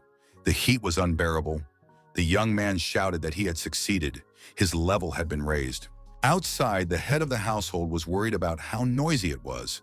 She hoped that Mr. Jong-do was fine now. The girl warrior said that there was no need to doubt this hunter's abilities. At the end of the operation, our hero came out. The girls rejoiced. Thank God the young man was alive. Now for the next 100 years, everything will be calm if the Pulgasari is sealed again. Jong-do said he's guaranteeing calm because the Pulgasari had died. The young man held the mythical essence of Pulgasari in his hands. The head of the family took this ball in her hands and couldn't believe it. Was it really Pulgasari essence? Jong-do asked the girls if they knew a master who was capable of processing this. The head replied, "She doesn't think a person is capable of doing that." The young man remembered about the dwarves and thought, could no one else do it? Jong-do decided that he clearly needed better armor for fighting tough enemies. The young man asked the girls if they knew anything more about the great yokai. The head replied that they were not in this country now. The closest place to find them is Japan. The young man may have heard of him before. Yamato no Orochi. It's a nasty snake, better known as Orochi. The young man thought it would be the next material for his future armor. The young woman, the head of the family, said that it looked like the young man was going to make something out of the great yokai's offal. Jong-do replied that he had some thoughts on the matter. The head of the family called the assistant and said that he would provide the young man with an appropriate reward for the work he had done. As a reward, the young man received a fire goblin heart that was used to suppress Pulgasari flame energy. The girls said that they were no longer able to process it themselves. She hoped that the young man would find a useful use for it. The young man thanked the lady of the house and said it was time for them to leave. Now the young man could use as many as 2 wheels of luck. Liu Shan clenched his fists as always and said to let the talent come out. One of the wheels showed the young man that he had acquired the skill analyzing the battlefield. Jong-do stated that it was not a bad skill either, and asked Liu Shan if there was another attempt. The young man had 1 more wheel left, so there was 1 more try. The boy was looking forward to another result. The young man had acquired the beauty skill. Heshik was in his house. Jongdo told him that there was no better place to create different things. Winry Makina was present in the house. The girl greeted Jongdo and added that she had been waiting for him for a long time. The young man was not happy that they had met again. Makina noticed that the young man had become considerably stronger. The girl said it was the first time she felt proud. Ever since she had her own ego, Jongdo didn't understand what he was saying. The girl said she had prepared a special reward this time. The white tickets were unlocked. The young man rejoiced. First there were black tickets, now white tickets. The young man got white tickets for the draft. It was a trial run. With these tickets, the young man will be able to summon beings called gods. Makina said that's not all. There was another gift. An extra ticket was unlocked. The young man asked what it was. Makina replied, if you summon a character with an exclusive rank, you can get a lot of feints. The chances are very low though. Still, they are special. The young man asked what was so special about them. Makina replied if the young man was curious about it, he could play the lottery and find out for himself. The young man scratched the back of his head. Would he be able to pull something worthwhile with the odds so low? The guy thought it was pointless to worry and worth the risk after all. The young man used a combination lottery. The target was the dwarves. This combination was possible. The young man rejoiced. He decided to continue the lottery. He thought that he would not have been able to do that with a low rank. Lucian said that what was needed in this case was more confidence, and advised the young man not to stop. The young man's status was downgraded by 10 points. This was very unfortunate. Jongdo thought that he shouldn't have bragged about last week's successful lottery. The young man said that his mental anguish was disappearing. Happiness comes with the absence of desires. Liu Shan said to the young man not to scare him. Jongdo replies that there's nothing he can do about it. He's willing to take it for granted. The young man couldn't believe his luck. He got a white card. He told Liu Shan that they had succeeded. The young man's assistant was the dwarf Dengu. His level was 337. The young man said hello and asked how the gnome was doing. The dwarf said it was the first time he had seen the young man. The young man did not know what to say to that. All of the characters come from the real universe. The young man showed the essence. Dengu remarked that it was an interesting thing. The dwarf said he's still alive. It's just weak and has the properties of a mineral. The young man wondered if it was unprocessable. The gnome said the young man was lucky. It would have been much more difficult with other dwarves, but he, a gnome of harmony, and would be able to do this for the young man.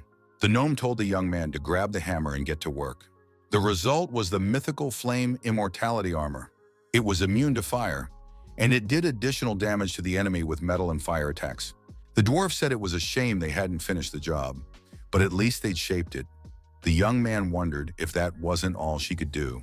The dwarf advised the young man to find 2 similar materials. After that, he would come from his world and finish the armor. Jongdo said he's going to Japan to get a snake in that case, for an orochi. The guy saw that he was entitled to 2 lottery prizes. Are there really 2 awards on a white ticket? However, the young man was informed that he could only choose 1 of 2 awards. He agreed to that too. Lucian suggested that the young man should settle for harmony. He said that the word itself fit the universe very nicely.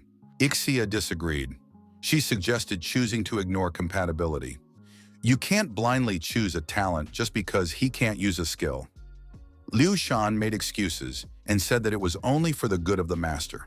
The young man listened to Ixia and ignored the compatibility. Liu Shan was upset. His talent wasn't being used. Chengdu noticed that from the emperor's side it was a bit selfish. The young man traveled to Mount Fuji. Heshik noted that the young man had very good armor, so he didn't go home for nothing. Jongdo replied that he was glad to hear that. The young man looked at Haishik and Soyoung and said that their skills had probably improved too. Haishik said that he was still a long way from Mr. Jongdo. Hishik pointed out that the power directly oozes out of him when Jongdo is around. Liu Shan said that it's because of his talent.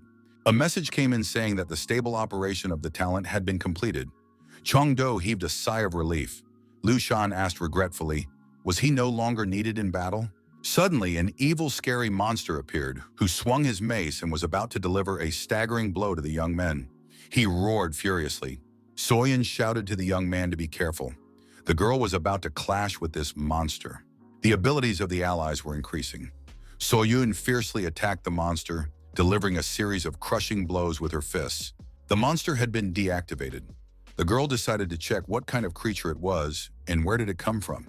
Zhongdo told Liu Shan that he would look forward to further cooperation. Liu Shan replied that he would also look forward to it. Zhongdo said his guys did a great job today and wished them a good trip. He said he's here to stay and look a little bit. The young man told his wolf friend to do him a small favor. We need to find a creature that emits energy similar to that of this armor. The wolf sniffed the armor carefully. Wolf said he could definitely sense something. The creature is out there somewhere, and he pointed in the direction of the mountain forest. The wolf rushed off in the right direction and told the young man to follow him. The young man could barely keep up. The wolf saw a cave ahead. From this cave came the odors he needed. The animal realized that it was moving in the right direction. The wolf entered the cave and told the young man that they had arrived. There were many amulets around the cave. The wolf and the man saw a strange vessel covered in amulets. It was firmly sealed. It gave off the odors the young man needed. Zhongdo said that it was impossible to breathe. He coughed and asked what kind of poison could be in here. Wolf said, considering how many signs of damage there were here, he wouldn't be surprised if the seal broke at any moment. Zhongdo sensibly remarked that it was better, in that case, to let someone who could stop it if the seal broke. The young man swung his spear. The wolf noticed that the young man had a smug look on his face at that moment. The young man's spear stabbed into this huge vessel. A hole was formed in this vessel. A voice was heard from there. At last, the whole place shook. The young man thought it was an earthquake. The wolf shouted that the cave was about to collapse. It was urgent to get out of here. The man and the wolf ran out of the cave.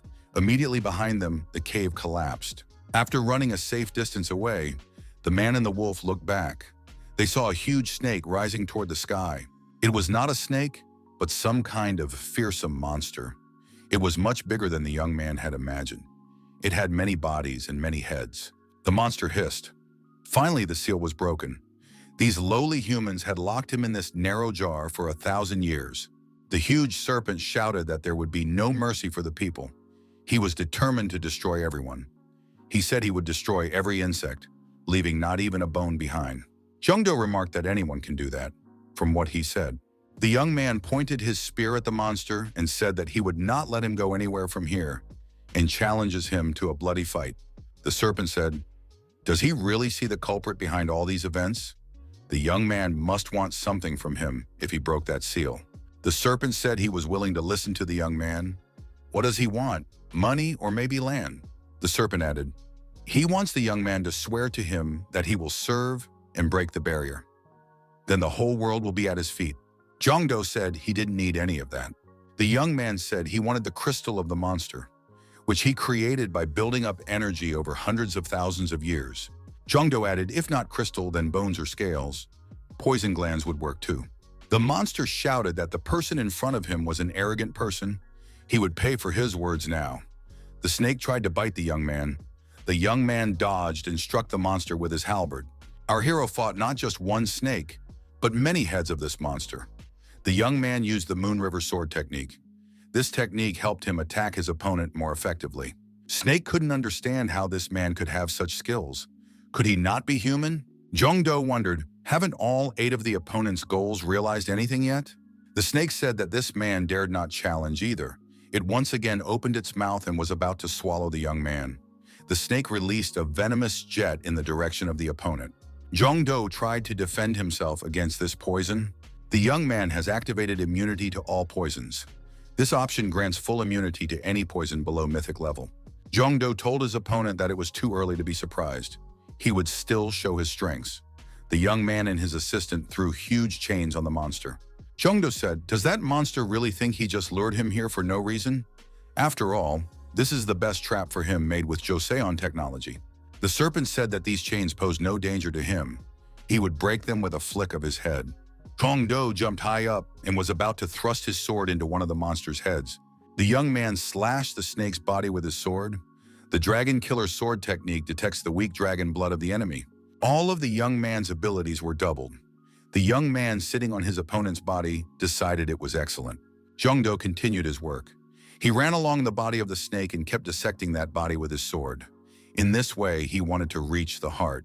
The other head of this monster said that all this must be dangerous and decided to apply the division. The snake shook the young man off its body. The young man in the fall tried to do as much damage to the monster as possible with his sword. Jongdo noticed that this monster was getting stronger. Could it be that its sealed power is coming back? Liu Shan said, "We need to get this over with quickly." The young man summoned a new hero. It was a mythical hero. He wondered, had the monster from the mythical era been resurrected? The young man's assistant said he could handle this monster. After all, that's the duty of spellcasters. It was Abe no Saimai, a level 299 caster. The monster screamed that he was about to tear the young man apart. The young man applied the restraining slings.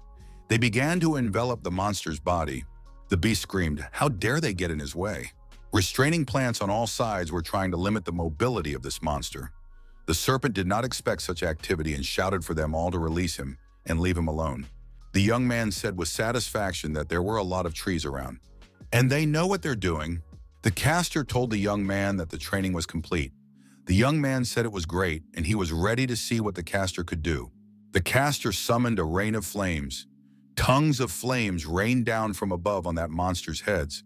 After a while, the entire monster was engulfed in flames. He screamed and wriggled, unable to get out of the fire.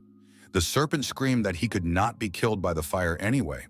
The spellcaster regretted that they didn't have any talismans right now. They would be able to hold him off for a while longer, but they would have to find another way to attack. The young man took a draft ticket, it was a black business card, and said maybe they would use it. The young man heard someone say, "Child who hears other people's voices, come here." The boy asked who it was. Ixia told the young man, she thinks now is the time to continue. The serpent continued to be active. The tongues of flame diminished, and that gave him some respite. The young man used the amulet. Geshna's blessing is activated. However, it hinders the search skill. The young man came running into the cave. He looked inside and saw what he needed. And he also saw a statue. It was she who called him. The statue said her name was Susano. Jongdo said that he didn't know about it. Ixia whispered that it was true. The statue split in two and inside was a sword. The statue called the young man a child who hears her voice. Susano asked the young man to seal the orochi with this sword for her. It was the mythical sword of Ameno Habaki. The caster said it was really cool. If you combine the divine sword and caster skills, you can reseal the Arati forever. Jongdo said with a smile that this sword could be used for a better purpose. Orati, fighting off the trees, shouted for the man to show himself in front of him. The wolf, instead of the man, asked, "What is that snake doing here? Soon there won't be a living place here." The wolf realized that he had to stall until the young man arrived. Jongdo appeared with sword in hand. Snake was surprised that the man didn't run away after all. He must be brave enough, but he could barely walk here on his own 2 feet. The caster said, "You can't destroy the Erodi with that sword.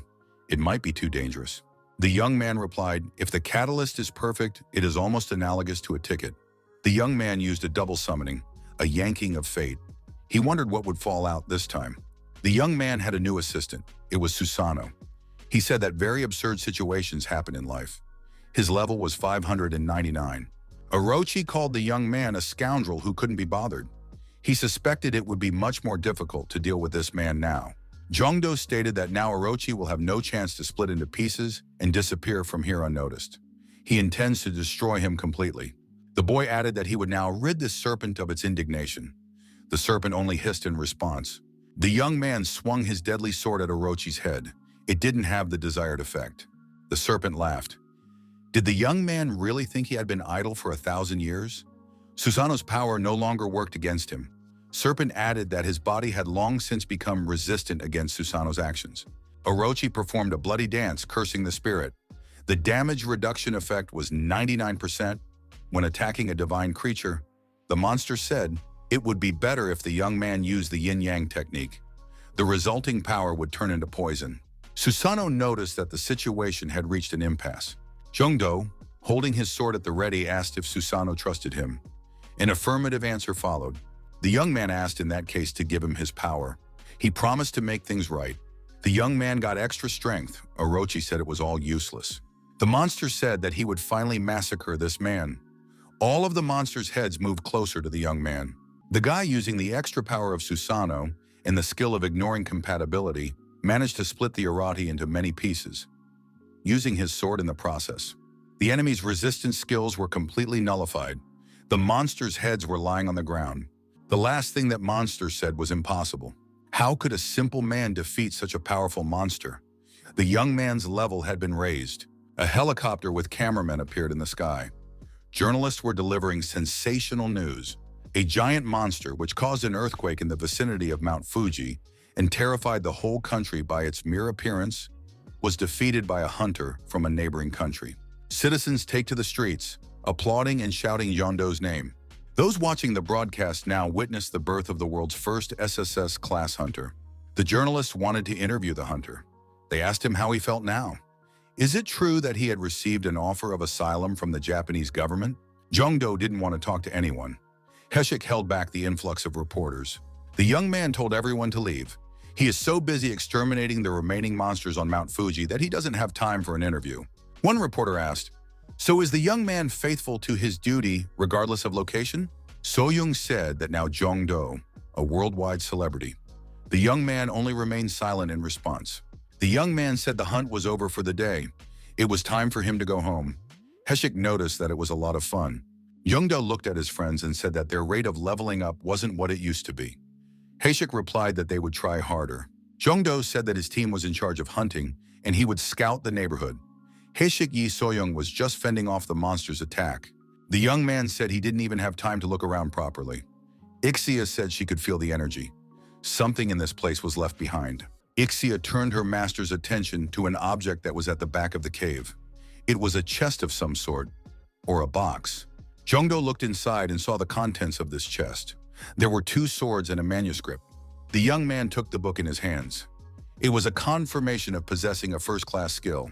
The young man has acquired the skill of the 5 rings.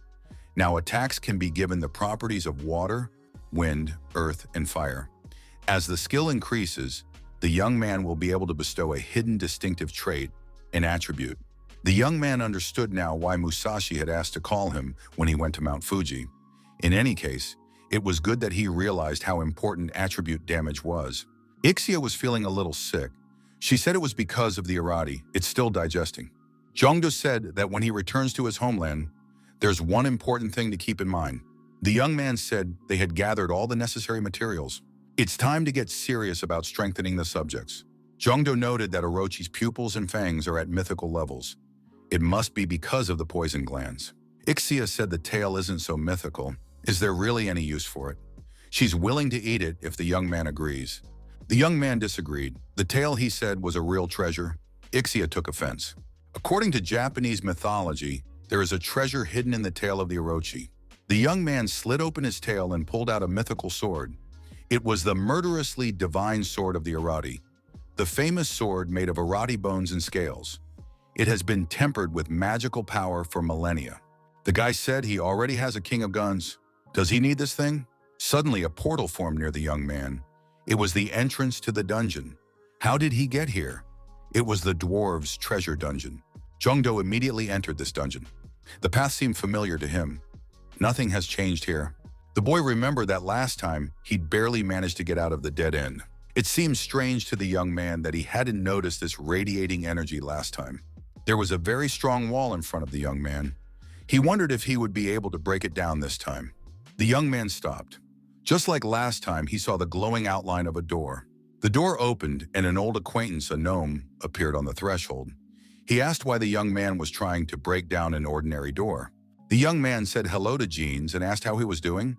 The gnome replied that he was doing fine, until the young man tried to destroy their house. The dwarves invited the young man in. They said they were glad to see him again.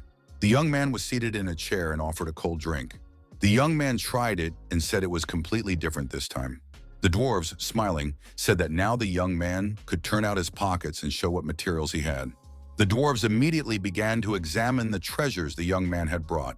Some of the materials were 5,000 years old. One of the dwarves said that this sword contains divine power, but something about the function is not right. Did this man bring deadly poison here without any treatment? Jongdo said that judging from the gnome's reaction, he had done the right thing. He asked if they could make what he needed. The gnome says the young man has to take a test first, as always. They don't want that either, but there's no choice. It's all because of Gaius. The young man realized that there would be no choice and said he agreed. What will this test be? A game or a battle? The young man recalled that this had happened to him before. The dwarves had told him that the battle would not become a test until 1,000 years later. The dwarves began to confer. The young man made a menacing appearance and asked how long he had to wait. Jean said they practiced hard to get back at the young man. The old man told the young man to follow him. This test would be a game. The guy thought that these dwarves had really improved their skills. They had a more advanced gaming console. The young man activated the talent of a level 3 player. All abilities were improved 3 times. The opponent, looking at the young man's hands, was surprised. How does he manage to wield the controller like that? After the game, the gnome stated that he again failed to hit the young man once in the game. The other dwarves panicked. The young man shouldn't look down on them. Now they will show him what they can do. After a while, the other dwarves were also in the status of losers. They could not understand why they had to suffer. The gnome said that the young man had won, and so they would honor his request. Jongdo handed the gnomes the bracelet and said that, for starters, he would like them to improve the king of weapons. Several kinds, armor, or dual swords could be used. The blacksmith said if the young man went up, he thought he could handle that level of equipment. Not all materials would be needed to improve the king of weapons after all. The young man gave the dwarves his armor and told them to use this thing. The blacksmith said it's a very high-quality piece. You can immediately see that if you improve it, it will be indispensable. The blacksmith looked at this armor and said it was the first time he had ever seen such a thing. How is that possible? Jongdo was scared and asked what was the problem. The gnome said it wasn't a problem. The blacksmith replied that he had a sense of secret harmony magic that only he could handle. It's a shame, but it's clearly stronger than him. It feels like he did it from the future. Jongdo replied that that was correct. That blacksmith was the one who made that armor. He summoned it from the real universe. Upon hearing this information, all the dwarves began to reach out to the young man and ask that he summon them as well. Jongdo asked, "Didn't the gnome see his future when he created the king of weapons?" The blacksmith replied, he knew he had mastered something, but he didn't even realize it was real. Jeans turned to the young man and said they had a request. The old man has asked that the young man summon them to the real universe. They can't tell him the reason, but they promise that the young man will be rewarded handsomely. Jongdo said that it would take a lot of mana to do that. His limit wouldn't allow it. The dwarf offered the young man a great deal of elven tears that immediately restored mana. Such a thing, even for a fortune, could not be bought. But if they could meet themselves in the real universe, the young man would not regret anything. The gnome added, plus they have elixirs and gear that will increase luck. The young man uses his skills and they provide all the materials. The young man said he agreed, and he decided that now he had to choose a helper. The guy, as always, decided to do it by lottery. The dwarves watched the process in fear. Jean still didn't believe this thing could summon them to the real universe. Jongdo said that they're going to place their bets now. The desired results can only be achieved with white cards. If there are others, it's a failure. The dwarves clenched their fists and waited impatiently. The young man said he was starting. The dwarves tensed up and shouted loudly. They wanted this very much. So far, luck had turned away from the dwarves. They had become darker than a cloud. Jean said, "Are they really all that unlucky?" A co-worker punched Jeans in the jaw and told that hypocrite to shut up immediately. The dwarves got into an altercation. It turned into a scuffle. They shouted that no one dared to doubt their savior. It won't work if you pick on the young man. It's not his fault. At some point, the dwarves noticed that all the elven tears were gone. The blacksmith asked the young men if there was a better way. Maybe it's time to go another way. The guy replied that there was a skill that instantly increased luck. But if you use it, it will permanently take away status. He somehow doesn't want to abuse it. Jeans replied that he should have mentioned it sooner, and he told them to bring all the elixir from the warehouse. A young man can use as much as he needs. This is a status-boosting elixir for one bottle.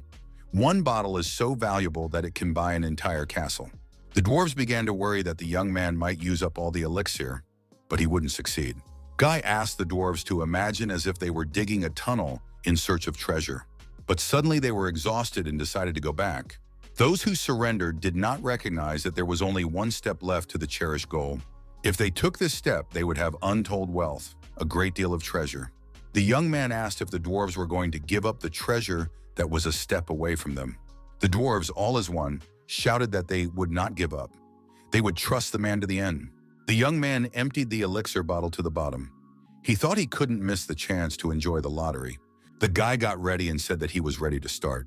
Liu Shan was also in anticipation. The dwarves stood silent, holding their breath. They were watching the result. At one point, the old men said they got a good feeling. It felt like everything was going to work out. The young man has a new assistant. He said he sees a lot of great kids. At some point, the dwarves realized that the young man had only one chance left. He was being unreasonable. The boy said, not just one, but the only one. The young man's ability decreased by 10 points, and his luck increased significantly. The young man turned to the dwarves and told them to have faith in him, because he was lucky. The young man was dealt a white card. Dwarf or Kowali, it was luck indeed. The young man's assistant was the Lord of all minerals, Lily Bright, level 599. The young man was meeting her for the first time. The woman said she was disappointed. She cannot believe that now those who refuse duty and challenge the truth are using such simplistic methods. The dwarves worshipped the goddess and said they had committed a mortal sin. The young man thought they were old acquaintances. You can't reach the truth using a shortcut. The young man covered his ears. He could no longer listen to these lectures. Jongdo looked at these dwarves and concluded that it was as if they had aged 100 years. The young man asked Jeans how he was feeling. Is he all right? The dwarf, with tears in his eyes, said that, as the goddess said, this task they must solve by themselves. In general, they are not okay. The blacksmith told the young man that in exchange for his labor, he could take a few items from the offering room. In the meantime, they would improve the armor and the king of weapons. Jongdo found himself in the room with the jewelry. His eyes were scattered. The young man saw a bottle of elf tears here. Turns out they weren't all out. The dwarf offered the young man to drink that bottle of tears as well. The boy thought that excessive gambling was a direct path to ruin. There was excitement in the Hunters Association. Recently, the report about this hunter had been constantly on television. It was the SSS class hunter, John Doe. The young man appeared in the association accompanied by Heshik and Soyoung. People came up to the young man and asked for his autograph. They recognized that they were fans of the hunter's talent. The girls wanted to take a picture with the young man. The young man didn't mind. Heshik asked all the fans to get in line. Soyoung was clearly not pleased. An association officer appeared and told everyone to refrain from making excessive noise indoors. Heshik told the young man that he could get in trouble now for making a fuss here. The girl asked, after all, didn't the young man come here with the purpose of starting a guild? Did she get it right? She showed the young man where to go. The young man went into a separate room. There was a man waiting for him who said that the paperwork had already been completed. The only thing left to do was to check everything and sign his autograph. Jongdo thanked him. Heshik asked who was that person. Jongdo replied that it was Cheolong. From now on, he would be in charge of running their guild. He agreed readily to help the young men. Heshik shook the man's hand and said he was happy to cooperate. The man responded by saying that he had heard a lot about the young man. The young man was told that the only thing left to do was to come up with a name for the guild. Does he have any options? Jongdo thought that, indeed, he hadn't bothered with the title beforehand. Soyeon said she had an idea. The girl suggested naming the guild with 3 letters. S is yes. Everyone thought it was a good idea. That's where we left off. The young men celebrated the occasion. They drank to their leader and to the creation of a new guild. Jongdo thanked everyone for their trust. He expressed his hope for their continued support. And to reinforce his confidence in the team, the young man wanted to tell them about his skills. Everyone present was shocked. Did the young man really already know about this? After all, it was a skill that allowed one to see the level of ability. Jongdo showed everyone the lottery machines and asked, "They probably haven't seen one of these yet." The guy explained that it's a skill that gives information about the future.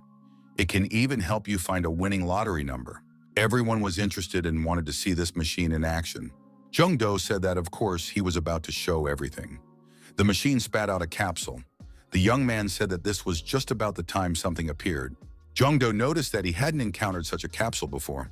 The young man has received information from the capsule that the entire universe is beginning to follow the Earth. The decay of the Earth's crust is accelerating. From now on, the real universe will provide special government invasion information for Earth. After 10 days, the experience buff on Earth will be gone.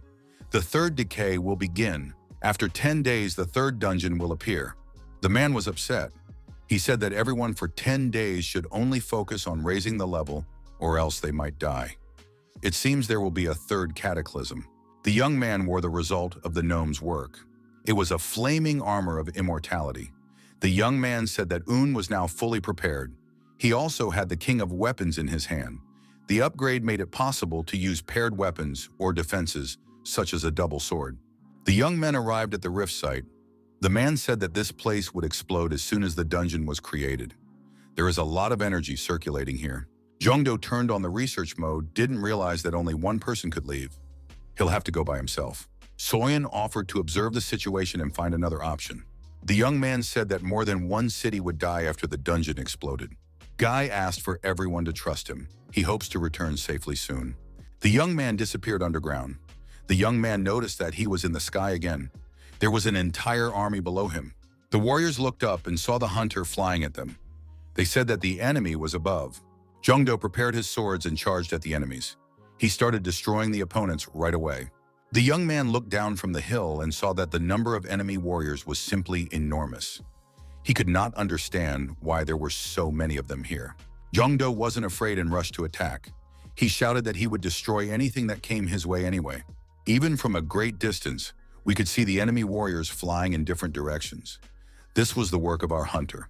Jongdo effectively dealt with the enemy advancing on him. The young man said that there was no end to them. Although he assumed that the fight would not be easy if it was an SSS-class dungeon, however, he didn't even realize that there would be so many enemies. The young man was determined to defeat the boss as soon as possible. It was the only way to clean the dungeon. The young man decided to make some noise and use a special lottery. The young man chose a random progress. He was asked to place the materials for the progress. The guy placed 3 diamond cards. The highest level character was chosen as the reward for first completing a random progression. The strange lottery machine boiled over as it produced a complex process that required maximum effort. The monsters were intrigued. What was that smoke appearing around them? Suddenly, everyone saw the legendary weapon in the hands of this hunter. The young man managed to upload a legendary figure, Richard the Lionheart. The king said it was his duty to give the lost lamb to its master. His level was 299. The king, looking at the incoming army of monsters, said that the lambs would arrive soon. Suddenly, a new strong opponent appeared. He had powerful armor and a huge sword. This warrior stood right in front of Jongdo. The young man said, "He showed up late." The opponent, a terrifying demon, said he felt someone stirring up the dungeon. Turns out it was that young man. It was the temporary commander of the 5th Corps of the demon army. Ramon. He was level 298. The young man thought his opponent was strong, but even so, there are chances to win the fight. Ramon asked the man if he was the keeper of this universe. Without further ado, the young man struck the demon lord with his halberd. Ramon blocked the young man's attack with his sword. Ramon said that his rival is a very hot-tempered person. He likes him even more because of that. Jongdo didn't say anything in response. He just threw another punch. Ramon offered the young man to join the demon world. With his data, he would make the young man a direct servant. Our hero said that he somehow did not think of submitting to someone weaker than him. First, Ramon must defeat him. The young man said if he lost, he would join him. The demon said, the young man capturing the essence of their world well. No demon would refuse a duel. Ramon said that he was the one who was refusing to duel. The young man was surprised. The demon explained that he had not come here for a duel, but for war. Ramon said, why would he risk it with such an overwhelming force? He alluded to his troops. The demon said, he doesn't know about the other commanders, but he's cold-blooded. It is foolish for a commander-in-chief to lead an attack or fight a battle in war. Richard Lionheart shouted that as a commander, the demon should take the initiative and raise the morale of his soldiers. Otherwise, this commander is a coward who does not know what his demons are capable of. Ramon spoke no more and told his subordinates to destroy the young man. The warriors rushed to the attack. Jongdo thought that it would be quite difficult to fight in such a case. Ramon's minions surrounded our hero on all sides. The young man stood on the grounds of the Holy Cross. The demons sensed something was wrong, something foreboding. The young man summoned the Crusaders. He was only able to do so through the use of his skill. A shrine was proclaimed. Significant bonuses are given to talents and skills. The demonic warriors under the influence of the divine light began to go insane. They could no longer perform their combat functions. The young man ordered the Crusaders to attack. The Crusader horsemen put their spears forward and moved to destroy the enemy troops. Jongdo saddled his horse and said it was his turn. The young man was holding a spear and was ready to fight the enemy army. Speed mode has been activated. The characteristics were doubled. The young man accelerated his horse and rushed into the thick of the battle. Each strike with the hunter's spear was effective. He scattered the bloodthirsty enemies in different directions. The young man was as impregnable as a rock in the wind. The enemy feared him, and they tried to avoid confrontation. The Crusaders moved to follow their commander. The commander ordered a triangle to be constructed with him in the center. The leadership effect activated. The Crusader commanders drove their warriors on. Squads performed actions coherently and skillfully. The warriors had a sense of combat training. Jongdo commanded that all the Crusaders follow him. The wedge slammed into the enemy ranks. The demons were discouraged. The commander has ordered that no one retreats. Everyone must attack the enemy. The young man shouted loudly. The roar of a lion was activated. The commander-in-chief's horse started to buck. Below him was an enemy warrior. Jongdo swung his spear. The horse crushed the enemy soldier with its hooves and rode on. The demons tried to resist, but they had little success. The enemy was morally crushed. Jongdo was in the thick of it. He showed the Crusaders by example how to behave with the enemy. The young man was brave and selfless. He had a lot of strength. The skill Oroti Core was activated. Jongdo spread the poison to the enemies. The commander of the demon troops watched the events from the sidelines. The officer asked the older demon what they would do. It could see that the Crusaders were doing damage to the opponent. The demon general said that the full invasion hadn't even begun yet, and his troops had already been injured. The officer asked the older man if he planned to stop this hunter himself. The demon said he planned to punish the enemy, but he would not go there himself. The demon general tried to attack the young man remotely. He sent an all-consuming blast wave towards his opponent. However, Jongdo managed to avoid defeat. He dodged in time. The young man was back on his horse. He shouted as he thrust his glowing sword forward and rode toward the main demon. The demon decided to launch an explosive arrow and aimed it at the approaching opponent. Chogdu and his Crusaders skillfully dodged the arrows flying towards them. The head demon put up a protective squad of warriors in front of him who displayed shield armor in front of them. The Crusader commander-in-chief pushed himself off the ground, jumped high on his horse, and leaped over the demon defense. He was in the rear of the main enemy. The young man flew over his opponent and tried to attack him from there. The demon shouted, "Did this young man really want to play with fire?" The young man's horse landed. The young man turned around and rushed towards his main opponent. A sword battle ensued. Chongdo powerfully attacked the demon leader. The rank-and-file demons tried to protect their commander. They surrounded the rider and prepared to deal with him. The demon officers shouted for the young man to leave their commander alone. The Crusader officer shouted for his warriors to stop the demons and don't interfere with the leadership to find out what was going on. A space in the middle had formed on the battlefield. The Crusaders and demonic warriors watched which commanders were involved in the battle. The head demon shouted for his rival to get off his horse.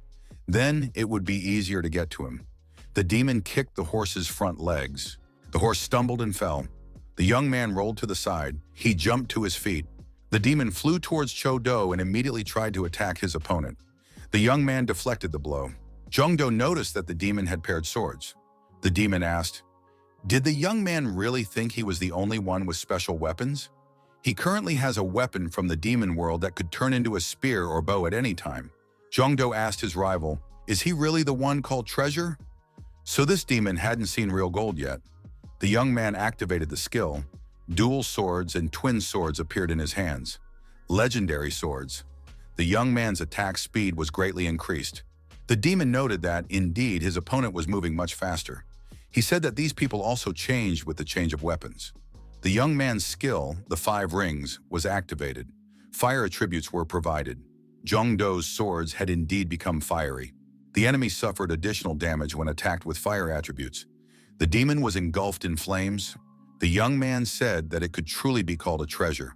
The villain asked the young man, how dare he treat the commander of the demon clan like that?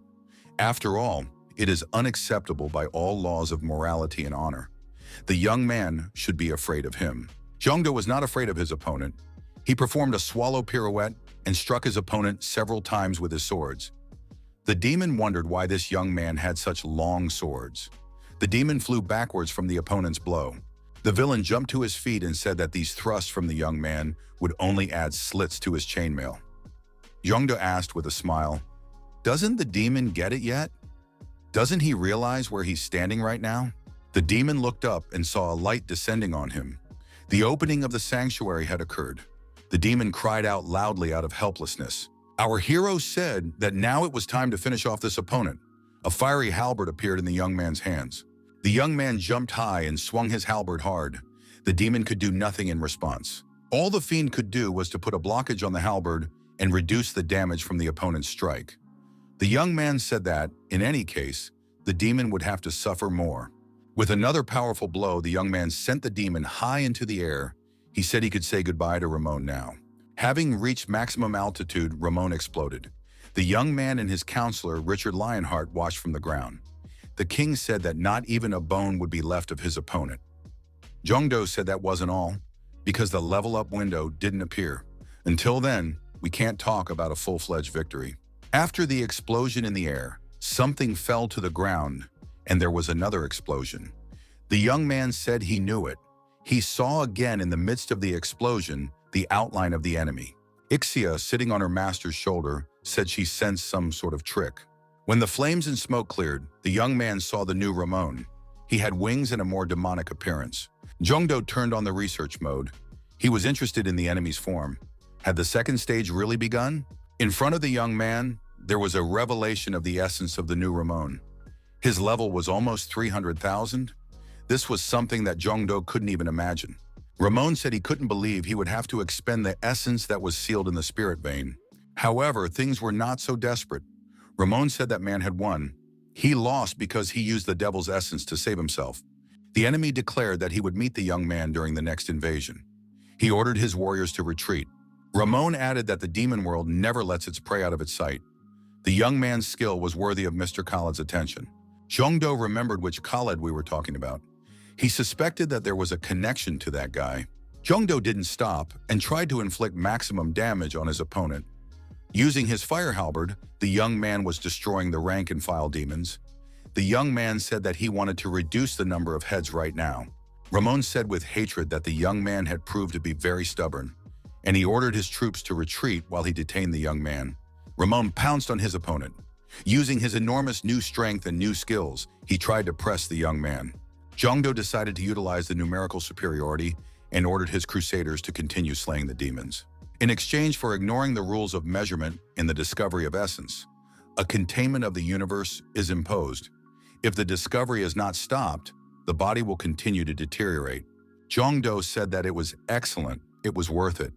Definitely the opponent will be finished soon. One of the demons decided to attack our hero with an energy beam and shouted for his master to step aside. The young man took the brunt of the attack. The officer reported to Ramon that his troops had retreated. It's time for them to leave, because the gates are about to close. Ramon turned around and headed for the gate. Everyone saw the chief demon retreating. The villain said that this young man would surely pay for his humiliation. The young man swung his sword and shouted for the demon not to retreat, for he had something to say. The young man shouted, "Erendite!" and swung his sword toward the retreating foe. The demon was struck down. When the smoke cleared, the young man saw the demon's wing lying among the debris. The wing's owner had managed to escape. Ixia told the host not to worry.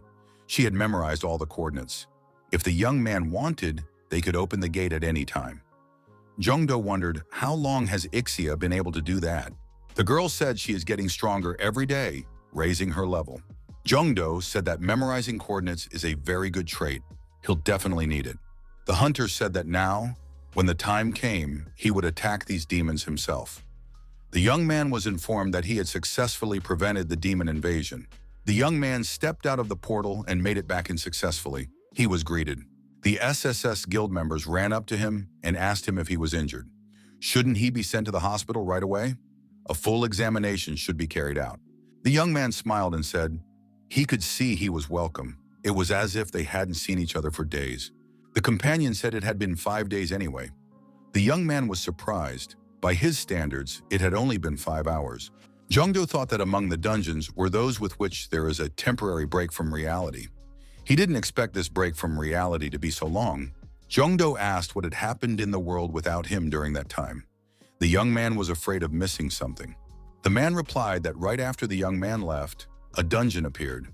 Since there were many casualties during the second cataclysm, everyone approached with caution now. Recently, there have been more hunters, so they are gradually cleaning the dungeons with high survival rate. The young man thought that there was hardly any place like the dungeon he had just passed through. The man added that those who had visited this dungeon said that the monsters moved in a planned manner, like an army. Some said they saw demon-like monsters there. Back in Japan, there was a place called The Spot. It was used as a hunting ground. It didn't cause a riot because there was one in England as well.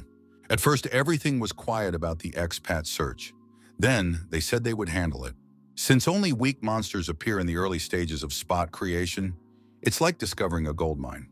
The problem is that these monsters will become stronger over time. If they escape to the city because of negligent management, an irreparable tragedy will occur. If they don't ask for help, the young man as an outsider can't do anything. It is necessary to gradually raise the level and monitor the situation. The young man was resting. Jong-do had just moved into his new house and hadn't even unpacked yet. He hasn't gotten around to it yet.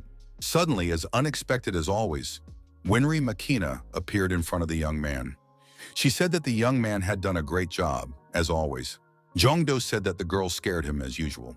Why doesn't she make herself known in advance? Makina said that the young man looked very glum, so she decided to play a prank on him.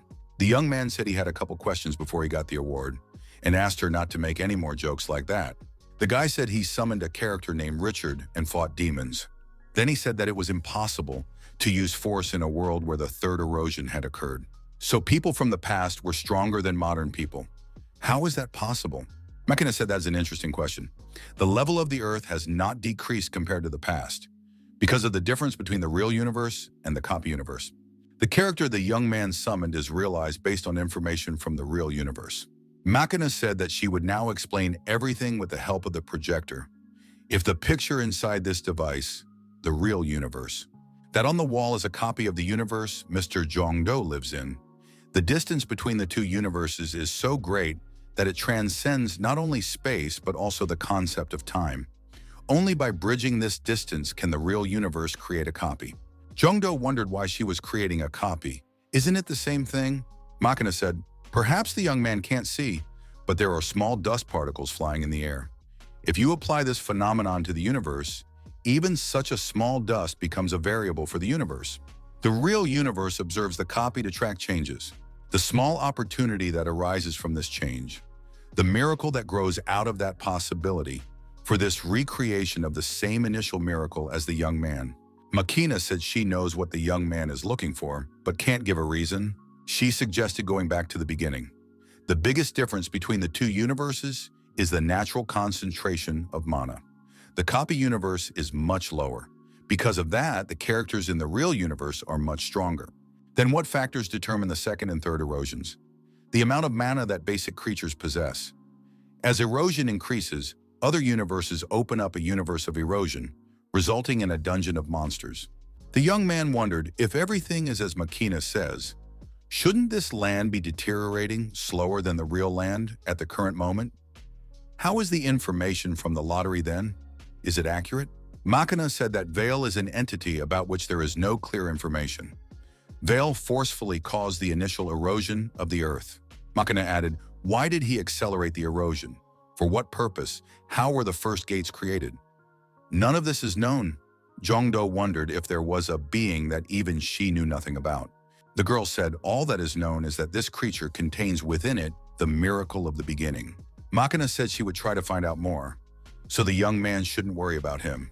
The girl asked if the young man had memorized the coordinates of the demon world this time. The young man nodded affirmatively. He said that he decided to prepare a little and attack when the time came.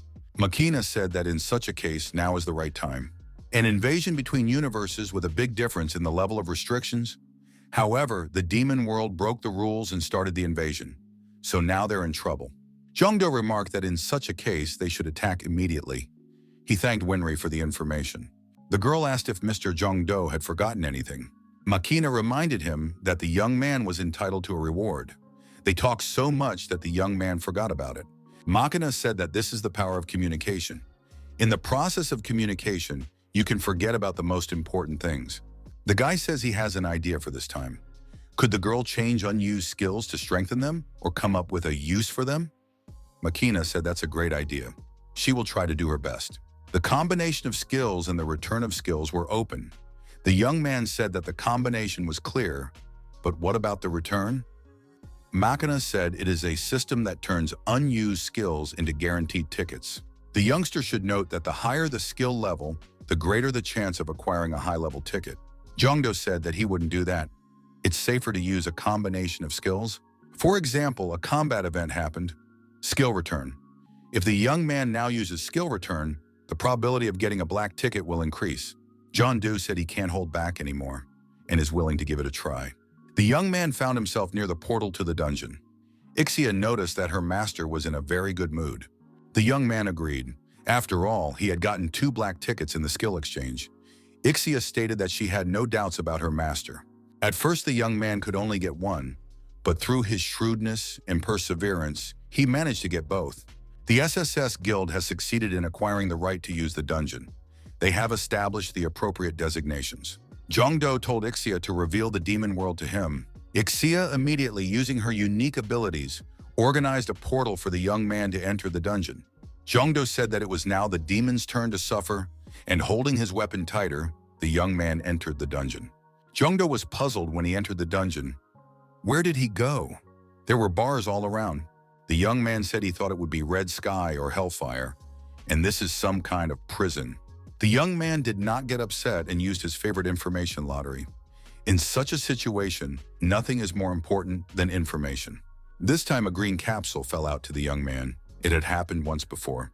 This place has been colonized by the invasion of the demon world. We must free the Skyle. Compensation is given as an achievement for the damage done to the demon world. The young man must cooperate with residents and build friendships. Special compensation will be provided. The colonized inhabitants of Scala have a strong antipathy towards the demon world. Jongdo decided that he could do it. In other words, he can interfere as much as he wants. Our hero decides that first he needs to get out of this prison. Suddenly, there was a prison invasion.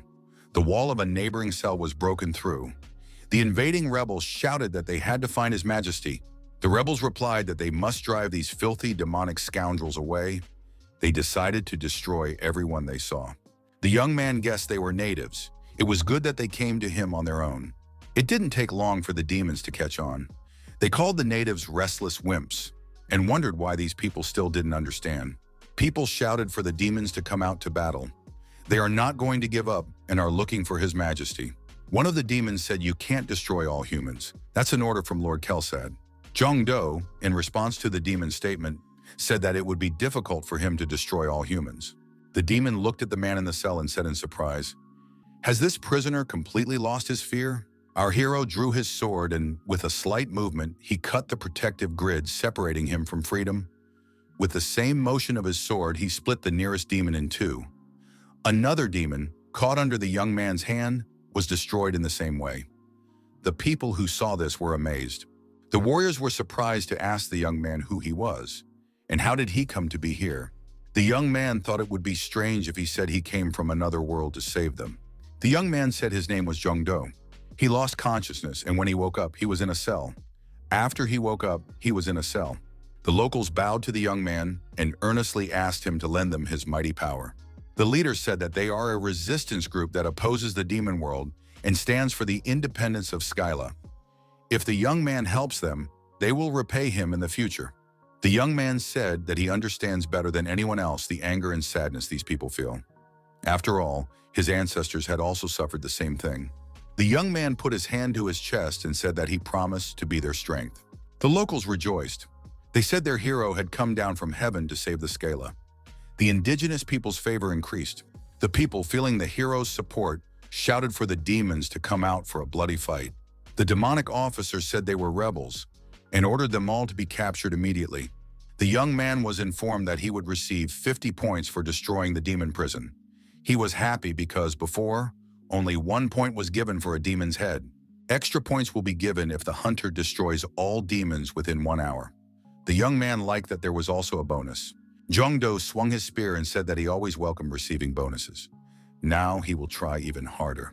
One of the demons kept commanding and shouting for his warriors to immediately go on the attack. They should not be afraid of their opponent because he had only 1 spear in his hands. The demons believed that if they came within close range of the hunter, they would have an undeniable advantage. When the demons got closer, they realized they had made a strategic mistake. The young man no longer held a spear, but a deadly sword. Each swing of this sword split another demon in half. They wondered, where did this sword come from? The locals couldn't believe their own eyes. Was it possible to destroy so many demons in a single battle? An even more terrifying demon appeared out of nowhere. Waving his deadly weapon, he shouted, "How dare this poor man do this to his army?" The young man gripped his weapon tighter. The demon shouted for that young man to go to hell immediately.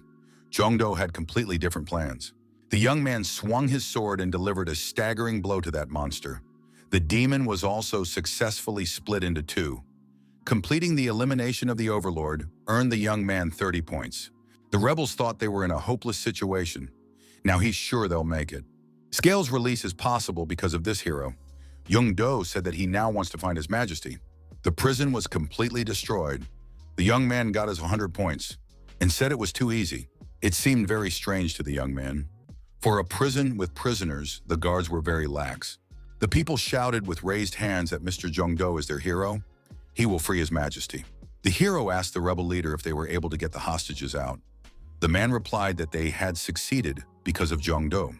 The rebel leader stated that, unfortunately, his majesty was not there. Apparently, the information was wrong. The young man offered to return to the shelter first. The locals promised to see him off. The young man was surprised that rhinos were used as transportation in this place. The caravan was formed and set off. The leader said that today was a celebration in honor of a new warrior. Unfortunately, there's an insidious spider on the rebel leader's back. He was here for a reason. The demon chief's been informed that the tracking bug is on, locations being transmitted in real time. The head of the demons was outraged.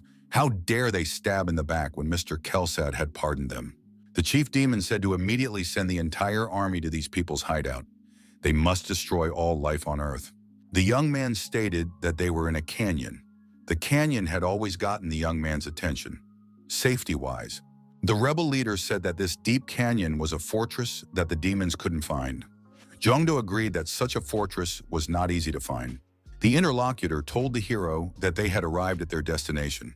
The rebel leader told the elder that thanks to a benefactor who was nearby, they were able to free the prisoners. Together with him, they will not only be able to find his majesty, but also escape from the world of demons. The elder became aggressive. He called the interlocutor a great fool. After all, he had warned that rash decisions could lead to disaster. The young man is alive now only because he was lucky enough to meet this man. Don't they know the humiliation his majesty is going through right now? The young man thought that, in that case, he had better move alone. Suddenly, one of the warriors came running in from outside and said they were in trouble. The enemies are advancing. Looking closer in the long-range vision device, one could discern a huge demonic army. The elder fell into despair. He did not understand how to get out of this situation. The man realized the demon had set a trap to locate their base and destroy them all at once. Jongdo said, now he understood why the demons were few and weak. The elder shouted that we must hurry. The women and children needed to be evacuated immediately. Our hero, having assessed the scale of the disaster, said that it was not necessary to do so. The elder was surprised. The young man put his weapon forward and said that he would take care of it himself. The elder shouted that it was dangerous and that he should return immediately. The young man didn't listen to the old man. He jumped right out of the window and went to fix the problem. In the next moment, our hero, saddling his horse, was rushing towards the untold demonic army. He was unstoppable. The race harness skill has been activated. Vehicle characteristics have been doubled. The demons who noticed the man approaching laughed. They said that the poor man had decided to do acrobatics. One of the demons wondered where the horse had come from. The top-level demon, Sinal, said that there are still useful warriors left in the fortress. It was probably their goal to buy time so that those who were left could escape. The demons saddled rhinoceroses and rode towards our hero. They decided to cut off his head. The demon closest to his opponent shouted for him to pull his head out if he wanted to die quickly. The young man pulled out his card and said it was time to use this one. The enemy came close to our hero and said that this man was caught. The young man continued to act. He swung his weapon and severed the heads of the demons that threatened him. Everything happened exactly the opposite. The demon leader wondered, what kind of man was this? No one had expected him to be so quick. The young man used the Azure Dragon skill and summoned the hero Zhang Liao. Zhang Liao is a man who inspires fear. It's said he was one of the strongest generals of the Wei dynasty. He stopped an army of 100,000 with only 800 soldiers. General Zhang Liao was the young man's aide and advisor in this battle. The chief demon said that this warrior is different. He was different from the warriors he had destroyed before. He figured if he was finished, it would be easy to exterminate the others. Ramon said if this demon could do the job, then his skills would be recognized, and he could apply for the position that Ramon used to hold, that he had dreamed of for so long.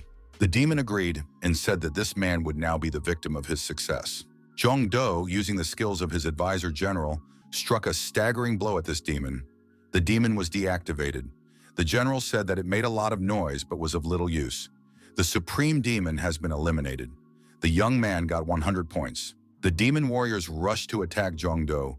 They wanted to avenge their captain. The young man destroying the attackers said they were like moths flying to the fire. Zhang Do announced to the remaining opponents that they were already in the pit of fire, and there would be no escape for them. The young man used a 7-star divine attack. One of the locals, the leader of the resistance, asked the elder why they were inactive. After all, it is necessary to help Mr. Zhang Do in this battle. The old man said they shouldn't leave the fortress. The elder looked at the young man from afar and said that everything had been decided. The young man on his horse was alone, surrounded by slain demons. The general thanked the young man for his cooperation and said that next time he was ready to meet with pleasure. Zhang Do decided to use the wheel, but before doing so, he loaded Mr. Liu Shan. Liu Shan rejoiced and said that it was finally his turn. Emperor Liu Shan looked around and wondered, where did all the monsters go? The young man said that he wanted to get rid of them as soon as possible. The emperor noted that the young man had done a good job, but at the same time he said that the young man was getting farther and farther away from him. Thanks to Liu Shan, the young man had acquired a talent for wielding a sword. Zhang Do was immensely pleased. He said that he had wanted to do this for a long time. He feels like he's getting stronger every day. He regretted that he hadn't had this before. He can now use the magic sword skill. The sword skill has been unlocked. You can now use this skill. Zhang Do realized that it would take time to consolidate his talent, but he would be able to use more strategies. Liu Shan congratulated the young man. The rebel leader told the young man that a great job had been done. Zhang Do expressed his hope that the elder and the rebel leader now will not fight anymore. Zhang Do suggested calling a leadership meeting. He has an idea on how to get out of this situation. At the meeting, the young man thought it would be a bit onerous. The leaders said if the young man had anything to say, to not be shy.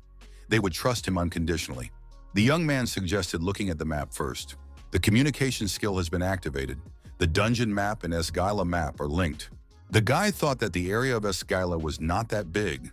Thanks to this, it is possible to find out the location of the cities and their geographical features. The young man asked if all the members of the resistance organization had gathered.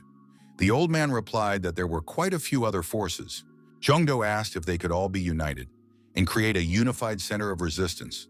One of the leaders asked if it was true that the young man was planning to start an all-out war, but that would be reckless. The young man said that the interlocutors could take it easy. He would not ask them to fight demons.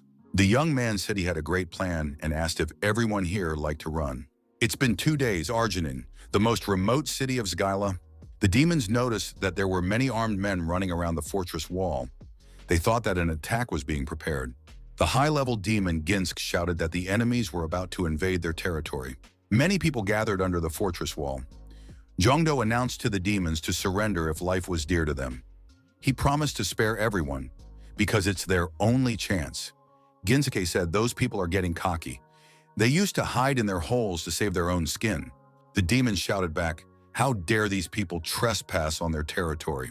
The chief demon ordered his troops to open the gates and prepare the racing rhinos. If the demons moved, then they would destroy all the humans. The chief demon, riding his rhinoceros, rushed through the fortress gates and into battle. He was accompanied by demonic warriors. The people, noticing that the demons had gone outside, turned around and began to run away. The demons shouted that they would not let these people live. Our hero, Zhang Do, rode his warhorse into battle with the oncoming rival. The young man bravely began to destroy the demonic opponents. Ginsk asked in surprise, "Who the hell was that?" The young man, not thinking long, split this Ginsk in half. Guy thanked his companions and said he would take care of the rest. The villain decided to attack and destroy the young man at the same time. After all, he's just, alone. Zhang Do cut into the ranks of the demons. Each blow of his halberd reached its target. The slain demons fell to the ground. Demons, frightened, decided to close the gate and not allow this warrior to enter the territory of their fortress. The young man was approaching the fortress gate with a hammer already in his hands. He shouted, "Were they going to hide from him?" Our hero's horse braked sharply. The young man with the hammer in his hands flew upwards on the fortress wall. Jongdo shouted for the opponent to open the gate immediately. The impact of his hammer came right on that gate. The demons shouted that they must stop this opponent at all costs and must guard the main gate. The hammer blow was so strong that the gates could not withstand it and shattered into small pieces. At the same time, the demons who were trying to hold the gates were flying apart. Jongdo destroyed the gate and the fortress wall. He entered the enemy territory. He was followed by the armed rebels. He said that the demons who were illegally occupying the territory should leave immediately. The demons fled in fright. They fled without a backward glance, leaving this fortress at the mercy of the victors. One of the rebel leaders approached Mr. Jongdo and said that they had won. The young man said that it is not a victory yet. It is only the beginning. The head of the operation told the leaders to gather all the people as soon as they eliminated the remnants of the demons. They should immediately move on to the next operation. Demons sounded the alarm. It was necessary to urgently gather all the forces to be able to fight back the advancing enemies. The people who occupied the fortress noticed that the demons had grouped together and were on the offensive. Apparently, they had gathered their entire army. The demon commander-in-chief, Kelsad, said that these inferior beings had acted unjustly. The demons had shown mercy to the humans, and they had stabbed them in the back. Kelsad declared that the time had come to smother human hubris. He was ready to launch an attack on the fortress captured by the humans. Nukes flew into the fortress wall, causing considerable damage to the structure. The demons decided to enter the fortress through the holes in the wall. They decided to wipe out the entire human army and leave no one alive. The armed demons boldly and decisively entered the fortress again. This time they hoped to free it from the humans. Bursting into the fortress, the demons were surprised. The fortress was completely empty. There was no one inside. A surprised Kelsad asked where everyone had gone. He had expected a bloody battle. One of the subordinates said that people must have fled after seeing such a powerful army in front of them. Kelsad was surprised. After all, they had had the courage to destroy Ginsk, and now they ran away without even engaging in battle. That seemed strange to him. One of the demons approached the commander and said they were having trouble. It turns out that the demonic capital was attacked by a detachment from the human army. They took advantage of the fact that all the troops were gone from there. The head demon shouted that their capital could be damaged. Could it be that there were so many humans that they were able to gather into an army? It was reported to Kelsad that there was only one man in the squad. One person was Jongdo. He continued to successfully split the demons in two, cutting them in half. Kelsad said there's a smart guy among these people. He needs to be dealt with immediately. The main villain said that his troops are following the enemy army and will try to destroy it. He, on the other hand, is returning to the capital to see the lunatic loner. Suddenly, a military warehouse in the city caught fire. Explosions were heard every now and then. The young man noted to himself that he had already destroyed the third warehouse in the city. The guard demons noticed the young man and decided to take the invader prisoner. Suddenly, an elder demon popped out from around the corner and said that this young man had finally been caught. The demon, waving his sword, introduced himself and said he was the leader of the guards, Gusiel. The young man did not introduce himself. He swung once with his sword and earned another 100 points for himself. The leader of the demon guards was destroyed. The rank-and-file demons were outraged. How dare this boy raise a sword against their superior? The young man couldn't calm down. He continued to split into two all the demons he could get his hands on. No one was spared. Advancing forward, our hero finally saw the main castle in front of him. The young man thought that this castle must have a commander-in-chief worth 10,000 points. We should destroy it quickly. While most of them were busy putting out the fire in the military warehouses, the young man swung the center doors to the castle with his foot smugly. There was a huge hall in front of the young man, but it was empty. It seemed strange to the young man. Had the map lied? The young man noticed a rapid-fire arrow flying at him. The young man eliminated the threat. A menacing demon approached the young man. He said the young man's plan had succeeded. Was he going to shake up the empty house? He had heard rumors of a warrior walking around, but he hadn't expected to see this young man. Jongdo, he knew that bastard was still alive. Ramon appeared in front of the young man. He said it was hardly a coincidence. The young man must have been able to trace the coordinates. It turned out he was more cunning than one might think. The villain immediately attacked our hero and said that this time they managed to meet very quickly. The young man blocked the opponent's attack. The demon said that here he would be able to fully unleash his power without any restrictions, and he was looking forward to this battle. The demon struck his opponent with a powerful blow. The young man flew backwards, hitting the wall and destroying it. Guy sensed that his opponent wanted to make an immediate effort. He had an urgent need to buy a ticket as soon as possible. A helper was simply necessary. Ramon said that the young man had become very weak. Is he hiding something? Suddenly, a divine creature appeared in front of Ramon. The girl blocked the demon's blow and said that light existed only for those who sought salvation. It was a divine angel. The young man has discovered the magic of brainwashing. Gasun's defense blocks the brainwashing. The opponent's reaction surprised the young man. It had never happened before. It was crazy brainwashing magic. Ramon asked what an angel was doing in the demon world. The chief demon wondered if the young man was planning to start an all-out war. His appearance is a clear violation of the agreement. Angel asked, hadn't the demons broken the agreement first? She had recently heard what those were up to on Earth. Thanks to that, she had entered the demon world without any problems. The girl thanked the earthly hero for his diligence in the fight against the evil world of demons. From now on, the heavenly world would help the young man. The demon said it's not help, it's just an excuse to take the land for themselves. They're worse than demons. The demon gently told this rascal to shut up immediately. Someone like him is incapable of understanding the ultimate truth of heaven. Jongdo apologized and told the angel that he had to decline that help. The young man added that he would figure it out on his own. Angel was surprised. The girl said she didn't see anything wrong with that. Many fools like this young man do not realize that they need rescue help. The angel added that their merciful God commanded to save a soul even through strength. Jongdo grimaced and thought he was dealing with a group of crazy people. The demon added that he had warned the young man. The angel said that the young man could rejoice. The place they had chosen for salvation was the land he was on. The girl added that the only way to survive was to connect with the heavenly realm. The angel of the heavenly realm offered to recruit the young man to heaven. If he accepted the offer, he would belong to heaven. The demon leader said he was willing to give the man a chance. The demon invited the young man to join their ranks. He promised to make the young man a general so that he could flog these heavenly representatives. Kelsad, the lord of the demon world, offered to recruit the young man to the demon world. If he accepted the offer, he would belong to the demon world. Jongdo was faced with a choice, and he has to decide, heaven or the demon world. Jongdo says that he chooses to do neither. He's not interested, so they can leave him out of it. If they're going to fight, then let them fight amongst themselves. Kelsad noticed that the young man had a chance. The demon leader pounced on the young man and said he would destroy him. The angel pounced on the young man and shouted that the heretics must die. A demon and an angel simultaneously struck our hero. Nothing happened. The demon was very surprised. The young man blocked these blows with his bare hands. He held up the attacker's weapons. The demon wondered, is this really a human? The strength level of our hero increased by 1.5 times. With a confident movement, the young man threw the attackers off in different directions. Chengdu said that it was the first time he felt such power. The young man loaded his assistant. It was Xiang Yu. The power of this hero moved mountains. It was the only being that filled the world with overflowing energy. In China's 5,000-year history, all historians have rated him as the strongest man. Stronger than this hero, the young man has never booted anyone before. This should be a convincing victory. It was the king of Eastern Shu. The head demon said he was experiencing a strange sensation. The young man performed a boric acid attack. It was an exquisite attack.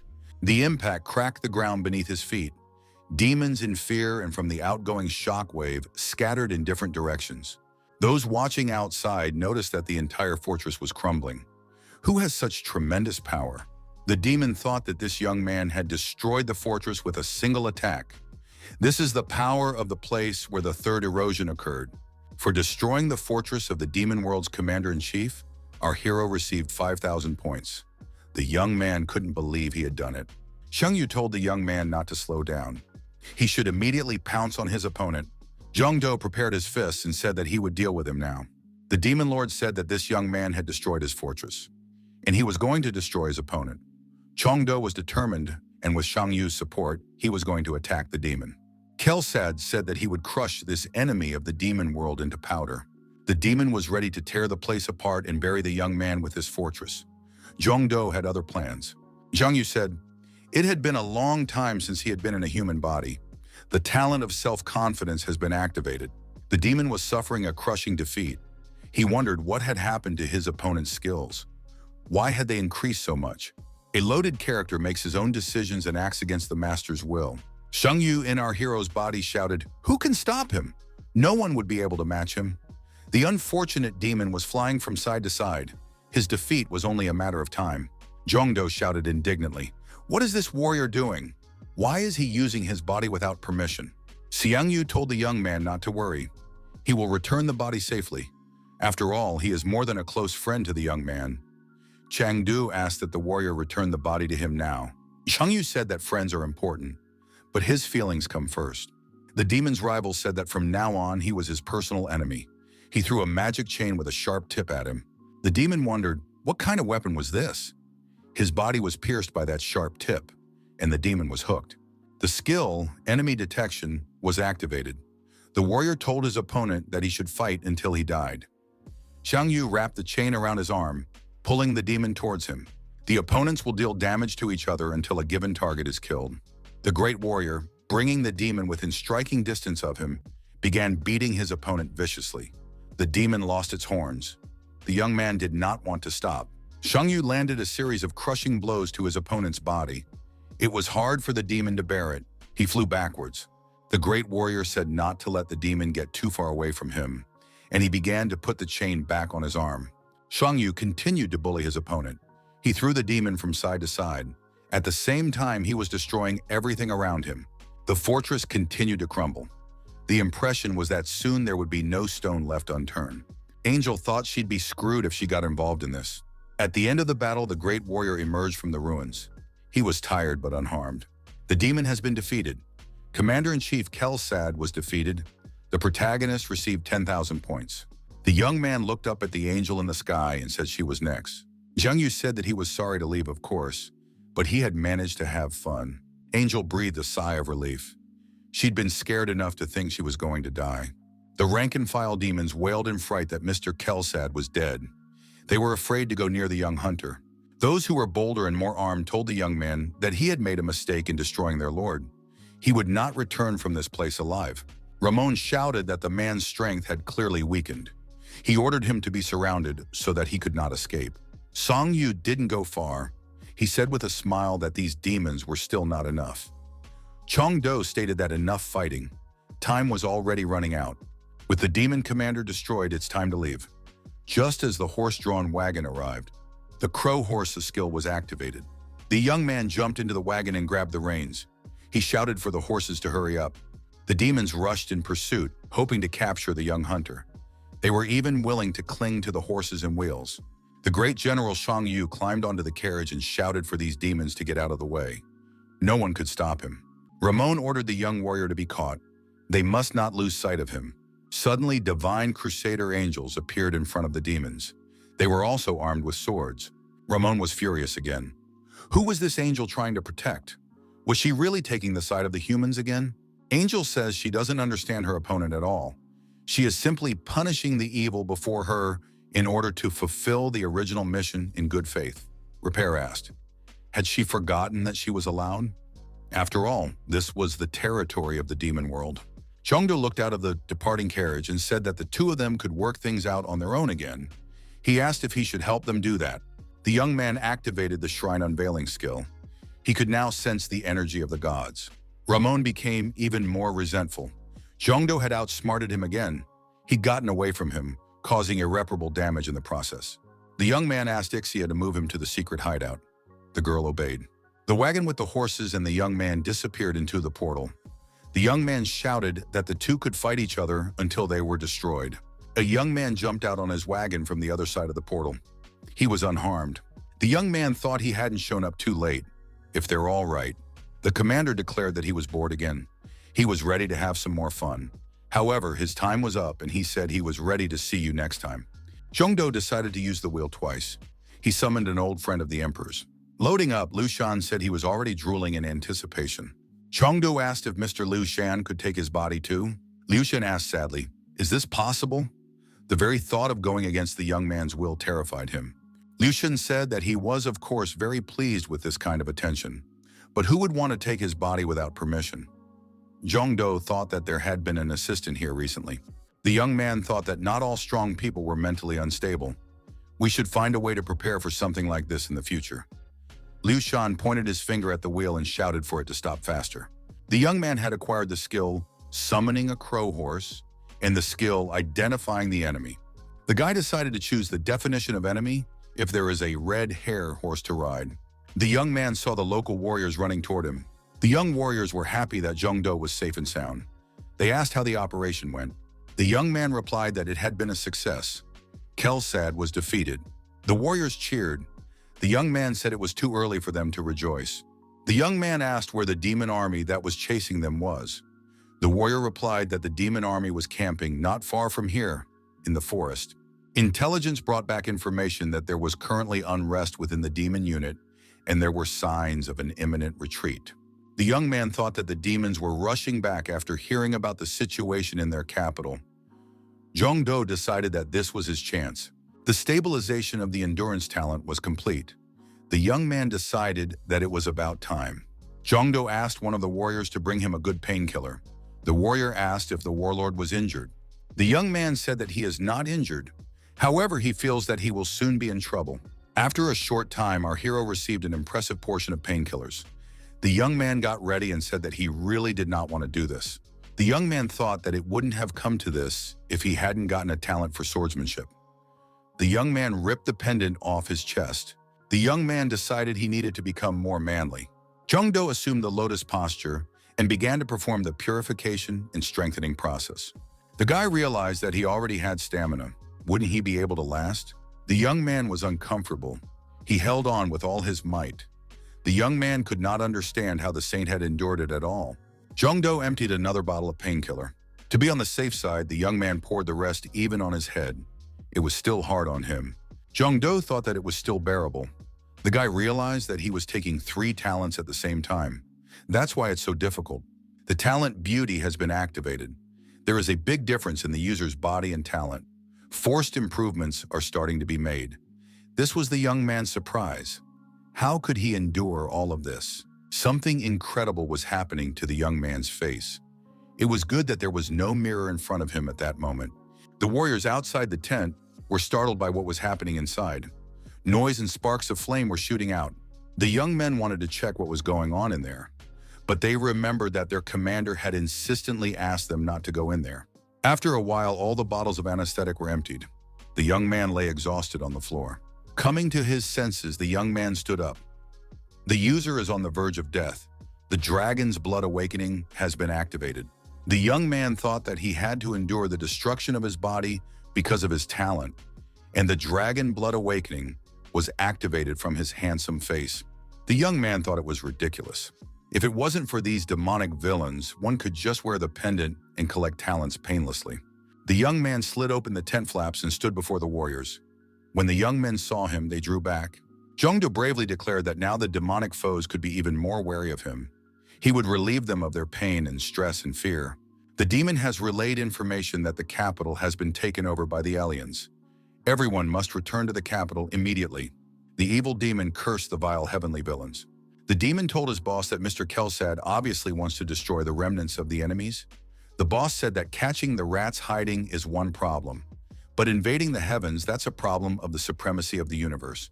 The one-eyed demon boss told everyone to retreat and return to the capital. The demonic army lined up in rows and began to return to the capital. The demon warned Mr. Fontanen that there was a narrow canyon ahead. There might be an enemy ambush. Maybe it makes sense to take a detour. One-eyed said that every minute counted. If he delayed now, the capital might fall into the hands of the heavenly army. Would his interlocutor be willing to take responsibility for that? The interlocutor remained silent. The one-eyed man said that in that case, we should continue on the established route to the capital. The demon said they would get rid of anyone who dragged in. Right now, all they have to do is move forward at an accelerated pace. One-eyed said the enemies are quite close. Could it be that the heavenly army had gotten so dangerously close to them? The deputy reported that only one man had gotten close to them. It was Zhang Do, holding a divine sword in his hands. The young man said that finally those demons had been caught. The one-eyed warlord saw the young man and said that his sword had a very powerful energy. He ordered his subordinates to quickly disperse. The demon officer reported to the warlord that over 90% of the troops had entered the canyon. They would not be able to disperse and escape if necessary. The young man held an Excalibur in his hands. With this sword, the young man was invincible. The young man attacked the enemy army. He collapsed the walls of the canyon, and the demonic warriors were crushed as they fell. The demons had nowhere to retreat. They were trapped in a mousetrap. The one-eyed warlord was depressed. How could a huge army be lost so easily? After all, it was just a boy against them. The young man looked down at the results of his activities. He was satisfied with the results he had achieved. The young man said that this army could retreat as long as they wanted. He had them cornered anyway. The demon officer said to keep his subordinates alert. There was no telling where this young man might come from next time. One of the sentries shouted that he could see the enemy. A young man, sword out, was approaching on his horse. The one-eyed man shouted for the enemy to be shot at with anything that could hurt him. Arrows, swords, and spears flew at the young man. The young man was invulnerable. The demons were amazed at their opponent's abilities. How could he beat off arrows while sitting on a galloping horse? Jongdo cut into the ranks of the enemies. With his sword, he destroyed the opponents. Each of his strikes reached the target, and it was effective. The young man was pleased with himself. He was showing excellent second-level swordsmanship results. This was a manifestation of his talent. Previously, the young man couldn't even imitate the swordsmanship of the heroes he was loading. From now on, the young hunter is ready to swing his sword nonstop and excel at it. Various parts of the demons flew apart after making contact with the Excalibur. Jongdo said that he sees and feels everything in this fight. The demons won't be able to defeat him. The young man skillfully wielded not only a sword, but also possessed fist-fighting skills. He used these skills to fend off the attacks of ruthless monsters. A single blow was enough to make the monster unable to continue fighting, and was deactivated for a long period of time. The young man said that with the beauty talent, it wasn't just his appearance that changed. The young man's bones became stronger with a proper skeleton, and his muscles had become refined. The demons realized that they had lost this battle. However, to their great regret, and I had nowhere to retreat to, they were trapped in this canyon. The enhancement mode helped our hero to skillfully wield a spear, shoot a bow, and possess melee skills. There were many other talents he could learn. Jongdo realized that if he progressed, he would become even much stronger. Some demons thought, no matter how strong this young man is, he is still alone. We should keep trying to defeat him. The enemies were counting on the fact that the young hunter wouldn't be able to use his technique for long. They decided to attack him simultaneously from all sides. Jongdo laughed and said in response that he would be able to use this technique indefinitely. And he doesn't care how many opponents are against him now. The one-eyed leader said that this young man was very tough and decided to personally go out to fight against him. A warrior ran up to the one-eyed leader and said there was an emergency message. The warrior said it was very urgent and the commander should respond. The one-eyed man answered and said that Fantanen was listening. Ramon was on the line. Fantanen thanked the demon and said that he would serve him faithfully for ages to come. Ramon said that Kelsad died in battle with this rival and ordered the demon to leave the skull. Fantanen understood and said that everyone should keep retreating. The demon added that the man had gone too far. The young man had gone really far, and he wasn't going back. One-eyed ordered that we prepare a retreat gate. If necessary, have the demons open them. Glaring furiously with his red eye, Fantanen said that he would tear this young man apart the next time they met. Our hero laughed and said that this rival spoke differently while running away. Jongdo wasn't going to let him go. The young man asked why his opponent doesn't want to tear him up now, if he's so confident. One-eyed man was on edge. He wanted to attack the young man and carry out his threats. However, his subordinates, realizing the hopelessness of the situation, tried to hold him back. Demon still managed to escape. Jongdo asked Ixia to give him the appropriate coordinates. Our hero has received information that the demons have been completely banished from Eskyla. Hidden mission accomplished, 20,000 points. This has never happened before. Jongdo said it's time to return to the capital.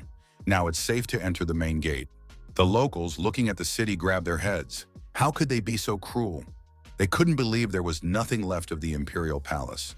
Those cruel demons, worse than animals. Jongdo kept his mouth shut. The elder said that now was not the time to bemoan the destroyed buildings. We must hurry and do everything possible to find His Majesty. The old man said that a stretcher should be brought immediately, and he feels it is necessary to concentrate the search in this particular place. One of the warriors shouted what he had found. The young man discovered a secret door. The warrior opened the doors and said that those evil demons had locked His Majesty in the dungeon. Jongdo suggested going down and opening the dungeon. At the entrance to this dungeon was a legendary barrier spell. It can only be unlocked by a wizard of legendary level. Jongdo suggested that the warriors accompanying him should still go down into the dungeon. The young man turned on the examination mode. He realized that he had to make an examination. Legendary level magic, there has been a successful release. The young man opened the grate and told the warriors to come forward. The young men saw behind the bars a man sitting on his knees. He was shackled in chains. The old man addressed the man and called him Your Majesty. The young elf opened his eyes and thought he heard someone's voices. The old man asked, "How did Rosnell get here?" "They came here with the liberation." The girl heard the news that Scale was freed, and all the demons fled. The girl thought it was all thanks to that warrior. She looked at Jongdo. The girl rose to her feet and told everyone to leave her alone with this young man. She would like to talk to him. As the doors closed behind the warriors, the girl called the young man Mr. Heroes. Then she added that the word was not appropriate for someone who came from another world. The young man wondered, how could she have guessed that? The girl said that she could sense the young man's mana structure. It is different from their structure. But despite that, the young man is the greatest wizard of this world. The girl said she wanted to give something to her savior. The imperial family of Skyla has been able to use subspace magic for generations. The reasons the demons kept her alive: royal treasures in subspace. The girl pulled out a treasure box from under the space. She said that it was a national treasure passed down from generation to generation by their imperial family. The girl said for the young man to accept this gift. Jongdo started to refuse. He said he couldn't accept a national treasure. The girl said that there was a legend that had also been passed down from generation to generation. One day when the world is stained with evil, a savior will appear from heaven, and he will cast out all evil, and then he will suddenly leave. At first, the girl thought it was just a legend, but now at the sight of the young man, she realizes it's true. According to the legend, this box should be given to a savior. The young man is now the true owner of this treasure. The young man now realized what a special reward it was to help and befriend the natives. The young man inquired if he could open this treasure right there. The young woman said she didn't mind. In this box was a giant bead. It was smoking and radiating energy. The young man took the bead in his hands and turned on the research mode. He wanted to know what this thing was. There was a glitch. The young person was informed that the inspection failed. Target information could not be determined. The guy was surprised. This was the first time such a thing had happened. After all, this skill easily overcomes the magic of defending mythical items, so it's a bead well above the mythic level. Her Majesty asked if there was a problem. Jongdo replied that he didn't understand what this thing was for. The young man was not upset. He knew there were experts in this matter. He decided to check with the dwarves after he returned home. They would find out the purpose of this bead. The young man told Ixia that they were definitely going home now. Ixia tensed and opened the portal again. Now to return home. The locals thanked the young man for his help and said he was their benefactor. The young man said goodbye to the locals and they told him they would never forget him. Jongdo said goodbye and left through the portal. The people rejoiced that the demons were gone. They were sad that their benefactor was gone. Appearing at the top of the stairs, the young man immediately wondered how many points he had managed to earn. The young man looked around and couldn't figure out where he was. Had he not established the coordinates of his room? Ixia apologized to the host. When the gate opened, there was an intervention of coordinates. It must have happened in the process of invading the celestial world and exiting the demonic world. The boy thought that these celestial representatives couldn't stay still all the time. The young man said they were not in their native country now, but they had not left this land. The young man decided to orient himself on the ground and see the location. The young man synchronized the dungeon map with the world map. The young man wondered, could he really be in Great Britain now? It seemed like a very distant place to him. The guy caught on, as it was the UK that made a lot of noise after the spot was created. Ixia warned the young man that 3 hunters had appeared behind him, each of them level A. The hunters told the young man not to move. If he resisted, they would attack. The hunters put their hunting swords forward. The young man had entered an area forbidden by the state. The young man put his hands in the air. Jongdo thought that it wouldn't be so easy to go home. One of the attackers said he thought he had seen this young man somewhere before. The hunters recognized our hero. They said he was the only SS-class hunter in the world. The three hunters put aside their swords and pulled out pens and papers. They flew up to the young man and asked for his autograph. The hunters told the young man that he looked much cooler in person than he did on the screen. The boy thought it was because he had applied the beauty mode. Out loud, he said he heard that a lot. One of the hunters asked how the young man had gotten here. The boy replied that he came here after passing through a dungeon in his country. He himself does not know how it happened. The hunters decided it was hardly a simple accident. It was God's will. Jongdo asked if they were believers. The hunter replied that lately, yes. Hadn't the young man heard about it? Currently, Jesus is risen here in the Holy Land in the UK. Ixia said she doesn't understand what's going on here. First the demon world, then the heavenly world. I can't believe they're in the middle of something. What's all the fuss? The hunters said the young man might doubt the truth, but they had indeed witnessed a miracle. It really was Jesus. Jongdo said he was looking forward to hearing the story. He asked if he could meet him. He was told that he could, but it was very difficult. The hunters explained to the young man that Jesus went into seclusion to create the Holy Grail. He said that if he had the Holy Grail, he could protect mankind from monsters. Ixia was tense at this point. She said she sensed an ominous energy, and there's an object with blood on it. The hunter explained, members of their guild had gone to find materials for the Holy Grail. Jongdo inquired if Saint Joan of Arc was here. The young man explained his question. The girl went to the UK but then disappeared. That's why he's looking for her. The hunter assumed that the young man was tired from the road, so he offered him a rest. Jongdo thanked him for his hospitality. The young man was led to the apartment and wished him a pleasant vacation. The young man met again with weary Makina. The girl congratulated the young man on his safe return. Jongdo said he had a lot of questions. Would the person he was talking to be able to answer them? Makina said she would tell him everything she knows. However, she can't provide information without paying a fee that benefits only one side of the universe. The young man says he is willing to pay. He uses the points he earned. Makina said that wasn't a bad idea. She will make a list of things that can be bought with those points. Makina put up a bill that totaled almost 37,000 points. The young man thought he had enough. Elven tears, elixirs, armor, weapons. Everything is in place. The tickets are there too. The young man asked his interlocutor how many points he needed to ask about the celestial world. Makina replied that he needed 20,000. Jongdo thought it was very expensive. The young man decided to sell all the elven tears for information, but the Earth follows a different path from the real universe. So it will be hard to get the information he wants. The young man said he was ready to ask a question. Makina said she was ready to answer. Guy asked Makina to tell him about the Holy Grail. The young man remembered how Ixia had sensed the ominous energy. The information should definitely be worthwhile. Makina said that the Holy Grail is a distraction device that allows beings from the upper universe to enter the lower universe with impunity. The Holy Grail is created by mixing half of the blood of a man from heaven and half of the blood of a man from the universe that heaven is trying to invade. The mixing of the blood signifies permissibility, but it requires special conditions. The natures of the two creatures mixing blood must be similar. The mana potential must be excellent. The most appropriate person to do this is Saint Joan of Arc. Jongdo remembered the conversation with the hunters and decided that Saint wasn't accidentally missing in the UK. The guy still couldn't figure out how to find her, and with what. Makina suggested that the young man pay attention to the eyeglass store, the information she had behind her back. A skill enhancement potion might be useful for that. The young man asked, what could he do with it? Ixia whispered in the young man's ear that he could try it. The young man thanked Makina and said that he would buy 2 vials of this potion at once.